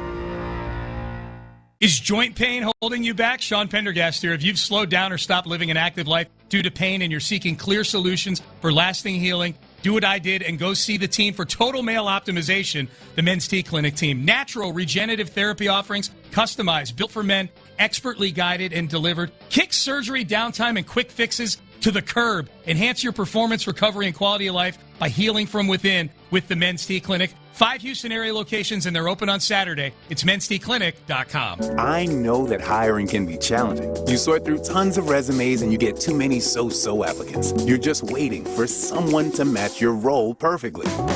Well, now, there's a place where you can meet them fast. ZipRecruiter. Need to hire right away. Start your search for strong candidates. The right fit awaits. Build your team, build it sooner. Meet your match on ZipRecruiter. Just head to ZipRecruiter.com/free right now to try it for free. And you're on your way to meeting your match. 4 out of 5 employers who post on ZipRecruiter get a quality candidate within the first day. So try it now. Go to ZipRecruiter.com/free. Once again, that's ZipRecruiter.com/free. Meet your match on ZipRecruiter. Try it free. KILT FM HD2 Houston. Insider access, exclusive content. Sports Radio 610. The Texans play here. An Odyssey sports station. It's Texans Radio. Yes, sir. The D'Amico Ryan Show. Communicate. Over-communicate. Brought to you by Amity Bank. Hello, Texans. Welcome to the D'Amico Ryan Show, and it's a great one tonight with the Texans riding a wave with 4 consecutive wins, 7 of their last 9, and 4 weeks ago we came into the studio not knowing what was going to happen. They were 3-5 C.J. Stroud was injured. You had tough games coming up. What was going to happen? You were digging yourself out from 0-3 and constantly unable to really get on a roll. Within a game of 500 a couple of times, unable to get there. 2 games below 500 4 weeks ago today. But what happened? 4 straight wins. The come from behinder against the Jaguars. The late win against the Tennessee Titans. The dismantling of Josh Allen and the Buffalo Bills in a close game, of course. And then going to Indianapolis and defeating the Colts 20-16. Man, what a great win. That was 4 straight in Indy, which is incredible. And DeMeco Ryans, after going 0-1 to start out his career against the Colts, has won the last 4. So that's impressive stuff when you consider the history of this franchise against the Horseshoe. An amazing win and a tall order on Sunday night, facing the Kansas City Chiefs in the big one. And we put it that way because you are in contention for the playoffs. They're one of those teams that wants to be in contention too. They are 6-6, so you go in actually with a better record heading into the matchup. And in the AFC South, you're a game out of first, but 2 teams are tied for that top spot, 8-4, with the Colts and Jags playing this weekend. And that's one of the things we're going to talk to DeMeco Ryans about. So let's get right to it. Our conversation with the head coach. We're presented by Amegy Bank, the official business bank of the Houston Texans. Coach, great to see you. Congratulations on the victory. Thank you. Great to see you guys. All right, here we are. It's Chiefs week, big one, and we'll talk about that, but let's talk about the Colts game first. Going up to Indianapolis, and you got accomplished what you needed to. You got the victory and made the big plays at the moment of truth. Yeah, that was the key to the game. I thought we did a great job on third down, the critical downs. Third down, offense and defense, we made plays we needed to make, and defensively getting the 2 big 4th down stops. Those were the plays of the game, right? They're in position to score there. They go for it. We stopped them in their own territory. That was huge plays in the game, and just how we finished the game offensively, being able to run the clock out. Just thought overall we did what we needed to do. I thought CJ's first game back, he stepped in, did some really, good things with the football, finding a lot of different receivers. He did a really nice job of managing the game. Like I said yesterday, there's some throws he probably want back, but that's also the rust from being out for 3 weeks. That happens. But I felt like he also grew in a sense where he had some, as I call them, sack saver plays, where the defender is on him and he just dirted the ball. Like he's growing, he's making good decisions, and he's continuing to progress and get better. So I'm excited for where he started, and now looking forward to this next week to see how much of a step he can take. Coach, you talk about CJ from the physical aspect and the rust. How much from the mental aspect is the rust having to shake off as well? Because one thing you said in your press conference stood out to me, and you said that you spied their blitzes, so change protections to get those stopped, and they stopped blitzing because you were starting to pick them up. How much of the rush shaking off part is the mental part of, okay, I got to go back to reading defenses on the regular with them about to come sack me? How much is the mental part for CJ getting over that? Yeah, the mental part is huge. But I also think our coaches did a really great job. Kaylee and his staff, they did a great job of working on those things in practice in our walkthroughs when we're slowing it down and we're truly just teaching, like in our meetings, how we go through the protection meetings. And I think we handled it really well this week, and the guys were locked in, they were attentive, and the same things that we talked about in the meetings, they came up on the field. It's like it's that final exam. Like you have to pass it, you got to be on it. And they did a great job of communicating. O-line did a great job, and our backs did a great job picking up the blitzers as well. And speaking of the backs, Coach, the running game, it's not like a high-volume yard per carry average, but you stuck with it. You ran for over 100 yards. You did what needed to be done. Yeah, it's funny, some of those runs where they got guys running through, like they got linebackers running through, you got possible TFLs. It's easy to say, we got to scrap the run, right, and start just throwing it more. But I like how Kaylee continued to stay with the run.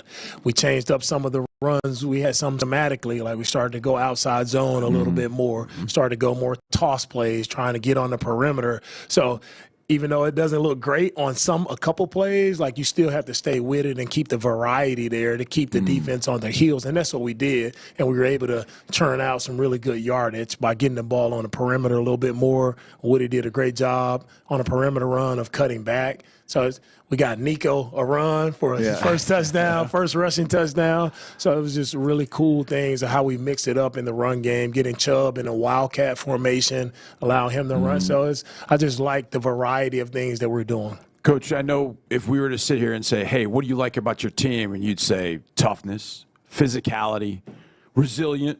Those are all traits I think you'd want to see in your team, and you have seen in your team. Yesterday might have been the best case of resilience. When they came down and scored a touchdown, boom, turned right back around and went and scored a touchdown. Then they tied at 13 after the interference, and then Warren's touchdown. Boom, you go right back down and score again. Offensively, to bounce back. And the defense, after they'd scored, okay, we're going to stop them twice, hold them to a field goal on the last 2 drives. Resilience seemed to be kind of the key offensively. All right, you're going to score, we're going to answer, and we're going to show our resilience to go back and take the lead from you. Yeah, it was cool to see. It was cool to just feel it, too, from our sideline. Everybody was just even keel. You felt a confidence amongst our sideline, like the offense did. They moved the ball really, really well. Fairly had a lot of chunk plays. Defense was getting off on third down, making some stops. We were attacking the football. Jalen had a couple passes. So you felt like, okay, we're kind of in control here of the game. And, when you feel that way, it's like, okay, it doesn't matter what happens. Feel like we made plays before. We'll go do it again. Yeah. What about your new reserve quarterback, Cade Stover, Coach? Very interesting stuff. It worked. I know it didn't work at the end on the 3rd and 4th down, but on the 3rd it looked to us like you had it, but whatever. But it was creative, it was different, and it was effective. Yeah, that goes to also just coaching. You try to switch things up. Things haven't worked that we've tried before, so you got to not keep doing the same things, right? And so that was a play that we wanted to do. Cade had done it before, or he was under center before, so tried to throw that in, and it worked. It was effective for us. I'm with you. I think we got the first down on 3rd, and that's how I was like, hey, no, do that again. If that wasn't a yard, let's try that again. So I really liked just changing it up, giving the defense something else to, try to defend that they haven't seen from us. Were you a little worried that they tried it beforehand and they botched it because he doesn't get the snap? I mean, no, I said we're going to do it better. Okay. Don't worry about it. No worries. Coach, I've always wondered this, and as a defensive coach, team wins the coin toss and they say we want the ball. I would think for your guys yesterday when they said that, I would imagine it's like, whoa, they want the ball against us to start the game. What's the feeling like for you and the defensive staff and the defensive players? Like, oh, is it? Oh, they want to test us, or is it just okay? We got to go play ball, or mix of both. For us, it was let's go play ball. It's something that Shane has actually done a lot, throughout the season, where he's taken the ball, and it's been their game plan of how they've gotten the lead on a lot of teams. They take the ball early and they try to get up a score early and try to have you playing from behind. So that's been his strategy. It's worked for him before, but our defense did a really nice job of shutting that down very quickly.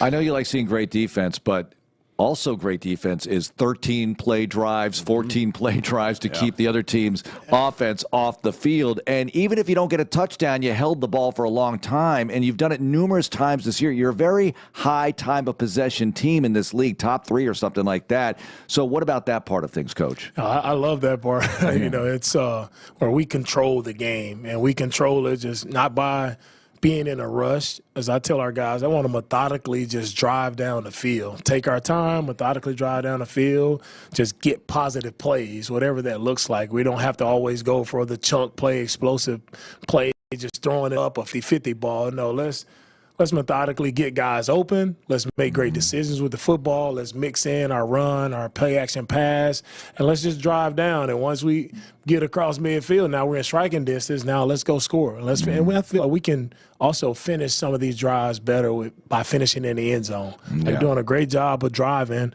controlling the game, but now it's even better when you can control the game and finish the drive with 7 points. We talked all last week. We knew what job number 1 was for the defense. That was stopping 28. When you look back at the film, Coach, A, how well do you think you did in that regard? And B, holding him 21-85 feels pretty good. What was the key in doing that? Yeah, the key to stopping the run, it was tackling. I thought everybody tackled really well, even on probably my favorite play of the game is the 4th down one that they fumbled the snap on the tight end sneak. They fumbled the snap, and just watch how all of our guys just finished and tackled.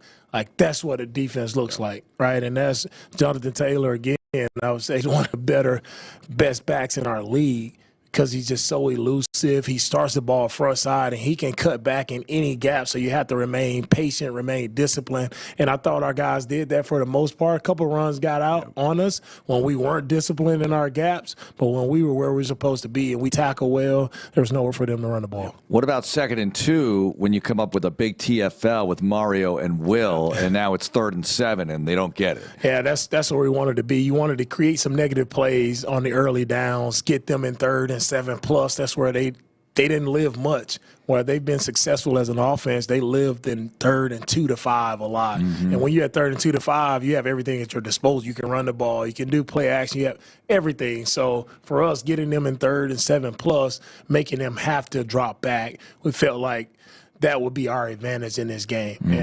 And I thought our defense did a really nice job on 3rd down. And you only ended up with 1 sack?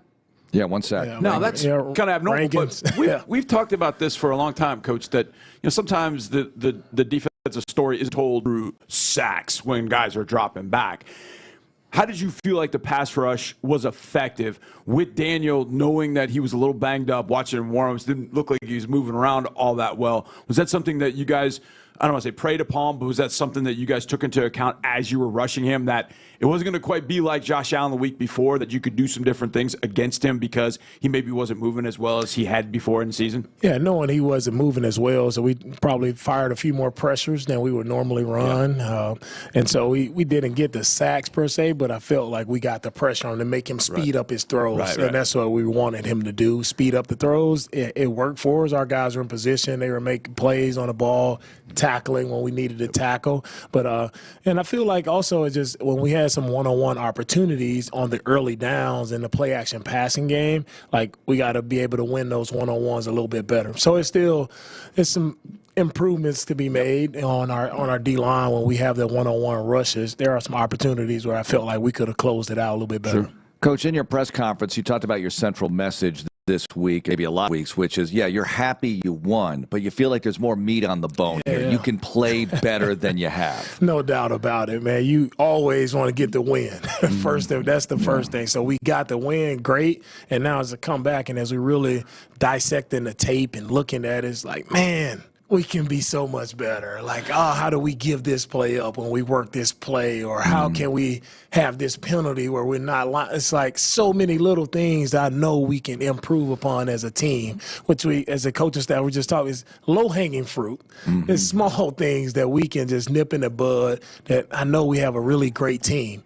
And they're still even better out there for us. We just got to make sure we're locked in. Every single time we line up, make sure we're locked in, make sure we're doing all of those little things, because that's what's going to happen. The bigger these games get down the stretch, it's just going to come down to the fine details. As a coach, you're the teacher, so the students, if you will, are doing better than they did earlier in the season. You see a trend going upward. The grades are getting better, Coach. Grades are getting better. Some grading is getting better. We're doing a great job. So we got to keep one up, and that's one thing you want to see in a season, right? It's not about how you start, but it's about who are you becoming as a team, how are you growing, how are you getting better. And I really love the growth of our team. O-line is settling in, doing some really good things. CJ, the quarterback, Davis played well. CJ's playing good, his first game back. So our receivers, they're playing different guys, making Hutch, making plays, Higgins, Neek. It's like a lot of different guys making plays. And I see the growth of our team. I see where we are. And now here down the stretch, it's just about remaining locked in just one at a time, controlling what we control one at a time, finishing with the win, whatever it takes, however it looks, it doesn't matter. Just finish with the win. Coach, I'm contractually obligated to ask you about tackling, but we already got into it a little bit about this one, so I'm going to ask my question looking forward. Because the guy we play Sunday night, we all know very well, and one of the things that he does best is exploit bad tackling, and that's Patrick Mahomes when he gets out of the pocket, whether it's escaping a tackle to make a throw, escaping tackle, scramble for 20.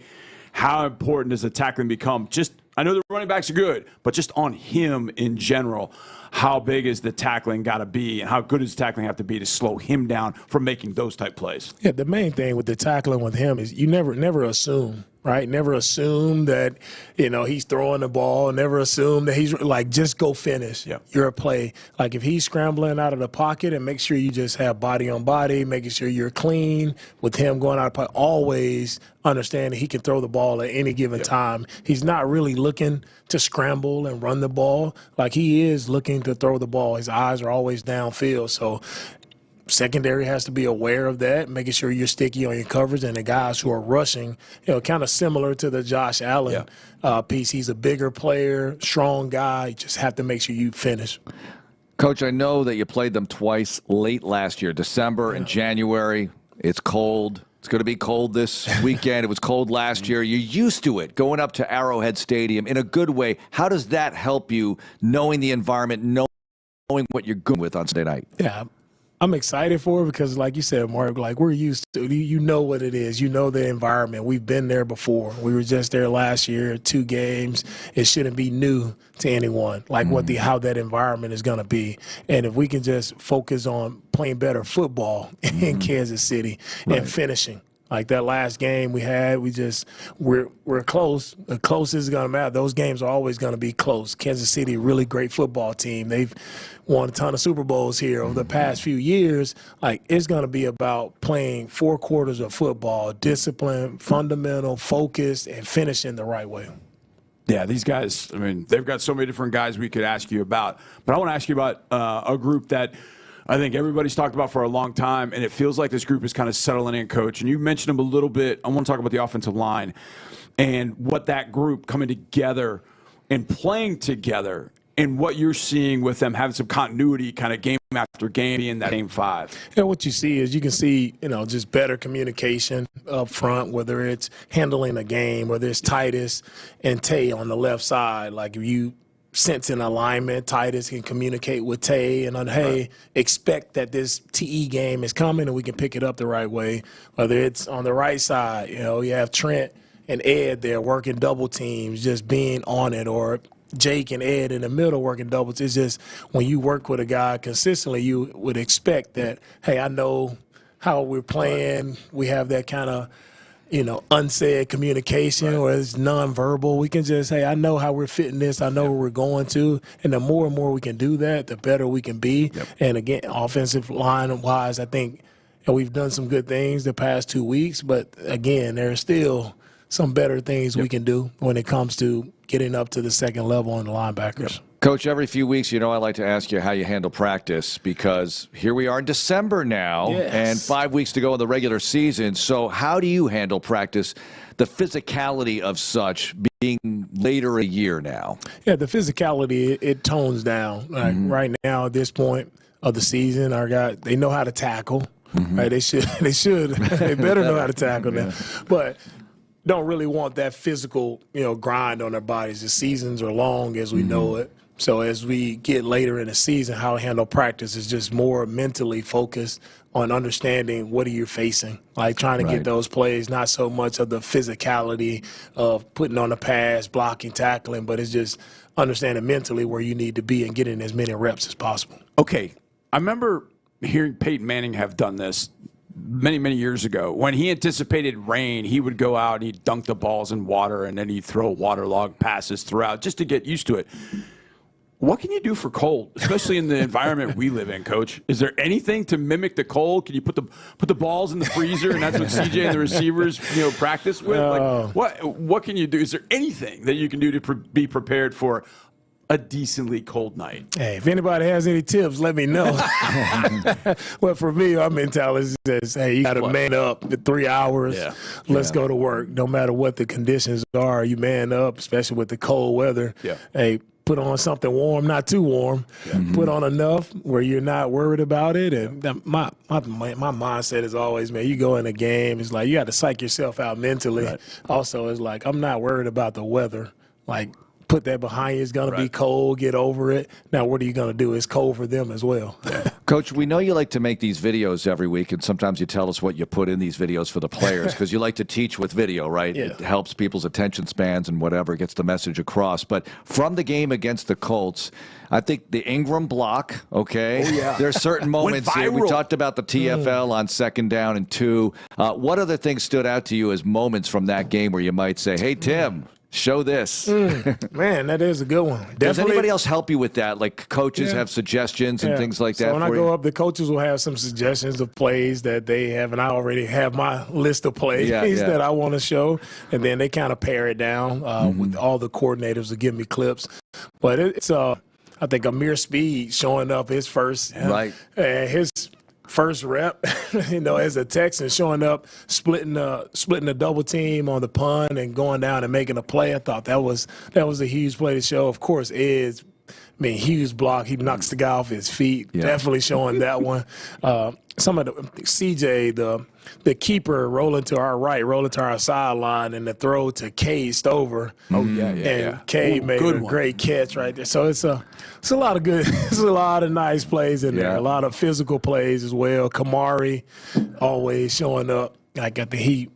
He fired and blitzed on one play and hit Daniel Jones. Oh, yeah. And I see their sideline. They're looking like, oh, what happened? What, the corner blitz? So it's some really good things that happen all across. And there's always some fine details that you can see also with, how guys are celebrating. People on the sideline may see Johnny over there celebrating a little bit. So he may pop up in the team meeting as well. I got it. So I got my celebration on. Can I make one suggestion? Bring it on.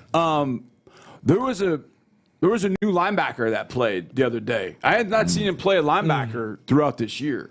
Number 51. Oh. There's a new linebacker.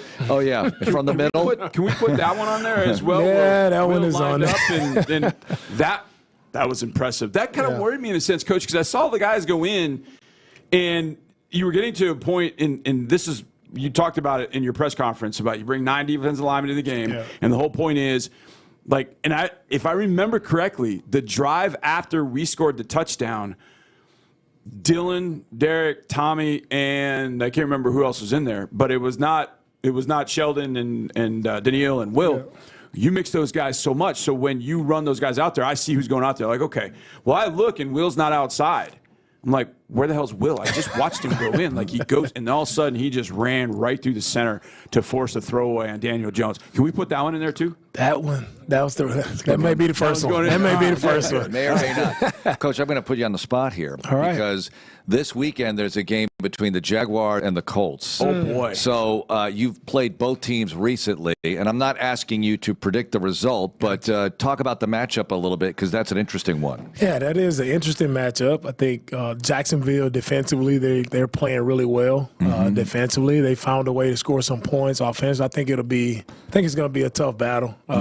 Depending on if the Colts can get what they do at the corner situation. I know losing Sauce was a huge one for the Colts, just schematically with how they wanted to play defense. Now they had to go to more zone coverage. So I think it's gonna be a tight one. If they can rattle Trevor with some of the pressures that they have, I think that'll be the key for the Colts, to getting the win. For the Jags, the key to get the win for those guys, man, it's gonna be, can they expose and can they get Brian Thomas? Can they get those guys open in the zone coverages? Okay, let me ask you an easier one. There's another game going on this weekend that involves the Crimson Tide and the Bulldogs in Atlanta for the SEC championship. Yeah. This one I think you probably got a rooting interest in. Just a little bit. We got them one time this year. You got to go do it. Hard to beat them twice, but go get it done, man. Roll Tide. There's your head coach, D'Amico Ryans. Plenty more with him coming up, including the post-game locker room speech. And D'Amico and Johnny have a private conversation. Well, it's not that private because you're going to hear it. It's public. And it's coming up at the end of the program. Also, we'll hear from Jalen Petrie, who got back in action yesterday. He caught up with the post-game show guys, Sean Pendergast and Clint Stoerner. It's all happening here on Texans Radio. More Texans Radio coming up in a moment.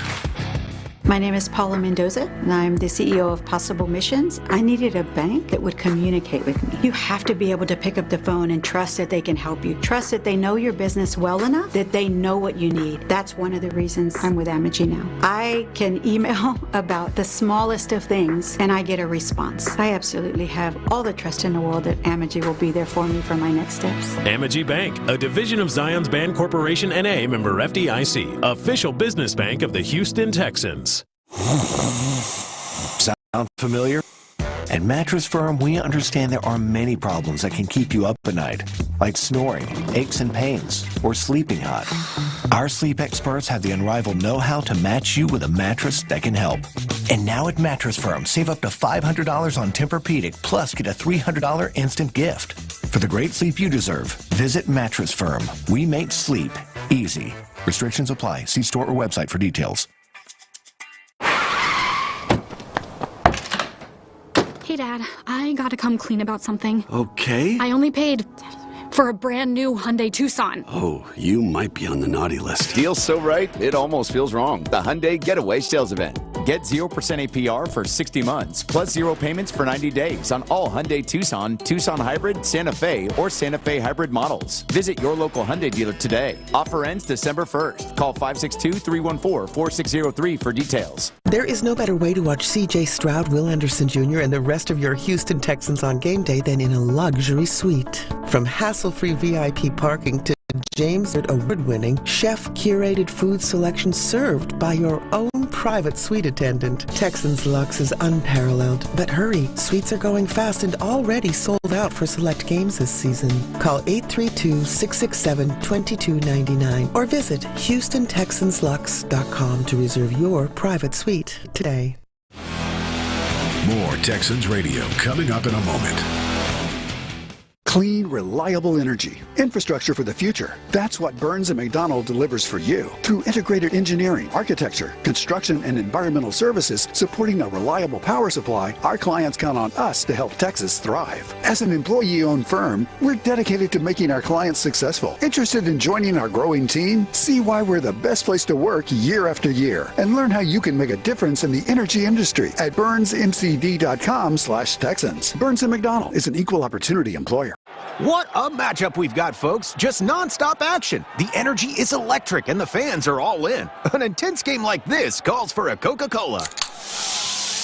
Crisp and refreshing. That's a game changer. Yeah, that taste scores every time. And just like that, they're back at it. Passionate fans and an ice-cold Coca-Cola. Now that's a winning combo. No matter the team, no matter the sport, everyone knows fan work is thirsty work. Enjoy a Coca-Cola. When the Houston Texans take to the gridiron this season, Reliant will be there to bring the energy. That's because Reliant is the only energy provider the Texans trust to power every electric moment, every punt, pass, and kick, every touchdown or takeaway. Reliant will be there, powering every game day. And when you have Reliant and Vivint, they're smarter together, giving you the power to manage your electricity and your smart home all in one place. Reliant, proud to be the official energy provider of the Houston Texans. PUCT number 10007. What does a 20-16 win in Indy say about the Texans? It shows that, we're, three-phase team where our special teams is really good, defense is really good, offense is really good, and, when one, lacks, the other pick us up. Man, I'm just super proud of these guys, and, we got to just keep it rolling. Insider access. Exclusive cut. Sports Radio 610. The Texans play here. Back to Texans Radio, the D'Amico Ryan Show. Right back into the fray here on the D'Amico Ryan Show following the Texans' win over the Colts and in advance of the Chiefs game on Sunday night. Got to get them. They're 6-6. They're desperate. More on that later. Let's go to the locker room. After the game, head coach D'Amico Ryan's addressed the team. Outstanding job, man. At the end of the day, man, we talked about coming here, taking what we wanted. Everybody, it took everybody in here. Coaches, players, every man in here stood up, made a play. We needed to make a play. It took every second on the clock to finish this thing, but that's what it's about. Coming in and winning a divisional game versus a tough opponent, and we got to see these guys again. Great job right there getting the first one. Now on to the next one. Let's keep it going. Everybody, great job, complimentary football all the way around. A lot of great things you guys did. Most important thing, what we come here for, is the dub. One time, Texas! We'll go back into the locker room before the show's over. John Harris is going to catch up with the head coach, and also Sheldon Rankins in a celebratory locker room. You got to hear this. Not a long conversation, but a real good one with the guy who had the only sack of the game for the Texans yesterday on Daniel Jones. Let's get some thoughts from former D'Amico Ryan's teammate, Andy Kalu, part of our Texans preseason TV broadcast crew, Texans legend, and he liked what he saw yesterday. You know, it's great to have C.J. Stroud back, and the offense is kind of continuing to pick up the pace. But this defense has proven to be a historically great defense, especially when you compare it to other Texans teams. And it's the little things. I mean, I know John and Mark, I know you saw this, but I know John could appreciate this. That pick on Rankin's sack. So they ran a D-line stunt where Autry is supposed to pick the center, and he just blasted the center. The pocket collapsed, and Rankins gets the sack. But it was such a team sack because of the way the front four rushed. I mean, this defense is the real deal. And shout out to Azeez Al-Shaair because he's still making plays where you're like, ooh, you probably shouldn't have done that, but what he's telling you is, hey, I don't care about what people think about me. I don't care about the pass penalties. I'm still going to play my brand of football, and it just resonates throughout that entire defense. Andy, the defense yesterday, if I'd have told you that they were only going to have one sack going in, especially against a guy that's got a fibula, as Shane Steichen called it, would you have been worried? And answer that, but also, how did you feel like they got enough pressure on Jones even though they only got the one sack? No, I definitely would have been worried because I was watching the game here in Waco. So, of course, I was listening to y'all call the game. And, John, you did an awesome job pregame talking about Daniel Jones. He still doesn't look 100%. He still has a little bit of limp. So when I heard you say that before the game, I was just smiling like, oh, we're going to have another 8-sack game. So if you would have told me then with everything that you said pregame that they were still only going to have one sack, I would have been concerned. But then the way it played out and the fact that they focused on Taylor and they were able to, like Mark said, slow him down. You don't completely stop a guy like that. He still had over 80 yards. You know, he still had what's considered to be a good day. But when you factor in everything and all the big plays they made when it counted, I would have been okay with it. But, yes, going into that game, knowing that Daniel Jones wasn't healthy, I would expected more than one sack. Andy, thoughts on CJ's return? Has the pick, 22 of 35. He throws for 276 in the game and makes some big throws along the way. You know what I like about him, Mark? He's knocking the rust off, and I still expect him to have better games. I still expect him to play even better, play even more lights out, and they still won the game with him playing. It wasn't pedestrian by any means. It was a good game. Like you said, one interception, but no touchdowns. He was sacked a couple of times. I can still see him elevating his game, and for him to be kind of getting back into the groove of things and still be able to put up those type of numbers. He understood who his number one target is. You know, Nico Collins every week is really solidifying himself as one of the top wide receivers in the entire NFL and not just the AFC. I'm actually about it because I'm expecting C.J. Stroud to play even better when they take on Kansas City. And with the way the schedule is going, with what this team's trying to accomplish, he's going to have to continue to get better. I actually would have been I would have been more worried if he had one of those 400-yard games, 4 touchdowns, no interceptions, where you're thinking, ooh, is that what it's going to take to win? But I felt like he had a game that he could improve upon, and they're still winning. Andy, what about this team winning 4 in a row right now? What do you think the vibe is like inside and the belief that they have that they can do some really big things down the stretch and beyond? Now that they're really they're establishing an identity on offense with this ground game. It's not always as productive as they want it to be, but they stick with it. They got CJ back. Obviously, the defense #1 in the league. What are your thoughts?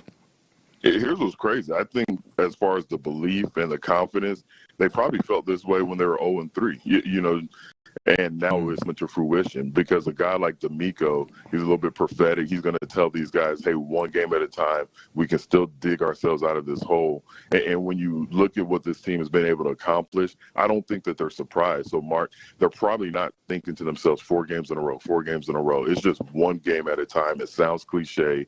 You hear it on every level of football, but you just get the sense with D'Amico, the type of player, the type of coach he is now, that he's preaching it and they're really believing it. And right now, their only focus is Kansas City Chiefs. And it's the fans on the outside looking in that could appreciate this role. I would not be surprised if they have another 3-game, that if they win another 3 games in a row, because you're just looking at it one game at a time. And when you look at the schedule, there isn't a team remaining on the schedule where you just say to yourself, there's no way they can win this game. ND, it's the Chiefs this week. Sunday night, everybody's going to be watching, and it's that guy quarterback. That's probably the guy I look at every time I see him across the field. Like, ugh. And it isn't so much because it's the 70-yard throw, it's it's the 5-yard scramble or whatever. It's the plays he makes with defensive linemen hanging all over him. Like last year, he's got Mario Edwards at his ankles, falling down, and he hits Kelsey for a touchdown. How maddening is it for the defensive lineman to face a guy like Mahomes and knowing that that's the way he plays and that's what he produces? How much of a different tact as a defensive lineman do you have to take? You can't hit him up high, you can't hit him low, but you got to make sure that you do hit him and bring him to the ground. How tough is this for a defensive lineman to go against a guy like him? Very, very tough because he's so slippery, and he's just a playmaker. He's one of those guys. In my opinion, I don't know what his stats look like this season. He's still the best quarterback in the game, and you get up for a quarterback like Mahomes. But here's the thing, John, with the way that the Texans played and performed against Josh Allen, I think you just go out there and treat him like any other quarterback. You don't start to get in your head, if I'm too aggressive and I'm not aiming at the upfield shoulder, then I might miss a sack. The way they performed against Josh Allen, I think they take that same mentality against Mahomes and say, you know what, we're just going to hit him. We're going to hit him hard. We're going to tackle him in a way where we're not holding on for dear life. We're going to hit him and knock him down so he doesn't have a chance to make that extra play. But I just feel like you have to almost disrespect him and the thought of him when you go into the game. And what about the rotation with the defensive linemen? I'm looking at the snap count right here. Daniil, Will, and Sheldon Rankins played 63% of the snaps on defense, and Tommy 54%, Barnett 40%. So it's a healthy rotation. It's not exactly 50-50 with some of these guys, but I saw some instances where Daniil, Will, and Rankins all came back into the game at the same time. Maybe obvious pass rush situations. But your thoughts on the way they rotate things with the front four? I was pleasantly surprised at that, and I actually noticed it, Mark. I noticed it because every time I'm looking and I'm watching the game, I'm looking at the trenches, and more times than I expected, I didn't see Daniil Hunter, Will Anderson in the game. Yeah. And to the point where you're saying, as great as those guys play, D'Amico and co, they truly trust the entire defensive line, and that's something that we've seen since preseason. We talked about the entire defensive line unit, not just the 2 superstars, and how great they were and how they play together. So when you look at that rotation, especially this late in the season, it's going to bode well for late in the season and, dare I say, the playoffs, because you're not going to feel fresh, but you're going to be more fresh than you would be if a guy like Daniil Hunter, Will Anderson are playing 85-90% of the snaps every single week. So, and keep in mind, they're still making plays. The pocket is still collapsing. They're still tackle for losses. You still feel the same energy, and that's only going to help you later in the season as you make that playoff push. There's ND Kalu coming up. John Harris and D'Amico Ryans in their post-game conversation, plus Jalen Petrie on the post-game show. You got to hear it all here on the D'Amico Ryans program. It's Texans Radio. More Texans Radio is on the way. We believe in possibilities at Texas Children's, the nation's largest women's and pediatric healthcare system. We believe all lives can be changed for the better. We're inventing revolutionary in utero surgical procedures, finding a cure for difficult-to-treat brain tumors, solving the world's most complex neurological disorders, developing life-saving cardiac technology, and so much more. Texas Children's, the difference is life-changing. Come see why at texaschildrens.org today. Gearing up for game day? Look no further than King Ranch Ag and Turf, your local John Deere experts. Whether you're a farmer, landscaper, contractor, or homeowner, King Ranch Ag and Turf has you covered with 14 dealership locations to serve you. Right now, score big savings during our exclusive season kickoff sale. Get unbeatable deals on mowers, tractors, construction equipment, and so much more. Let us help you prepare to tackle your next project like the pros. Visit online at kingranchagandturf.com or stop by one of our stores where Texans gear up for success. When you partner with CDW, you get more from your devices with solutions purpose-built for your toughest tasks. CDW experts are creating seamless workplaces using HP's suite of PCs, printers, and peripherals, so remote teams can work flexibly and designers can display their brilliance, all while keeping your customer data safe. Make amazing happen. Learn more at cdw.com/HP. Texans took down the Colts in Indy. Here's the toss to Chubb. Needs some blocking. Chubb to the outside. Chubb to the goal line. Touchdown, Houston. Nick Chubb. If we want to win games, we got to score in the red zone, and I thought these last couple of games, our offense has been able to do that at a higher level. So I think, just being on our P's and Q's and executing at a high level is why you see a little bit of difference. Insider access, exclusive content, Sports Radio 610. The Texans play here. More Texans Radio coming up in a moment. Each home game, nonprofit groups are given the opportunity to staff concession stands at NRG Stadium with members from their organizations. In partnership with Aramark, the Houston Texans donate a portion of each game's profit back to the organizations who dedicated their time to a successful game day. Since the 2002 season, over $8 million has been donated and reinvested in the Houston community. Be sure to stop by the concessions this season at NRG Stadium to help support Houston. Sound familiar? At Mattress Firm, we understand there are many problems that can keep you up at night, like snoring, aches and pains, or sleeping hot. Our sleep experts have the unrivaled know-how to match you with a mattress that can help. And now at Mattress Firm, save up to $500 on Tempur-Pedic, plus get a $300 instant gift. For the great sleep you deserve, visit Mattress Firm. We make sleep easy. Restrictions apply. See store or website for details. NFL fans, when it's time to get Texans tickets, you can tackle game day with total certainty with Ticketmaster. With 100% verified tickets available all season long, you can count on getting in with ease and spend time focusing on the good stuff. Even if you're headed to the game last minute, you can still score seats. Want to meet up inside the stadium with your crew? Transferring your tickets is an easy handoff. So get those touchdown celebrations ready and score tickets today at Ticketmaster.com/Texans.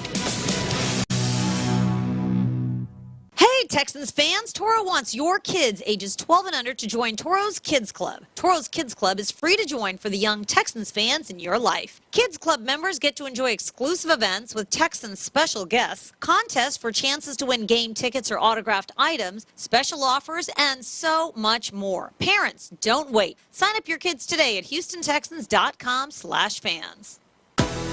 Now, more Texans Radio, the D'Amico Ryan Show. Packed final segment here on the D'Amico Ryan Show, and let's get right to it. Jalen Petrie came back from the protocol and played well against the Colts in the victory, and he showed up as a guest on Texans postgame with Sean Pendergast and Clint Stoerner. Here's how the conversation went. A lot of chatter out there about the thing to do in this game was to Jonathan Taylor, kind of the head of the snake for this team, Jalen, that if you shut down Jonathan Taylor, you can shut down the Indianapolis Colts. What did you think? How did you feel about the way you guys played? Did as far as the game plan was going in, how well did you guys execute what the coach is looking for you to do?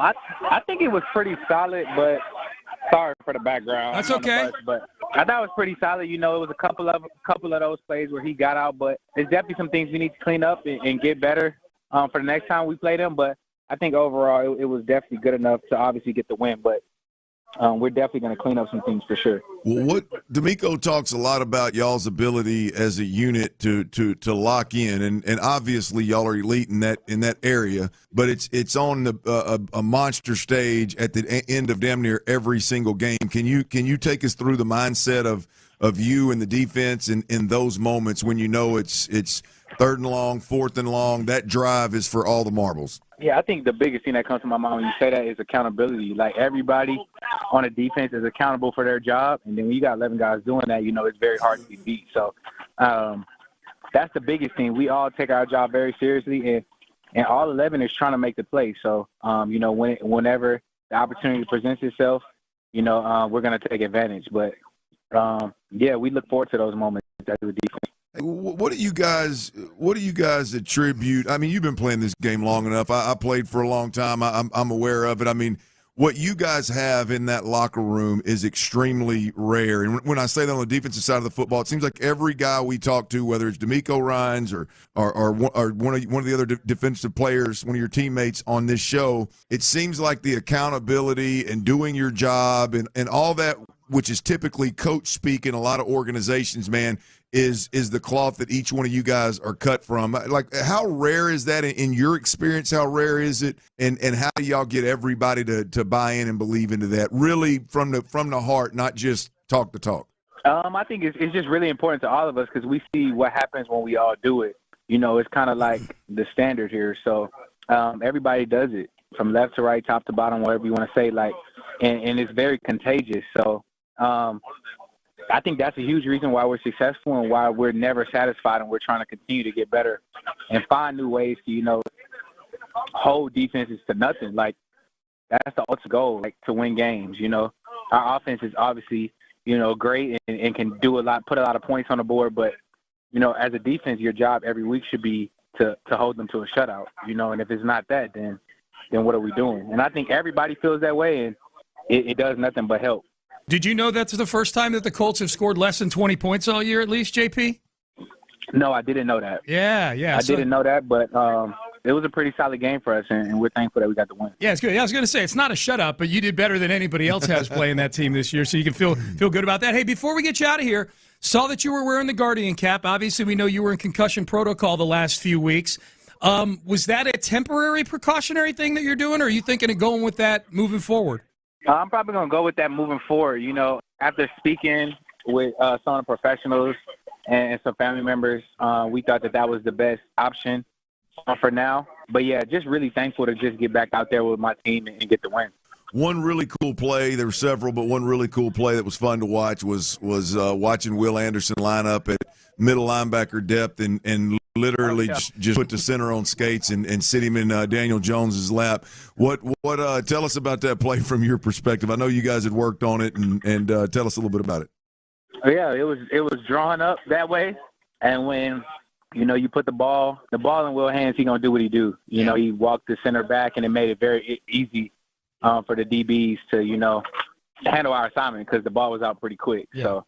Our coach did a good job at drawing that up, and Will did a good job at executing. It'll be a fun one to watch on film when you watch it this week. I'll tell you that. It looked good on TV. It looked great on TV. I'll tell you that. Yeah, absolutely. Jalen Petrie, Texan safety, broke up a couple passes today, had a few tackles, was around the ball quite a bit, as he always is. It was great to have number 5 back out there. Hey, Jalen, we appreciate you making a couple minutes for us here on Texans postgame, man. Go celebrate the win, and we'll see you back in Houston. Yes, thank you. You have a blessed night. There's Jalen Petrie on Texans postgame with Sean Pendergast and Clint Stoerner. Now, victorious Texans locker room. This is short but sweet. Love the music in the background. Good stuff from Sheldon Rankins, who had the 1 sack in the game. Johnny Harris visited with him. Sheldon, win over the Colts, man. It's big. We've done it before, but this one was big. Number 1 offense in the league, and you guys held them to 16. How'd you get it done? Yeah, man, it was a collaborative effort. 11 guys on the same page all game. We knew they would make some plays. Talented offense, talented players. They've showed it all year long, but we know we held it together for 4 quarters, played consistent, disciplined football. We feel like when we do that, nobody can beat us. What does it say about this team, Sheldon? You guys are sitting 0-3. You walked in that locker room after Jacksonville and that loss to now be 7-5, to have won 7 of the last 9 or whatever it is. What do you think it says about this team? Yeah, I think it just shows, man, the perseverance from within. I think, outside the building, it felt like the world was on fire. Everybody counting us out. Everybody's like, we can just go ahead and look elsewhere. They won't do nothing. Great defense, but whatever. We just put our head down and work. We understood the formula. We understood that, man, once we get it clicking, nobody can beat us. So, man, we just stayed the course. Great leader at the top with D'Amico, and his messages always resonate down the line, and we just continue to follow his lead, and you look where we are now. Take me through that 4th and 9. Yeah, right. When Jones tried to challenge Sting, and that ball hits the ground, you're getting the ball back. What are you guys thinking at that moment? Yeah, at that point, man, we're looking at it like, man, we held up our end. As a defense, man, you relish those moments to be out there to close out the game and give the ball back to your offense to run the clock out. And that's what we did. Obviously, trying a guy like Sting, at any part of the game, isn't the smartest thing, but, Sting showing up the way he does in that situation, in that moment, that's why he is who he is. Sheldon, it was a hell of a win. You had a hell of a performance, my man. Thank you so much for your time. Hey, man, appreciate you. Sheldon Rankins in the victorious Texans locker room with John Harris. Okay, Johnny caught up with head coach D'Amico Ryans afterwards as well, and I always love this conversation, especially after a victory. I got to think that this one ended about the way you wanted. Your defense gets a 4th down stop, and your offense then runs the clock out. I guess it's about the way you want to end a game, right? I'll take it however it happens, man. But you get me. How we did that, how we finished the game, it was very impressive, right? For our defense to go out 4 down, for them to finish. Nobody blinked. They knew they would make a play. Man, guys, that was an outstanding drive by them. And then for our offense to go out, and it took literally every second that we needed to finish it. But the O-line, Woody, CJ with the communication, all the guys did a great job of handling those 4-minute situations that we have to close out. Exceptional job. I want to ask you about a couple players. I'm going to start with CJ, his return, and what you thought about how he performed today against that Colts defense. Yeah, CJ played winning football. He made a lot of good throws for us, made a lot of good decisions. Some things, of course, always you want to clean up. It's never perfect, but that's okay. You just keep battling. I really love the drive after the interception. How he can bounce back, go down, take our team down the drive. Remaining confident no matter what the situation is, no matter how bad it may look, just because you gave the ball away. Man, you bounce back and you keep making plays, you keep punching. So I love the way he just battled throughout this game. And the guy that should have gotten a game-ending punch-out, but it didn't get called that way, it was Jay Petrie. Your thoughts about having Jalen back? Man, fired up to have him back. You just see